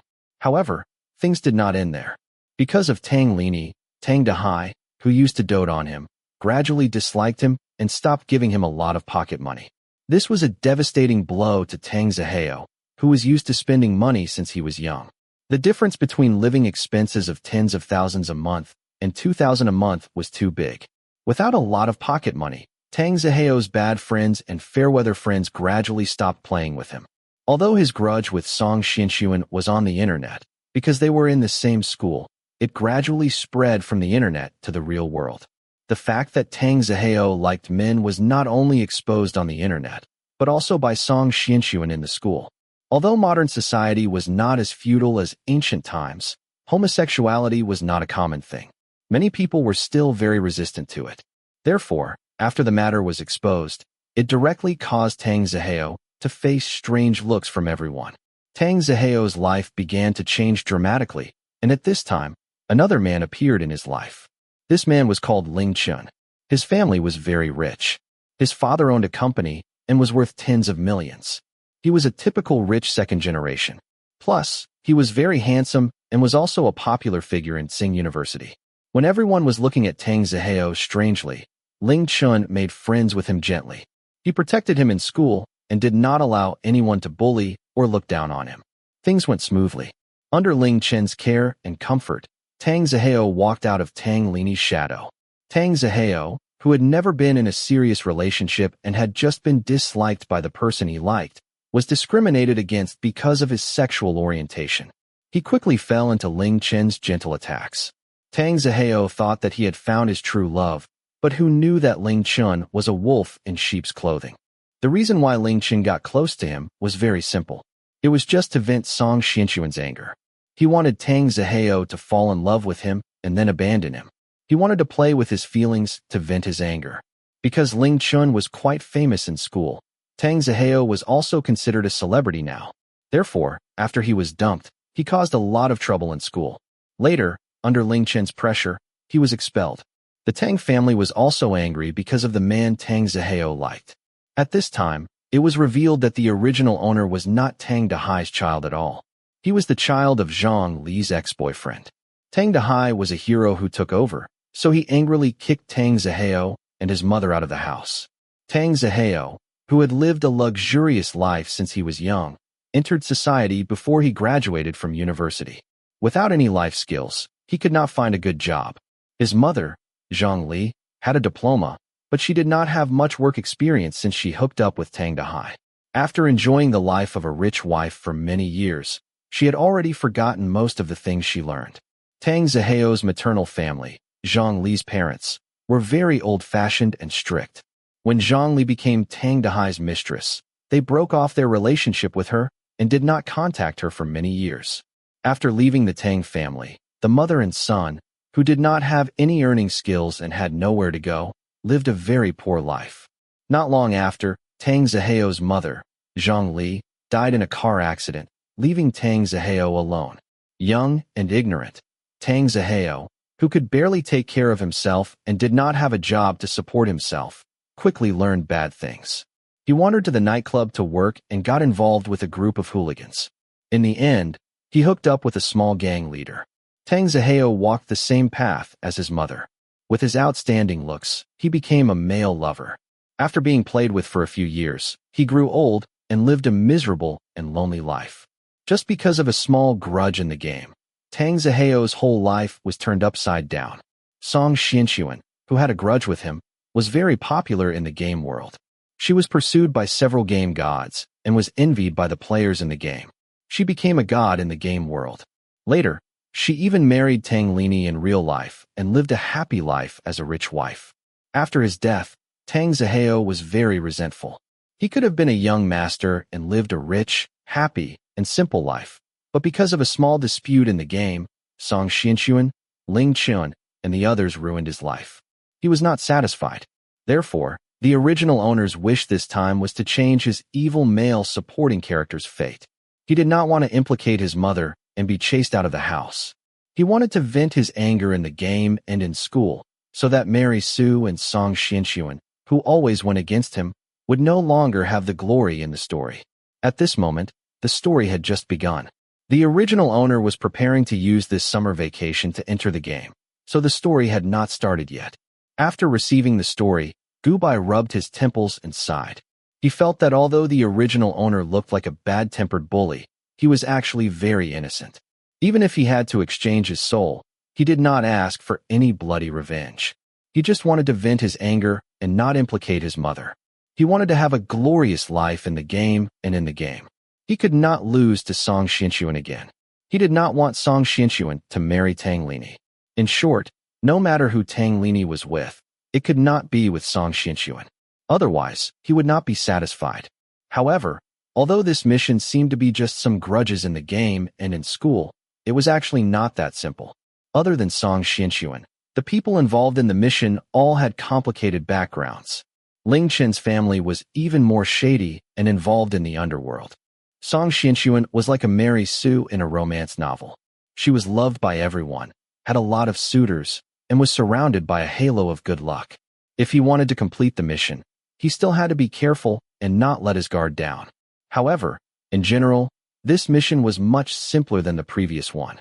Other than people's hearts, other things in this world were easy to control.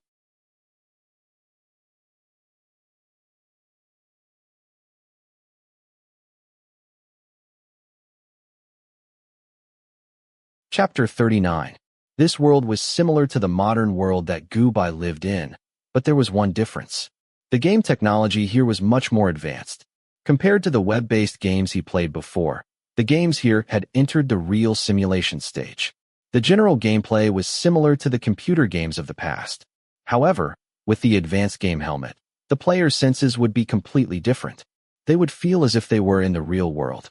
Cultivation Records was a very popular online game. The content was similar to its name. It was a mortal cultivation game. Just like in the novel, the game was divided into Qi refining, foundation establishment, golden core, nascent soul, soul formation, void, combination, and Mahayana.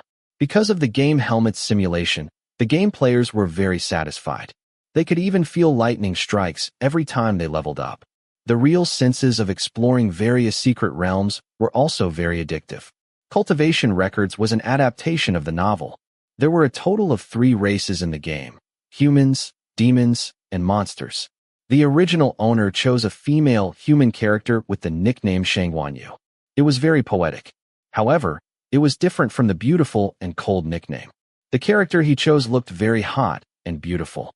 Well, Gu Bai had to admit that the original owner had no other intentions other than to hook up with Tang Lini. Although he was speechless, he decided to continue using the game character that the original owner created to respect the original owner. It was summer vacation now. The original owner had just entered university, so he had plenty of time. If it was in the past, he would choose to travel around the world. However, this time, in order to be able to get close to Tang Lini, he didn't go anywhere and stayed at home playing games all day. Since the original owner's grievances were derived from the game to the real world, Gu Bai decided to start the mission from the game. After getting up, Gu Bai told the nanny not to disturb him. He lay back on the bed, put on the helmet, and entered the game. Clear music sounded in his head, and his vision turned black. When he opened his eyes again, he was in a beautifully decorated cave. The whole scene, whether it was the walls of the cave, the moonstone, the hot spring, or the fragrance in the air, it was very real.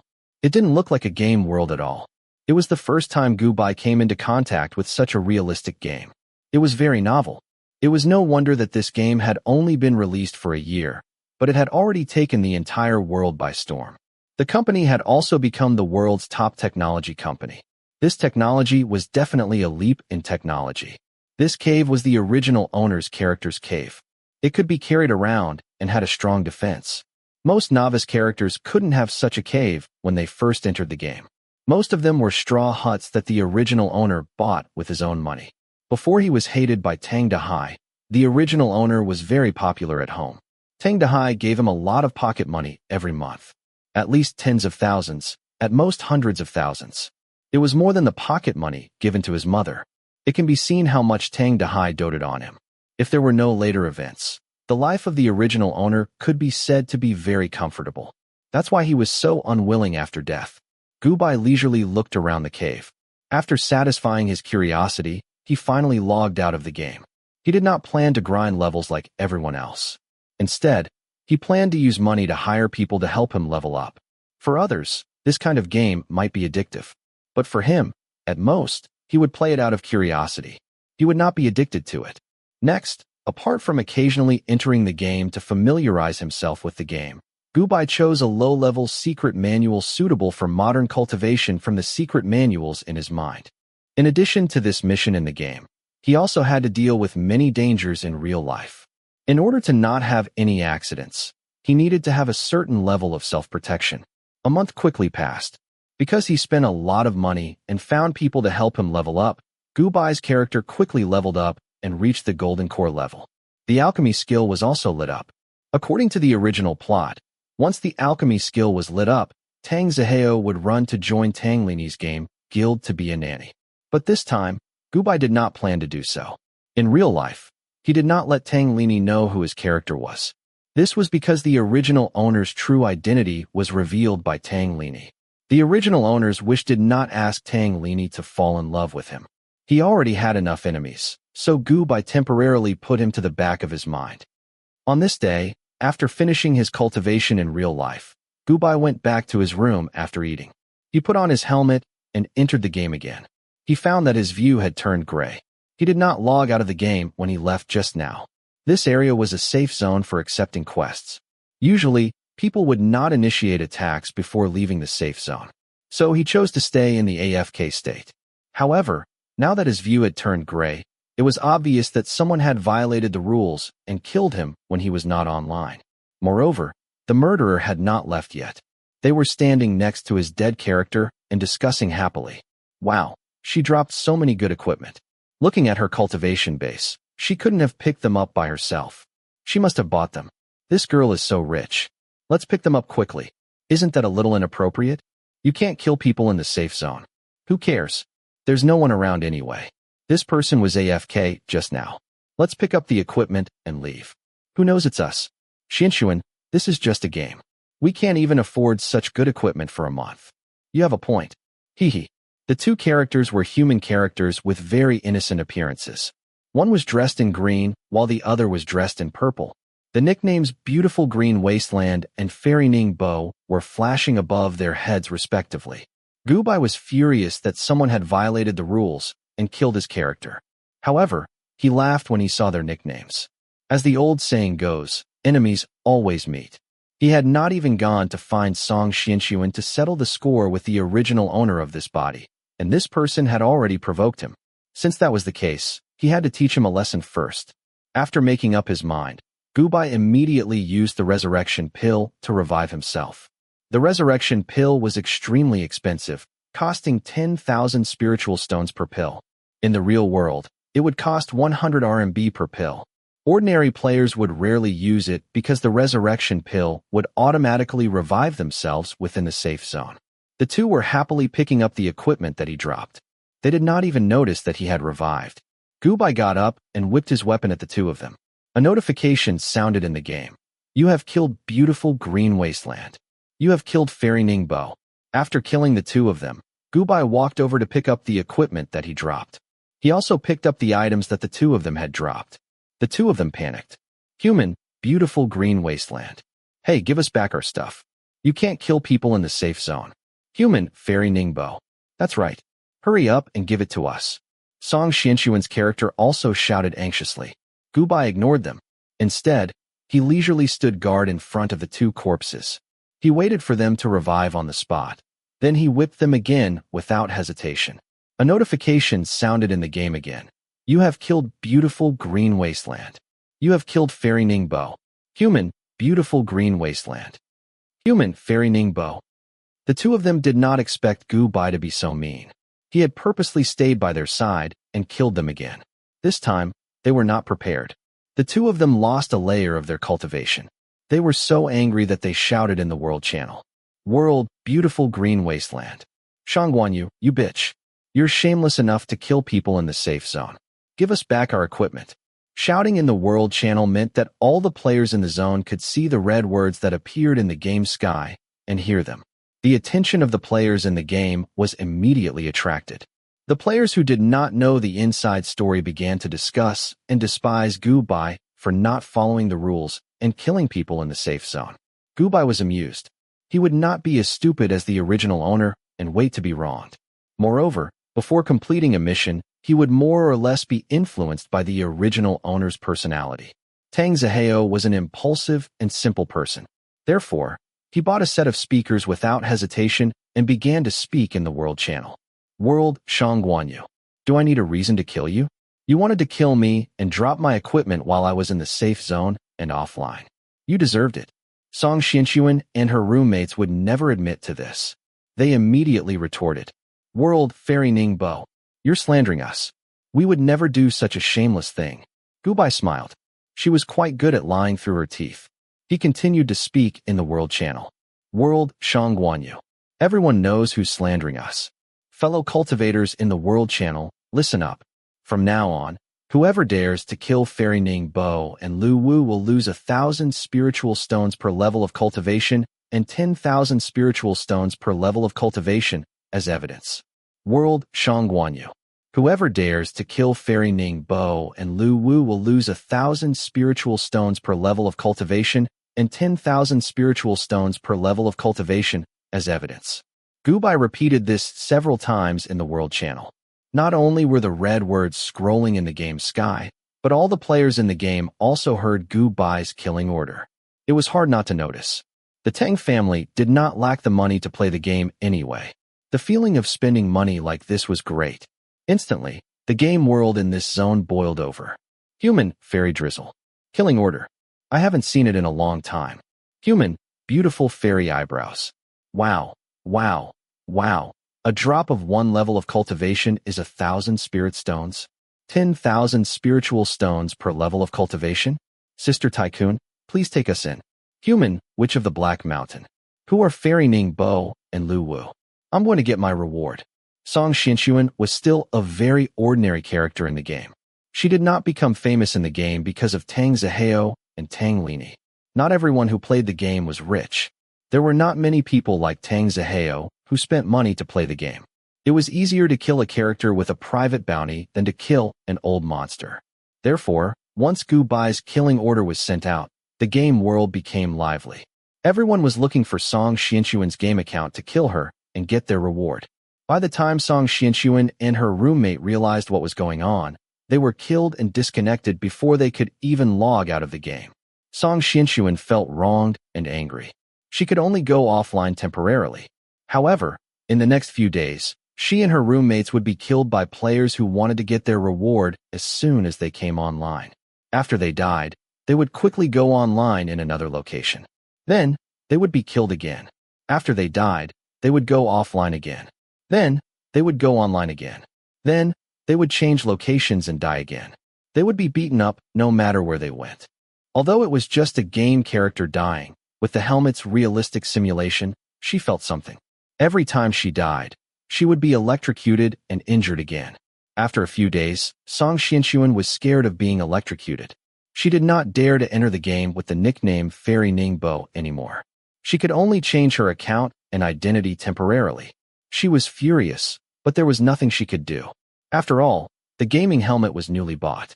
The cheaper ones cost a few thousand, while the more expensive ones ranged from tens of thousands to hundreds of thousands. She had spent a few months of her living expenses to play the game. It would be a pity if she stopped playing the game just like that. Gubai realized that no one sent him any pictures of Song Xianxuan's character to ask for his reward. He did not care about her anymore. After all, he had plenty of time and opportunities to deal with this hypocritical bitch. In the plot, Master Zhong Yuan was not satisfied. Besides wanting to vent his anger, he was actually very envious of Song Xianxuan's fame in the game. He was not popular in real life, so he wanted to find satisfaction in the virtual world. If he wanted to be satisfied in the game world, Master Zhong Yuan naturally wanted to become a famous guru. However, in a holographic online game like The Legend of a Cultivation, one could not become a guru just by spending money. Of course, one could level up by spending money, but to become a guru recognized by the game, one had to complete some hidden missions or kill a guru player. Gubai did not want to kill a guru player. Guru players were all experts in the game. They were not easy to deal with. Therefore, he could only obediently complete the hidden missions. Chapter 40. Hidden missions, as the name suggested, were naturally not easy to find missions. It all depended on luck. However, with the advantage of the information provided by the plot, Gubai recalled. In the plot, Song Zhangxin was a girl from an ordinary family. She had no money and no gaming skills.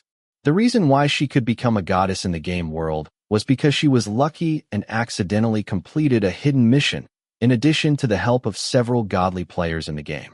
According to the plot, this hidden mission appeared in a place called Magic Cloud Cave during this period of time. Since one of the goals of this mission was to slap Song Zhangxin in the face, he naturally couldn't let Song Zhangxin get this hidden mission. Therefore, in these 2 days, Gubai ended his cultivation in real life. Every day, except for eating and resting, he spent all his time in the game world, running to the Magic Cloud Cave to do missions every day. In these few days, he didn't get any hidden missions, but he got a lot of treasures. After spending a lot of time in the game world, Gubai was about to pick up the equipment that he just got and go offline to go back to the real world to rest for a while, but he was suddenly surrounded by a few people. Among them, 2 of the cold-looking characters were staring at him aggressively as they spoke. Pink eyebrows message. Xinxuan. Look, isn't this Shangguan Yu? Good. Enemies are bound to meet on a narrow road. She made us eat porridge and pickles for half a month. We can't let her go so easily today. As soon as the pink character finished speaking, a man wearing a blue robe beside her immediately answered. Dongfang Xinxuan's message. What enemies are bound to meet on a narrow road? Eating porridge and pickles for half a month? Xinxuan, why didn't you come to me if you don't have money? I can lend it to you. No wonder I saw you lose weight a few days ago. What happened? His tone was very anxious and concerned. Even in the game world, the voice was processed, but the tone couldn't be changed. Moreover, the game character's expression changed according to the player's expression. It was very real, no different from a real person. Ningbo Fairy's message. Brother Ling Chun. The purple-clothed girl's face revealed a hint of shyness as she spoke hesitantly. Pink pretty eyebrows message. Slim, what are you afraid of? Senior Ling Chun will help me get justice today. It's like this, it's this woman. Last time, not only did she bully Slim and steal our equipment, she even forced others to gang rape us. She's too despicable. Senior, you must avenge Slim. Another person with the nickname Pink Babe couldn't hold back her anger and angrily pointed at Gubai to complain. Through these words, Gubai figured out who they were. Not to mention that Song Xinxuan was too lazy to change the name of her alternate account and directly changed it to one with the same pronunciation. The few of them did not hide their real names at all. He did not even need to guess to know who they were. These 3 people were Song Xinxuan, her roommates, and the scumbag Ling Chun. Without waiting for him to speak, Ling Chun, who had heard the complaint, walked to the front with his true monarch Dongfang character and stared coldly at Gubai as he spoke. True monarch Dongfang's message. Bitch, how dare you bully Slim? If you know what's good for you, quickly apologize and hand over the level 6 immortal herb you just picked up. In the storyline, Ling Chun had always liked Song Xinxuan, but Song Xinxuan did not like him. He had chased after her for several years, but still failed to get her. Although they were not boyfriend and girlfriend, their relationship was very ambiguous. Gubai smiled, raised the immortal herb that he just got, and shook it as he spoke. Shang Guanyu's message. You want this? True monarch Dongfang's message. Yes. Quickly hand it over and apologize to Slim. Then I can spare your life. Gubai snorted. Shang Guanyu's message. I'm very sorry. If you want it, I won't give it to you. After saying that, he put the item into the system equipment and crossed his arms. True monarch Dongfang's message. Ningbo Fairy's message. Pink pretty eyebrows message. Damn it, bitch, don't be too arrogant. Senior Ling Chun, Slim, let's kill her together. After saying that, the 3 of them rushed up angrily. Gubai was not afraid and directly went up to them. During this period of time, he had spent a lot of money to get people to help him level up, so he was not to be trifled with. Moreover, in terms of fighting, he was a person who had really practiced martial arts, and these game players could not compare to him. No matter how realistic this game was, the players were after all just ordinary people in real life. When it came to fighting, they could do it themselves, but most of them still relied on the game's program to control them. Naturally, they were not as agile as Gubai, who had real guns and bullets. Even if Ling Chen's game character's level was a little higher than his, he was still not his opponent. After a few rounds, the 3 of them were beaten to the ground. Gubai did not kill many of them, but just beat them up fiercely. This was the good thing about a holographic simulation game. The damage received in the game would be transmitted to the real world. Even if it did not kill them, it was enough to make them feel pain. Just as Gubai was having fun beating them up, the sky around the game world suddenly darkened, and a huge black hole appeared in the distance, sucking them in. Everything went black, and the scenery changed. When Gubai came back to his senses, he found himself in a cave, surrounded by a gloomy black fog. Because of the game's realistic simulation, he seemed to smell a trace of blood in the air. Gubai was overjoyed. He realized that this was most likely the location of the hidden mission in the plot. After farming for half a month, he had finally found it. Beside him, Song Qianxuan, Ling Chun, and the others looked around in surprise and confusion. When they saw Gubai, they suddenly remembered what had just happened and wanted to rush up to him again. "All of you stop." Suddenly, a very gloomy and bloodthirsty voice sounded. The scenery in the cave changed. The black fog disappeared, and the light became bright. Gubai looked towards the direction of the voice.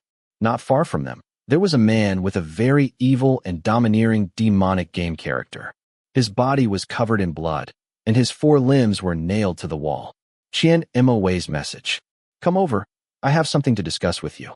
Gubai's eyes twitched when he saw the other party's nickname. Although everyone used nicknames in this game world and no one knew each other, he had the plot. Therefore, as long as he was involved in the plot, he would know. This demonic gamer with the nickname Qian Mo was not an ordinary person. He was one of the few gaming gods who pursued Song Qianxuan in the plot. Although Qian Mo had very few scenes in the story, and there was nothing between him and Song Qianxuan, he was a boss used to set off the male and female protagonists. However, he was definitely a shocking ladder on Song Qianxuan's path to becoming a god in the game. This Qian Mo was a very powerful boss in the game. The guild he established was the most powerful force in the demonic world. Almost all of the top 20 players in the game rankings were under his guild. He could be called a super boss. In the later stages of the game, Song Qianxuan was able to become famous and was treated as a goddess by all the players in the game.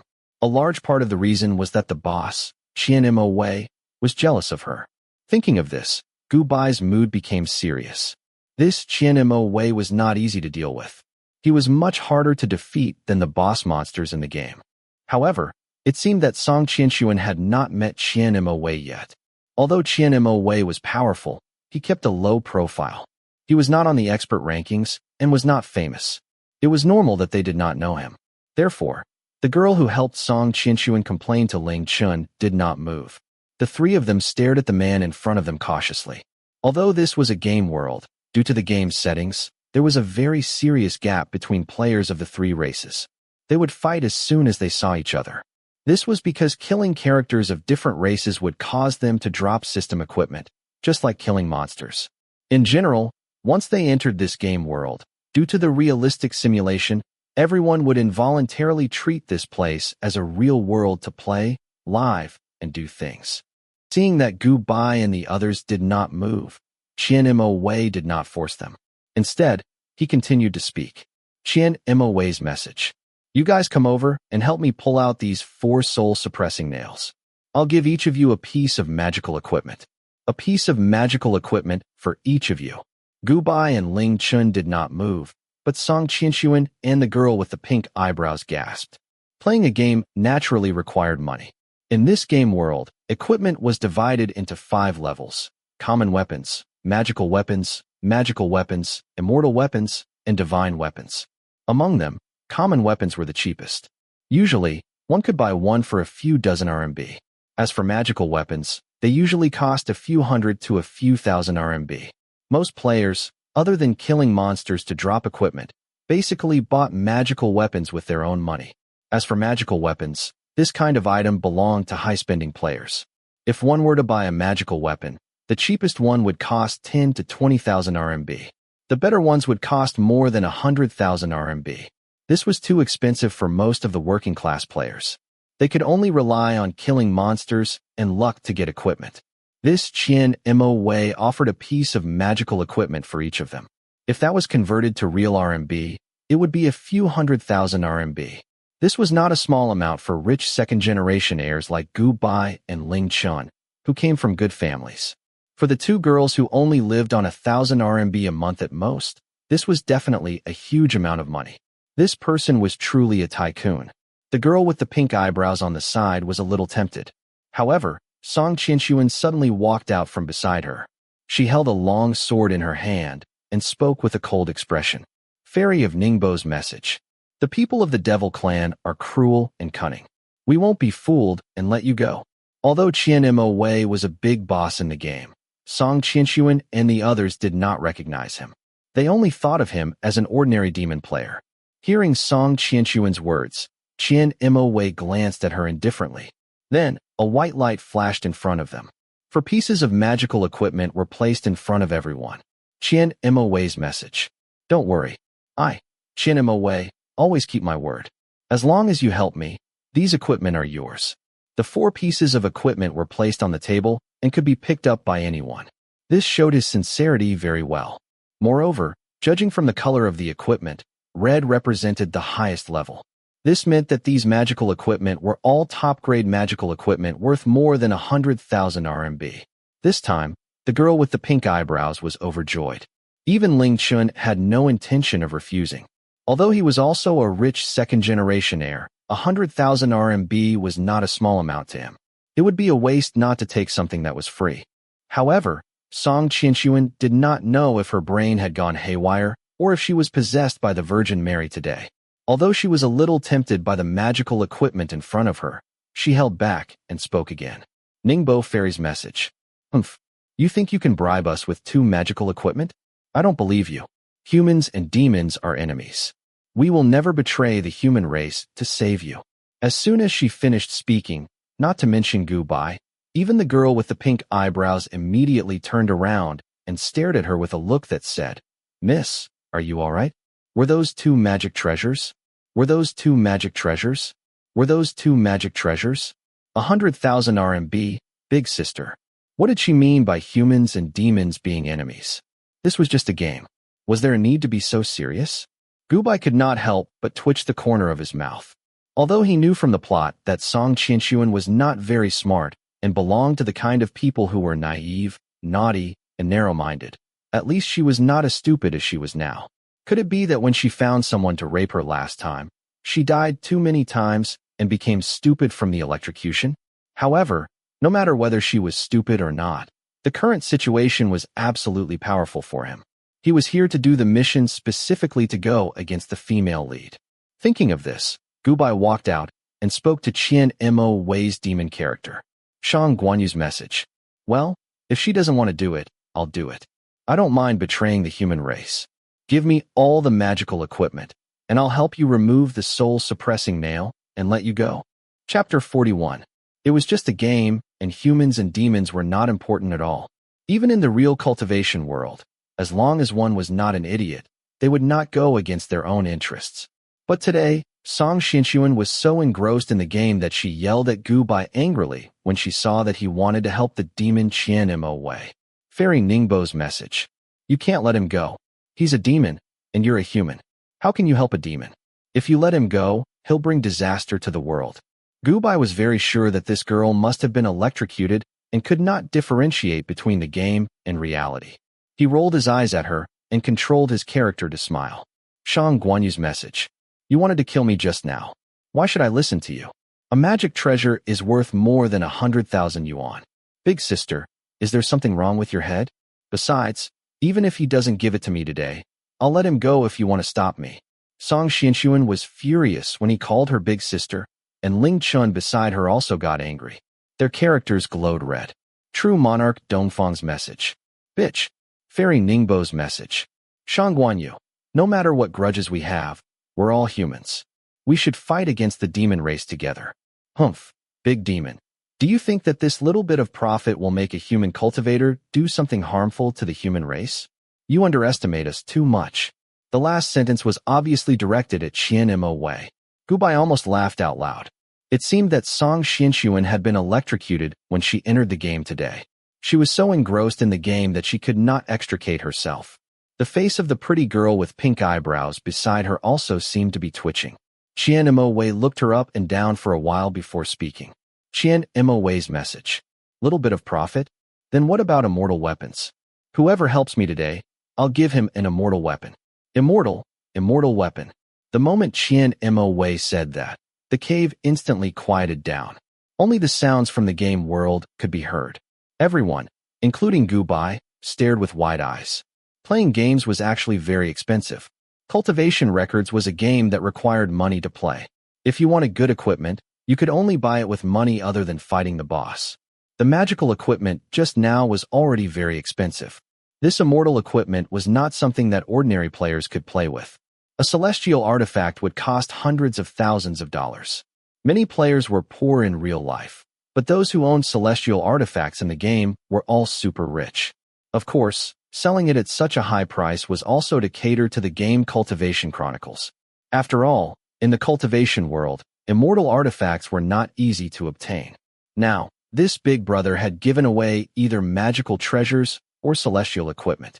If this person wasn't a powerful gamer, then he was definitely a tycoon. Song Xianxuan was obviously shocked to the point of speechlessness. The pretty girl with pink hair beside her was already itching to come up to him. Seeing this, Gubai hurriedly waved his whip, and 3 offensive spells fell on them, directly KOing them. True Monarch Dongfang's message. Bitch. Fairy Ningbo's message. How dare you sneak attack me? Pretty pink hair's message. Shangguanyu, you shameless bitch. Hearing their curses, Gubai smiled. He took a deep breath and directly bought a set of loudspeakers to shout in the world channel again. Shang Guanyu's world message. Attention, attention, players in the world channel. From now on, whoever pursues Fairy Ningbo, True Monarch Dongfang, and pretty pink hair for a month and leaves a video as evidence, I'll give them 100,000 spiritual stones and a bottle of top-grade elixirs. Although he was not as rich as Qianmo Wei, who could give away magical treasures and celestial equipment worth hundreds of thousands of dollars, he could still spend tens of thousands of dollars and some elixirs. Besides, now that he had activated his alchemy skill, the elixirs were basically free. The best way to torture people in the game was not to kill the monsters yourself, but to find someone to kill them. This kind of rich behavior of throwing money could only be described with one word: awesome. Once he shouted in the world channel, the players in the world channel started drooling. No one had ever heard of the Ningbo Fairy and Pink Beauty. As for Ling Qin's Dongfang Jinjuan, he was rather famous. His rank was average, but he managed to become an elder in a large sect by throwing money at them. If they were to hunt him down, they might offend the large sect. However, nothing could resist the temptation of benefits.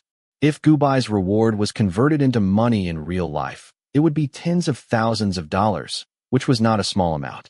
Therefore, everyone was tempted. At most, they would not do it openly, but secretly plot against True Monarch Dongfang. Who would know that they were the ones who killed him? The person who put up the reward would definitely not leak it. As for the other two, it was even easier. Since they had never heard of them, they were naturally insignificant people who were completely free money. Everyone began to look for their game accounts, eager to get the reward. Song Xianxuan and the others were so angry that their faces turned green. They had just been killed and changed accounts, and now they were going to be killed again. Every time they died, they would be electrocuted once. Damn it. Gubai did not care about their expressions. He attacked them with a spell and directly disconnected the 3 of them. Because the game characters would be electrocuted in real life when they were killed, Song Xianxuan and the others were electrocuted for a full minute when they were disconnected. However, the game company had set the severity of the electrocution so it would not kill them. Damn it. I have never seen such an arrogant person. Song Xianxuan took off her game helmet and complained, feeling wronged. Wang Lele, her roommate and good friend, also threw her helmet away angrily. She said angrily, "No, Xianxuan, we can't take this lying down. That bitch Shangguanyu has bullied us time and time again. We must find a way to vent our anger. But how can we vent our anger? At most, we can argue a little in the game, and we can't beat her. Are we going to put up a reward and find someone to kill her? That's true. Damn it, that Shangguanyu doesn't look like a girl at all. Look at the way she hit us. She looked like a man. She must be a violent dinosaur monster in real life. Humph. A man-like dinosaur monster. Lele, I have an idea. Come here, I'll tell you." Hearing Wang Lele's words, Song Xianxuan suddenly had an idea. Why did she start whispering to her? Wang Lele smirked after hearing it. "Xianxuan, I didn't know you were so evil. In the future, no guy will team up with her in the game world. Yeah, a dinosaur girl is so arrogant. Ugly people are always mischievous." Song Xianxuan snorted to vent her anger. On the other side, after dealing with the few people, Gubai clapped his hands and looked at Qianmo Wei. Shang Guanyu's message. "All right, they can get lost. Let's talk about it slowly. You said that if I help you, you will give me a celestial item, right? Qian Wei's message. I mean what I say. Help me pull out this soul-suppressing nail. After being delayed for half a day, the other party was getting impatient. He was unlucky and triggered something. He had been trapped here for a month, and not everyone could help him. He had to be chosen by the system. Obviously, he was arranged to be on a hidden mission by the system. No one could do anything about it, not even the development team. Other than the simulation of real people, this was the most special thing about Cultivation Records. Its program was very flexible. As long as you entered the world, all the program settings were the same as the real world. It was very flexible and smart. Today, he finally met someone who could help him. Losing a celestial item was not as important as letting him out. Otherwise, who knew how long this game account would be trapped here? It would be a pity to lose this account. Other than that, there was another good thing about this holographic online game, which was that the facial expressions of the characters were very clever. Therefore, Gubai could clearly see the expression on Qian Wei's face. He smiled in his heart and continued speaking. Shang Guanyu's message. All right, but before we do it, can you give me a deposit first? That person was right. We humans and demons cannot coexist. If I let you go, what if you kill me directly later? Qian Wei's message. Do you think I look like someone who would go back on his word? Gubai did not speak. He looked up at the clear sky of the game. Qian Wei looked at Gubai expressionlessly. The game character with a charming appearance had an inexplicable sharpness in his eyes, as if he wanted to poke dozens of holes in his body. But he kept looking up at the sky, ignoring him and playing dumb. After a while, Qian Wei retracted his gaze. But his eyes were still cold. He summoned a shiny celestial item from the system and placed it in front of him. Gubai's eyes lit up. He accepted it without saying anything. Then, he walked in front of Qian Wei. Shang Guanyu's message. This celestial item is obviously of the highest quality. Thank you, Big Brother.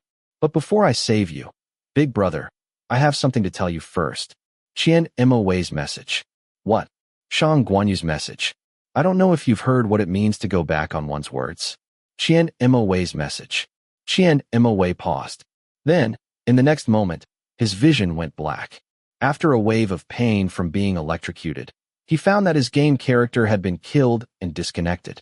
On this side, once Qian Wei died and disconnected, Gubai immediately heard a system notification sound. Then, he found that his game character's level had suddenly risen rapidly, as if he'd turned on a cheat.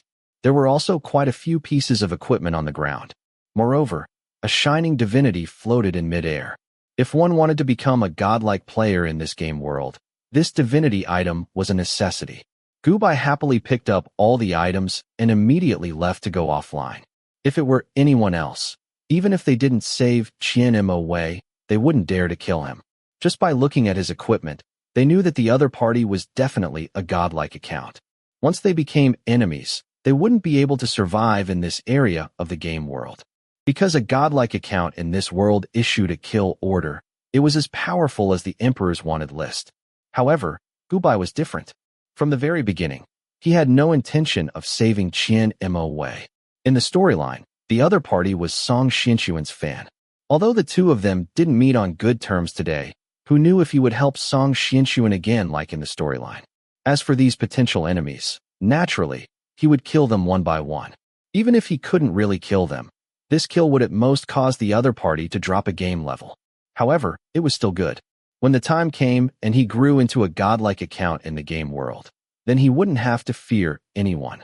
A few minutes after he left and went offline, Qian Wei's game character revived and returned.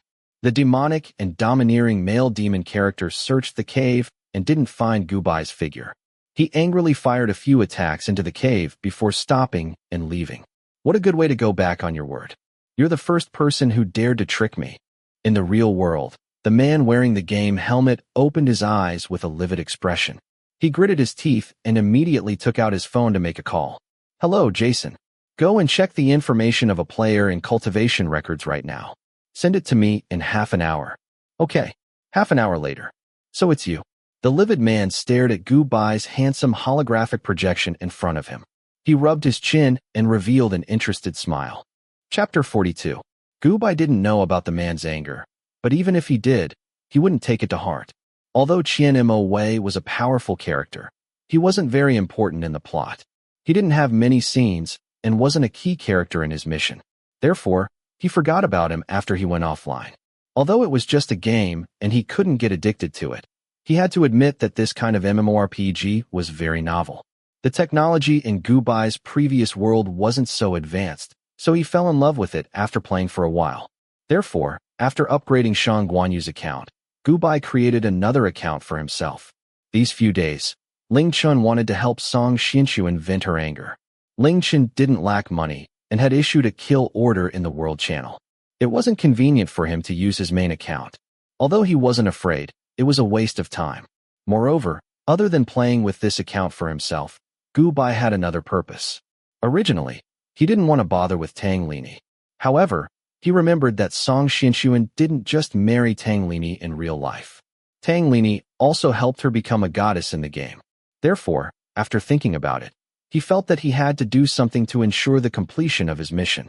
In the plot, Song Xianxuan and Tang Lini met because Song Xianxuan accidentally saved one of his accounts.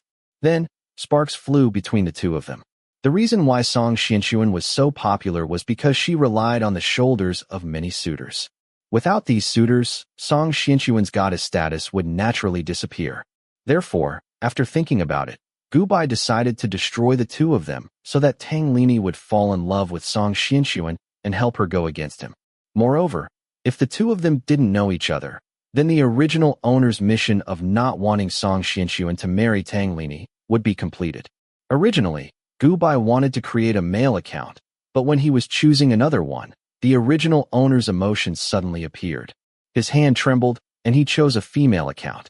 In Cultivation records, you could only choose once when creating a character. Gubai was speechless and could only admit defeat in the end.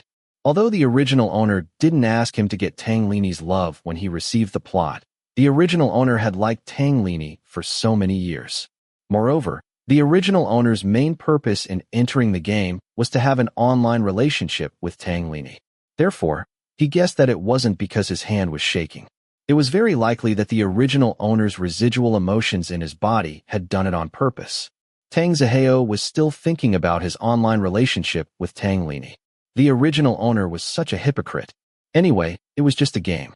It wasn't like he was going to become a girl. After all, it was just a game. It wasn't like he was going to become a girl. After feeling annoyed, Gubai threw the matter to the back of his mind. He happily began to look for opportunities to bump into Tang Lini's alternate account while playing by himself. Although school had already started, the original Gubai was still a freshman and had plenty of time. The Tang family was rich, and he didn't need to live on campus. No one cared about him at night, so he had plenty of time to waste. Gubai was having a lot of fun. After spending a few days in the novice village to raise his level to the foundation establishment stage, Gubai went to accept missions. This was because the foundation establishment stage could go to some mysterious secret realms to do missions. It was much more fun. Although the secret realms were more fun, they weren't easy to do. Once you died in the secret realms, you would lose a level of cultivation.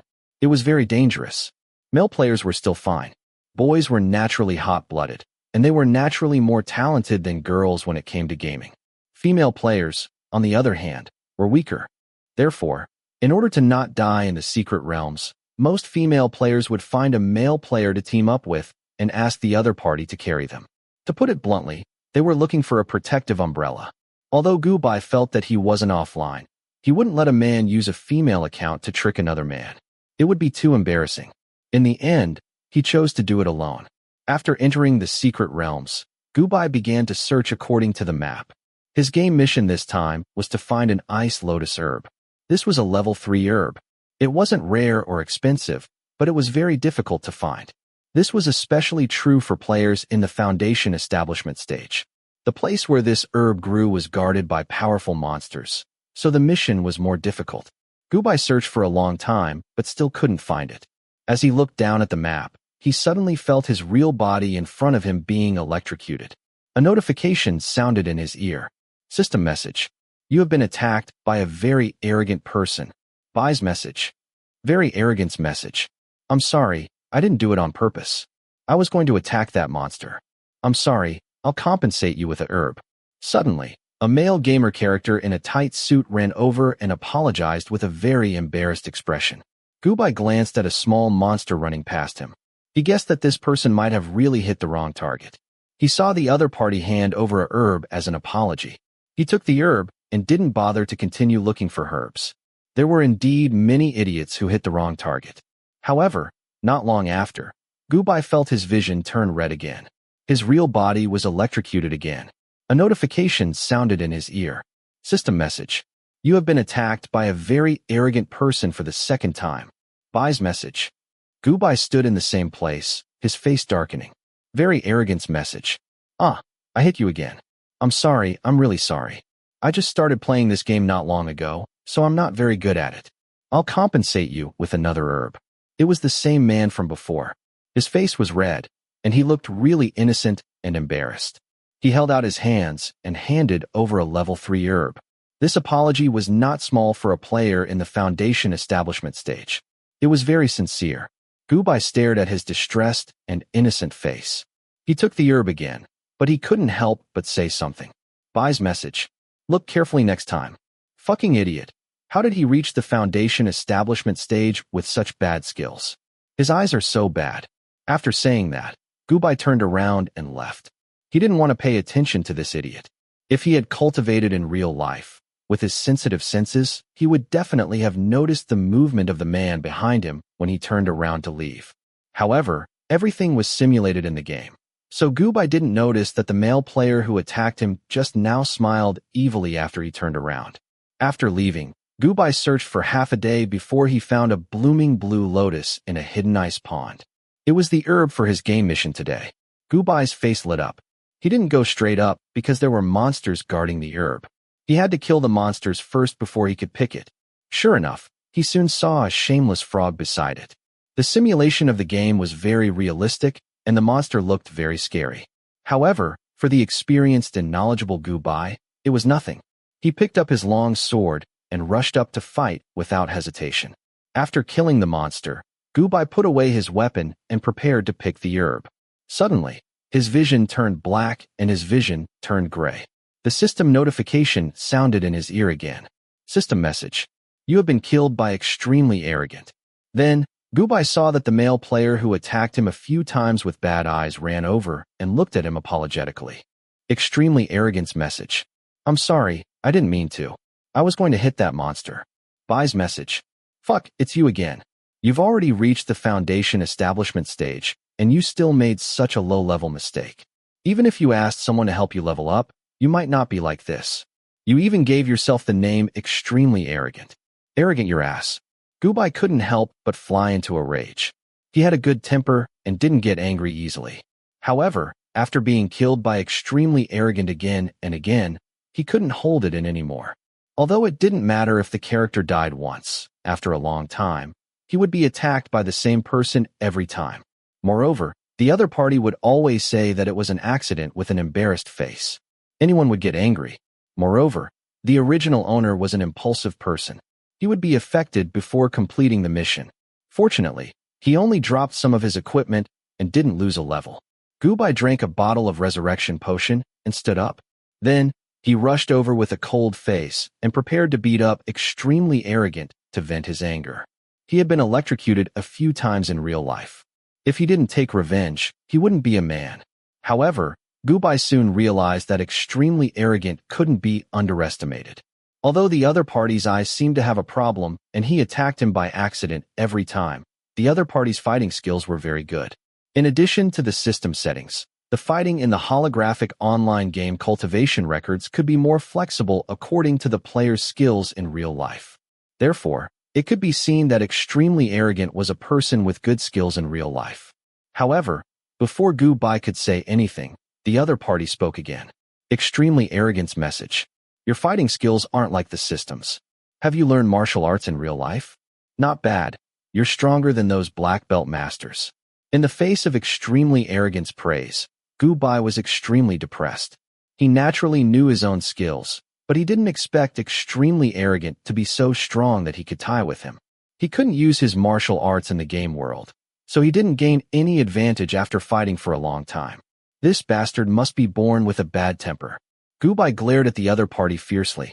Since he couldn't gain any advantage, he didn't want to waste time here. Today, he would just treat it as his bad luck to meet such an unlucky person. Seeing that he was about to leave after picking the herbs, Extremely Arrogant quickly ran over. Extremely Arrogant's message. I'm really sorry for what happened. As compensation, I'll take you to find the treasure.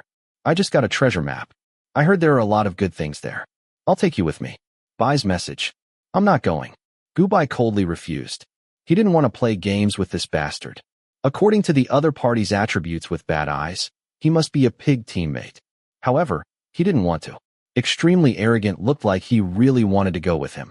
Seeing that he couldn't persuade him and kept running, he simply used skills and magic to trap him. Bai's message. Is there something wrong with your brain? Let me go? Extremely Arrogant's message. I won't let you go unless you agree to go with me. Fuck, this guy's brain is really sick. He even wanted to take him with him to share the treasure. Gubai was speechless. He was sure that he didn't look at the almanac while playing games today and met such an unlucky person. Bai's message. Okay, let me go. I'll go with you. Gubai didn't want to argue with this unlucky person. He wanted to wait for the other party to let him go and immediately go offline. So he softened his tone. However, the other party didn't let him go immediately. Instead, he pondered for a while and shook his head. Extremely Arrogant's message. No, you have to add me as a friend first. I'll only let you go after you add me as a friend. Otherwise, what if you don't keep your word? As long as they added each other as friends, even if the other party went offline, they could still find each other as long as they entered the game world in the future. Otherwise, once two strangers went offline and came online, it would be difficult to meet each other without an agreed location. Gubai's face froze. He roared 100 times in his heart what kind of bad luck he had today. However, the situation was better than the person. He took a deep breath and suppressed his anger. Bai's message. Extremely Arrogant brother. I won't go back on my word. Can you remove the magic first? It hurts so much. After saying that, Gubai had goosebumps. He thought in his heart that it was okay. It was okay. This was just a game. No one knew that it was him. Even if they knew, it didn't matter. Anyway, it wasn't his skin that was wearing the mission. After a few times, he shamelessly threw a wink at the man in front of him. Extremely Arrogant stared at him for a while and seemed to be holding back his laughter. Then, he still didn't remove the magic attack that trapped him. While talking, he sent him a friend request. Extremely Arrogant's message. No, I think you're the kind of person who doesn't keep his word. Fuck. Gubai couldn't help but crack his expression again. He returned to his cold face and didn't waste any more time. He accepted the other party's friend request. Bai's message. Okay, I've added you. You can let me go now. After adding him as a friend, Gubai's expression was full of hatred. Extremely Arrogant was in a good mood. He removed the magic that trapped him and then took out a good magic weapon and handed it to him. Extremely Arrogant's message. I accidentally attacked you just now. This magic weapon is to apologize to you. Wait for me at the mission hall at 7 o'clock in the evening the day after tomorrow. We'll go find the treasure together. I have something to do now, so I'll go offline first. After saying that, the other party disappeared from the game world. Gubai looked at the direction the other party disappeared in and then looked at the magic weapon in front of him. Only then did he feel a little better. This bastard knows what's good for him. Gubai hesitated for a moment before deleting the friend he had just added. However, thinking about how this person was so arrogant and clashed with him, he knew that nothing good would come out of meeting him today. This extremely arrogant was simply an unlucky star.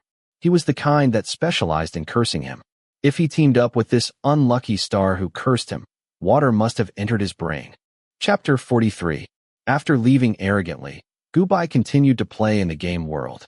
The reason why he had been in the game world all this time was because Tang Lini and Song Xianxuan's first encounter was during this period of time. Of course, he had to farm regularly. Soon, Gubai ran into Tang Lini's Smuff account after exiting the Arcana realm. However, he was still one step too late. Song Xianxuan's account had already encountered Tang Lini. However, there was still hope. Tang Lini was surrounded, and Song Xianxuan went up to him. Because Gubai had issued a kill order earlier, Song Xianxuan's Smuff account, Ningbo Fairy, could not be used again. She had to create another one. Thousand Sun Fairy's message. What are you doing? Why did you beat him up so badly? You're such bullies. Song Xianxuan exclaimed as she stared at Tang Lini's smuff, who was covered in blood. She seemed to have a soft spot for the nickname Fairy. She did not change the name of her smuff account much this time. Moreover, she used her own name.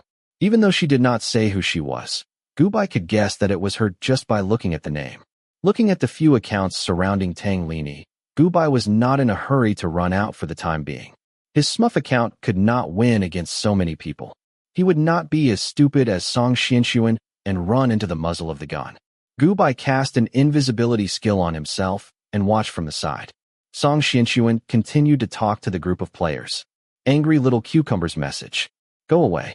It's none of your business. Lao Nyang is so cute's message. That's right. Mind your own business. Oh no, you're a female account. I'll kick your boobs. Song Xianxuan could tell from the names of these smurfs that they were either loser or crazy women. Their words made Song Xianxuan so angry that her face turned red. However, she was not stupid. In this situation, she definitely could not beat 3 people in a fight. Therefore, she could only bluff. Thousand Sun Fairy's message. Humph. Why can't we talk things out? How dare you bully me like this? Before she could finish her sentence, another person standing next to her killed her as fast as possible. Why pot take away when we broke up's message? Idiot. Cut the crap. I'm going to KO you right now. Lao Nyang is super cute's message. That's right. He's just an idiot. Don't bother about him. Hey, stinking brat, you dare to provoke us? You must be tired of living. Let's kill you back to your rookie stage right now. As soon as Song Xianxuan died, the game accounts no longer cared about her. They turned their attention back to Tang Lini's game account, which was already half dead. He was just a rookie in the chi refining stage. How dare he meddle in other people's business? He must be crazy. As he spoke, Tang Lini began to counterattack. Everyone started fighting again. For a moment, the realistic simulation of the game made the surroundings extremely dazzling. Gubai stared at the fight without moving. When the time was right, he would rush forward and use an expensive talisman treasure to heavily injure everyone on the battlefield. Then, he would jump out and grab Tang Lini onto his flying artifact and leave. Tang Lini's smuff account was badly beaten. Without a few expensive elixirs, he would have to wait for the system to slowly recover. However, Tang Lini did not lack money. Hence, after saving him and bringing him to a safe zone where no fighting was allowed, Tang Lini recovered and stood up to express his gratitude. 1 meter of Greenblade's message. Hello, thank you for just now. Bai's message. It's okay. Those people just now were too despicable. So many of them were bullying a newbie. I saw injustice and decided to help. Gubai naturally knew that Tang Lini was the one who provoked those players. He deserved to be beaten up. However, on the surface, he still had to pretend to be righteous. Tang Lini would not be so stupid as to say that he was the one who provoked them. He smiled and handed a middle-grade elixir to Gubai. 1 meter of Greenblade's message. You used a talisman treasure just now, right? That would cost 1,000 spiritual stones. I'll compensate you with this elixir. 1,000 spiritual stones was equivalent to 100 yuan in real life. Although Gubai did not lack this 100 yuan, he was just an ordinary poor smuff account. 100 yuan was a lot. Gubai accepted the elixir with a smile. In order to ensure that Tang Lini would not meet Song Xianxuan during this period of time, he thought for a while and continued to speak. Bai's message. You're welcome. Actually, I didn't save you for nothing. I have a mission and need someone to help me lure monsters. I saw that you were quite good at fighting 1 against 3, so I want to ask you to help me. After the mission is completed, I can give you some of the equipment dropped. What do you think? He saved you once, and you want to lure monsters for him. This was not too much to ask. After thinking for a while, Tang Lini nodded and agreed readily. After the other party nodded, Gubai hurriedly sent a team request. Then, he took Tang Lini to a cave and started to fight monsters together. The reason why Tang Lini was able to become a guru in the game world was not only because the Tang family gave him money to play, but also because his own operation was very good. In fact, because this Cultivation was a virtual reality MMORPG, all aspects of the character's data were based on the player's own foundation. All the players who played the game, well, basically knew some taekwondo or martial arts in real life. Therefore, this MMORPG led to a wave of fitness craze. The two of them cooperated very well. After killing the monsters, Tang Lini was very surprised by Gubai's operation, just like the arrogant one before. 1 meter of Azure Blade's message. You're very good at fighting. Have you learned it in real life? There were many female players in the game, but not many of them played the game well because it involved the physical strength of the players in real life. There were very few delicate girls who could play the game so well. Most of them liked to use magic skills. Bai's message. Yes, your operation is very good too. Have you learned it before? He actually knew that Tang Lini looked like a gentle top student in real life, but in fact, he liked to exercise very much. He was a black belt master in Taekwondo. 1 meter of Azure Blade's message. I've learned a little. However, Tang Lini just nodded slightly. He had a cold personality and would not talk too much to a player he just met. But today, Gubai's main purpose was to get to know him and then add him as a friend. It would be convenient for him to keep an eye on his alternate account for a period of time, so he actively asked. Bai's message. You don't look like you've learned a little. You should be a Taekwondo master just now. You must be a black belt, right? I'm a traditional martial artist. Recently, I've been quite interested in Taekwondo. Let's add each other as a friend and then exchange ideas. Tang Lini did not answer. Obviously, it was a silent refusal. Gubai completely pretended not to see it and continued to shamelessly ask for a friend. Bai's message. Hey, don't be like this. I just saved you. Let's add each other as friends. I haven't made any friends in this game yet. It's fate that we met today. Let's add each other. Although I'm a female account, my operation is very good. I definitely won't drag you down when you do missions in the future. 1 meter of Azure Blade's message. Okay. Gubai's expression was very sincere and his tone was very eager. Tang Lini glanced at him and felt that he could not refuse. After hesitating for a while, he agreed. As soon as he added him as a friend, Gubai was overjoyed. He inexplicably felt a happy and joyful message. He knew very well that this was not his emotion at all. It belonged to the original owner. In the plot, when the original owner entered the game world, not only did he not get close to Tang Lini, but also involved so many things. Naturally, he felt regretful. Although it was not explicitly stated in the wish, Gubai guessed that the original owner's greatest wish was to fall in love with Tang Lini. It was just that the stubborn boy was afraid that it would be in vain again and did not dare to say it out loud. After adding him as a friend, he would be able to find Tang Lini directly when he went online. Driven by the original owner's emotions, Gubai, who originally wanted to delay Tang Lini and prevent him from meeting Song Xianxuan, began to actively ask Tang Lini's alternate account to do missions with him. These few days, in order to help Song Xianxuan vent her anger, Ling Chun had been sending out kill orders in the World Channel every day. In a short period of time, the two game accounts Shang Guanyu and Fairy Ning Bo had become famous gossip in the World Channel. Everyone was speculating about the grudge between them. After all, who would spend money all day sending out kill orders? There were even people who created a topic to discuss on the World Channel.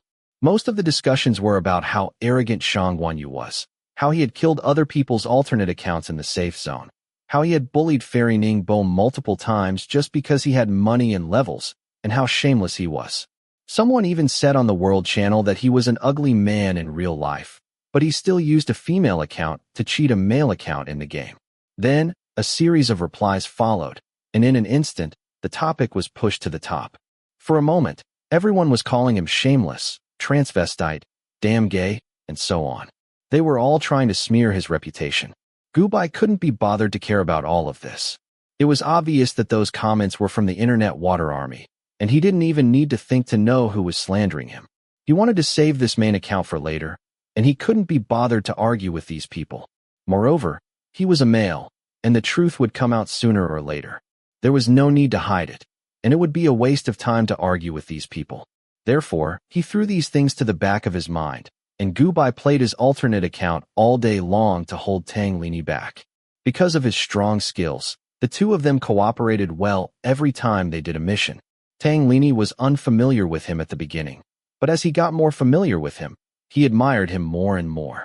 After all, there were very few girls with such good skills. Every time they did a mission, Gubai's straightforward style of doing things was also very admirable. Also, when she spoke, she didn't act like a spoiled girl and ask for protection like other female accounts. Tang Lini guessed that in real life, this player named Bai should be a very independent and smart girl. Sometimes, Gubai's views on certain things were very mature and unique. Gradually, Other than playing games, Tang Lini and Gu Bai started to talk more when they chatted. Their topics were not only limited to games, but also about life and learning. Tang Lini was surprised to find that no matter what topic they talked about, Gu Bai could respond. He was very talented, and even if he wasn't proficient in something, he still knew a thing or two. Before knowing the other person's true appearance, the impression one had of a person was basically built on the other person's heart. This kind of communication between the two of them would make them feel like they were connected. In just 2 to 3 months, while Tang Lini treated Gu Bai as a close friend, he also developed a very good impression of him.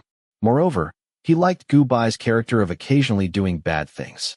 This kind of liveliness changed his impression of Gu Bai from a cold and talented girl to a lively and smart girl. He felt that this must be a cute and smart girl. Tang Lini had never realized that he had such a relaxed and happy feeling when interacting with others.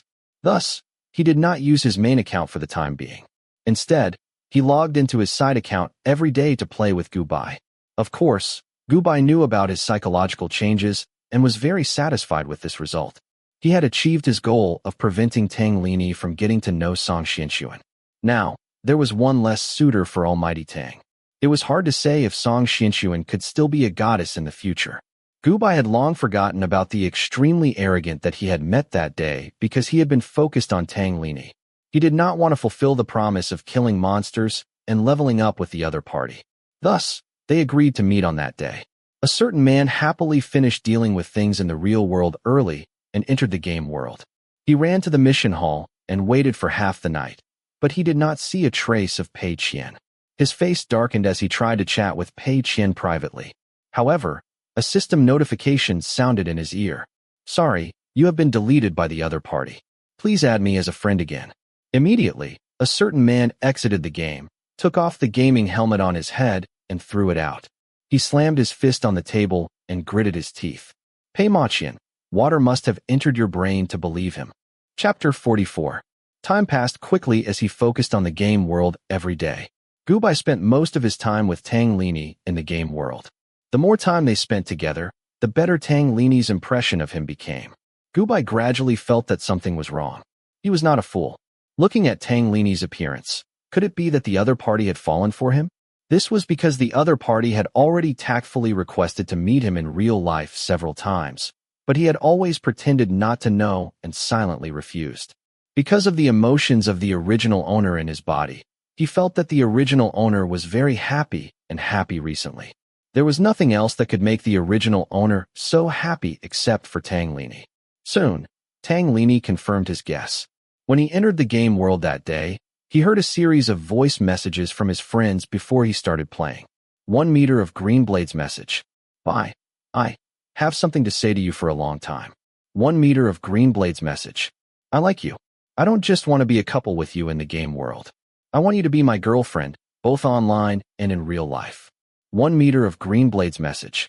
"Although I don't know what you look like, I like your intelligence and personality, not your appearance. I've had a lot of fun with you during this time. It might be a bit sudden. It's okay if you don't agree now. We can meet first." 1 meter of Greenblade's message. "I remember you said last time that you were also from Nan City. Let's meet this weekend. Starbucks on the commercial street in the city center. 2 p.m. I'll wait for you there. This is what I look like." The voice message disappeared, followed by a holographic projection of Tang Lini's real appearance. Suddenly, Gu Bai was so shocked that his eyelids in real life jumped. He immediately exited the game world and threw the game helmet to a corner like it was a hot potato. Damn, Tang Lini really liked him. He didn't do anything but play games with him every day. In the plot, the original owner did so many things, but he didn't react. Why did this kid like him now? Confess? Meet? My ass. Tang Lini was a straight man who was even straighter than a steel pipe. Once he found out that he was a man, and that he was his most hated younger brother, he would probably shout, "You lied to me," and then punch him to death in a fit of rage. Gu Bai wasn't the only one who was shocked. Even the original owner's emotions started to beat violently. Then, it disappeared and hid. Although the original owner liked Tang Lini, he never expected to develop anything with Tang Lini. He obviously knew that Tang Lini was a straight man. If she found out the truth, not only would she not like him, she would also hate him for the rest of her life. Most normal men would find it hard to accept this kind of thing. This was not a world where everyone was gay. Thinking up to this point, Gubai had basically completed his objective anyway. There was no need to waste any more time on Tang Lini. Therefore, Gubai threw the gaming helmet to a corner and decided that he would never use this alt account again. Thus, Tang Lini went to the cafe early like another man.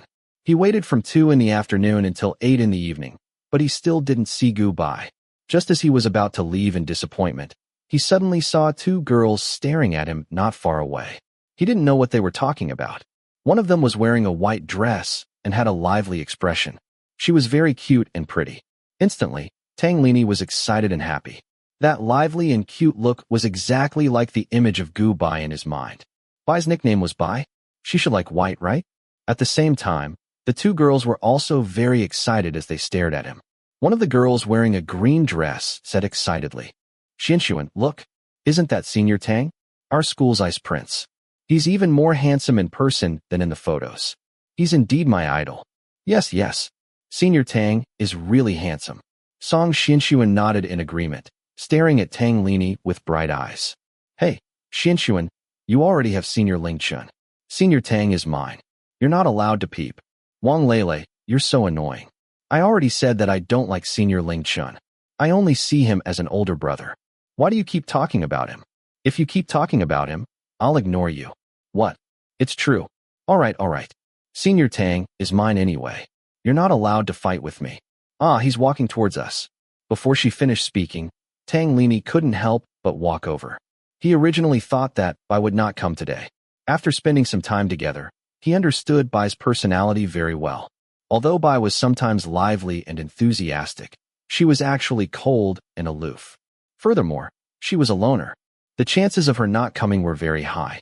During this period of time, he had invited her to meet up several times, but was rejected. This time, he couldn't help but confess to her directly. If he didn't say it, Bai would probably continue to act dumb. However, although he guessed that it was Gubai, he still couldn't be sure. "Hello, I'm 3-foot Azure Blade. Do you remember?" Tang Lini nervously confirmed. The girl in the green dress, Wang Lele, didn't understand. Song Xinshuan was also stunned for a moment, then immediately widened her eyes. "Ah, your 3-foot Azure Blade's alternate account." Song Xinshuan was shocked. She remembered that she had meddled in other people's business last time. It was no wonder that she remembered. Last time, she had just changed her alternate account and was killed again. In the end, Gubai had attacked her alternate account with a talisman treasure and almost electrocuted her to death. She was in pain for a few days, so naturally, she remembered it clearly. Looking at her expression and the way she spoke, Tang Lini naturally thought that she was Gubai. He was pleasantly surprised. She really was Bai? "Yes, 3-foot Azure Blade is my alternate account. Thank you for saving me last time." Tang Lini's handsome face showed a trace of a smile.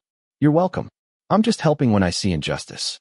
In school, Tang Lini was the legendary ice prince who could freeze people to death. His smile was like a melting snow mountain, making people feel comfortable and moved. Song Xinshuan was electrified by his gentle smile. No girl could resist the gentleness of the ice prince. She smiled and shook her head. She was pleasantly surprised. She didn't expect that the alternate account she had saved was Tang Lini. She had regretted it for a long time after the alternate account she had created died. "Even so, thank you. Let's have dinner together." Tang Lini was even more certain that she was Gubai because of her familiar words. He immediately invited her to have dinner together. Song Xinshuan was stunned for a moment, then showed a pleasantly surprised expression. She agreed without thinking and said to her best friend next to her, "You go first." Then she got up and left with Tang Lini. She didn't even think about bringing Wang Lele along. On the other side, Tang Lini looked at Wang Lele coldly. Obviously, he didn't plan to invite her. Wang Lele looked at the happy Song Xinshuan and could only give up. Her expression wasn't very good. She looked at the backs of the 2 people leaving and stomped her feet angrily. Song Xinshuan went to have dinner with Tang Lini. They chatted halfway. Although she didn't understand some of the things Tang Lini said, it was a rare opportunity to have dinner with the Ice Prince. Since she couldn't talk to him, she played cute and fooled him. Tang Lini didn't notice anything strange and just thought that she was shy. He didn't expect that the girl on the internet was not only independent and smart, but also had such a lively personality in real life. Her shyness was very down-to-earth. After all, girls were inevitably shy. Therefore, the two of them had a very happy meal. When they found out that they were in the same school, they were pleasantly surprised. Tang Lini drove Song Xianxuan back to school. In the following week, Tang Lini took the initiative to look for Song Xianxuan every day because they were in the same school. The Ice Prince, who had always been cold, suddenly took the initiative to recognize her, which immediately caused a wave of envy and jealousy among the students in school. During this period of time, Song Xianxuan also roughly knew from her conversation with Tang Lini that Tang Lini had probably mistaken her for someone else. She did save Tang Lini that day, but the person that the other party was looking for was not him, but a girl with the online username Bai. This knowledge made her very unhappy. No girl would be happy to be mistaken for someone else, especially when the other party was a boy that she had feelings for. However, seeing how Tang Lini treated her so well, and only liked her when he didn't even look at other girls, the envy of the surrounding students made her unable to expose this misunderstanding.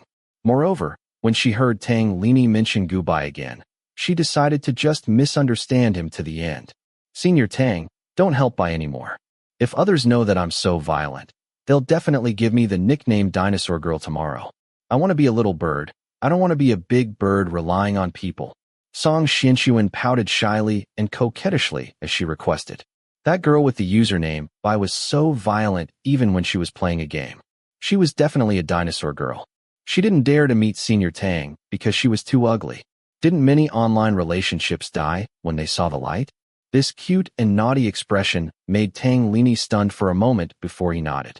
Xianxuan was right. No matter how she was in the game, she was still a girl in real life.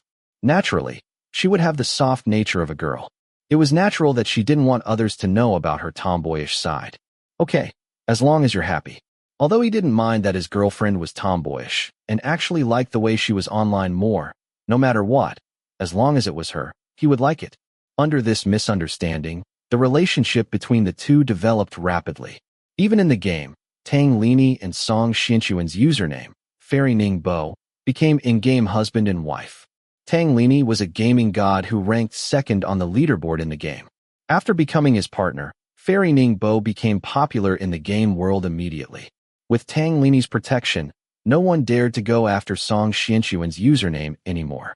On the contrary, because of his kill order for Song Xianxuan, all the players in the Cloud Returning sect killed him on sight.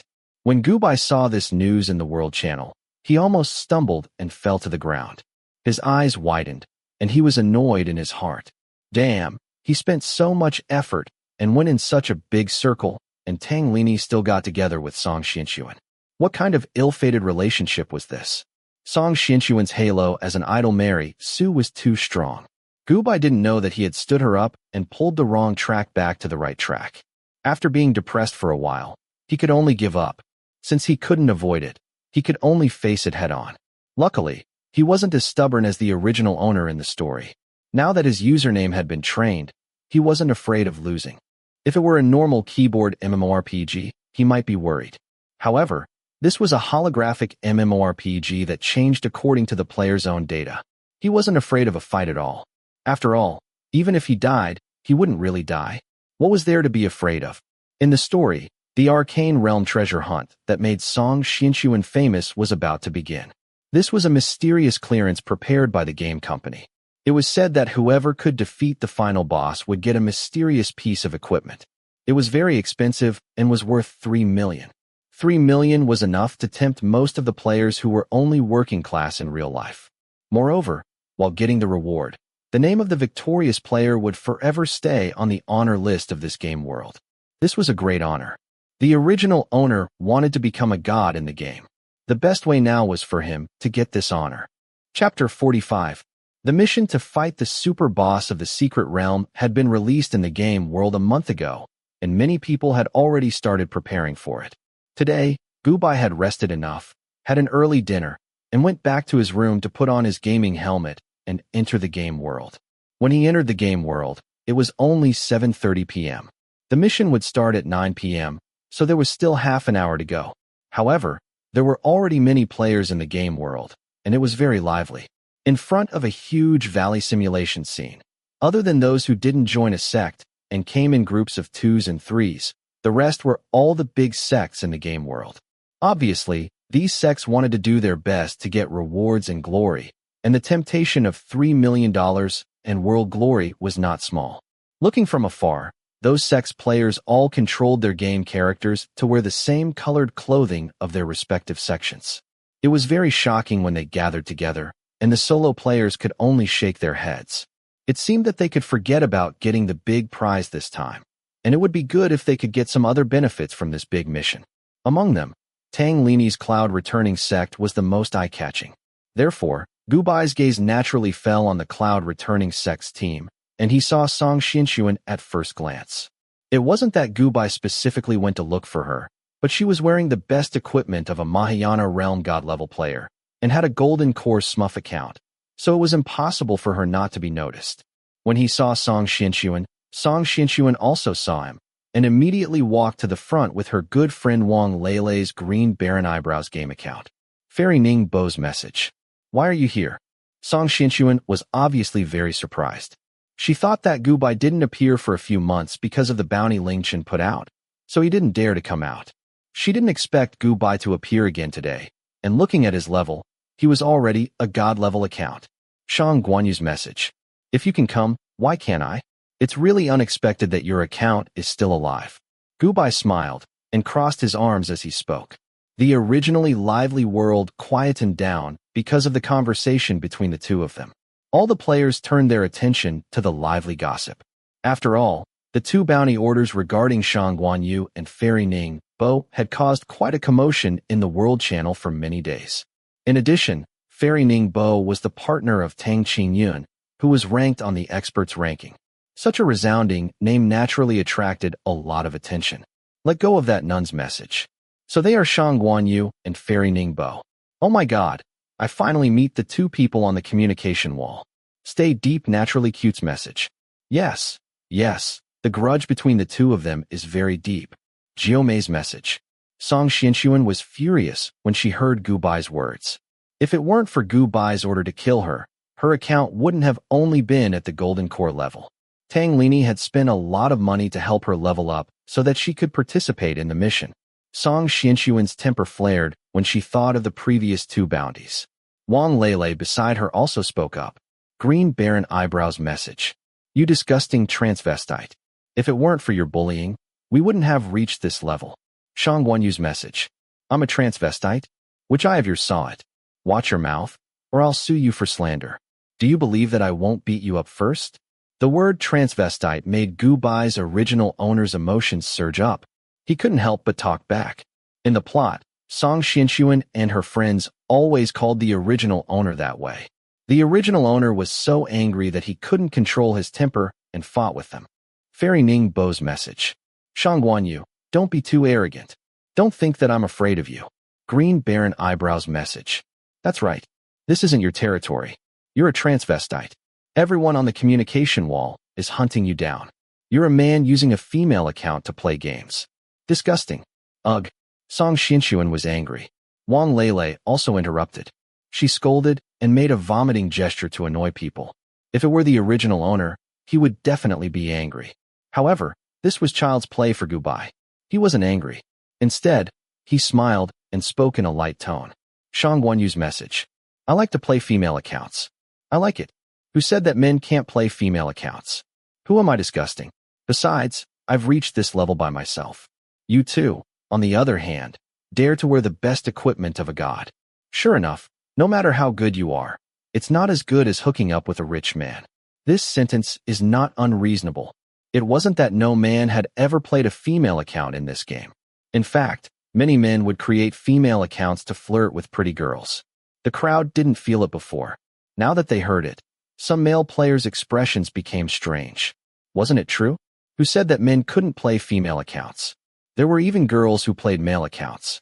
The other female players also heard Gubai's words and looked at Song Xianxuan with disdain. Song Xianxuan, a newbie account, had taken away a super god in the game. Many people were jealous. It was normal for female accounts to level up with male accounts. However, most female accounts were played by themselves. Song Xianxuan relied on men to level up. Even if she became a god, the crowd wouldn't be convinced from the bottom of their hearts. Song Xianxuan and Wang Lele were furious.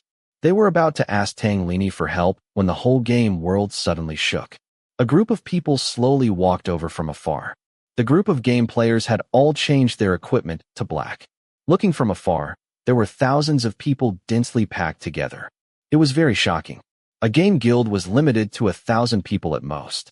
Among them, the game accounts that were qualified to participate in this large-scale mission had to be at least at the Golden Core level. Tang Lini's Cloud Returning sect only had about 200 people, but this team was almost full. Looking up, these people were all wearing the best equipment. The lowest level was at the Divine Transformation level. It should be known that a Divine Transformation level game account was already at the level of a small god. This game guild had so many experts. Time Boiling Rain's message. It's the Devil Guild of the Devil Guild. Bayan's message. Look at that Qian Mo's account. He's the boss of the Devil Guild, the one who defeated the previous top player September in 2 months ago. He's the new top player in the whole server, Qian Mo. Don't lie to me's message. Wow, look at his equipment. His armor is at the immortal level. His halberd is a divine weapon. Qian Mo's appearance caused a commotion among the players present. Although there were many god-level players present, none of them could compare to him. Not to mention the top-notch equipment on his body. Just the divine artifact weapon in his hand was already shocking enough. At this moment, in this world, no one had a divine artifact weapon. The Cloud Returning sect that everyone was afraid of just now paled in comparison to Qian Mo's Devil Guild. The other smaller game guilds directly walked up and smiled apologetically at Qian Mo. Flowing Cloud Sorrow's message. God Qian is also interested in this mission. Since that's the case, we won't block the way. As she spoke, she hurriedly led her people to the side to make way. In just a few words, most of the crowd had retreated to the side. No one dared to go against Qian Mo. They had no choice. If they couldn't win, they could only hide. After all, if they were killed at the later stages of the game, it would take a lot of effort and time to level up again. If they offended a super god, it wouldn't be worth it. Tang Lini was also prepared to lead his people to lie low and wait until they entered the secret territory. Beside him, Song Xianxuan, Wang Lele, and Ling Chun were all stunned when they saw Qian Mo. It was obvious that they recognized him as the one who had been trapped in the Devil Cloud Cave. He hadn't even changed his name. For a moment, they were all shocked. They were really glad that they had used a smurf account. Otherwise, when Song Xianxuan, that idiot, had offended him, they would have been killed several times over. Gubai stared at Qian Mo who was walking towards them. He, who had been full of confidence, suddenly cried silently in his heart. He couldn't stop crying. This wasn't right. This wasn't right. In the storyline, although Qian Mo was powerful and was a super god, he wasn't like this person who was covered in top-grade immortal equipment. The weapon in his hand was even a godly weapon. Back then, when he killed him by 1 level, it would take him at least half a year to level up. This Qian Mo not only leveled up, but he seemed to be even more powerful. It was over. He had treated Qian Mo like that back then. Now that the other party had returned, he would definitely cut him into pieces. Thinking of this, Gubai began to think of retreating. The original owner of his body didn't need to rush the mission now. There would be opportunities in the future. It was better to leave for now. Qian Mo's message. Wait. However, just as he retreated, Qian Mo, who was sitting on the black Qilin, spoke. Then, in the blink of an eye, he tragically found that a few demons had flashed in front of him and blocked his path. Moreover, a forbidden spell fell on him, so he didn't even have the chance to directly exit the game and escape. The players in the world once again turned their attention to Gubai. They couldn't help but observe a moment of silence for him. During this time, Qian Mo's fame had swept through the entire server like a tornado. He was number 1 on the expert leaderboard. Everyone knew him. Moreover, the other party was just like his character's race. Demon players had always been arrogant. Moreover, most of the players who played Demon were rich. They would often use all kinds of expensive top-grade equipment. They couldn't be defeated or provoked. Now, this Shang Guanyu had been called out by Qian Mo. He was really unlucky. Song Xianxuan, Wang Lele, and the others were gloating. Gubai was also lamenting his bad luck in his heart. Why did he feel that this mission was so unlucky? The development of the storyline didn't follow common sense either. He had spent a lot of effort to stop Tang Lini from falling in love with Song Xianxuan. In the end, they still got together. All his efforts had been for naught. He had already planned to trick Qian Im away. Even if this person came to seek revenge in the future, he would have completed his mission and exited the game world. He wasn't afraid at all. However, who knew that the other party would suddenly return at this time? Shang Guanyu's message. Great God, Qian, I wonder what you called me for? Taking a deep breath, Gubai turned around and decided to play dumb. Qian Im Wei's message. Come to me. The other party's demonic and domineering character had a cold expression. Because it was a real simulation, all the players present could feel the cold pressure emanating from him. A great god was indeed a great god. Even his words were so arrogant. Gubai was helpless. He could only brace himself and walk over. Then, he stopped 3 meters away from the other party and stood obediently. He had no choice. He had to be obedient. He couldn't even exit the game after being restrained by Qian Im Wei's spell. He could only accept being chopped into pieces. Just as he stared with tears in his eyes at the man who came down from his mount and walked towards him, ready to accept his death, the other party stopped in front of him and didn't attack him directly. Qian Im Wei's message. Raise your head. The man's expression was still cool, but it was less cold. Everyone was confused. Gubai didn't know how he wanted to punish and take revenge on him. Facing the demon game character, he obediently did as he was told and raised his head. Then, in the next moment, he was hugged by the other party's waist. Qian Im Wei's character kissed him. Because it was a real simulation, Gubai really felt that his lips were kissed. Gubai was dumbfounded. Fairy Ning Bo's message. Pretty Green Wasteland's message. The originally quiet surroundings became even quieter. Only the demons dared to speak. Half crazy, half coquettish message. Well, what's going on? Winner is King's message. Boss is here to pick up girls. Loser bed warmer's message. No, I heard that Shang Guanyu's real life is a man. Winner is King's message. Really? Then he must be as cute as you, baby. Loser bed warmer's message. Get lost. Everyone got silent. Chapter 46. Even though Gubai had weathered countless storms and had a strong mind, he could not react to this sudden change. If he remembered correctly, he had shamelessly tricked the big boss, Qian Im Wei. Why didn't he kill him for revenge, but kissed him instead? He must be playing the game the wrong way. After a minute of daze, Gubai finally regained his senses. Without thinking, he pushed Qian Im Wei away. Even if the feeling of physical contact in the game was just a computer simulation and not real, he did not want to come into contact with anyone other than that man. Qian Im Wei did not mind being pushed away by Gubai. He continued to hug him, then looked at Song Xianxuan and the others, and said coldly, Qian Im Wei's message. Fairy Ning Bo, Lu Wu, Dongfang Jinjuan, and Cloud Return Sect, stand still. The rest of you, clear the space. Otherwise, I won't be responsible if you get hurt. As soon as Qian Im Wei spoke, the surrounding players quickly ran to the side and cleared out a large area, leaving only the few people he had named and the people from Cloud Returning Sect standing in the middle of the field. However, the Cloud Return Sect members did not leave. They were all trembling in fear. One of the players looked at Tang Lini helplessly and said in the group chat, Qingyun, what do we do? The players who came today were all high-level players. Whether they died and dropped their best equipment or lost their levels, it was not worth it. The former would cost them money, while the latter would cost them time to level up. Tang Lini was also very quiet. He sent a calm-down message in the group chat before walking out. Tang Qingyun's message. God Qian, what do you mean by this? He did not call anyone but them out. It was obvious that he was looking for trouble. Gubai was also guessing, but no matter how hard he scratched his head, he could not figure out what was going on with this Qian Im Wei today. He had only met him once, and it was at that time that he had offended him. It was really strange that the other party did not seek revenge on him today. However, he could not figure it out. The bad feeling in his heart grew stronger and stronger. It felt like many of the plots in this mission were not right. Before Qian Im Wei said anything, the other demons spoke first. Half crazy, half coquettish's message. What are you asking? Cut the crap.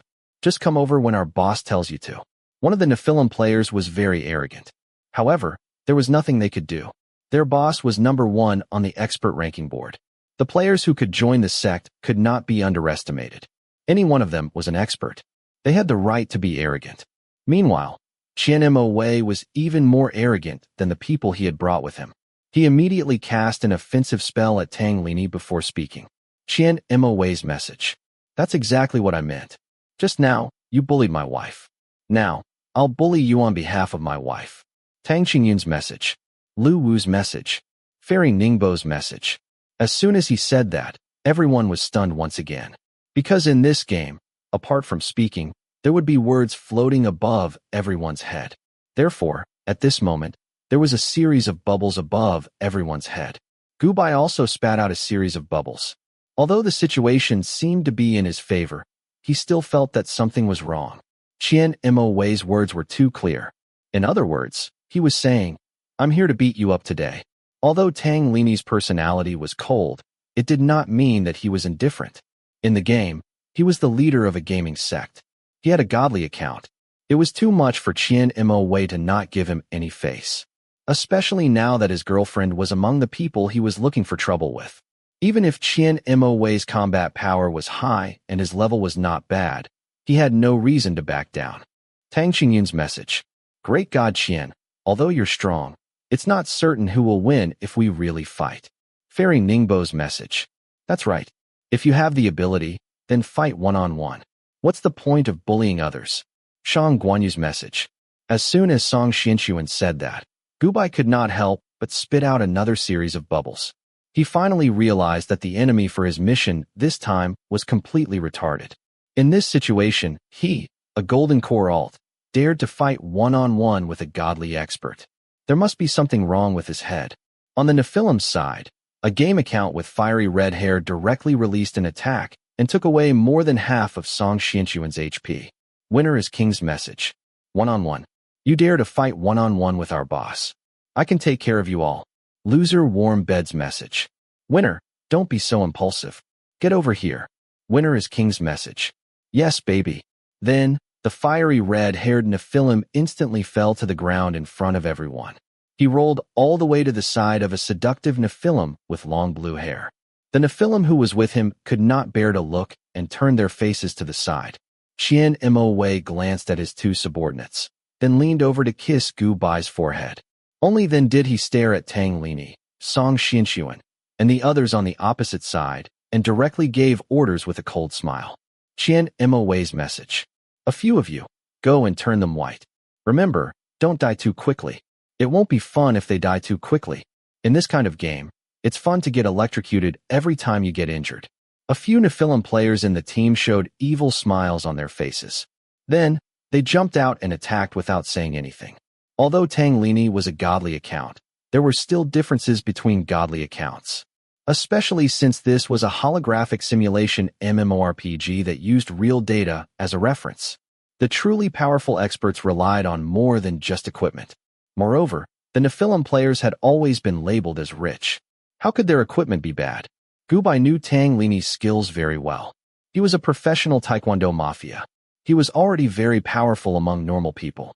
However, at this moment, when he observed the Nephilim players, he could acutely see that these people were definitely the kind that had seen blood in real life. Every move they made was fatal and ruthless. He did not know what profession they were in real life. At this moment, a ray of light shone from the valley in front of them.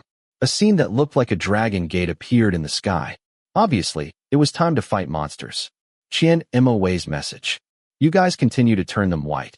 Gui Sha, Dong Lin, Hei Sha, follow me in. The rest of you stay here and guard. Qian Mo Wei ordered the people around him. Gubai paused. He wanted to take this opportunity to leave.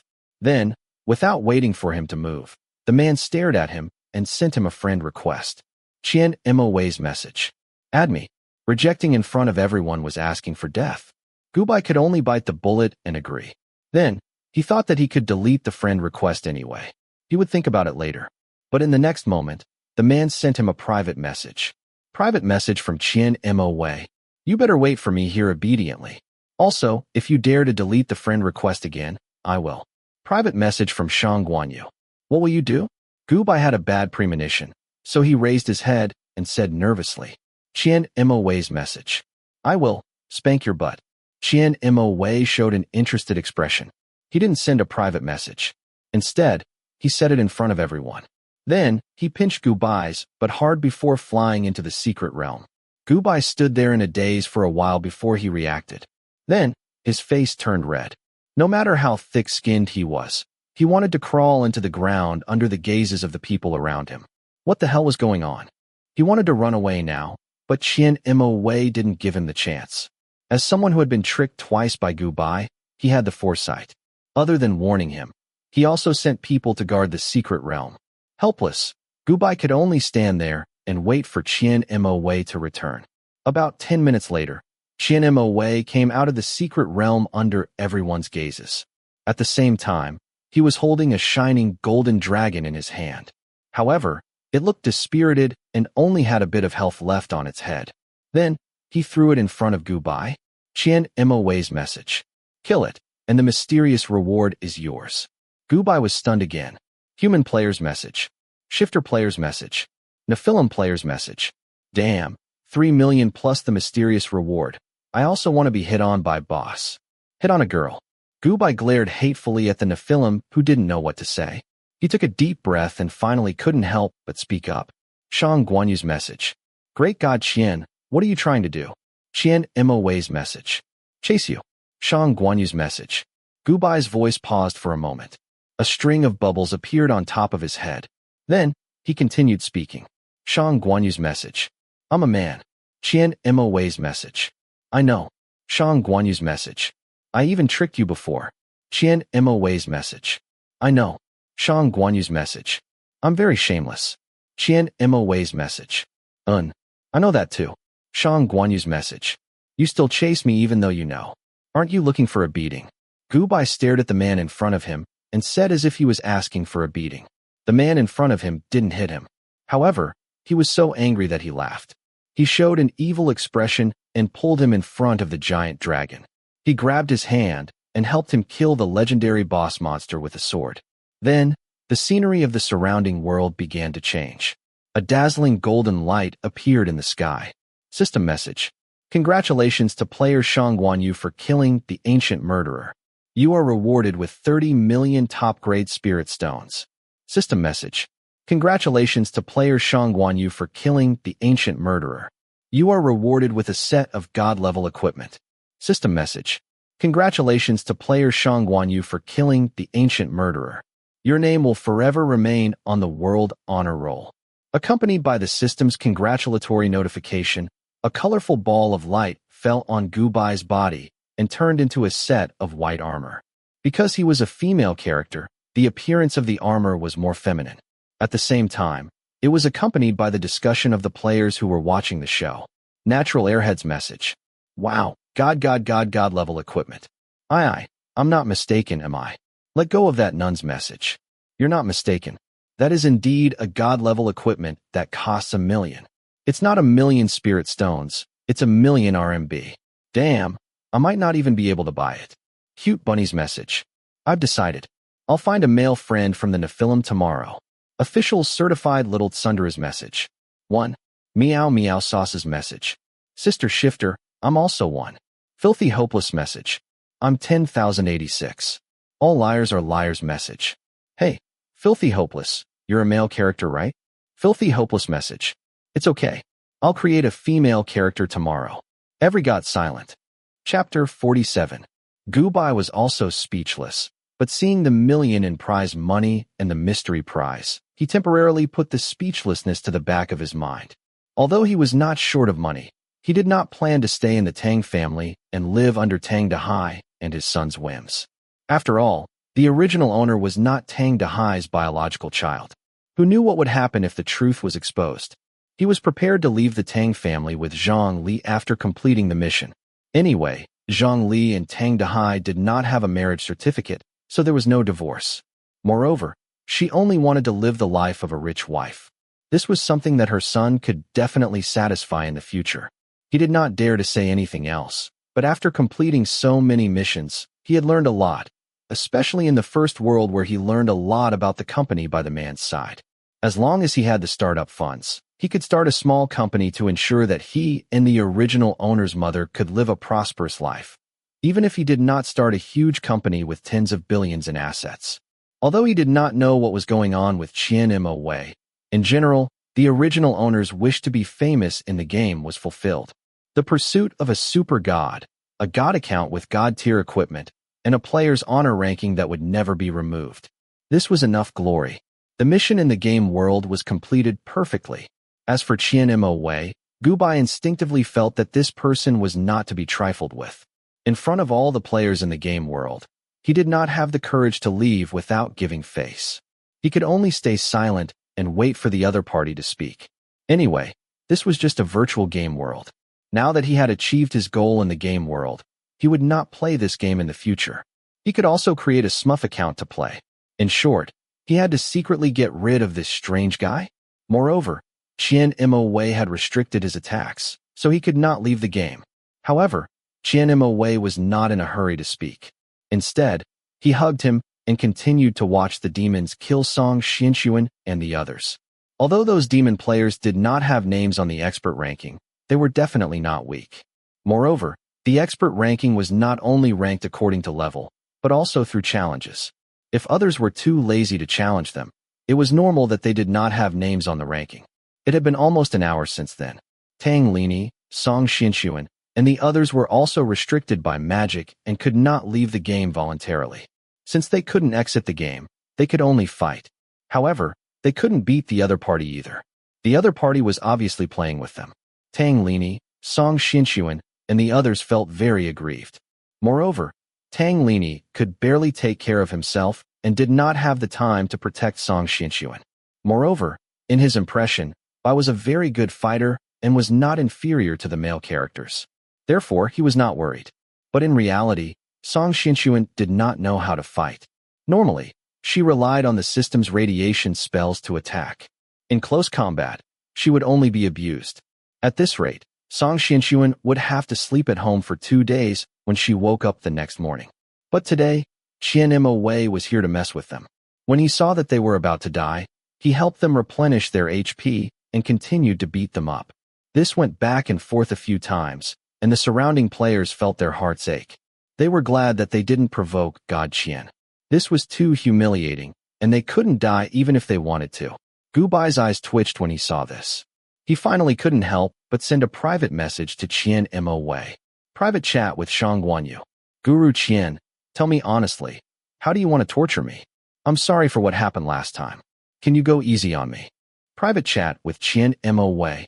Alright, you can mate with me first. Private chat with Shang Guanyu. Gubai was speechless for a while before he nodded and agreed. So be it. This was just a game anyway. No one would know each other outside the world. I'll just stop playing this game later. Childish. Although he did not say anything, Wei knew very well what he was thinking and did not expose him. He had people kill the accounts of Song Xianxuan and the others, then pulled them to the World Stone of 3 Lives.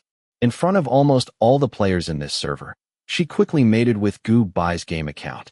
She also gave him a god-level wrist guard as a token of love. Instantly, the world was filled with joy. How can I live if I don't show off's message? Wow, wow, wow, a god-level token of love. Don't stop me. I'm going to join the demon race now. The demon race has rich people. This saying is true. Meng Tao's message. Didn't they say that there are very few god-level weapons? Why are there so many today? I'm going to send an email to complain. This setting is unreasonable. There are so many god-level weapons, but I haven't seen any. Lazy Cancer abandoned treatment's message.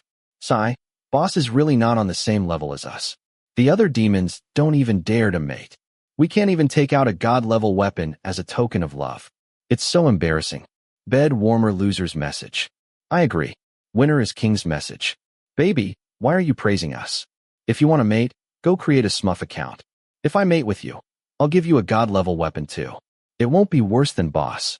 Bed warmer loser's message. Get lost. Winner is king's message. Then I can create a female account. I don't mind. Bed warmer loser's message. Listening to the chatter in the world, Gubai chose to automatically block it. When they were mated, everyone dispersed, leaving only the players from the demon sect and the demon race behind. When the restrictions on his body were removed, he couldn't wait to exit the game. Holding the god-level weapon that was envied by others, he didn't feel happy at all. He only felt that it was hot. He had to leave quickly. Otherwise, What if Qian Mo asked him to do the bridal chamber later? This was a fucking realistic simulation game. All the senses in the world would be simulated for the body in real life. He didn't want to have an erotic dream with a stranger in the online world. Absolutely not. Just as he was about to exit the game, Qian Mo sent him a private message again. Private message from Qian Mo. Don't think that you'll be fine after you exit the game. I know who you are. You're the young master of South City's soaring real estate, Tang Zihao. 19 years old, studying at South City's Sing University. Qian Mo stared at him with an evil expression and spoke slowly. Gubai's expression instantly changed again. Then, the corner of his mouth twitched. Fuck, how did this person know his true identity? Wasn't Cultivation Records the online game with the strongest confidentiality? Didn't the news report that even the world's top hackers couldn't crack the theft of players' information? What was going on now? Seeing Gubai's expression, Qian Mo was very satisfied. Although the appearance in front of him was just a game simulation and not a real person, he still couldn't help but close his eyes and lower his head to kiss Gubai's lips. Private message from Qian Mo. Be good. Go back first. It's getting late. Sleep early tonight. Wait in the main hall when you enter the world tomorrow. I'll send someone to bring you to the Devil Sect. After saying that, Qian Mo exited the game first. Only then did Gubai leave. When he returned to real life, Gubai suddenly took off his gaming helmet and threw it away like the plague. His mind was in a complete mess. He was done for this time. This Qian Mo was obviously not someone to be trifled with. The other party was actually able to find out his true identity. That was something that was frightening enough. One had to know that Cultivation Records was a realistic online game that was said to have the world's most advanced technology. Furthermore, the company that developed it was also a colossus. No fool would take such a huge risk to investigate the information of an inconspicuous person like him. It was said that there was once a hacker who had deciphered the national defense systems of several countries in the world. He wanted to break the server of Cultivation Records and set another record for himself. However, not long after, that hacker had no choice but to admit that the company that developed Cultivation Records did indeed have the world's most advanced technology. He couldn't even get past the security wall of Cultivation Records, causing an uproar. From this, it could be seen that Qian Mo, who was able to obtain his information, was definitely not a nobody in the real world. He was either very powerful himself or someone with a lot of power. He couldn't understand how he had provoked Qian Mo. If the other party had directly killed him, he would have been more straightforward. This fucking dual cultivation was really terrifying. Furthermore, the other party knew his true identity. One could imagine that the entanglement in the future would be endless. If he was alone, he naturally wouldn't be afraid. However, with a woman, Zhongli, it wouldn't be easy for him to escape. Furthermore, the mission hadn't been completed yet. The original owner of the body still had a wish, and that was to not let Song Xinshuan marry Tang Lini. He couldn't leave until this was completed. After thinking about it, Gubai calmed down. He couldn't panic. Although Qian Mo was powerful, he didn't have to be too afraid. The game world was fake. Even if Qian Mo wanted to do something to him, he could just spend money to find someone to play the game in his place. After all, he wouldn't be able to see the real person in the game world. If the other party came looking for trouble in real life, then there was even less to be afraid. After cultivating for half a year, he wasn't invincible, but he didn't feel any pressure when dealing with ordinary people in the modern world who only knew martial arts.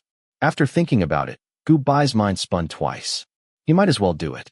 On one hand, he found a game expert to log into the account Shangguanyu to deal with Qian Mo in the game world. On the other hand, he bought a bunch of medicinal ingredients in real life to start making poison. He was prepared to use them in case he really encountered some tricky problems. But very quickly, he realized that Qian Mo wasn't that easy to fool. The game expert he found was exposed on the same day. Sir, that Qian Mo told me to tell you that if you continue to fool him, he will. The game expert who replaced him reported. What will he do? Gubai's sharp senses told him that something was wrong. He will immediately come knocking on your door to suppress you. The game expert pursed his lips and held back his laughter as he continued. Also, Qian Mo said that you must attend the game meetup next month. Otherwise, all right, I got it. Without waiting for the other party to finish speaking, Gubai cut him off. He quickly stuffed a few red notes into the other party's hands and made him leave. Then, he logged into the game world with hatred. As soon as he entered, Gubai immediately looked for Qian Mo Wei through his friends list. When he realized that the other party wasn't around, he could only leave a message. He sent a private message to Shang Guanyu. Qian Mo Wei, don't go overboard. Don't think that I'm afraid just because you're a god. Let me tell you, I was also a ruthless master back then. Don't worry, I'll definitely go when we meet in real life. But I have something to do during this period of time, so I won't be playing the game. Even if you don't agree, there's no room for discussion. Don't force me. If you force me into a corner, I'll chop off your dick. Humph. After saying that, Gubai logged out of the game. Damn it, they really thought that a tiger that didn't show its might was a little sick cat. Chop off my dick. Haha, they actually called me small. The man behind him who heard the message took off his helmet. He was so angry that he laughed. Chapter 48. After Gubai left the message for Thousand Ink Centipede and left the game, he stopped playing before the meet and greet. He originally thought that this mission would be completed easily and was prepared to take it slow, but now it seemed that he couldn't. With the problem with Thousand Ink Centipede, he had to change his plan. The original owner's wish had been fulfilled in the game, and now there were only Song Xianxuan, Tang Lini, and Ling Chun left in reality. To be more precise, it was only Ling Chun and Song Xianxuan. As for Tang Lini, the original owner didn't ask for a strategy. As long as he could prevent Song Xianxuan from marrying Tang Lini, he would do anything. Since that was the case, he could put Song Xianxuan aside for now. He had to deal with Ling Chun first. The Ling family was quite powerful, but they weren't in a legitimate business. On the surface, they had a company, but in reality, it was just a shell company used to launder money. What they did were all shameful things. This kind of person was actually very easy to deal with. The government had long wanted to get rid of this malignant tumor, but they couldn't find any evidence. It wasn't easy to wipe them out all at once. It would be troublesome if they were left behind and retaliated against. Therefore, after leaving the game, Gubai spent all his time and effort on investigating the Ling family's crimes. The police couldn't find evidence not because they didn't have enough manpower, but because the police were too scattered and their methods were the same. It was difficult for the Ling family to guard against the police. Now that it was Gubai's turn, he directly used extraordinary methods to capture a few important members of the Ling family. After some coercion and bribery, the evidence came out. After all, there weren't many people in this world who weren't afraid of death. Even if they weren't, he had many ways to force them to confess. He wasn't afraid that he wouldn't achieve his goal. After spending half a month or so, he settled the matter. After all the evidence was anonymously sent to the police station, Gubai didn't make any moves and waited for news. He believed that the government wouldn't let go of such a good political achievement. As long as the Ling family fell, it would be easy to deal with Ling Chun, who had no background. However, the meet and greet was just around the corner. Once he thought about meeting Thousand Ink Centipede, Gubai began to feel uneasy. He had a feeling that he couldn't escape from the palm of his hand. He couldn't even feel happy about completing the mission. At the same time, Song Xianxuan and the others were also preparing for the meet and greet. This Cultivation Chronicles meet and greet event was specially organized by the game company as a form of gratitude. The venue and free food and lodging were provided in a mountainside hotel with a very good environment. The location was in the capital, B City. Of course, since it was free, there were definitely requirements. There were so many players in Cultivation records that it was impossible to invite everyone. However, the top 30 guilds in the game world would each have 20 free spots. As Tang Lini's girlfriend, Song Xianxuan would naturally go with Tang Lini, the sect leader. In order to make a proper appearance, she had already started dressing up early. In order to please her, Tang Lini gave her a dress and a necklace. Song Xianxuan tried them on in the dormitory after receiving them. She was born in an ordinary family. Although her family was not poor and her monthly living expenses were more than 1,000 or 2,000, which was more than several girls in the dormitory, she could only be said to be well off and not rich. A dress and necklace that cost tens of thousands of yuan were very expensive for her. Moreover, it was a gift from someone she liked, so Song Xianxuan was overjoyed. Her roommates were also very envious.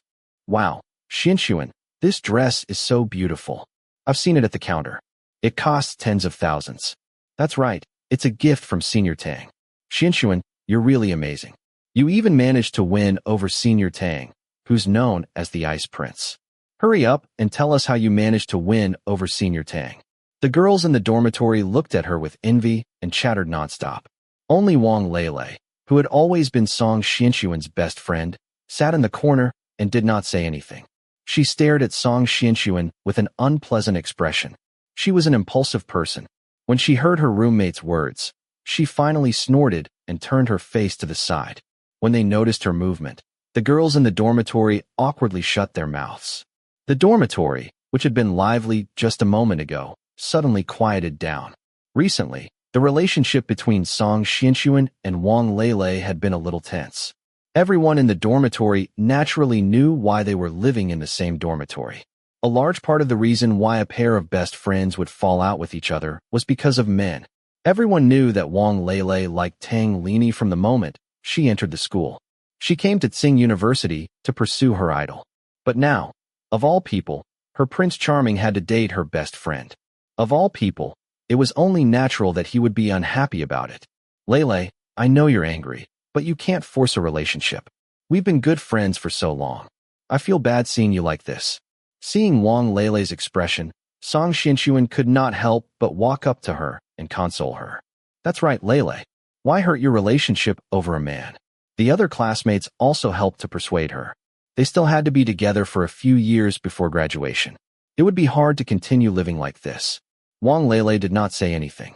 She flipped onto the bed and covered her head with the blanket, continuing to sulk.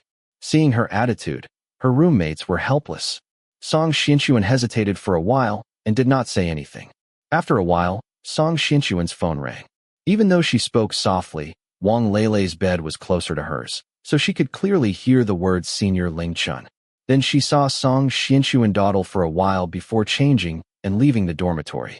Wang Lele thought for a while and ran out as well. After a while, she saw Song Xianxuan run to the small forest behind the school field. There was a tall and thin man standing there. Because the light was too dim, Wang Lele could only see the person's face clearly when she walked closer. Her eyes widened. That man was Ling Chun, who had been pursuing Song Xianxuan for a long time. After the shock, Wang Lele covered her mouth and continued to watch curiously. On the other side, when Ling Chun and Song Xianxuan met, they were standing and talking politely at first. However, Ling Chun suddenly hugged the girl in front of him when they started talking about something. Song Xianxuan was a petite and weak girl. She did not have much strength and could not break free. She could only shout to stop him. Brother Ling Chun, what are you doing? Let go of me. Then she heard Ling Chun suddenly raise his voice and say, Xianxuan, don't move. I just want to hug you. Let me hug you, okay?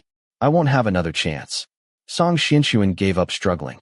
After that, Ling Chun said something again. Song Xianxuan hesitated for a while, then suddenly reached out and hugged his neck. She tiptoed and kissed him. Ling Chun naturally could not control himself in front of the girl he liked.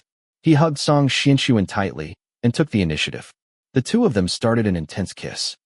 Wang Lele, who was hiding in the corner, was furious. She wanted to rush out, but after thinking about it, she restrained herself. Then she looked happy and quickly took out her phone to record the scene in front of her. Luckily, Song Xianxuan knew her limits and did not dare to mess around with Ling Chun. After the two of them kissed for more than 10 minutes, just as Ling Chun was about to take off her clothes, she stopped him in time and pushed him away. She blushed and said, Brother Ling Chun, you can go abroad without worry now, right? I only treat you as my brother. Go, don't come looking for me in the future. Then she left quickly. After she left, Ling Chun also left. Wang Lele, who had been hiding in the corner for a long time, walked out regretfully and followed them back. She wanted to record something more exciting, but it was not bad now. Song Xianxuan, this bitch, usually looked pure, gentle, and innocent. She did not expect her to be like this behind her back. She was already dating her Prince Charming, but she still hooked up with other men. Although they did not sleep together, it was shameless of her to kiss another man when she already had a boyfriend. She even treated him as her brother. Bah, how could she say that? How could there be a younger sister kissing her brother? Saint bitch. But this was good too. If Song Xianxuan really got together with Ling Chun, she would definitely break up with Senior Tang in the future. Then she would have a chance. She saved the video happily. Wang Lele's depressed mood for the past few days was swept away. Then she slowly returned to the dorm to rest, ready to hear the news of Song Xianxuan and Tang Lini breaking up tomorrow. But to Wang Leilei's surprise, after returning, Song Xianxuan acted as if nothing had happened. She went to class and played games as usual, then went on dates with Tang Lini. Their relationship developed steadily, as if the thing with Ling Chun had never happened. This made Wang Leilei a little angry. But even if she knew that Song Xianxuan was a saint bitch, the two of them had been good sisters for so long. She did not release the video directly to make things worse. Instead, she found Song Xianxuan and reminded her tactfully. Song Xianxuan, what do you mean? Since you're together with Senior Ling Chun, why are you still hogging Senior Tang? Leilei, what are you talking about? I don't understand. Song Xianxuan did not know that Wang Leilei had seen the ambiguous scene that day. She was a little confused, and she did not think that kissing Ling Chun was a big deal. That day, Ling Chun said that he was going abroad and wanted a kiss without regrets. The other party was so affectionate that she felt that it would be heartless to reject him again. Although she felt a little guilty and felt that it was inappropriate, her heart softened when she thought of how hurt the other party was. It was just a kiss, it was okay. Song Xianxuan, stop pretending. Seriously, why didn't I realize that you were such a bitch before? I saw you kissing Ling Chun that night. Didn't you say that you didn't like Senior Ling Chun? Why did you kiss him? Aren't you Senior Tang's girlfriend now? But when Wang Leilei saw her indifferent look, she suddenly got angry and roared. Hearing her words, Song Xianxuan's face turned pale. She obviously did not expect that she had seen what happened that day. Looking at the people around her who were attracted, she felt a little guilty. Wang Leilei actually said that in public. She was angry and was even more afraid that Wang Leilei really had a video. She immediately went to stop her. Wang Leilei dodged, and the two started arguing. Although Song Xianxuan was petite, she exploded with strength at this moment. Wang Leilei did not notice, and her phone fell into the man-made river next to the school. The water was not deep, but it was not shallow either. A phone could not be picked up. Song Xianxuan, you bitch. Bitch. I'm breaking off with you. Wang Leilei was furious. Song Xianxuan was usually the prettiest girl in the school and was more popular than her. People who did not know the situation would naturally speak for Song Xianxuan. She had no choice but to leave. Song Xianxuan looked at her back and felt a little guilty. But thinking of Wang Leilei's recent attitude towards her and the threat just now, she bit her lip and did not chase after her. Instead, she left in the opposite direction. Chapter 49. Even if Qian Mo Wei did not threaten him to go, Gu Bai would still have to go. There was also such a gathering in the storyline, but the original owner had already quit the game and was chased out of the house after suffering a huge blow. Naturally, he could not attend. Song Xianxuan, on the other hand, was pretty and was Tang Lini's girlfriend.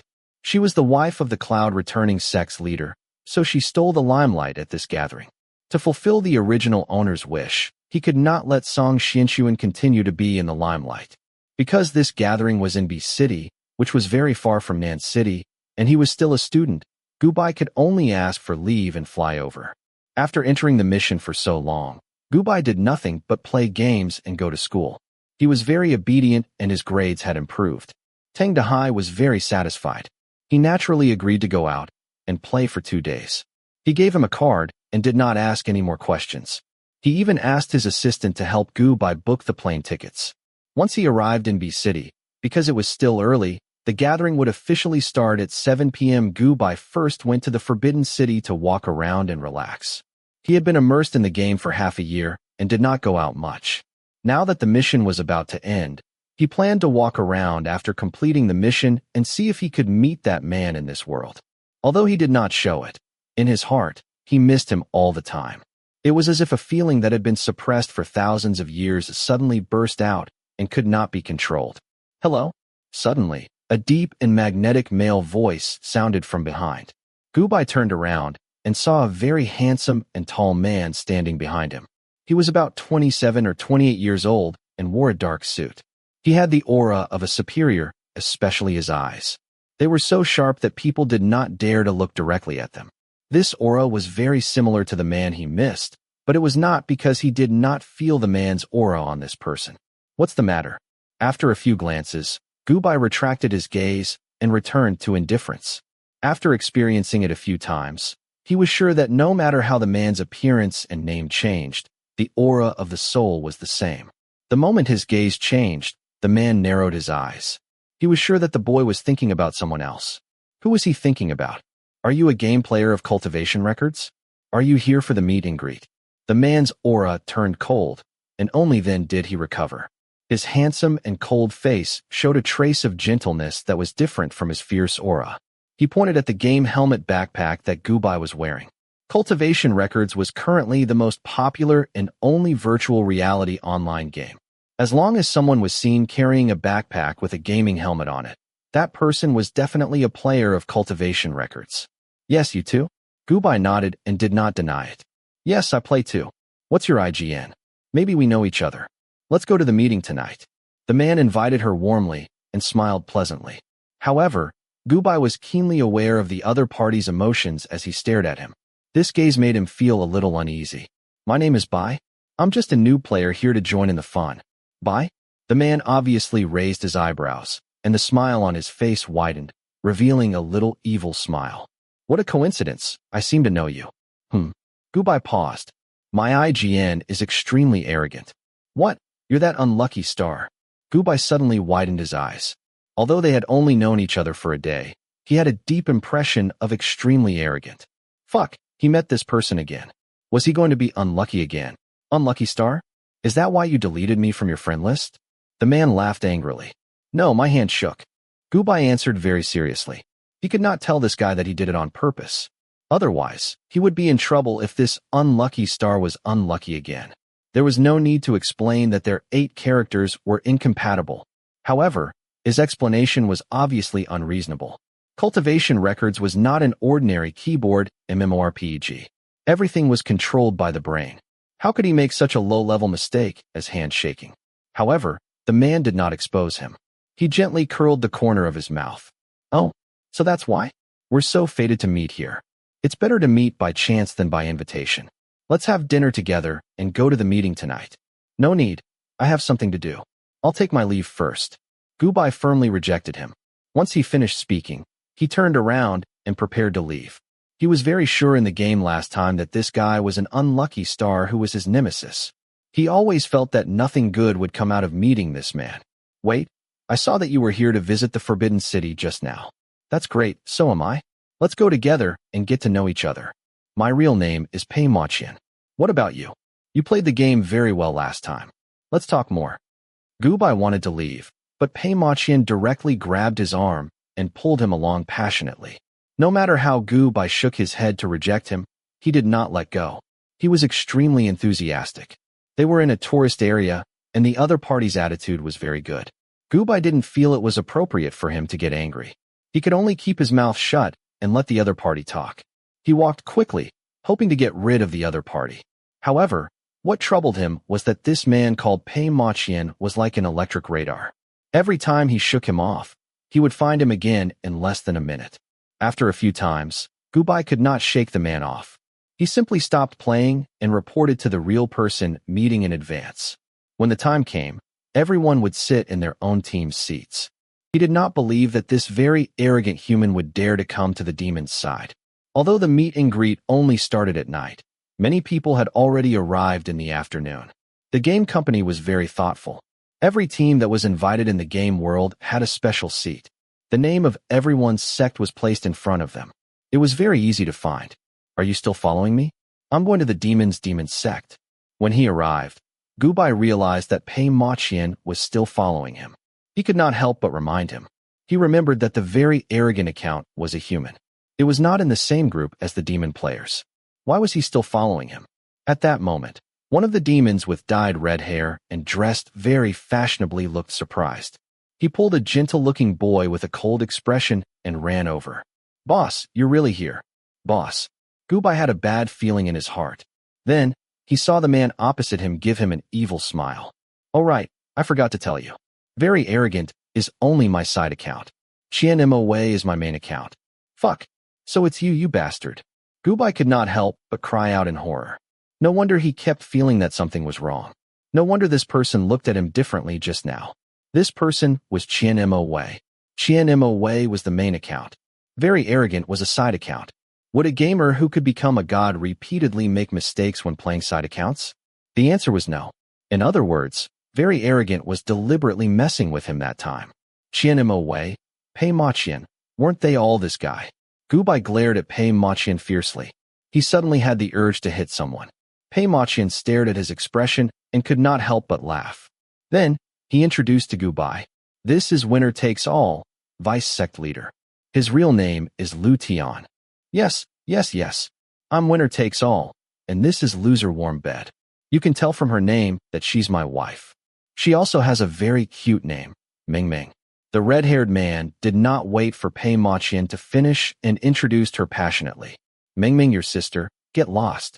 When the cold boy beside him heard his introduction, his face turned red. He gave him a cold glare before introducing himself. Boss, my real name is Yi Ziming. Wife, you said yourself that you'll warm my bed if you lose. You didn't keep your word. After the cold boy finished speaking, the 1.8-meter man immediately bent down, ignoring the strange looks around him. He played with his fingers and acted cute and pitiful. People could not bear to look at him directly. The corner of Gubai's mouth twitched. He could not help but want to leave. The demon race players were indeed abnormal. At this time, the other demon race players also noticed the commotion. Other than the red-haired man, there were a few others who seemed to know the man. They should be friends in real life. Immediately, those players ran over. When the other demon race players saw that the more important big gods in the guild ran over, they also came over to watch the commotion. They stared at Gubai and asked, Boss, long time no see. This is... Gubai wanted to say something perfunctorily and quickly leave, but Pei Ma Qian was one step ahead of him. He reached out and hugged his waist while introducing with a smile. Let me introduce everyone. This is your sect leader's wife. As soon as he finished speaking, the demon race players screamed excitedly. Wow, this is our sister-in-law? I finally see her in person. So sister-in-law is really a boy, and a very young and beautiful boy. So loving. I can't. I have to take a photo to show off. I knew that boss was handsome, but I didn't expect him to be so handsome. Sister-in-law is so beautiful too. As the demon race players screamed, the players from other races also looked over. Ever since the previous Mystic Realm mission, Gubai had become the topic of the entire game world. Whether it was the grudge between him and the sect leader's wife, Fairy Ningbo, or his identity as the partner of the big god, Qian Ma Qian, he had become famous in the game world. Apart from coming to play, most of the people at this meet and greet were attracted by the names Shang Guanyu and Fairy Ningbo on the game company's name list. Needless to say, Gubai was already very famous. Song Xianxuan was also very famous for being able to hook up with Tang Lini because of a newbie account. No one knew who spread the news, but everyone heard that Fairy Ningbo was a peerless beauty. In addition to the grudge between him and Gubai in the game, everyone came to watch a good show. Anyway, the players who could come to the meet and greet today were all high-leveled experts. They did not lack money, but they lacked entertainment. Seeing more and more people looking at him, and the demon race players chattering about their sister-in-law, Gubai wanted to dig a hole in the ground and hide. My name is Tang Zaheo, you can call me Zaheo? No matter how thick-skinned he was, being called sister-in-law by so many people was unbearable. The man beside him even had his hand on his waist. He really wanted to beat someone up. The original owner was impulsive, and he could not control himself before completing the mission. However, these people did not have any bad intentions, and it was not good for him to hit them.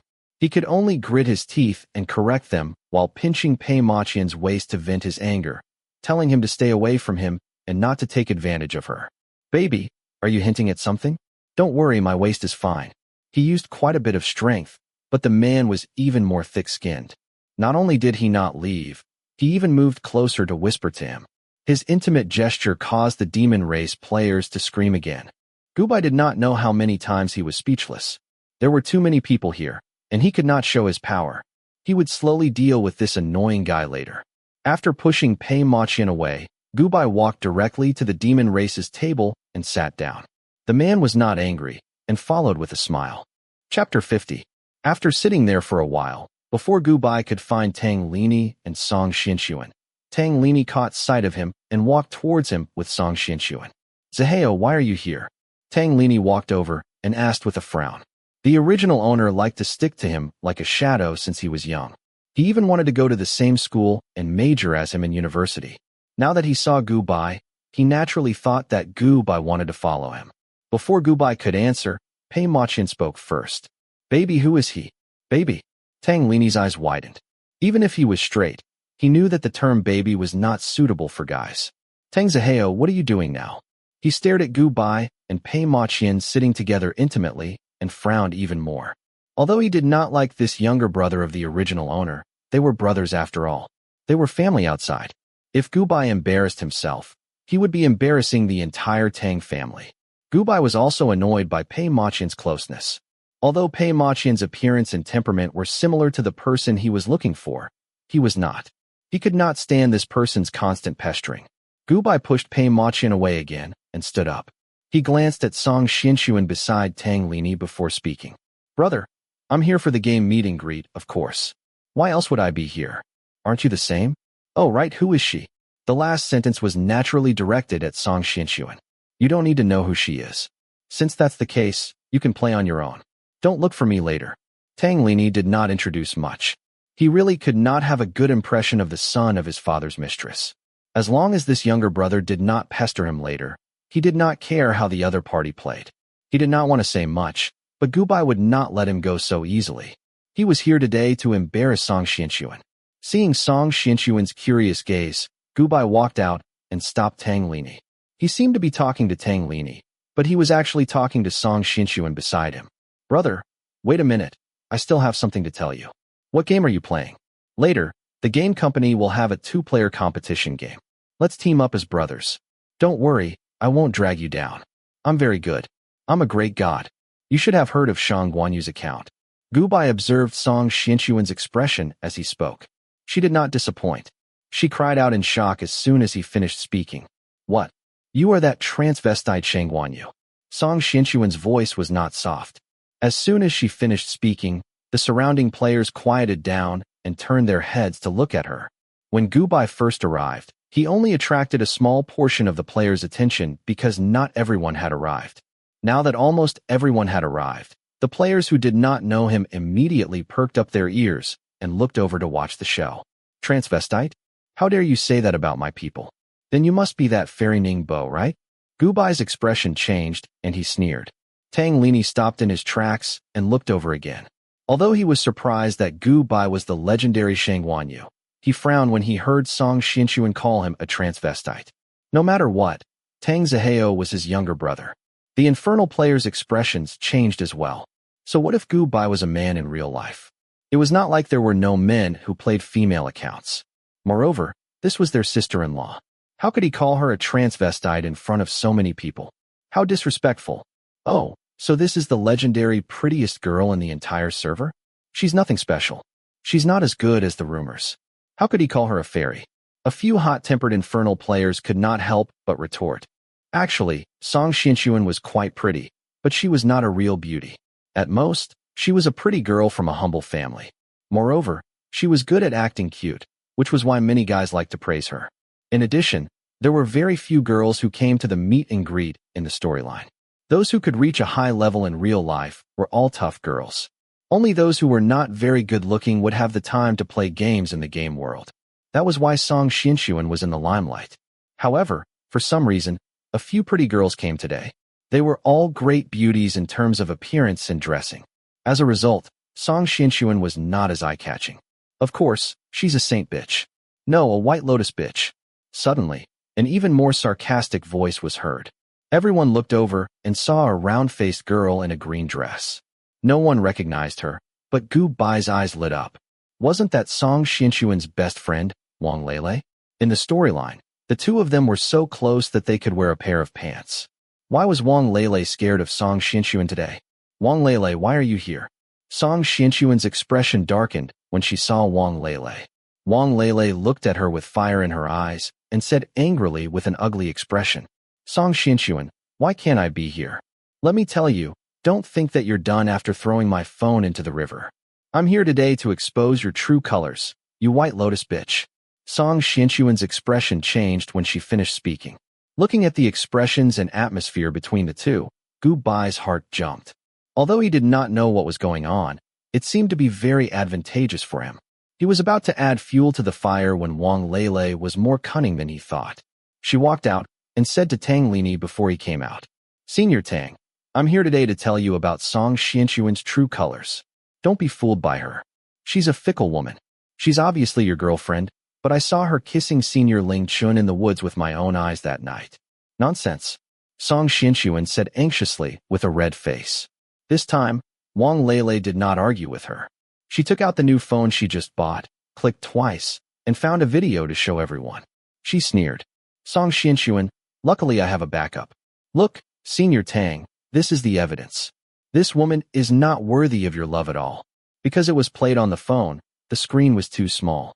The people behind could not see it, but the people in front could see it clearly. Their eyes widened. Obviously, the video proved that Wang Lele was not lying. Tang Lini was the closest, so he naturally saw it the most clearly. His face stiffened, his ears buzzed, and his mind turned into paste. All these things made him ignore the differences between the Song Xianxuan in real life and the Bai he knew on the internet. He told himself that it was normal. The internet and reality were different, but they were still her after all. But now, looking at the image on the phone screen, Tang Lini's entire mind was blank. "Brother Lini, no, it's not like this. It's not like this." Song Xianxuan didn't expect Wang Lele to have a backup and show it in front of so many people. Her face was pale. Looking at Tang Lini, she couldn't help but shake her head helplessly. "Lini, I really didn't do it on purpose. I just didn't want to hurt Senior Ling Chun. He said he just wanted a kiss to go abroad without regrets. There's nothing between us." "Enough, Song Xianxuan. I didn't know you were such a bitch. He went abroad, and you gave him a kiss." Hilarious. Tang Lini didn't say anything. Wang Lele crossed her arms and enjoyed the show. But at this time, Ling Chun, who had been silent all this while, saw his goddess crying so hard like she was wronged. He couldn't help but comfort her. "Xianxuan, don't cry.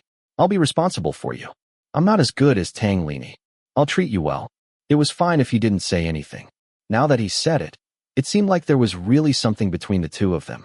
Noticing the strange looks from the people around and Tang Lini's even worse expression, Song Xianxuan was so anxious that her face turned red. "Shut up. I don't like you at all." If she hadn't been soft-hearted that day, how could she have? The senior Tang she liked wasn't the stupid and fierce Ling Chun. But no matter what the reason was, in the video, she took the initiative to stand on her tiptoes and kiss Ling Chun. That was a stupid thing to do. Plus, Ling Chun liked her to begin with. Now that she humiliated him in front of so many people, he was a little angry. He didn't deny it and said it ambiguously. There was no way he could explain it clearly. Gubai also widened his eyes. He felt that this surprise came like a tornado. He was just thinking about how to get rid of Song Xianxuan. He didn't expect her to be so stupid. According to Tang Lini's personality, no matter how much he liked her, he would never accept a woman who betrayed him. Gubai held back his laughter. Looking at Tang Lini's expression, he thought about how his mission was about to be completed. He was overjoyed. Now that someone helped him be the bad guy, he was naturally happy. The farce didn't last long. Soon, the operator of the game company noticed the large crowd gathered here to watch the show. It was about time, so he quickly arranged for everyone to start the meet and greet. After some streamlined speeches, everyone ate and drank. Then, they started the most lively part of the meet and greet, the two-person duel.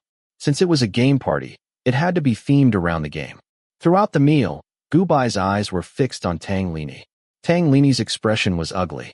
He didn't say anything and didn't chase Song Xianxuan away. No one knew what he was thinking. Song Xianxuan sat next to him, fidgeting under the whispers and strange gazes of the crowd. However, she didn't leave. Her mind was strong. "What's your relationship with him?" Pei Maqian noticed that Gubai kept looking at Tang Lini and was a little unhappy. Gubai was now immersed in the joy of completing the mission. He found Pei Maqian more pleasing to the eye. He said, "My brother, we have the same surname." Then, he didn't explain. He wasn't going to say that the original owner wasn't Tang Dahai's biological son. As for how others interpreted it, it was none of his business. Pei Maqian thought about the background information he had checked after hearing that. He confirmed that Gubai really did have an older brother. Instantly, his mood improved. He changed from the domineering man in the game to a wife and gently picked up food for Gubai. At this point, Gubai could guess what Pei Maqian was thinking. This guy obviously wanted to hit on him. However, Knowing was one thing. Pei Maqian didn't have that person's aura. Therefore, Gubai didn't intend to develop anything with Pei Maqian. Once the mission was over, he would leave. Some people laughed, and some cried during the meal. At 9 p.m., the two-person duel for the meet and greet finally started. Gubai was naturally in the same group as Pei Maqian. Since Pei Maqian's account level and equipment directly crushed everyone, some people started to make a fuss. No. Be it in terms of equipment or level, we can only admit defeat if we go up against Guru Qian's account. Guru, don't bully us today. Yes, Guru Qian, you're too good. If you were such a Guru account, how can we survive? Use a Smuff account. We have to use a Smuff account. Sure. Pei Maqian nodded lightly. Although his voice wasn't loud, his aura was strong. Gubai didn't mind and used a Smuff account as well. Everyone put on their gaming helmets and entered the game. When the competition started, Gubai appeared and everyone was shocked. It wasn't because Gubai's Smuff account was female, nor was it because of his Smuff account's level and equipment. Instead, it was because his Smuff account didn't have any good level or equipment. Yet, he could easily KO players who were higher level than him. Wow. Guru is indeed a guru. He's so good even without equipment. I've decided. From today onwards, he's my goddess. Oh no, my male god. I'm going to ask him to be my master. You didn't see how he did that mid-air flying kick. Even my martial arts champion teacher couldn't do that. The entire meet and greet event was heated up because of Gubai's brilliant move. Everyone started chattering and screaming. Gaming fans were just like that. When Tang Lini saw Gubai's Smuff account, he stood rooted to the ground. His already ugly face was filled with disbelief as he rushed in front of Gubai. You're Bai? Tang Lini stared at Gubai as if he wanted to see something from his face. His eyes were red. Song Xinchuan caught up. When she saw Gubai's game account, her face turned even paler. She couldn't help but take a few steps back. That Bai was actually him. Tang Lini's expression was a little strange. Gubai couldn't tell what he was thinking and could only nod. The moment he nodded, Tang Lini's entire body seemed to shake.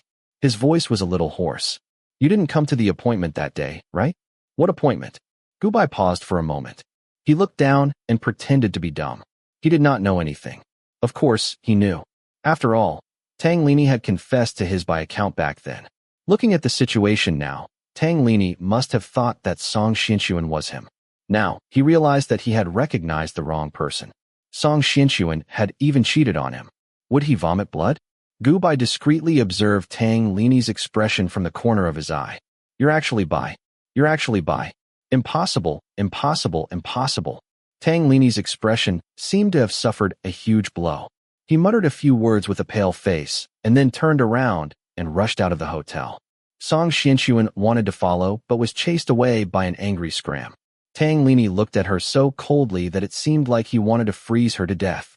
Gubai wanted to follow and see what was going on, but was stopped by Pei Maqian.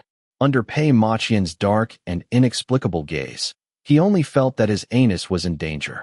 He lost his momentum and sat back down obediently. He was extremely annoyed. He did not understand why he was so afraid of this man. No. The way to start the mission this time was completely wrong. Gubai roared in his heart. He was about to forget about the mission. Today was mainly a gaming gathering. Although Song Xinchuan's matter was discussed for a while, the gathering returned to its original nature of an online gaming gathering after she, Tang Lini, and Ling Chen left one after another. Everyone had known each other in the game for a long time. Apart from their friends who played together, they had never met anyone else.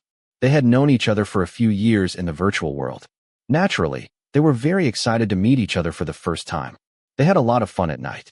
Gubai did not play too late. He left at 10 o'clock and went upstairs to rest. In fact, he did not like crowds. No matter how he acted, he could not integrate into the joy of those people because he was different from them. While waiting for the elevator, Gubai stared at the man who followed him step by step. He felt helpless and had a headache. He realized that this man called Pei Maqian was really his nemesis. Pei Maqian, what do you want? He tilted his head and asked in annoyance. He had already felt that this person was not simple in the game. After meeting him, this feeling was even stronger.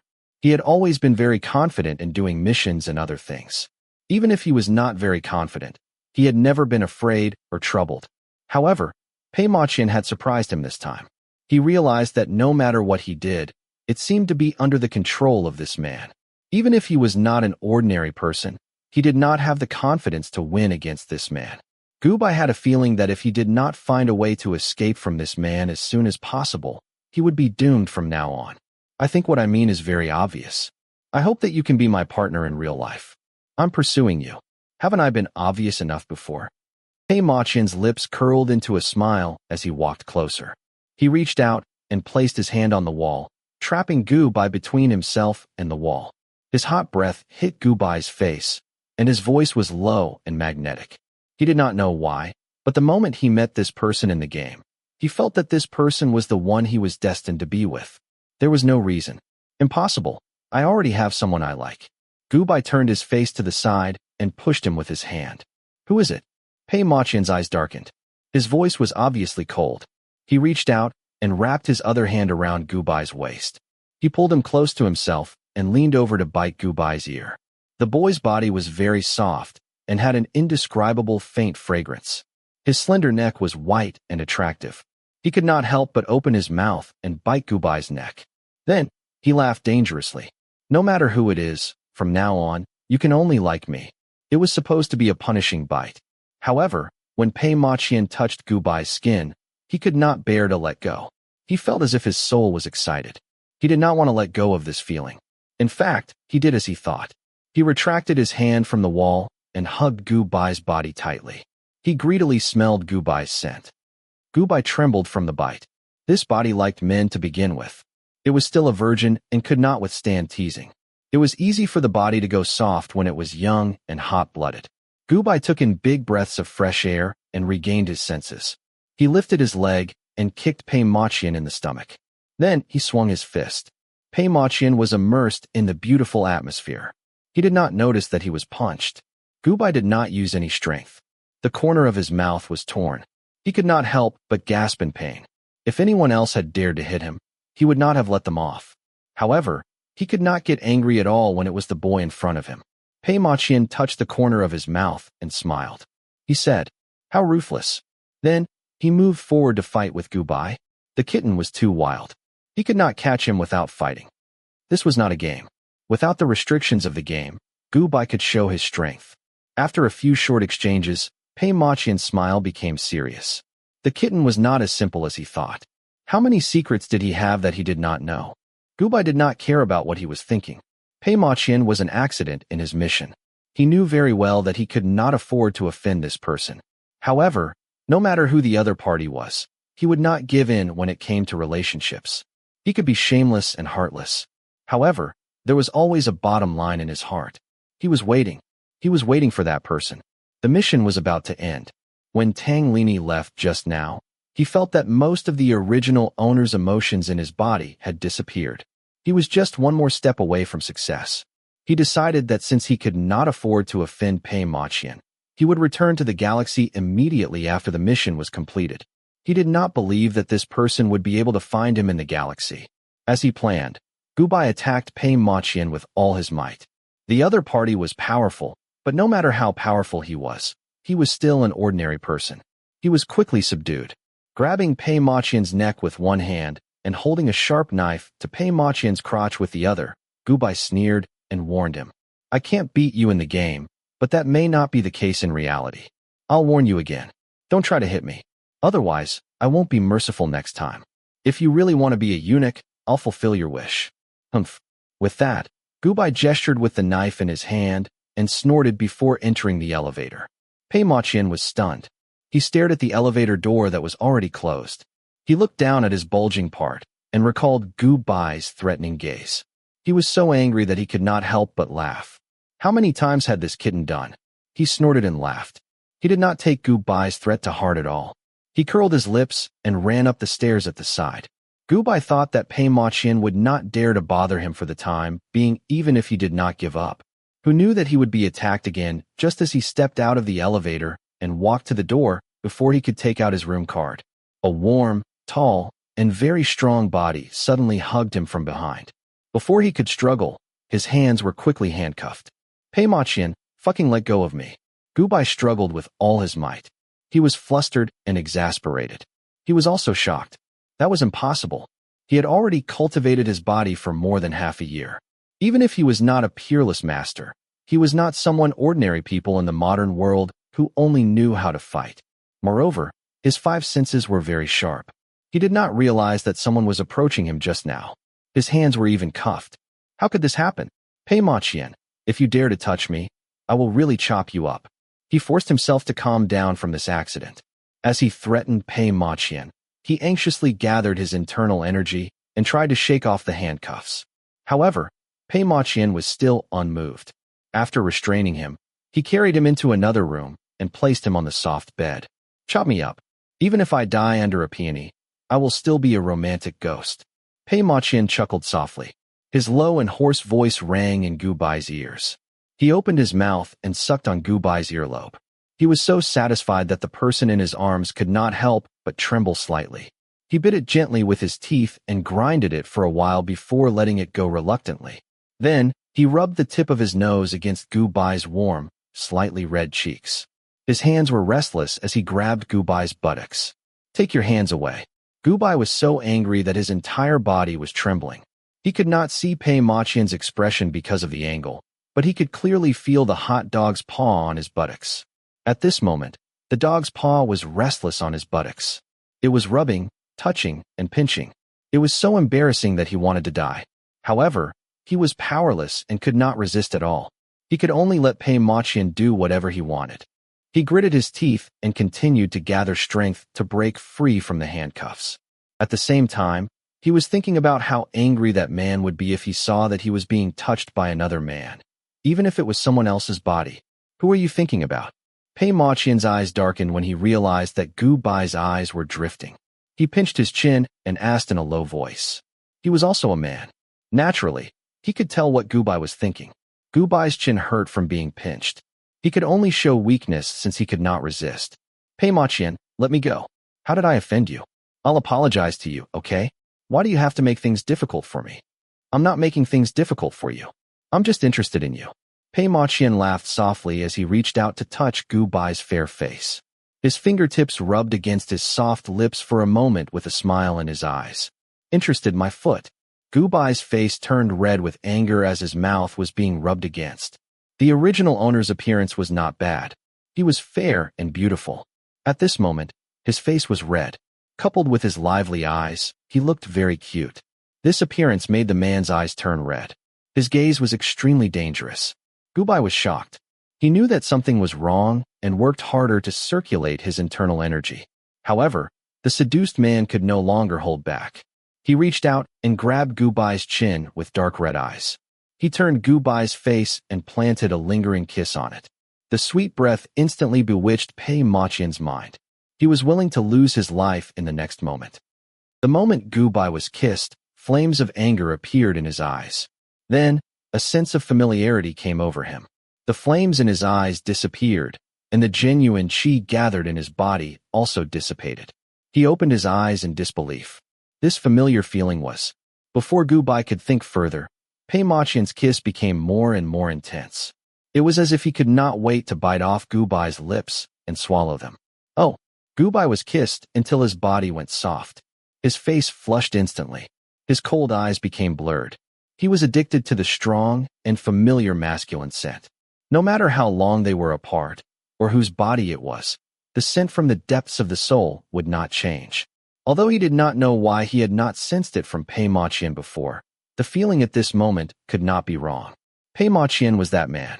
The person he had been waiting for so long was actually by his side. They had been at each other's throats this time. Pei Maqian was that man, and he had not realized it all this time. Gu Bai felt funny. He completely relaxed his body and stopped struggling. Instead, he took the initiative to respond to the other party's kiss. It was passionate, selfless, and joyful. Ever since he entered this world, it was not that he had not thought about the other party. It was just that he really did not know if they would meet again. He was afraid that he would not be able to meet him in this world. However, now, it was great. The corners of Gu Bai's eyes were wet. He tried his best to kiss back and absorb the familiar scent to make up for the fear in his heart. Pei Maqian was stunned when he took the initiative to kiss back. Then, his eyes turned red. He kissed Gu Bai harder until he could not breathe. Then he let go. Wait, let go of me first. Pei Maqian let go of Gubai's lips and moved away to kiss his neck. Gubai did not refuse. He relaxed his body and raised his head to cooperate as he spoke. This man had not changed at all. He was like a beast in bed. He was domineering and eager. However, his hands were still being roasted. I'm not letting go. Pei Maqian smiled and did not move. He had been tricked by Gubai a few times. He had learned his lesson. Once he had this person, he could not let go. Otherwise, he would definitely regret it. Pei Maqian rubbed Gubai's red and swollen lips lovingly. Then, he took off Gubai's clothes and shoes and carried him into the bathroom to bathe him personally. However, the man had overestimated his willpower. The young man's soft and fair body was so tempting. Halfway through the bath, he could not help but take off his clothes and enter the bathtub.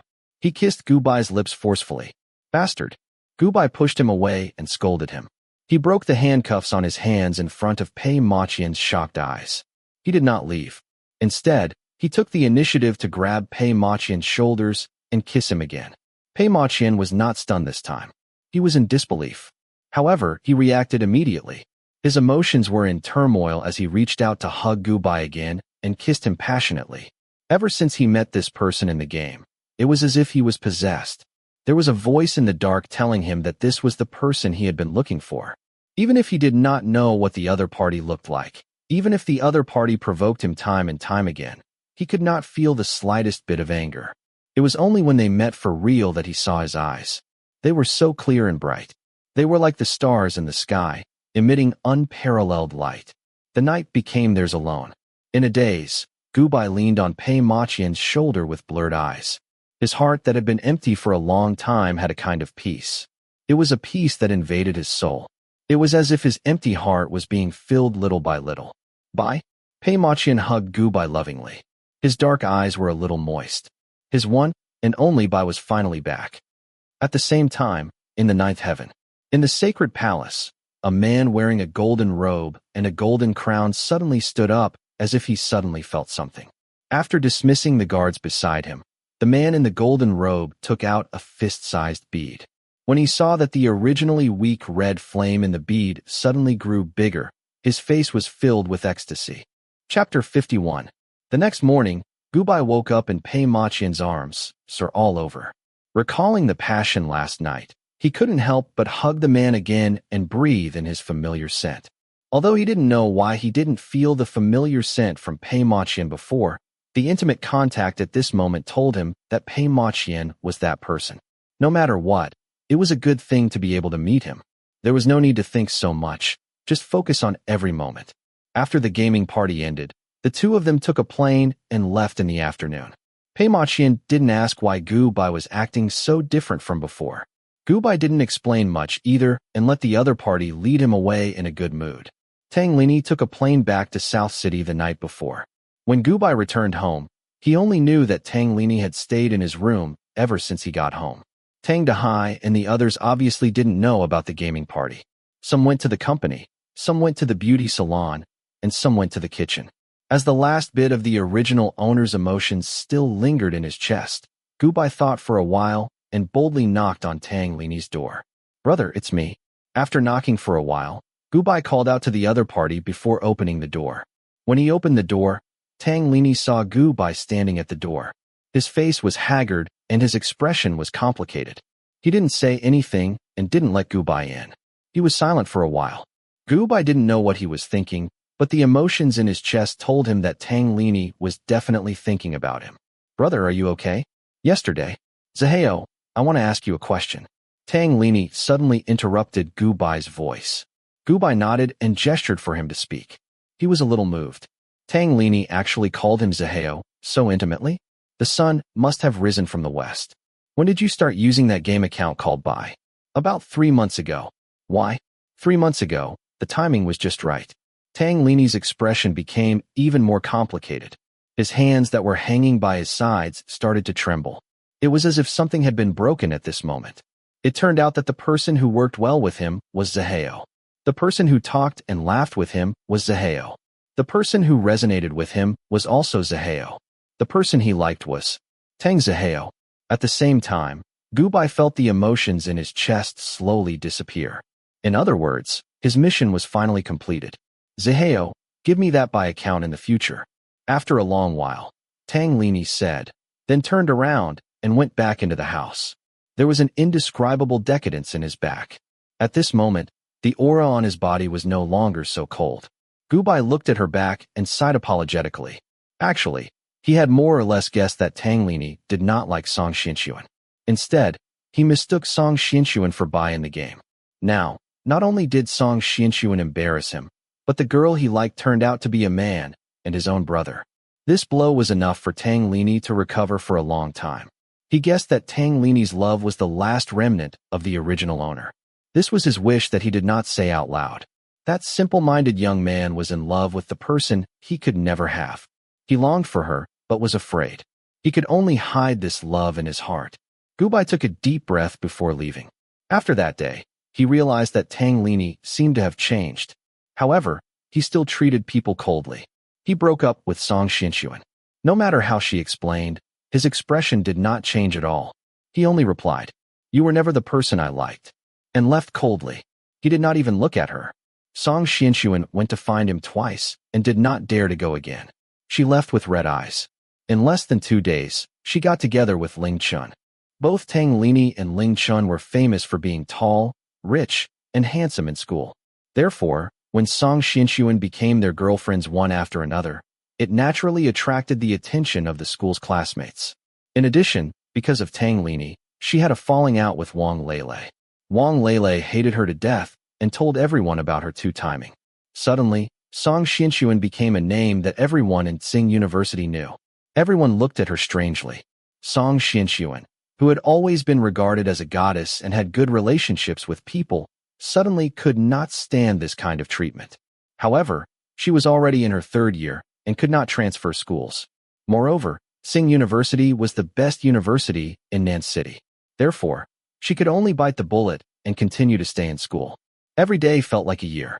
Fortunately, Ling Chun was there. No one dared to say anything to her face. After class, Ling Chun would take her out to play. It was not unbearable. However, the good times did not last long. Not long after, Song Xianxuan found out that although Ling Chun liked her, he was actually a playboy. He had many lovers around him, and once, he even kissed another woman in a KTV right in front of her. Song Xianxuan was very angry, but Ling Chun did not care at all. It was best that he could not have her in the past. Now that he had a goddess, she was no longer a goddess. Moreover, Song Xianxuan's temper was not as gentle as she looked. She was impulsive and irritable. Occasionally, she would act coquettishly and be jealous. That was fun, but it was annoying to be jealous and make trouble every day. Not long after, Ling Chun was too lazy to coax her. The two of them quarreled every day. At the end of the semester, before Song Xianxuan and Ling Chun could break up, the Ling family was in trouble. The government used Gu Bai's anonymous evidence to uproot the Ling family. Ling Chen's parents were arrested, and all their assets were frozen. Ling Chun did not escape either. Although he was a student in school, he did a lot of things behind the scenes with his father. Moreover, he was already in his 20s, so he was arrested too. Ling Chun was arrested. Song Xianxuan was dumbfounded. She had given Ling Chun everything. Now that he was arrested, what should she do? However, no matter how stupid she was, she could not change the reality. Tang Lini had broken up with her. Now that Ling Chun was arrested, the two of them were naturally done for. Without Ling Chen's protection, her classmates were not afraid anymore. She did not hide from them anymore. Especially her good friend, Wang Lele, who had a bad relationship with her. Every time she saw her, Wang Lele would mock her before leaving. Song Xianxuan was so angry that she could die.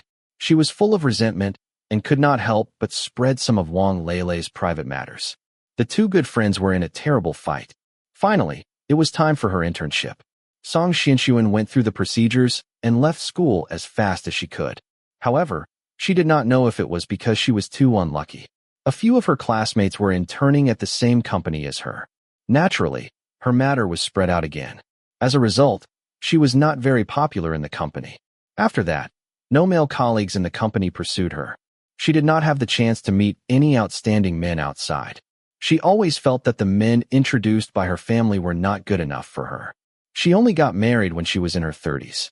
After marriage, Song Xianxuan was very depressed. Every time she thought of the glory of her youth and looked at the busy and tired life now, she felt very uncomfortable. Gubai did not stay in the Tang family for too long. After graduating from university, he went abroad with Pei Maqian to get married. Zhangli was shocked for a moment before accepting it. She could be Tang Dehai's mistress without a title and status. This proved that she was definitely a person without integrity. Therefore, she did not care whether Gubai liked men or women. She just left it to fate.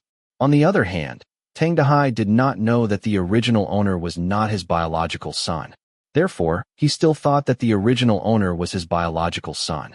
Of course, he was not in a good mood when his son was gay. However, Pei Maqian's identity was not ordinary. He was a big company in the world's top 500. The popular Cultivation Records was one of his businesses. The Tang family was not much bigger than an ant in front of the Pei family. He could not do anything even if he did not agree. Fortunately, he still had a son. Tang Lini went to the company for an internship not long after he broke up with Song Xianxuan. After Gu Bai and Pei Maqian got together, he married a wife of equal social status under his family's arrangement. He never played games again. It was as if he buried the past in the bottom of his heart. When Gu Bai returned to the starry sky, he felt that his weak soul had finally regained its strength. You completed the mission very well. Tang Zihao is very satisfied. A familiar voice sounded. Gu Bai looked up and saw a shadow in black armor. The other party looked like he had been waiting in the starry sky for a long time. It was different from the cold and emotionless voice from before. This time, he heard a hint of joy in the mysterious master's voice. However, Gu Bai did not pursue the matter. Instead, he cupped his hands and said, "Thank you for your praise, Master. Master, I would like to enter the next mission immediately." He could only continue to be with that person after entering the mission. The mysterious person did not say anything immediately after he said that. The pair of eyes that used to be as cold as ice stared at Gu Bai for a while. He lifted his eyelids. A pair of dark and deep eyes seemed to be filled with starlight. They bloomed with an indescribable brilliance in the darkness of the night. "Don't you want to rest for a while?" There was a hint of suppressed concern in his voice. "No need." Gu Bai nodded affirmatively. He just wanted to enter the world as soon as possible. He had met that person so many times in a row. He had a special feeling that he would definitely continue to meet that person. Seeing his eager expression, the mysterious person's figure seemed to tremble slightly. He seemed to have the urge to approach him, but he held back in the end. That person, the person you meet every time in the world. Do you like him? Hearing the mysterious person's words, Gu Bai was stunned again. Then, he became serious. He did not know why the mysterious master would take the initiative to talk to him tomorrow. After all, he was the one who initiated the conversation before. And that man, because of him, the mysterious master had reminded him before. Was the master afraid that he would delay the mission because of that person? "Master, don't worry. I won't make the same mistake as last time." Gu Bai thought about it. To show his loyalty, he would never be addicted to the world again. Because if he died like that, he would never be able to see that person again. "It's okay.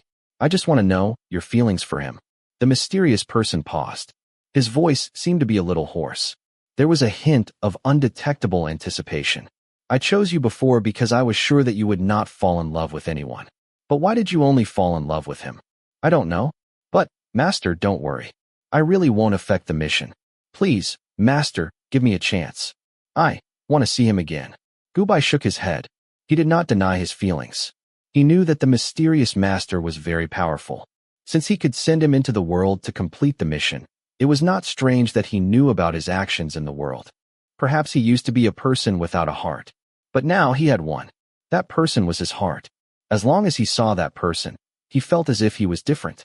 It was as if he had been searching for a long time and finally found it. Thinking of this, Gu Bai's face revealed a smile that even he did not notice. The mysterious person who had been staring at him saw his expression. At that moment, he felt that all his efforts were worth it. "I promise you, you will definitely meet him in every world in the future. Also, don't call me master anymore. Yitsong my name."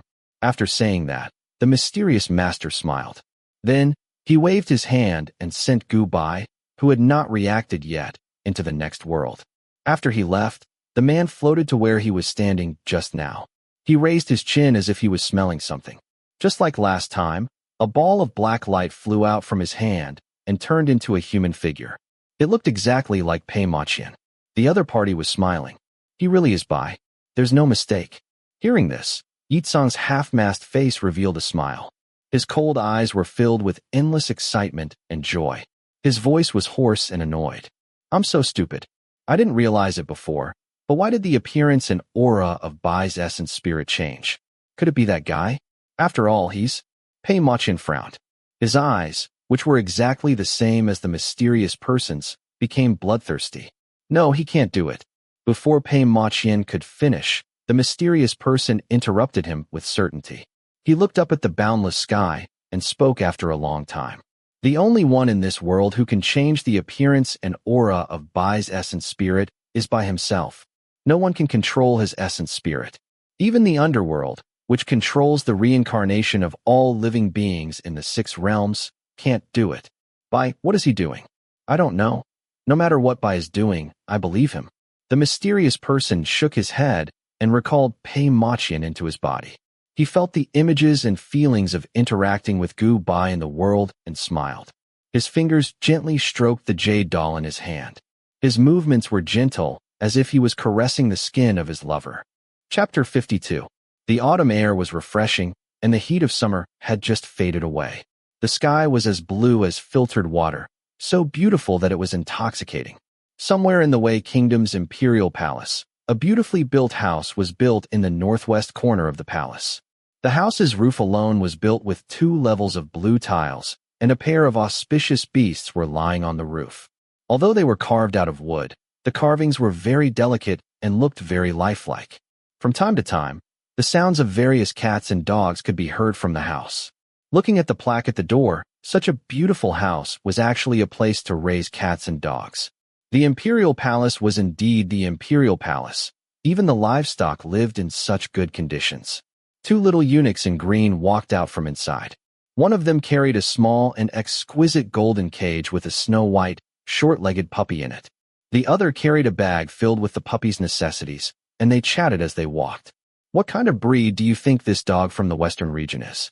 We've raised cats and dogs for so long, but we've never seen such a breed. Not only is it cute, but look at its round eyes looking everywhere. It doesn't even bark when it leaves its nest. It's really intelligent, isn't it? This dog doesn't need us to teach it. When it's convenient, it knows to run to the wooden basin by itself. Every day when it's mealtime, it only barks twice. It's like a human. That's right, that's right. It's rare to see such an intelligent dog. No wonder it became a tribute and was even adopted by concubine Ru. This dog's life is really good. You should know that His Majesty loves concubine Ru the most. When a man achieves the Tao, all his chickens and dogs will ascend to heaven. Even the cats and dogs in the courtyard are better than others. Yes, and concubine Ru is the most gentle and kind. This dog's life is really good. The 2 little eunuchs chatted as they walked, and they didn't notice that the puppy in the cage had an expression that looked like it wanted to cry, but had no tears. Gubai was very depressed. He had always thought that all the original mission owners were humans. He never thought that there would be creatures other than humans. The original mission owner was a dog. Although it was a dog with spiritual intelligence and could barely be considered a demon, it was still a dog in essence. The original owner's name was Abai. As an animal, it didn't have a name. This name was given to itself when it saw its snow-white fur. Abai was separated from his mother as soon as he was born. The owner who took him away died in an accident in the forest before he could give him a name. Abai was also left in the forest and was picked up by a white tiger who treated him as a toy. Because the mountain forest it lived in was a place full of immortal chi, it accidentally developed spiritual intelligence early on, breaking away from being a beast and becoming an insignificant demon. As a demon, it was much more difficult to cultivate than humans. Moreover, Abai did not have a demon master to guide him. He relied on his instincts to absorb the essence of the solar eclipse and moonlight to cultivate. The effect of this kind of cultivation was not obvious. Often, many demons who had cultivated for hundreds of years would not be able to compete with a cultivator who had cultivated for 30 years. Therefore, not only was Abai's cultivation level low, it did not even know that it was a demon because it did not know other demons. All it did was cultivate by instinct or play in the forest. After staying in the mountain for 100 or 200 years, Abai felt bored. One day, It went out of the mountain and ran to a bustling human town. Although it was originally an ordinary puppy, because it had entered the path of the demon, its body carried spiritual chi. Therefore, its appearance changed. Its snow-white fur was softer and brighter than the best fox fur. With 4 short legs and a pair of round eyes full of spirituality, it looked very cute and beautiful. However, although it was cute and beautiful, its cultivation level was low. Although Yaoi was a demon, other than having some spiritual intelligence and agility, it had almost no magic power. To put it bluntly, it was still a puppy. Therefore, Yaoi, who had just left the mountain, was caught by a passing tribute team from the western regions. It was sent to the Wei Kingdom's imperial palace as a tribute. When it arrived at the Wei Kingdom's imperial palace, Yaoi was adopted by concubine Ru because of its cute appearance.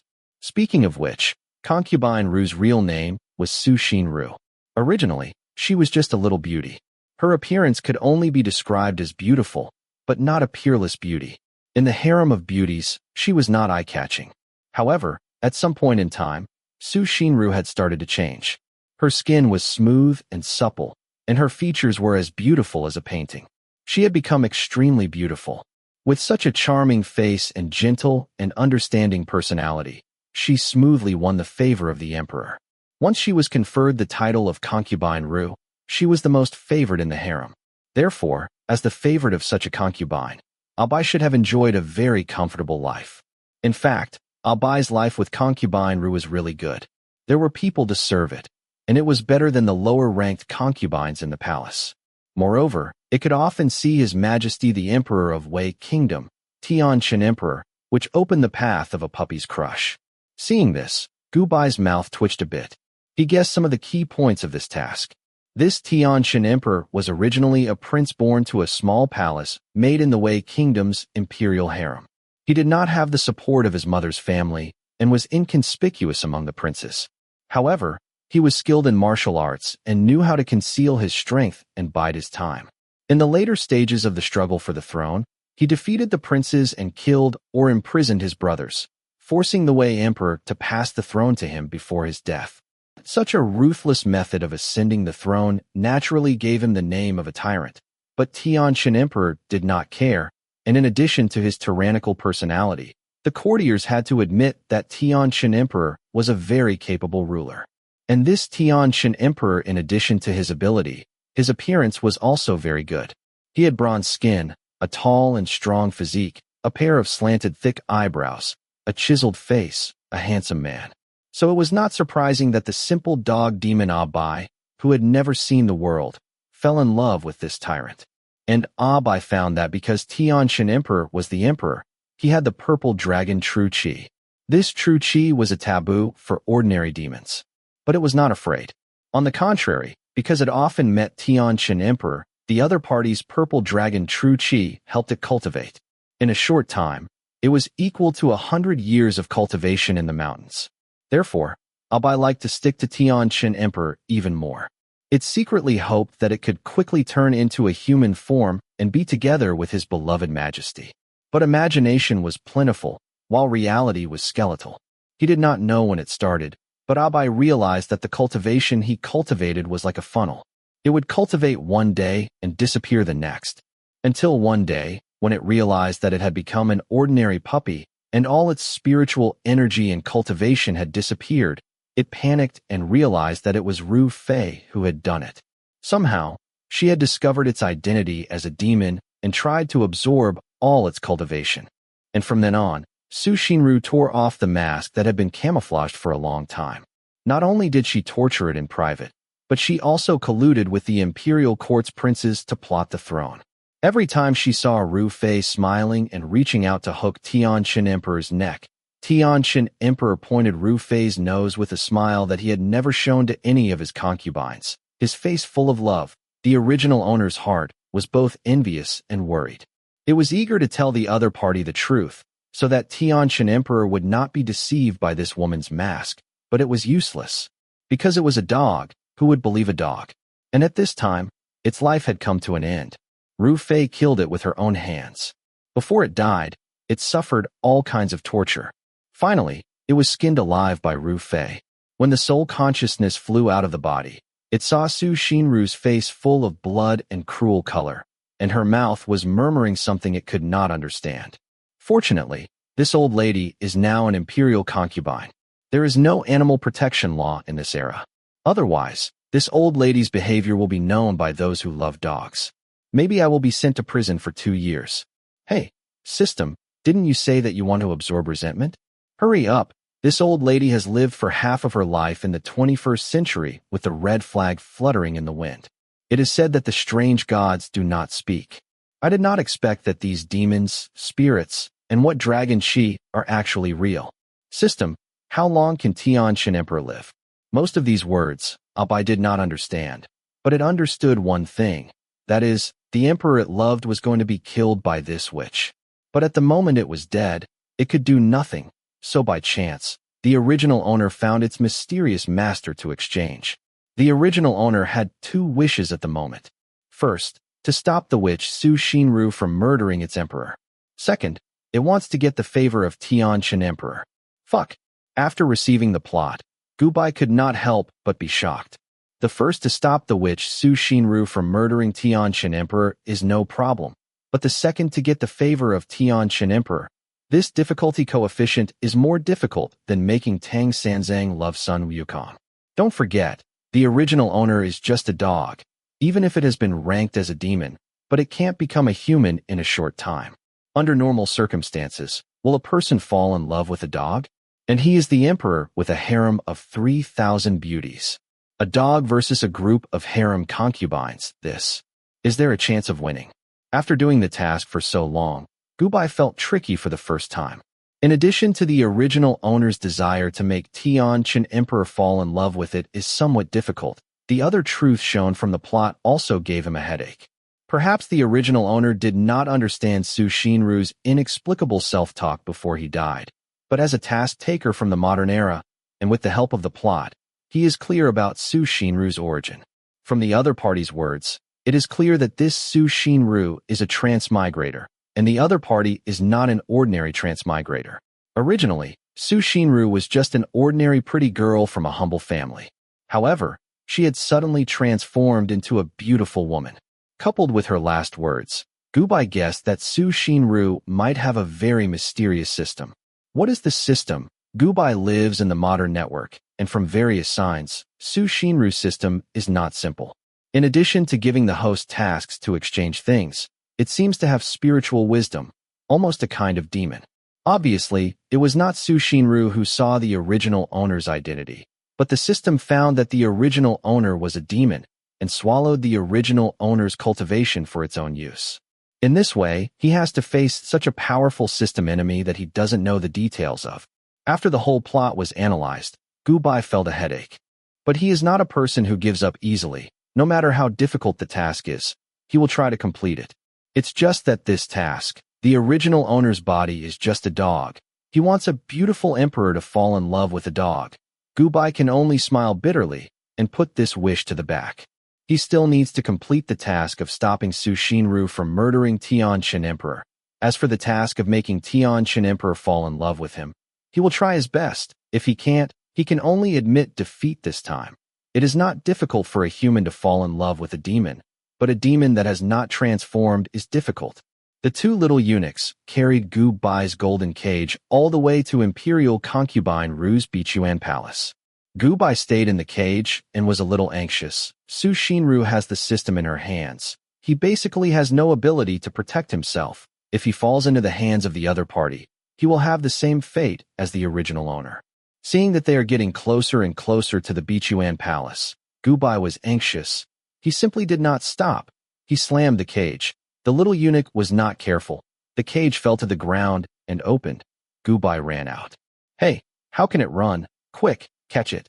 The 2 little eunuchs were shocked and quickly chased. This is the dog that the imperial concubine likes. If something goes wrong, they will not be able to bear the consequences. Gubai did not care about the little eunuch behind him. Out of the cage, he ran towards the direction of the imperial study. As a dog, if he wants to survive in the imperial palace, naturally he has to find a good master, who in the imperial palace is more powerful than His Majesty the Emperor. The answer is naturally no. Therefore, Holding the thigh of His Majesty Tian Chun is the primary goal now. Although the original owner's cultivation is not high, but after all, he is a demon. His body is extremely agile. Gubai quickly got rid of the two little eunuchs. According to the memory of the original owner, he found the imperial study and went in through the window. As soon as he entered the imperial study, Gubai saw a man sitting at the table. He was dressed in a bright yellow dragon robe, sword-like eyebrows, a high nose and deep eyes. His whole body exuded a majestic royal aura. Who else can it be if not Tian Shan Emperor? Gubai's eyes widened in an instant, and then his chest inexplicably spewed out a burst of excitement. Woof, woof, woof. Your Majesty, my beloved Majesty, I love you. After a burst of fanatical excitement, he could not control himself and ran over with his short legs. Then he laid down at the feet of Tian Shan Emperor. He stretched out his tongue to lick the shoes of the other side. His eyes were full of love. He was very attached. He wanted to stay with His Majesty for a lifetime. Until Tian Shan Emperor felt something. He reached out and pinched the soft meat of his neck and lifted him up like a kitten. He wondered, where did this little dog come from? He reacted. Suddenly, Gubai's face was distorted. Fuck. He was so excited to lick the shoes of others to express his love. He was so excited to bark like a dog. He was so natural and so sentimental. He inherited the dog nature of the original owner, so unreasonable. Fuck. Roaring fiercely in his heart, Gubai could not bear to look at himself. He actually did such a stupid thing. The original owner's mood was really a problem for every task. But after a short roar, he still had to bow to reality. His two eyes bulged. He stretched out a fat and short front paw to scratch the sleeves of Tian Shan Emperor, pretending to be cute. Woof woof. Well, in order to complete the task, even if I am a dog, I will recognize it. Anyway, no one will know me when I finish the task. Yes, that's it. In order to complete the task, the lower limit of backbone can be eaten. Chapter 53. Woof woof. Gubai was being held by Tian Shan Emperor like a cat. It was really uncomfortable. He was now a dog. A dog. It wasn't a cat. It would hurt if he lifted it like that. After a few self-hypnotic comforts, he quickly adapted to the identity of a puppy at the moment. His forepaws were constantly waving in the air. Two front paws were in a respectful position. A pair of eyes showed a pitiful expression, shamelessly acting cute. His mouth made a very aggrieved barking sound. Don't mention how cute. Which palace do you belong to? Tian Shan Emperor's deep eyes flashed, revealing a trace of interest. He put down the imperial document in his hand and asked with a smile. He didn't like pets very much. He thought they were dirty and noisy, but today he didn't know why. His eyes couldn't move away from this puppy. Its fur was snow white. Its body was round. For short legs, it looked very cute. Especially its expression was very lively. He seemed to see the grievances in its eyes. Grievances? Tian Shan Emperor noticed that his action of catching the puppy seemed to be a bit wrong, so he changed his action. One hand was still holding Gubai's neck, the other hand stretched out to hold his butt. This little guy was really cute and lovable. Woof woof. Your Majesty, Your Majesty. Gubai was very comfortable being held by this careful action, especially when Tian Shan Emperor smiled at him. The emotions of the original owner in his body rushed out, making him very excited. As a dog, what is the way to express love? That is naturally licking. So Gubai shed tears in his heart, but he couldn't control his body and involuntarily stretched out his tongue to lick the palm of Tian Shan Emperor in front of him. The emotions of the original owner in his heart made him have a kind of fanatical admiration for Tian Shan Emperor. He couldn't wait to stare at Tian Shan Emperor. His heart was only filled with Tian Shan Emperor. His soul was also filled with Tian Shan Emperor. His whole heart belonged to Tian Shan Emperor. Although he knew that these emotions did not belong to him, he could not control his behavior at the moment. This time the emotions of the original owner were obviously more powerful than before. It was really a demon. Gubai could only comfort himself in his heart. This is not him. This is not him. This stupid dog is definitely not him. Woof. However, all the roars turned into a dog bark in the end. It was a fucking dog bark that was full of love. Gubai's heart collapsed. While licking Tian Shan Emperor's hand, he stared at the handsome man in front of him and wanted to cry. On this side, he felt the warm and soft little tongue across his palm. Tian Shan Emperor's deep eyes darkened. He didn't feel disgusted. He just felt his heart tremble. There was an indescribable softness. Seeing that he seemed to like the dog very much, the eunuch next to him stepped forward very sensibly and said, "Your Majesty, I'll go and find out which palace this dog belongs to." Go. Tianqian Emperor dragged Gubai in front of him and looked at him carefully. He nodded and looked at Gubai in his heart. This dog was really smart. Look at the emotions in his eyes, just like a human. After a while, the eunuch came back and reported. "Reporting to your Majesty, this dog is a tribute from the western region last month. It has been kept in the cat and dog house. A few days ago, it was taken by concubine Ru. Today, it was going to be sent to the concubine's palace. As a result, the dog ran out of the cage. The two little eunuchs are waiting outside the hall. Concubine Ru? In this case, send it over." Hearing the name of Su Xinru, Tianqian Emperor smiled. Although he did not receive the name of concubine Ru like Gu Bai in the original owner's memory, he was ecstatic and gentle, but his attitude towards Su Xinru seemed to be a little more special than other concubines. Gu Bai did not notice this, because when the body of the original owner heard the word concubine Ru, a fear arose spontaneously and instinctively began to tremble. In the plot, concubine Ru tortured him too deeply before he died. Woof, woof, woof, woof, woof. "Dear Your Majesty, I will not go. I want to hold your thigh." Struggling to suppress the fear in his body, Gubai quickly began to scream. He had no ability to protect himself now. He could not fall into the hands of Su Xinru, otherwise he would die. While screaming, Gubai threw himself on Tianqian Emperor. The instinct of the dog's body drove him to desperately lick Tianqian Emperor's face to please, making the other side's face wet with water. "Your Majesty, this slave deserves to die. This slave will send this dog away." The eunuch next to him screamed. The eunuch suddenly screamed and scared Gubai. He recovered from the emotions of the original owner and regained control of his body. Suddenly, his face was full of blood and tears. Fuck, he's acting up again. Would His Majesty kill him? Thinking of this, he carefully raised his eyes to look at Tianqian Emperor's expression, and then very shamelessly took the initiative to woof. Woof? He begged for mercy. "Back off, you scared it." The wet face did not make Tianqian Emperor feel disgusted. Instead, there was an illusion that the tip of his heart trembled. He found that the puppy in front of him seemed to be scared and trembled a few times. Tianqian Emperor could not help but give the eunuch a cold look and let him retreat. Yes, the eunuch bowed his head in fear and hurriedly went down. In front of him, His Majesty was a bloody tyrant who stepped on the bones of the dead. And I don't know when it started. In recent years, His Majesty's temper became more and more violent. Even the most favored imperial concubine Ru made a mistake and was not spared like before. It was really unpredictable.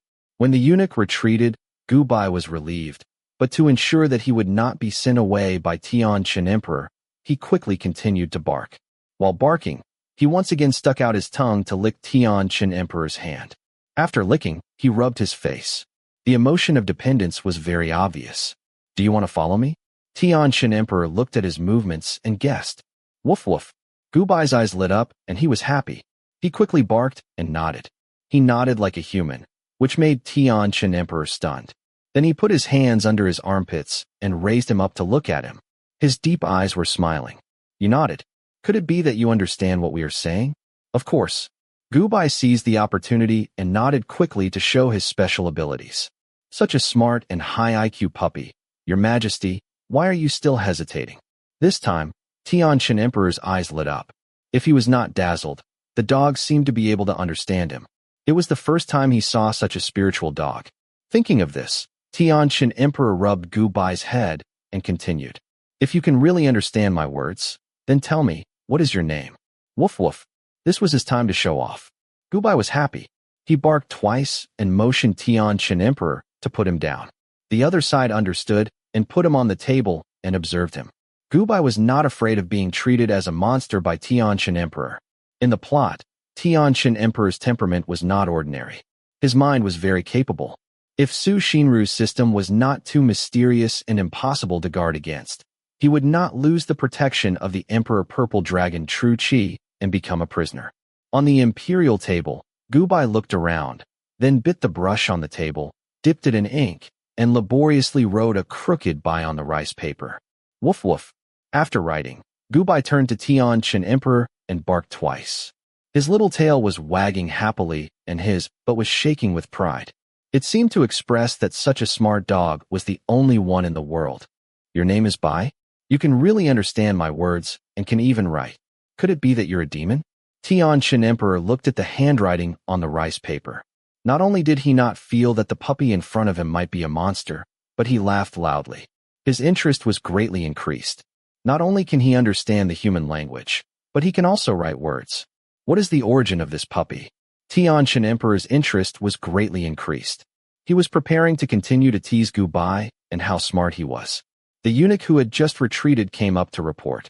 Your Majesty, Imperial Concubine Ru asked to see you. The sudden voice broke the beautiful atmosphere. Tian Qin Emperor's handsome face showed a trace of displeasure. His eyebrows were tightly wrinkled, forming a few majestic traces. Dragging Gubai's body, his hand stroked his soft for a few times. After feeling the warm temperature of his hand, Tian Qin Emperor's face eased a little and motioned to let people in. Qinxia greets your Majesty. Soon, a woman in a green palace dress walked up gracefully. Although Gubai knew what this imperial concubine Ru looked like in the plot and the memory of the original owner, but at the moment he saw the real person, even he had to sigh. Beauty. Willow slender waist, snow-white skin, bright and beautiful facial features. The whole body and even the hair has been strengthened by the system. Imperial concubine Ru was as beautiful as a carefully carved jade. But this kind of beauty is very unreal. Gubai felt as if she was wearing a mask. When he sighed at the power of the other system, he could not help but sweat for Su Xinru. There is no free lunch in the world. He did not think that the other system was a good golden finger. Just as Gubai was observing Imperial concubine Ru, the other party was also looking at him.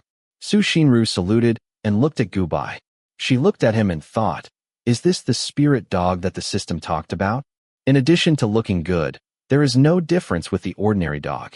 As if sensing her thoughts, the system made a sound. Releasing a task, asking for a spirit dog from His Majesty. If you succeed, you will be rewarded with the skill of painting and calligraphy. If you fail, you will lose the skin as white as snow. Hearing this voice, Su Xinru was shocked and quickly put away her thoughts. She quickly showed a soft smile to Tian Qin Emperor and said, Your Majesty, I heard that Qinxia's dog ran to you. This puppy just arrived in the palace and doesn't know the rules. Please don't blame it. Qinxia will take it back and teach it well. Woof woof woof. Teach your sister. As soon as Su Xinru finished speaking, Gubai excitedly shouted and interrupted. His voice was loud, his emotions were excited, his eyes were angry, and his face was full of hostility. The scene of Su Xinru personally killing the original owner was too deep for the original owner.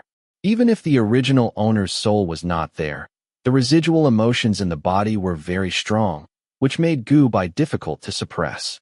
And at the moment, he had no ability to protect himself. Gubai would certainly not go with her.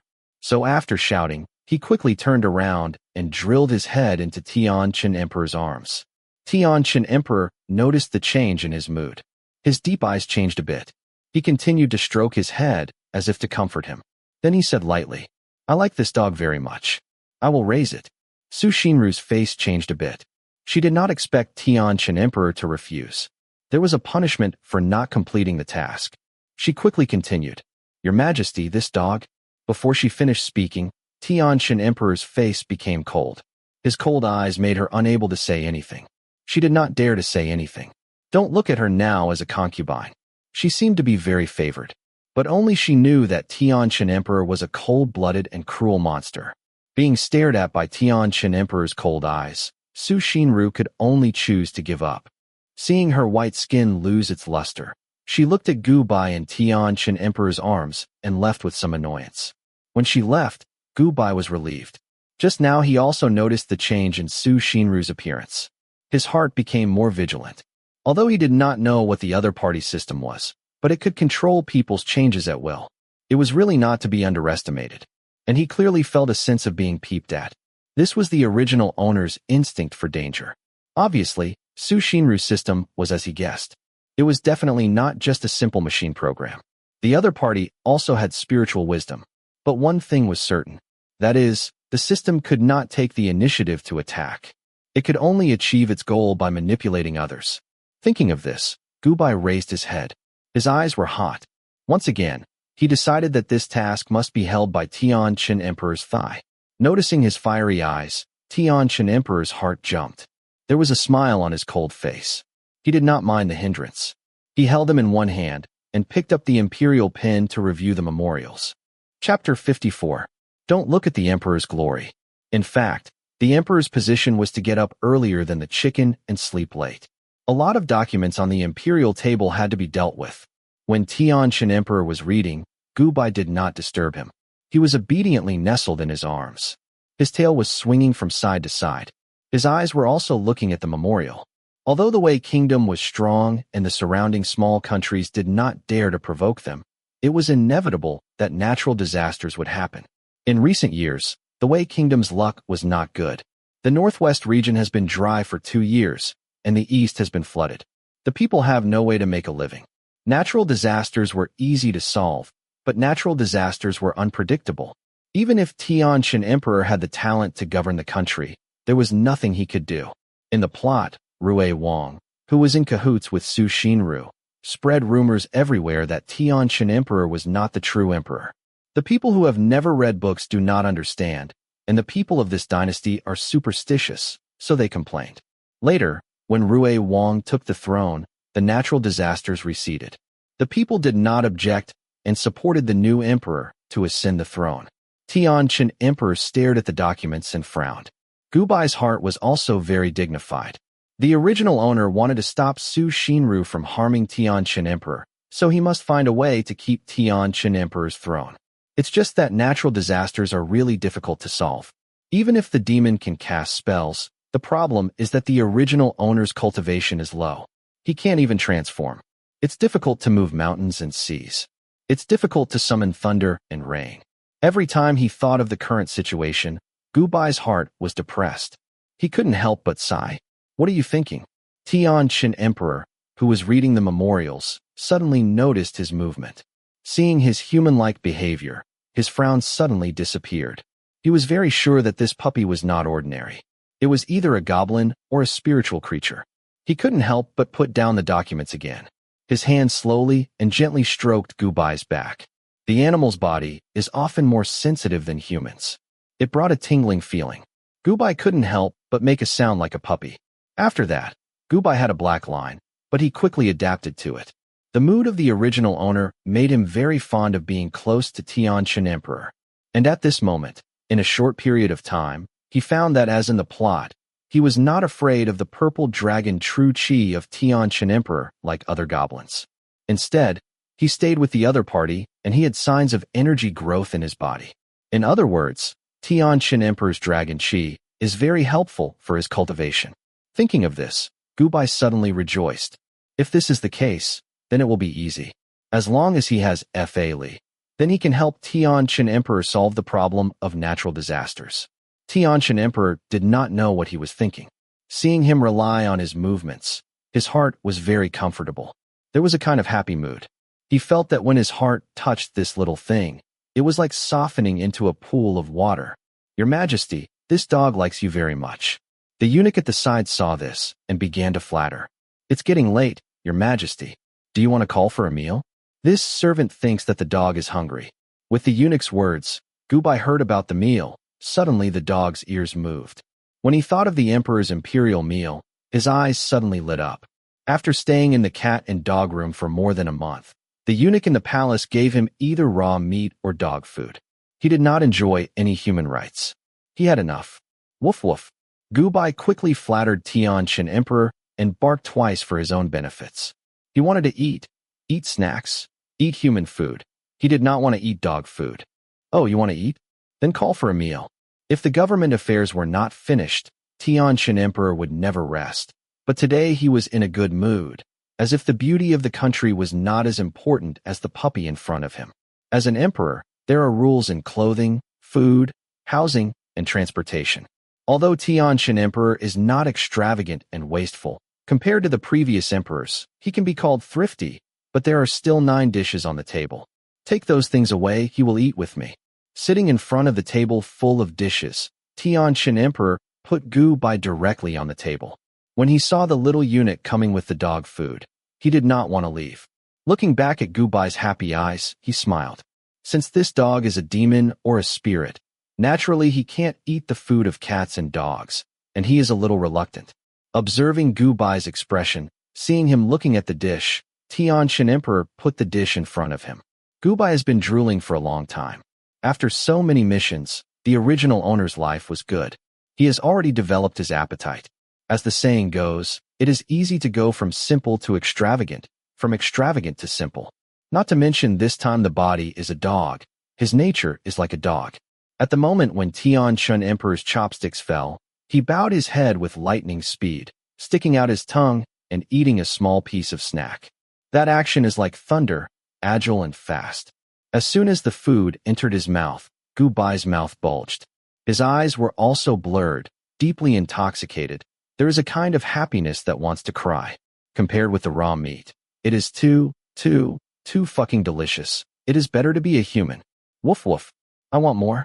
Gu-bai is very unpromising under the temptation of delicious food, barking twice at Tianshan Emperor and wagging his tail. His watery eyes are full of expectation. The eunuch next to him saw this and quickly came up. Although it is an ignorant animal, it can't offend his majesty like this. Your majesty, let this slave serve the dog. No, I like him very much. Tianshan Emperor was indifferent and in a very good mood. Even the words to the eunuch were more gentle than usual. He picked up a piece of braised pork and directly fed it to Gu-bai's mouth with chopsticks. Seeing him eat it, he also stuck out his pink tongue and licked the chopsticks. He couldn't help but laugh. He was very happy. The eunuch looked at him and could only give up. He secretly said in his heart, after serving his majesty for so long, he has never seen his majesty smile. Whether it is the courtiers or the concubines, his majesty always has an unfathomable cold look. This puppy is really strange. Gu-bai doesn't care what the eunuch thinks. He just wants to eat and drink. This body is not an ordinary puppy. The appetite is naturally big. After a while, several plates were empty on the table. Noticing that Tianshan Emperor has been feeding him, but he did not eat, Gu-bai stopped and looked at Tianshan Emperor. In his heart, the mood of the original owner was filled with an indescribable happiness. No wonder the original owner will like Tianshan Emperor. A powerful man gives gentleness. No human or demon will not be tempted, unless the other party has no heart. Not to mention the original owner's mind is simple.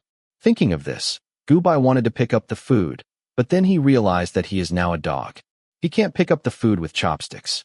It seems that it is not appropriate to pick it up with his mouth. Woof woof.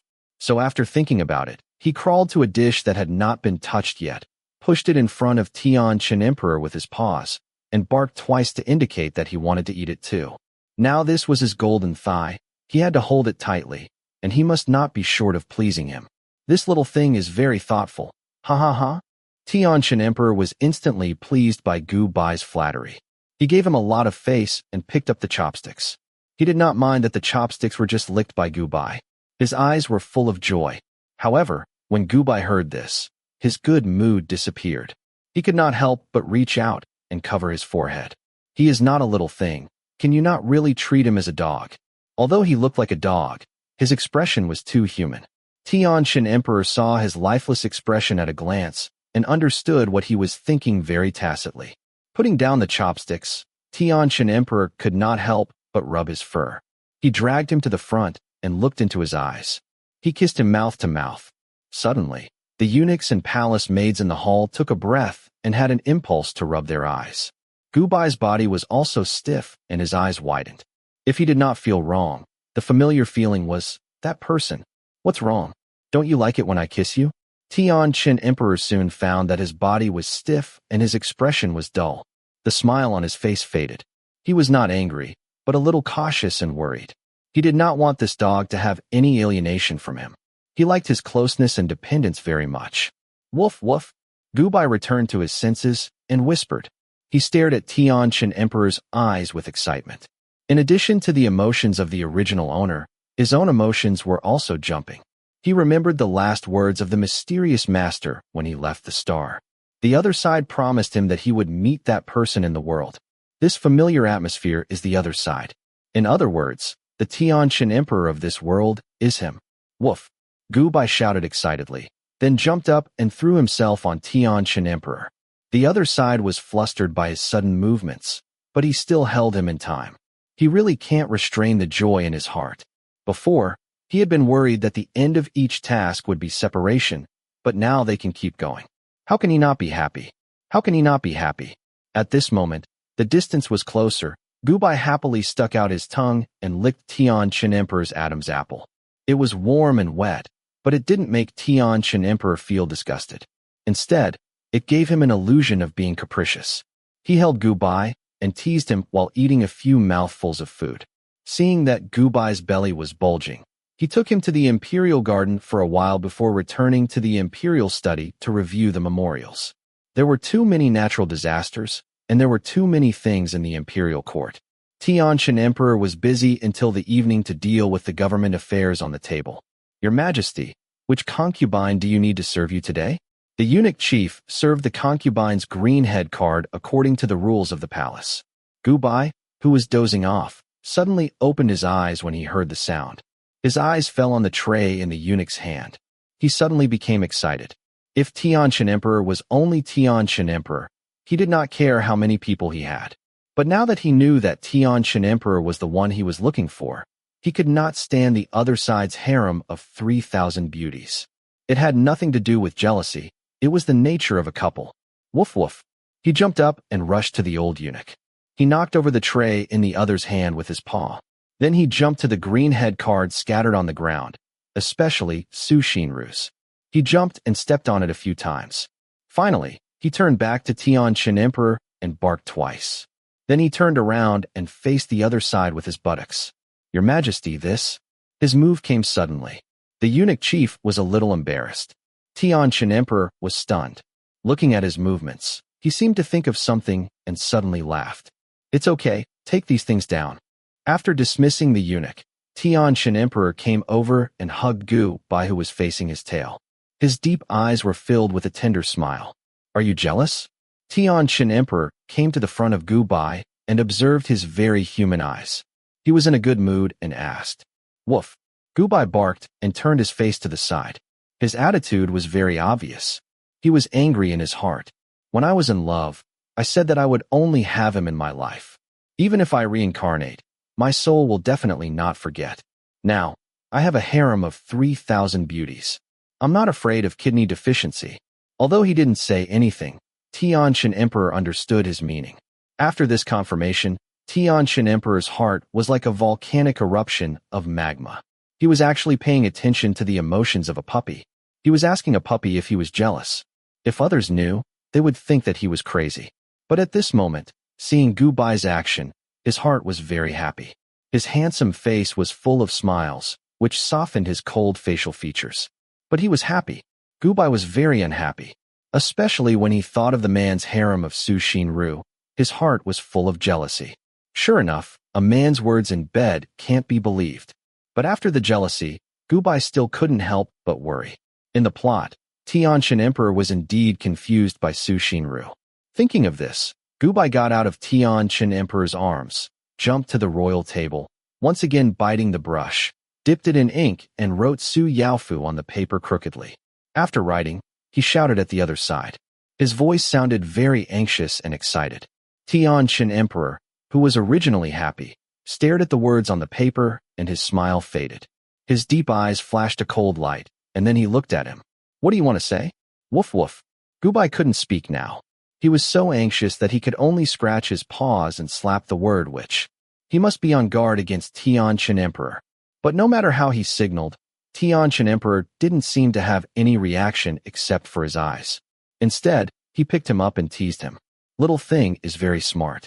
Since you knocked down my green card today, how about you accompany me to bed? Well, if you don't speak, I will take it as a yes. The other side's expression changed too fast. Gubai didn't notice the difference. He was helpless. When he heard the other side's words, his brain couldn't respond. Just go to bed? What does this mean?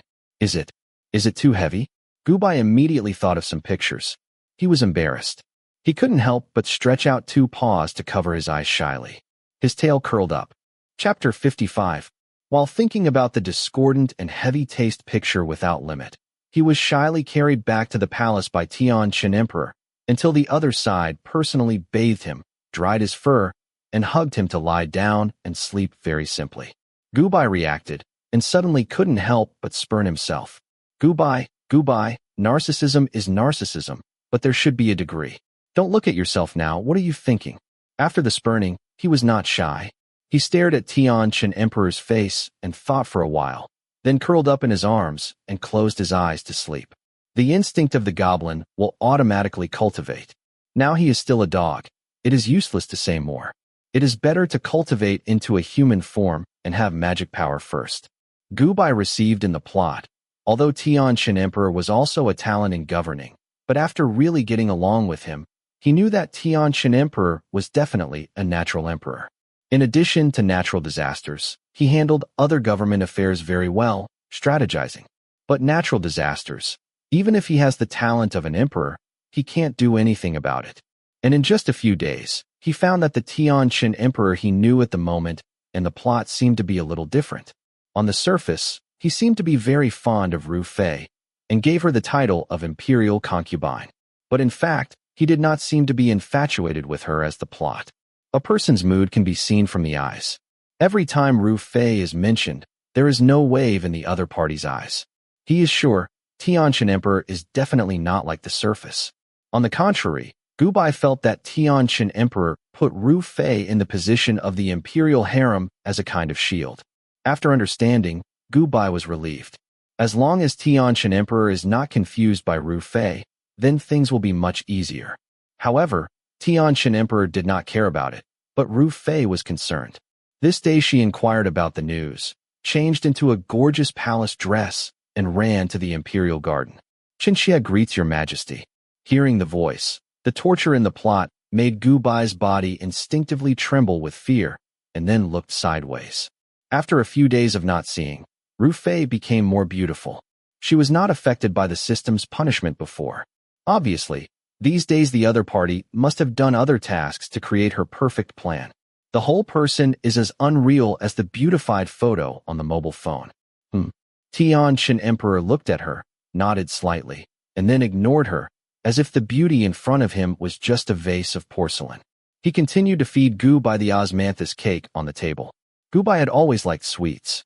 The desserts and dishes in the palace were all painstakingly prepared by the imperial chefs, so the taste was naturally not a problem. He quickly retracted his attention and stuck out his tongue to suck the pastry into his mouth. He narrowed his eyes and began to eat. The look of enjoyment made Tianqian Emperor's cold face smile, and he quickly brought the tea in front of him to let him drink, lest he choke. Don't eat so much. We still have to eat lunch later. If you eat too much snacks, you won't be able to eat anything else. With that, Tianqian Emperor hugged Gubai and reached out to help him rub his belly to digest the food. Gubai was also very cooperative and turned over his stomach to enjoy him. The dog's tongue licked Tianqian Emperor's wrist to show its affection, which made the man's face smile even more. Not to mention Ru Fei, even the eunuchs and palace maids next to her were blinded. Everyone had never seen His Majesty so tender and spoiled. Who in the palace didn't know that His Majesty was a cold-blooded, vicious, and merciless ruler? Just from the method he had used to ascend the throne, it could be seen from the fact that all of his brothers were killed until only Rue Wang was left. The only reason Rue Wang was able to survive was because he was His Majesty's blood brother. Your Majesty, you really spoil this dog. Qinxia is jealous. Ru Fei put away her surprise. Tianqian Emperor only cared about teasing the dog and didn't pay attention to her. She could only take the initiative to talk. She walked over while talking. Her voice was soft, and her posture was graceful. She was a peerless beauty. It was a pity that Tianqian Emperor's eyes were always on the little white dog in his arms. Her charm was in vain. But Gubai felt her approach, and suddenly his hair stood up.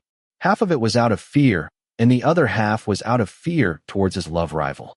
He turned his head abruptly and bared his teeth at Ru Fei. As long as he was here, this woman and the system would never be able to get close to his man. Gubai barked fiercely. Although his dog body was hundreds of years old, because he was a demon, he still maintained the appearance of a little white dog. He didn't look threatening at all. Ru Fei didn't put him in her eyes at all. She continued to smile at Tianqian Emperor. Your Majesty, you haven't come to Qinxia's palace for a long time. Today's weather is very good. Qinxia will accompany you to enjoy the flowers. How is it a long time? Tianqin Emperor didn't favor her at all. The beauty system has already told her that if she doesn't get the love of Tianqin Emperor and sit on the throne of the Empress, she will suffer a certain punishment. But Tianqin Emperor was incompetent. He was indifferent to her beauty. If not, why would she find another way to seduce Rui Wang to usurp the throne? However, Tianqin Emperor was the true dragon son of heaven. The dragon qi in his body was strong. The fall of the throne was not a matter of a short time. The system wanted to absorb the dragon qi. She really didn't want to get close to Tianqin Emperor, this monster. Wait a minute, don't come over. Bai doesn't like the smell of cosmetics. You're smelling him. Just when she just walked to the steps of the pavilion, Tianqin Emperor stroked Gu Bai's back and suddenly frowned. As soon as these words came out, Ru Fei's face immediately stiffened. Suddenly, there was a sense of absurdity. She had an impulse to curse. Fuck, an earth-shattering beauty like me is being despised because of a dog. Despised, despised, despised. Woof woof. Imperial concubine Ru's heart roared. Gu Bai's heart was instantly happy. He screamed at her twice, then turned to Tianqin Emperor's arms, twisting and twisting.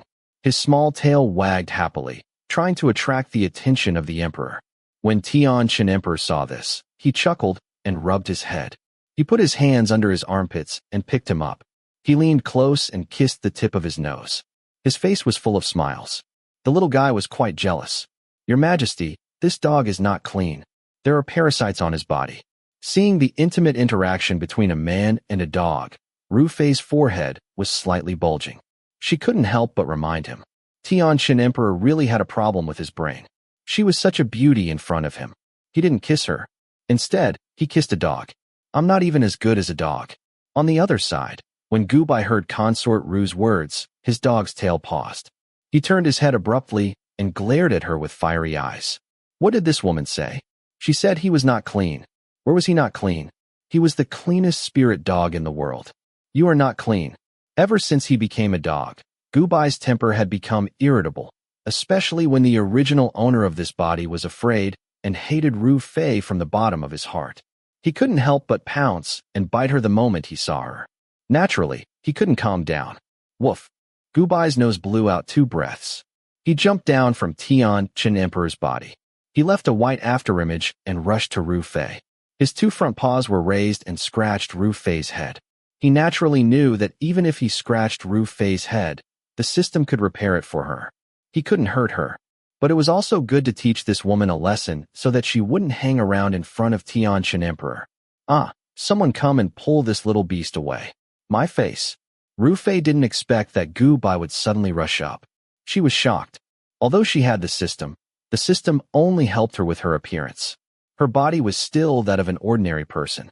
Even though Gu Bai was only a little dog demon that had yet to transform, she was still agile.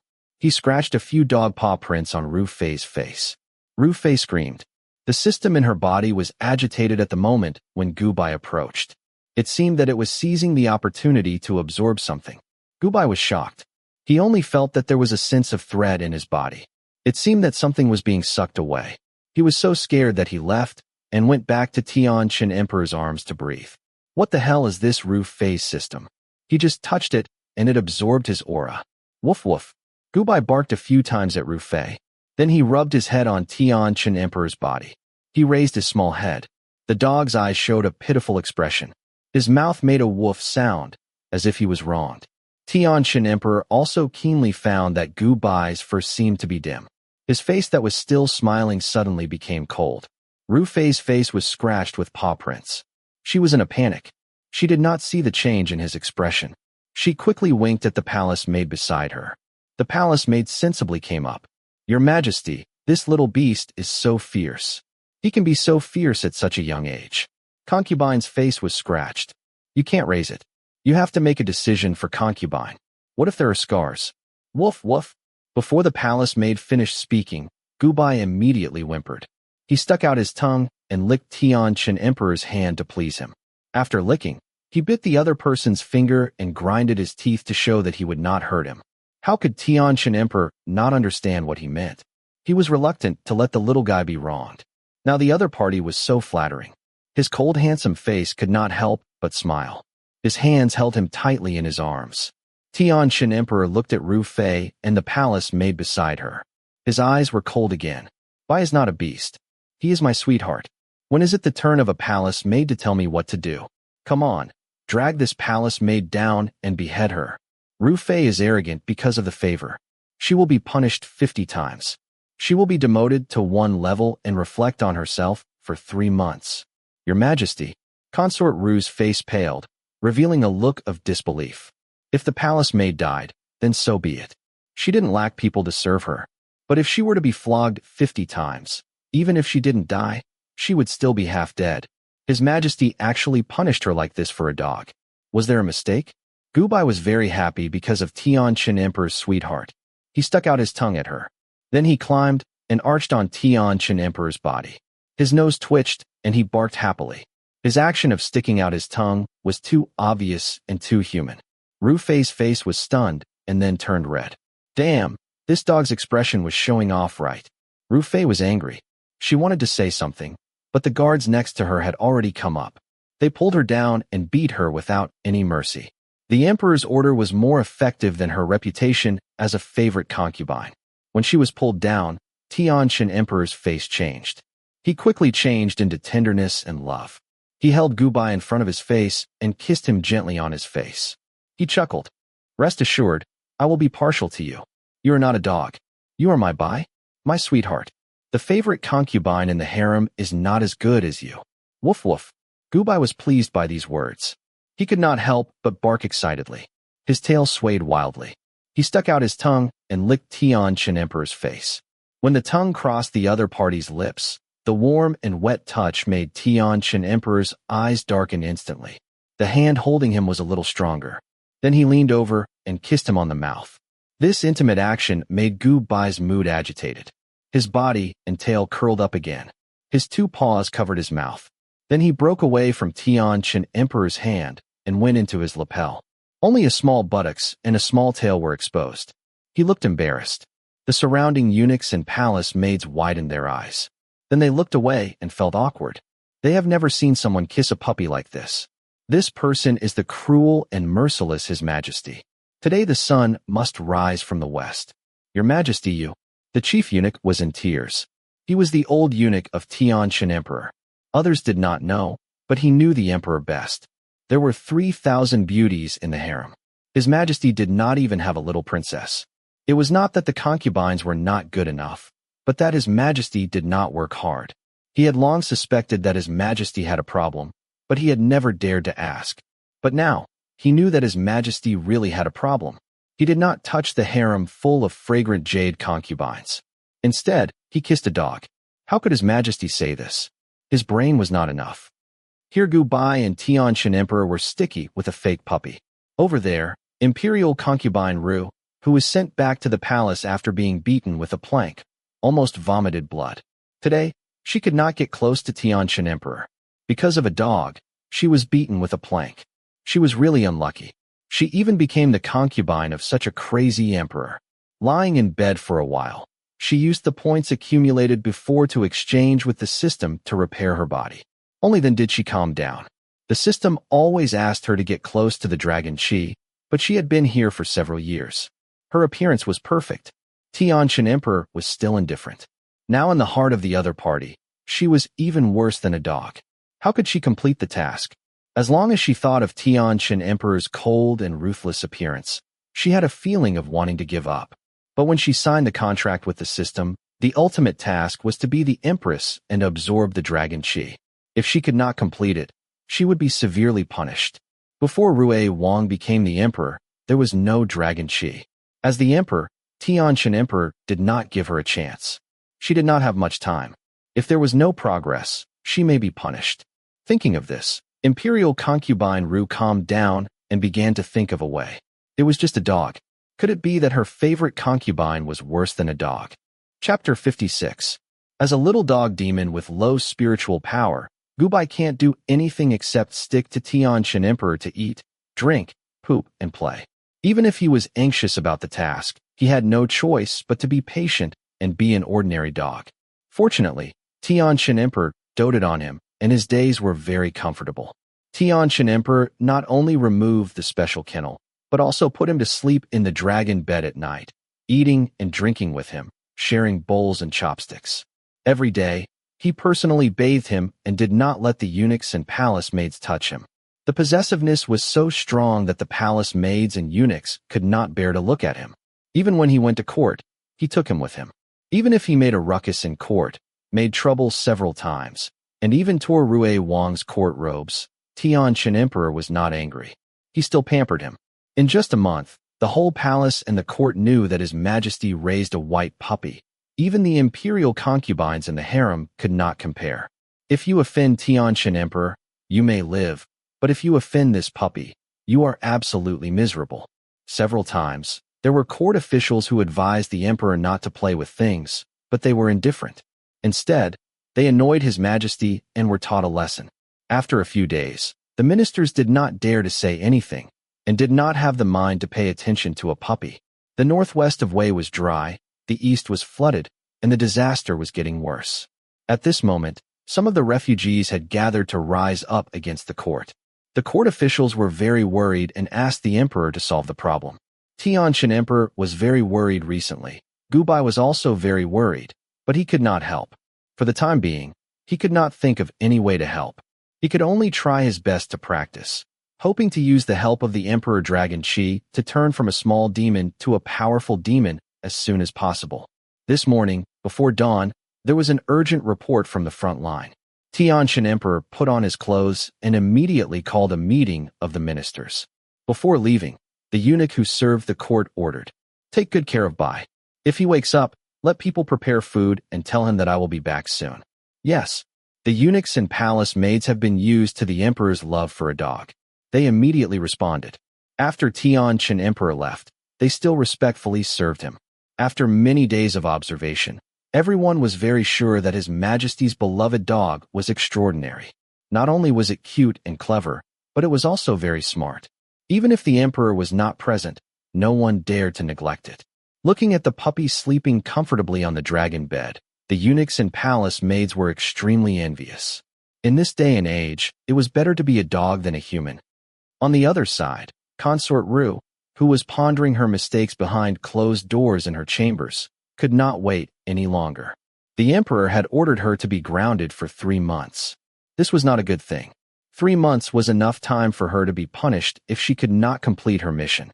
After a few moments of consideration, Consort Ru made an exchange with the system. She sent a palace maid to serve soup and bribed an imperial chef from the imperial kitchen. "You just have to mix this soup into His Majesty's imperial food. You don't have to do anything else. When Her Majesty becomes successful in the future, she definitely won't forget you." The maid stuffed the soup and the silver into the imperial chef's hands. It was a few ingots of gold. The imperial chef could not resist the temptation. After confirming that the soup was not poisonous, he was ready to accept the deal. Many concubines in the palace would do such things in private.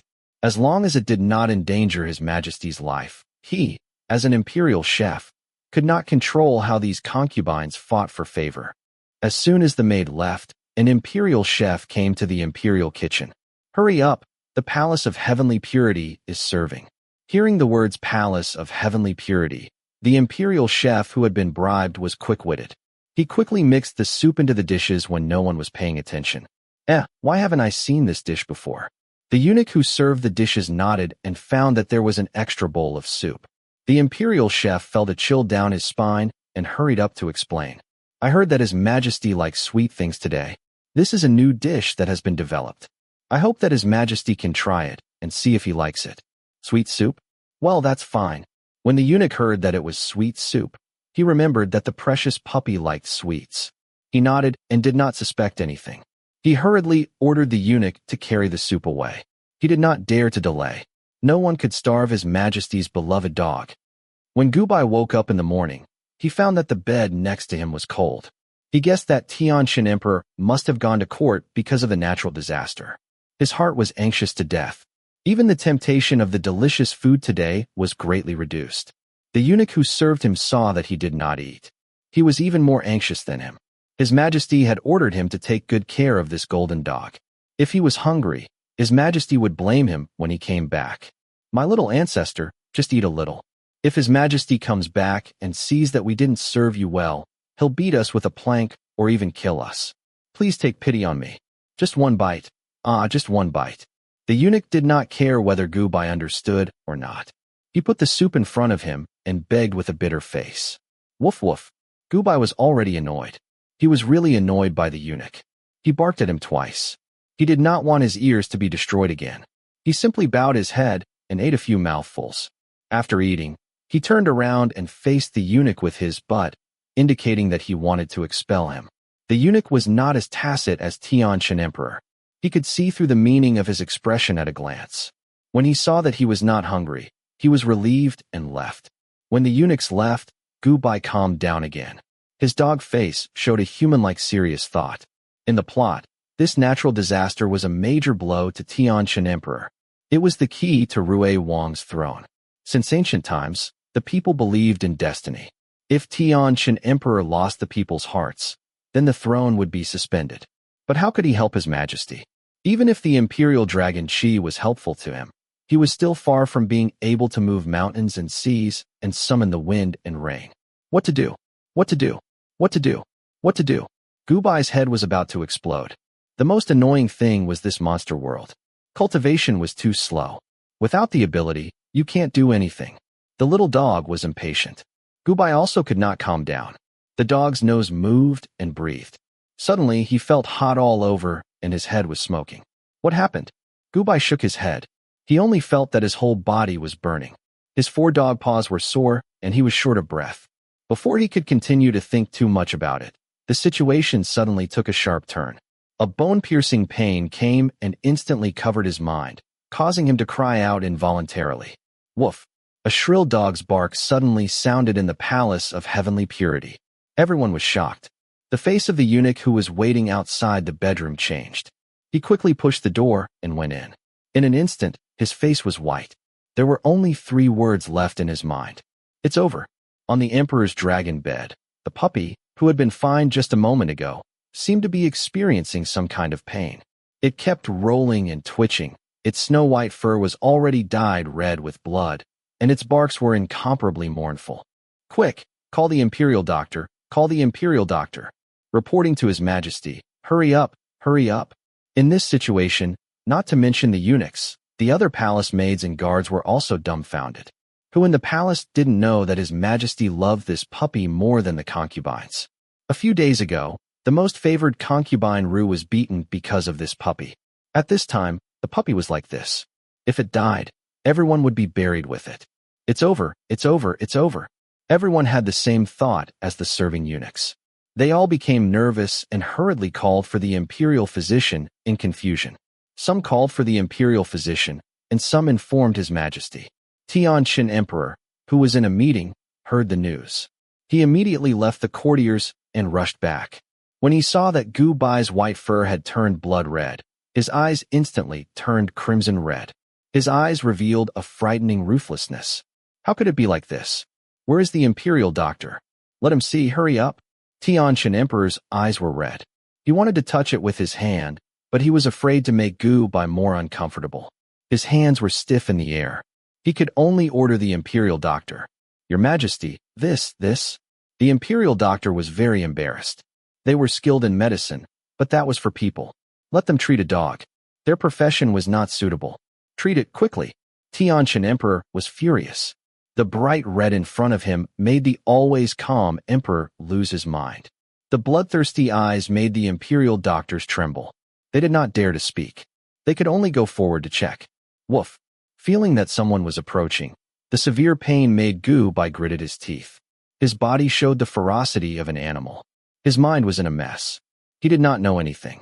There was only pain that made people crazy. Don't be afraid. They are the imperial doctors, they will treat you. Don't be afraid, don't be afraid. The shrill screams made Tianshan Emperor panic. He squatted by the bed and looked at Gubai's appearance. His heart felt like it was being twisted by a knife. He wished that he was the one in pain at the moment. Even his comforting voice trembled. Even if Gubai has lost his mind, the moment he approached, he opened his mouth and bit his hand. The pain and blood could not make him wake up. Only the little white dog in front of him was in his eyes. Seeing this scene, the imperial doctors and eunuchs of the palace of heavenly purity simply didn't know what to say. His Majesty is really possessed. Look at how he treats a dog. It's more like a little lover. Your Majesty, you don't have to be like this. We are really powerless. A dog has a dog's fate. Please restrain your grief. One of the imperial doctors came up to persuade him. Looking at the blood and twitching movements of the little dog on the bed, they knew he won't live long. He is not a dog, he is my bai. My bai? If you can't save my bai, then what use do I have for you? If bai dies, all of you will be buried with him. Tianqian Emperor's sudden rage scared the imperial doctors, hurrying to cover their mouths and continue to watch, their hearts screaming for their mother. Sure enough, the emperor's power is unpredictable. It's just an animal, yet His Majesty values it so much. It's over, it's over. If they can't cure it, they will be buried with a dog. Mother. On this side, Gubai was biting Tianqian's hand. When the other side's blood flowed into his mouth, the pain in his body strangely lessened a lot. With the blood swallowed, he felt the demon core in his body rapidly rotating. His demonic power began to strengthen, and his mind gradually became clear.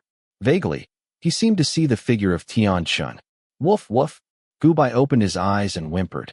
Loosening his mouth, as if attracted by something, he involuntarily crawled towards Tianqian.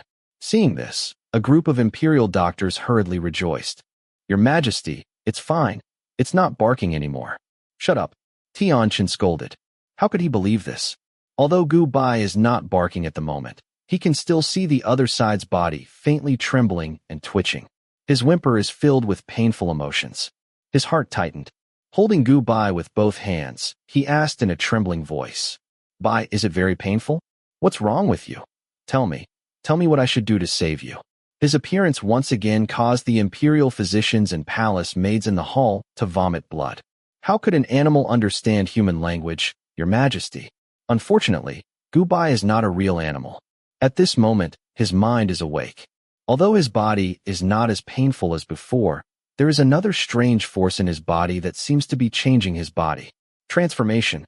This word instinctively appeared in Gubai's mind. To be precise, it's not his instinct, but the instinct of this body. The cultivation knowledge of demon beasts is not like that of human beings. It is inherited through the instinct of blood. Gubai suddenly understood what another strange energy change in the body at this moment is. His heart was both happy and worried. Shapeshifting means that his demon power is strong, but the problem is, in the face of so many people, it is not a good thing. Even if Tianqian Emperor protects him, the ministers of the whole court will not tolerate him staying in the palace. Woof. Thinking of this, Gubai suddenly broke away from Tianqian Emperor's hand, endured the pain of transformation, and jumped out of bed, and quickly left through the window. Bai? When Tianqian Emperor saw this, he did not want to chase after him, but when he ran to the window, Gubai had disappeared. The guards outside could only see a bloody shadow, and could not catch up at all. He just left for a while, and Bai became like this, covered with blood, screaming miserably. He did not know what kind of injury he suffered. Thinking of this, Tianqian Emperor's eyes showed a brutal and bloodthirsty light, and angrily ordered, "Come on, go and find Bai immediately, and check. Go and check. Who was close to Bai when I was away? Find out all of them." Chapter 57. After Gubai left the palace of heavenly purity, he quickly ran to the cold palace. Not only was there no one in this place, but it was also remote. If he transformed here, no one would see him. He no longer had the time to go further away to hide. According to the inheritance of the demon, his situation at the moment was not like a normal transformation. It was caused by other accidents. There would be no thunder tribulation. As long as he endured the pain of transforming into a human, it would be fine. When Gubai was enduring the pain of transformation, the anger and worry in Tianqian Emperor's heart had accumulated to the peak. He asked the imperial guards to look for him everywhere and thoroughly investigate today's matter. This morning was not long. Rufei did not bribe the imperial chef to cook secretly. The matter was quickly found out. Tianqian Emperor was furious and immediately asked people to bring Rufei to the palace of heavenly purity. Say, what did you give Bai to eat?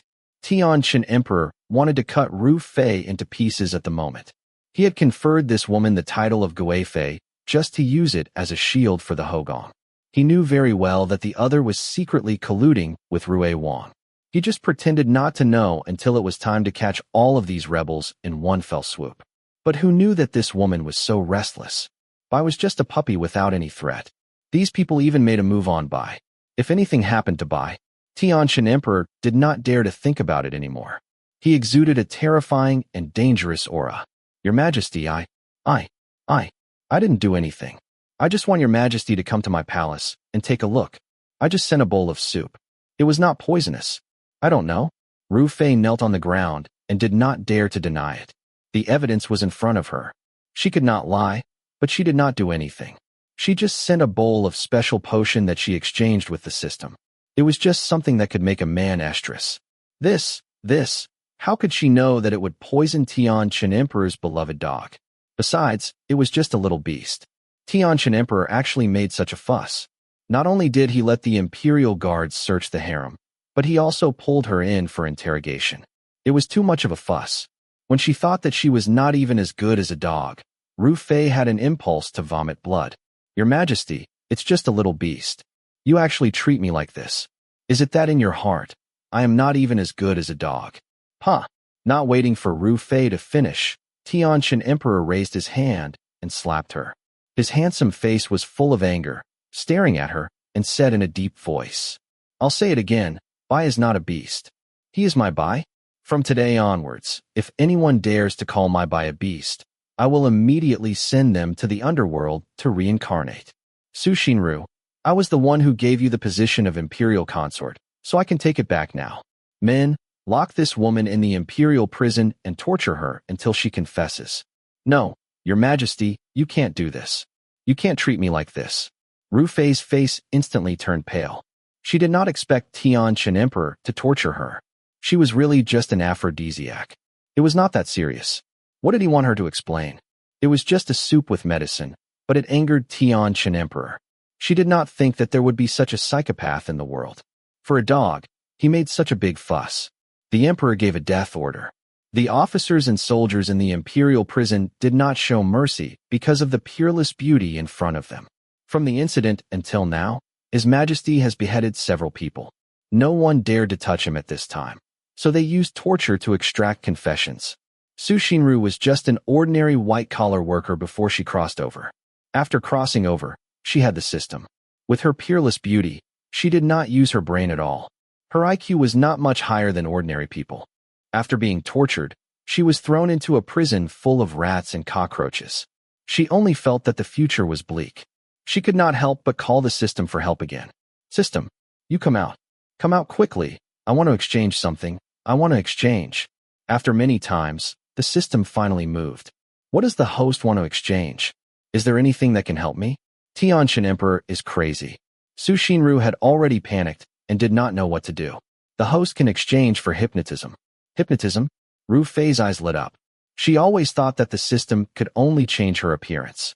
She did not expect that she could exchange for hypnotism. If she had hypnotism, she could hypnotize these guards to let her go. She could even hypnotize Tianshan Emperor to give her the title of Empress.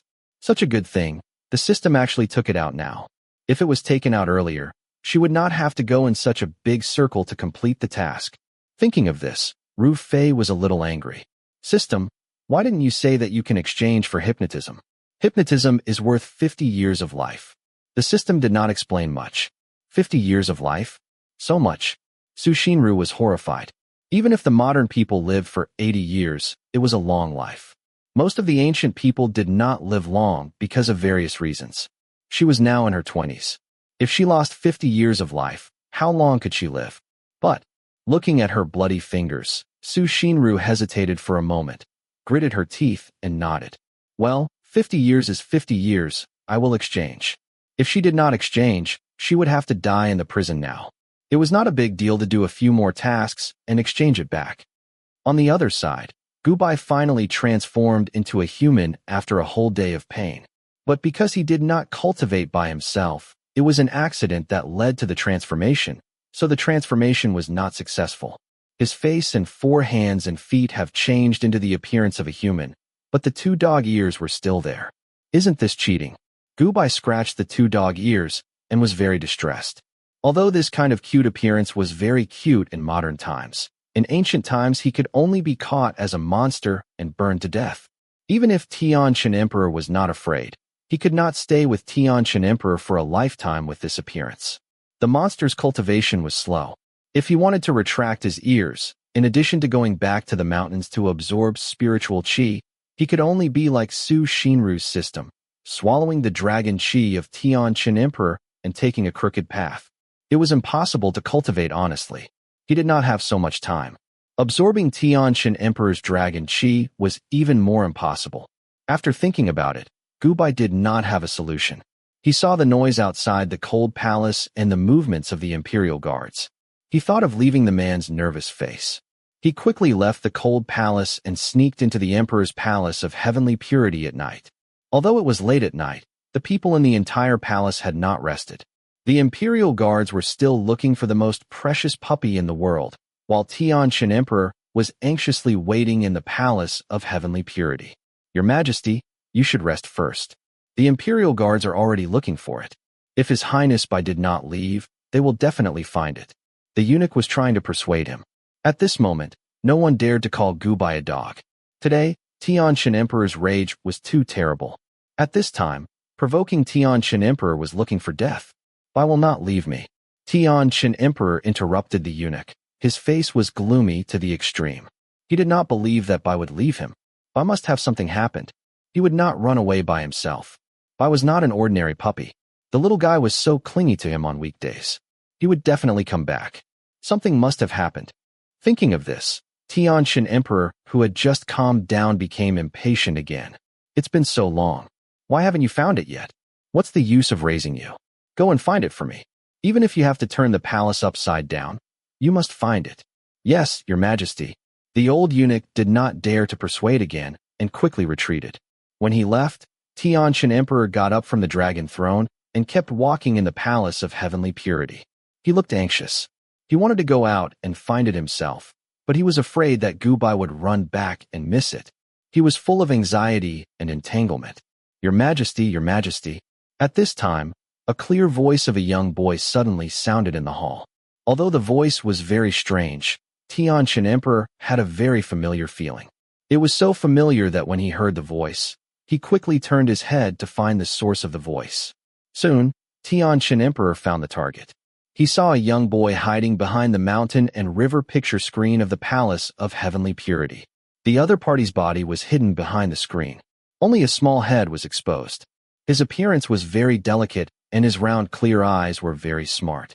Because of wearing a black hooded cloak in the dim night, the other party's face was small and delicate. Who are you? Tianqian Emperor did not call the guards. He stared at the boy in front of him. His voice was a little uncertain. It's me, Your Majesty. I am Bai, your puppy, woof woof. Gubai confirmed that there was no one else in the hall. Then he ran towards Tianqian Emperor. In order to ensure that he was telling the truth, he also deliberately learned to bark twice. Forget it. Anyway, he has already been a dog. It is not a big deal to bark twice. You are really my Bai. The last two familiar barks completely broke the defense of Tianqian Emperor. He was a little happy and a little unbelievable. He had long known that Gubai was not an ordinary puppy. As a goblin, one day he may turn into a human form. But he did not expect to see the human form of Gubai so soon. This appearance was exactly the same as he imagined. After untying the cloak on Gubai, Tianqian Emperor saw the two dog ears on his head. He was stunned for a moment. Then all the anxiety in his heart disappeared. He could not help but laugh. The dog ears were exactly the same as Gubai's when he was a puppy. No matter how he pretended, the dog ears could not be pretended. It was very cute. It was really his Bai. I am still young. I can't transform. This is an accident. I can't put my ears away. Gubai found Tianqian Emperor's smile. Suddenly the two dog ears drooped down. He was aggrieved and annoyed. Next time before doing a task, he must ask what the task target is. Seeing him drooping down the two furry dog ears, Tianqian Emperor only felt that his heart was about to melt. While holding him in his arms, he comforted him. The boy's warm and soft body made his heart beat wildly. The feeling of holding a person and holding a dog's body was definitely two different concepts. He couldn't help but lower his head and kiss Gubai again and again. Gubai also happily raised his face and allowed him to get close to him. He had always liked men, and this body was transformed from a puppy. His nature was like a dog, and he couldn't hide his feelings at all. The man's breath was very safe. He was so comfortable that he could only make a humming sound. Even if he turned into a human, he was still like a puppy. Gubai's cooperation made Tianqian Emperor unable to rely on himself. For the puppy Gubai, he had the feeling of wanting to protect and pamper him. For the boy who had turned into a human form, in addition to pampering, he had a desire. Although the boy's appearance was not stunning, the other party only needed a close action to burn his reason. Tianqian Emperor spent a lot of effort to restrain himself. He held Gubai and sat on the dragon throne. While he continued to kiss his cheeks and forehead, he asked him what happened before. He really could not forget the horrible look of Gubai when he saw him covered in blood. Gubai did not hide anything. He told his origin and the conspiracy of Ru Fei and Rue Wang. Your Majesty, that Su Xinru is a demonic woman. She has something called the system on her body. You can think of it as a demon.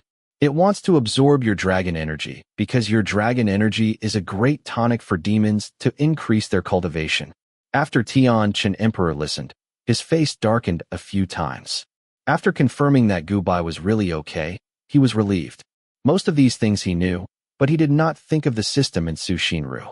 Staring at the boy who was worried about him, his heart was unspeakably hot and happy. Bai was so worried about him, so considerate of him, whether it was him. Tianqian Emperor could not suppress the speculation in his heart. Gubai saw that he did not mind his identity as a demon at all. He was very happy, although he knew that the man must have feelings for him. After all, the environment of the other party was ancient. It was hard to guarantee that there would be no resistance. He was relieved. At this moment, there was a knock on the door of the main hall. A guard wearing the uniform of the heavenly prison rushed in. Your Majesty, Imperial concubine Ru has escaped. We don't know what happened either. We clearly sent a large number of soldiers to guard her. But who knew that Imperial concubine Ru had used some kind of witchcraft to escape without causing any commotion? Gubai turned into a white dog and hid in the hem of Tianqian Emperor's clothes when the guard came in. Hearing this, he did not have to guess that Su Xinru must have escaped with the system. Thinking of this, he quickly bit Tianqian Emperor's clothes and pulled it. After Tianqian Emperor let the guard retreat, he turned back into a half-monster and whispered a few words in Tianqian Emperor's ear. Since their goal is me, they will come back sooner or later. I will give them a chance. Tianqian Emperor gently hugged the person in front of him. His eyes flashed gloomily. The dragon has a reverse scale. He is Bai? Chapter 58. When Gubai came back, the dog hunting incident in the palace was naturally eliminated overnight. In order to celebrate, Tianqian Emperor specially held a grand palace banquet. The emperor, who had always been diligent and thrifty, did this to show the status of the puppy called Bai. A group of guards, eunuchs and palace maids looked at Tianqian Emperor with a smile on his face as he held the lost puppy in his arms. They really understood what it meant to be worse than a dog. On the high throne, Tianqian Emperor sat with a golden blade, holding Gu Bai in his arms. He did not look at the singing and dancing below, but asked him in a low voice what he wanted to eat, and then personally fed him. After feeding him, he bowed his head and kissed the puppy's head. He did not mind that the chopsticks and spoon were licked by the puppy. They shared the food and drink together.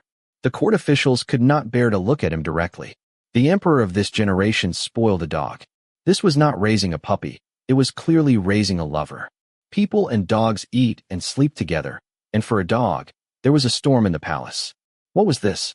Thinking of the calamity that has befallen the Wei Kingdom, the courtiers shook their heads and guessed that Tianqian Emperor was not the true dragon of the Wei Kingdom, as the rumors said.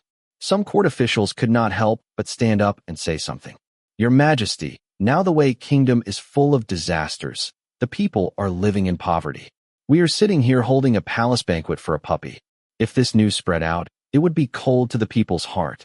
Wang Darren does not need to worry. I do not want to discuss the court today.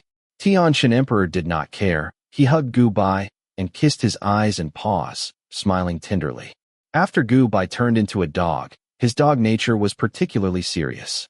In addition, Tianqian Emperor's dragon Qi had an instinctive attraction to demons. He couldn't help but get close to Tianqian Emperor and stick out his tongue to lick his eyes, nose, and mouth. Especially the mouth. Intimate contact was the best way to absorb the dragon Qi. The little tongue did not want to leave Tianqian Emperor's mouth and kept drilling inside. The little soft touch made Tianqian Emperor not disgusted at all. His face was full of smiles. He seemed to see a handsome young man through the little white dog in front of him. He imagined the young man kissing him, his cheeks flushed red, his eyelashes trembling, and the corners of his eyes turning red. The blood in his body boiled. Lord Wang, who had been ignored, felt as if his eyes had been blinded by the intimacy between the man and the dog. Woof woof. Gubai noticed his expression and barked at him with his dog nature. She then turned around and wiggled her butt at him. Her smug look was very vivid, and the courtiers who saw it couldn't help but turn their heads away and laugh. Humph. Lord Wang's face reddened. He was a remnant of the previous dynasty, and while he didn't wield much authority, he was still a highly respected figure in the royal court. Yet, he was being looked down upon by a dog.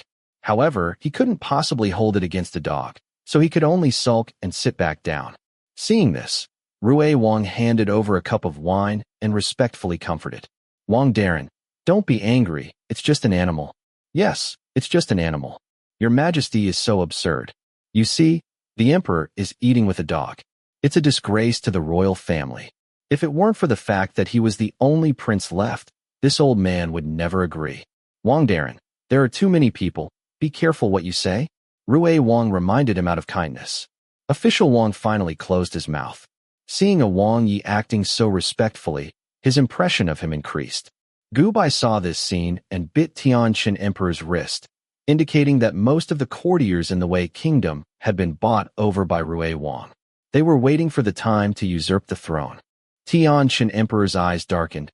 He patted his head and continued to be intimate with him. When the banquet was halfway through, the dancers who had been dancing solo in the hall retreated, and a group of dancers came up. An enchanting beauty in a purple dress and a veil began a new dance. Though they couldn't see the woman's face, based solely on her figure, they knew that she was a rare beauty. Every move she made was full of flirtatious charm. The officials who were whispering to each other all stopped as their gazes were drawn to her. Gubai also looked over. He was not attracted, but felt a familiar dangerous aura from the other side. Such a beautiful woman, without a doubt, must be Su Xinru. In fact, the dancing woman was indeed Su Xinru. She wanted to leave the prison. She had a peerless beauty and did not worry about not being able to find a good man to live a good life. But the system wanted Tianqian Emperor's dragon Qi. She must complete this task, otherwise she will not only be punished, but also lose the system. Since she crossed over, she has been relying on the system. If she left the system, she did not know what to do. What's more, she was very unwilling. She was such a beautiful woman, but in front of Tianqian Emperor, she was not even as good as a dog. It was too embarrassing. Seeing Tianqian Emperor still holding Gu Bai on the dragon throne, she felt a burst of injustice. She jumped and jumped in front of Tianqian Emperor. Your Majesty, this dance is for you. Only you can drink this wine. Su Xinru's slender jade fingers held the wine glass. Her face was covered by the veil, revealing a pair of charming eyes. She was really a peerless beauty that the world could not resist. It was a very ordinary toast, but Gubai felt an energy from Su Xinru's eyes. It was obvious that the other side did not know what kind of witchcraft she was using. Tianqian Emperor seemed to be aware of something. His eyes flashed fiercely. He sneered and pulled out the sword from the waist of the guard next to him. He stabbed her in the chest and shouted, "Guards, protect the Emperor." With the shout of Tianqian Emperor, the dancers below also suddenly pulled out soft swords from their waists and stabbed. For a time, the hall suddenly became chaotic. Except for the generals who had the ability to resist, the courtiers could only hold their heads and dodge. These dancers were obviously trained at the moment. There were a large number of guards on Tianqian Emperor's side. They could not get close to him for a while, but many of the courtiers were killed. If someone paid attention, they would find that these dead courtiers were all close to Rui Wang in private, and the courtiers loyal to Tianqian Emperor were all fine. Su Xinru used hypnotism while toasting, waiting for the emperor to drink the wine. She did not expect that Tianqian Emperor was not hypnotized and suddenly attacked. Tianqian Emperor was a martial artist. She was stabbed in the middle of her heart. Suddenly her chest was in pain and blood poured out from her mouth. She felt her blood and life fading away. She could not help but panic and call the system for help. But the system did not pay attention to her. At the same time, her body began to change. Her white skin began to turn yellow, and her slender waist began to swell. Her beautiful appearance was no longer. She became an ordinary person again. Help, help. Su Xinru did not care about the changes in her body. She used her last strength to call the system. Why didn't the system save her? She was not dead yet. She was not dead yet. Rui Wang, who was sitting below, saw her. He wanted to get up and go over, but he restrained himself. The country was more important. The meaning of the system's existence was to exchange. The host had no value to exchange, so it naturally would not be nostalgic. As soon as the binding was lifted, the system left Su Xinru's body and prepared to find a new host. Woof. Gu Bai, who had been paying attention to Su Xinru's movements, saw a white light flying out from her body. He did not want to rush over and swallowed the white light that had no time to escape. Since the system could absorb the power of the original owner for its own use, then he could also eat the system. This was the cruel law of survival in the demon world. The system did not know how much power it had absorbed. After Gu Bai swallowed it, he only felt an incomparably pure energy that made his demon core rotate rapidly. His demon power rose, and his whole body was shrouded in golden light. Look, what is that? The golden light was extremely dazzling in the dark night. Everyone looked up, and their eyes were horrified. They saw that in the golden light, the snow-white puppy changed and turned into a sacred boy with a white face and ears. He was suspended in the air and looked even more sacred under the golden light. Gu Bai did not expect the power of the system to be so powerful that it allowed him to increase his cultivation in this case. He also turned from a dog into a human form. But then he found that his whole body was full of demon power. Gu Bai's heart moved, and he suddenly had an idea. He gave Tianqian Emperor a wink and continued to float in the air. You and other mortals listen, I am a boy under Guanyin. I have come to save the people of Wei. After 3 days, I asked the true dragon of Wei to pray. After that, Gu Bai turned into a golden light and left. After he disappeared, everyone reacted and saw the blood and corpses everywhere in the hall. They all covered their chest and breathed heavily to calm down. Gu Bai's words just echoed in everyone's mind. Everyone's head began to turn rapidly. In addition to the ministers loyal to Tianqian Emperor, there were a few ministers and Rui Wang who were lucky enough to survive. Ask the true dragon of Wei to pray. The golden light boy did not directly name Tianqian Emperor. Does that mean that the true dragon of Wei is not necessarily Tianqian Emperor? When Rui Wang was excited, the ministers loyal to Tianqian Emperor had already begun to persuade Tianqian Emperor. Your Majesty, please arrange the sacrifice as soon as possible and save the people from the fire and water as soon as possible. Other ministers agreed. Rui Wang quickly gave his own people a wink. Wait a minute. General Long Zhongshuan, who was holding the imperial seal, came out. Just now, the golden light boy only said to ask the true dragon of Wei to pray. He did not specify His Majesty to pray. Is it inappropriate for His Majesty to rashly prepare for the sacrifice? When these words came out, the atmosphere in the hall suddenly quieted down. What does General Long mean? If His Majesty is not the true dragon of Wei, then who is? Does he want to rebel by saying this? Long Zhongshuan, what do you mean? A minister stood up. Nothing. I'm just worried about the people. Since His Majesty ascended the throne, Wei has been suffering from drought and floods. There is no stable time. The people have no way to make a living. The sacrifice is very important. Just now, the golden light boy also said that the true dragon of Wei, in short, I think the sacrifice has to be discussed again. Long Zhongshuan seemed to be for the country and the people, but his attitude was arrogant. He did not put Tianqian Emperor in his eyes. In fact, he did have such qualifications. In addition to Tianqian Emperor's own military power, all the other forces of Wei were in his hands. In the early years, he helped Tianqian Emperor to become the emperor. He wanted to control Tianqian Emperor and planned for himself to be above all. But who would have thought that Tianqian Emperor was not a vegetarian? After ascending the throne, he firmly grasped the power in his hands. He could only be a general. How could he be reconciled? Since Tianqian Emperor was not benevolent, don't blame him for being unjust. After supporting Rui Wang to ascend the throne, he would be the regent. His thoughts were really obvious. Tianqian Emperor narrowed his eyes, stared at him for a while, and smiled. General Long's words are reasonable. For the sake of the people, in this case, there is only me and my brother left in the royal family. In the sacrifice 3 days later, let my brother try.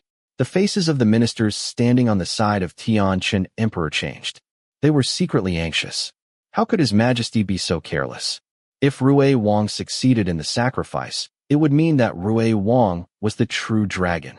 In the end, the natural disasters in these years made the ministers loyal to Tianqian Emperor worried. After all, the ancients were superstitious. Rui Wang and others were happy. The pretense of the past disappeared. The fox's tail was exposed. The temptation of victory made their self-confidence burst. Gu Bai, who was hiding in the dark, saw the expressions of the people. He shook his head and laughed. Such a group of pigs wanted to usurp the throne. When they were reincarnated, their brains must have been crushed by the door.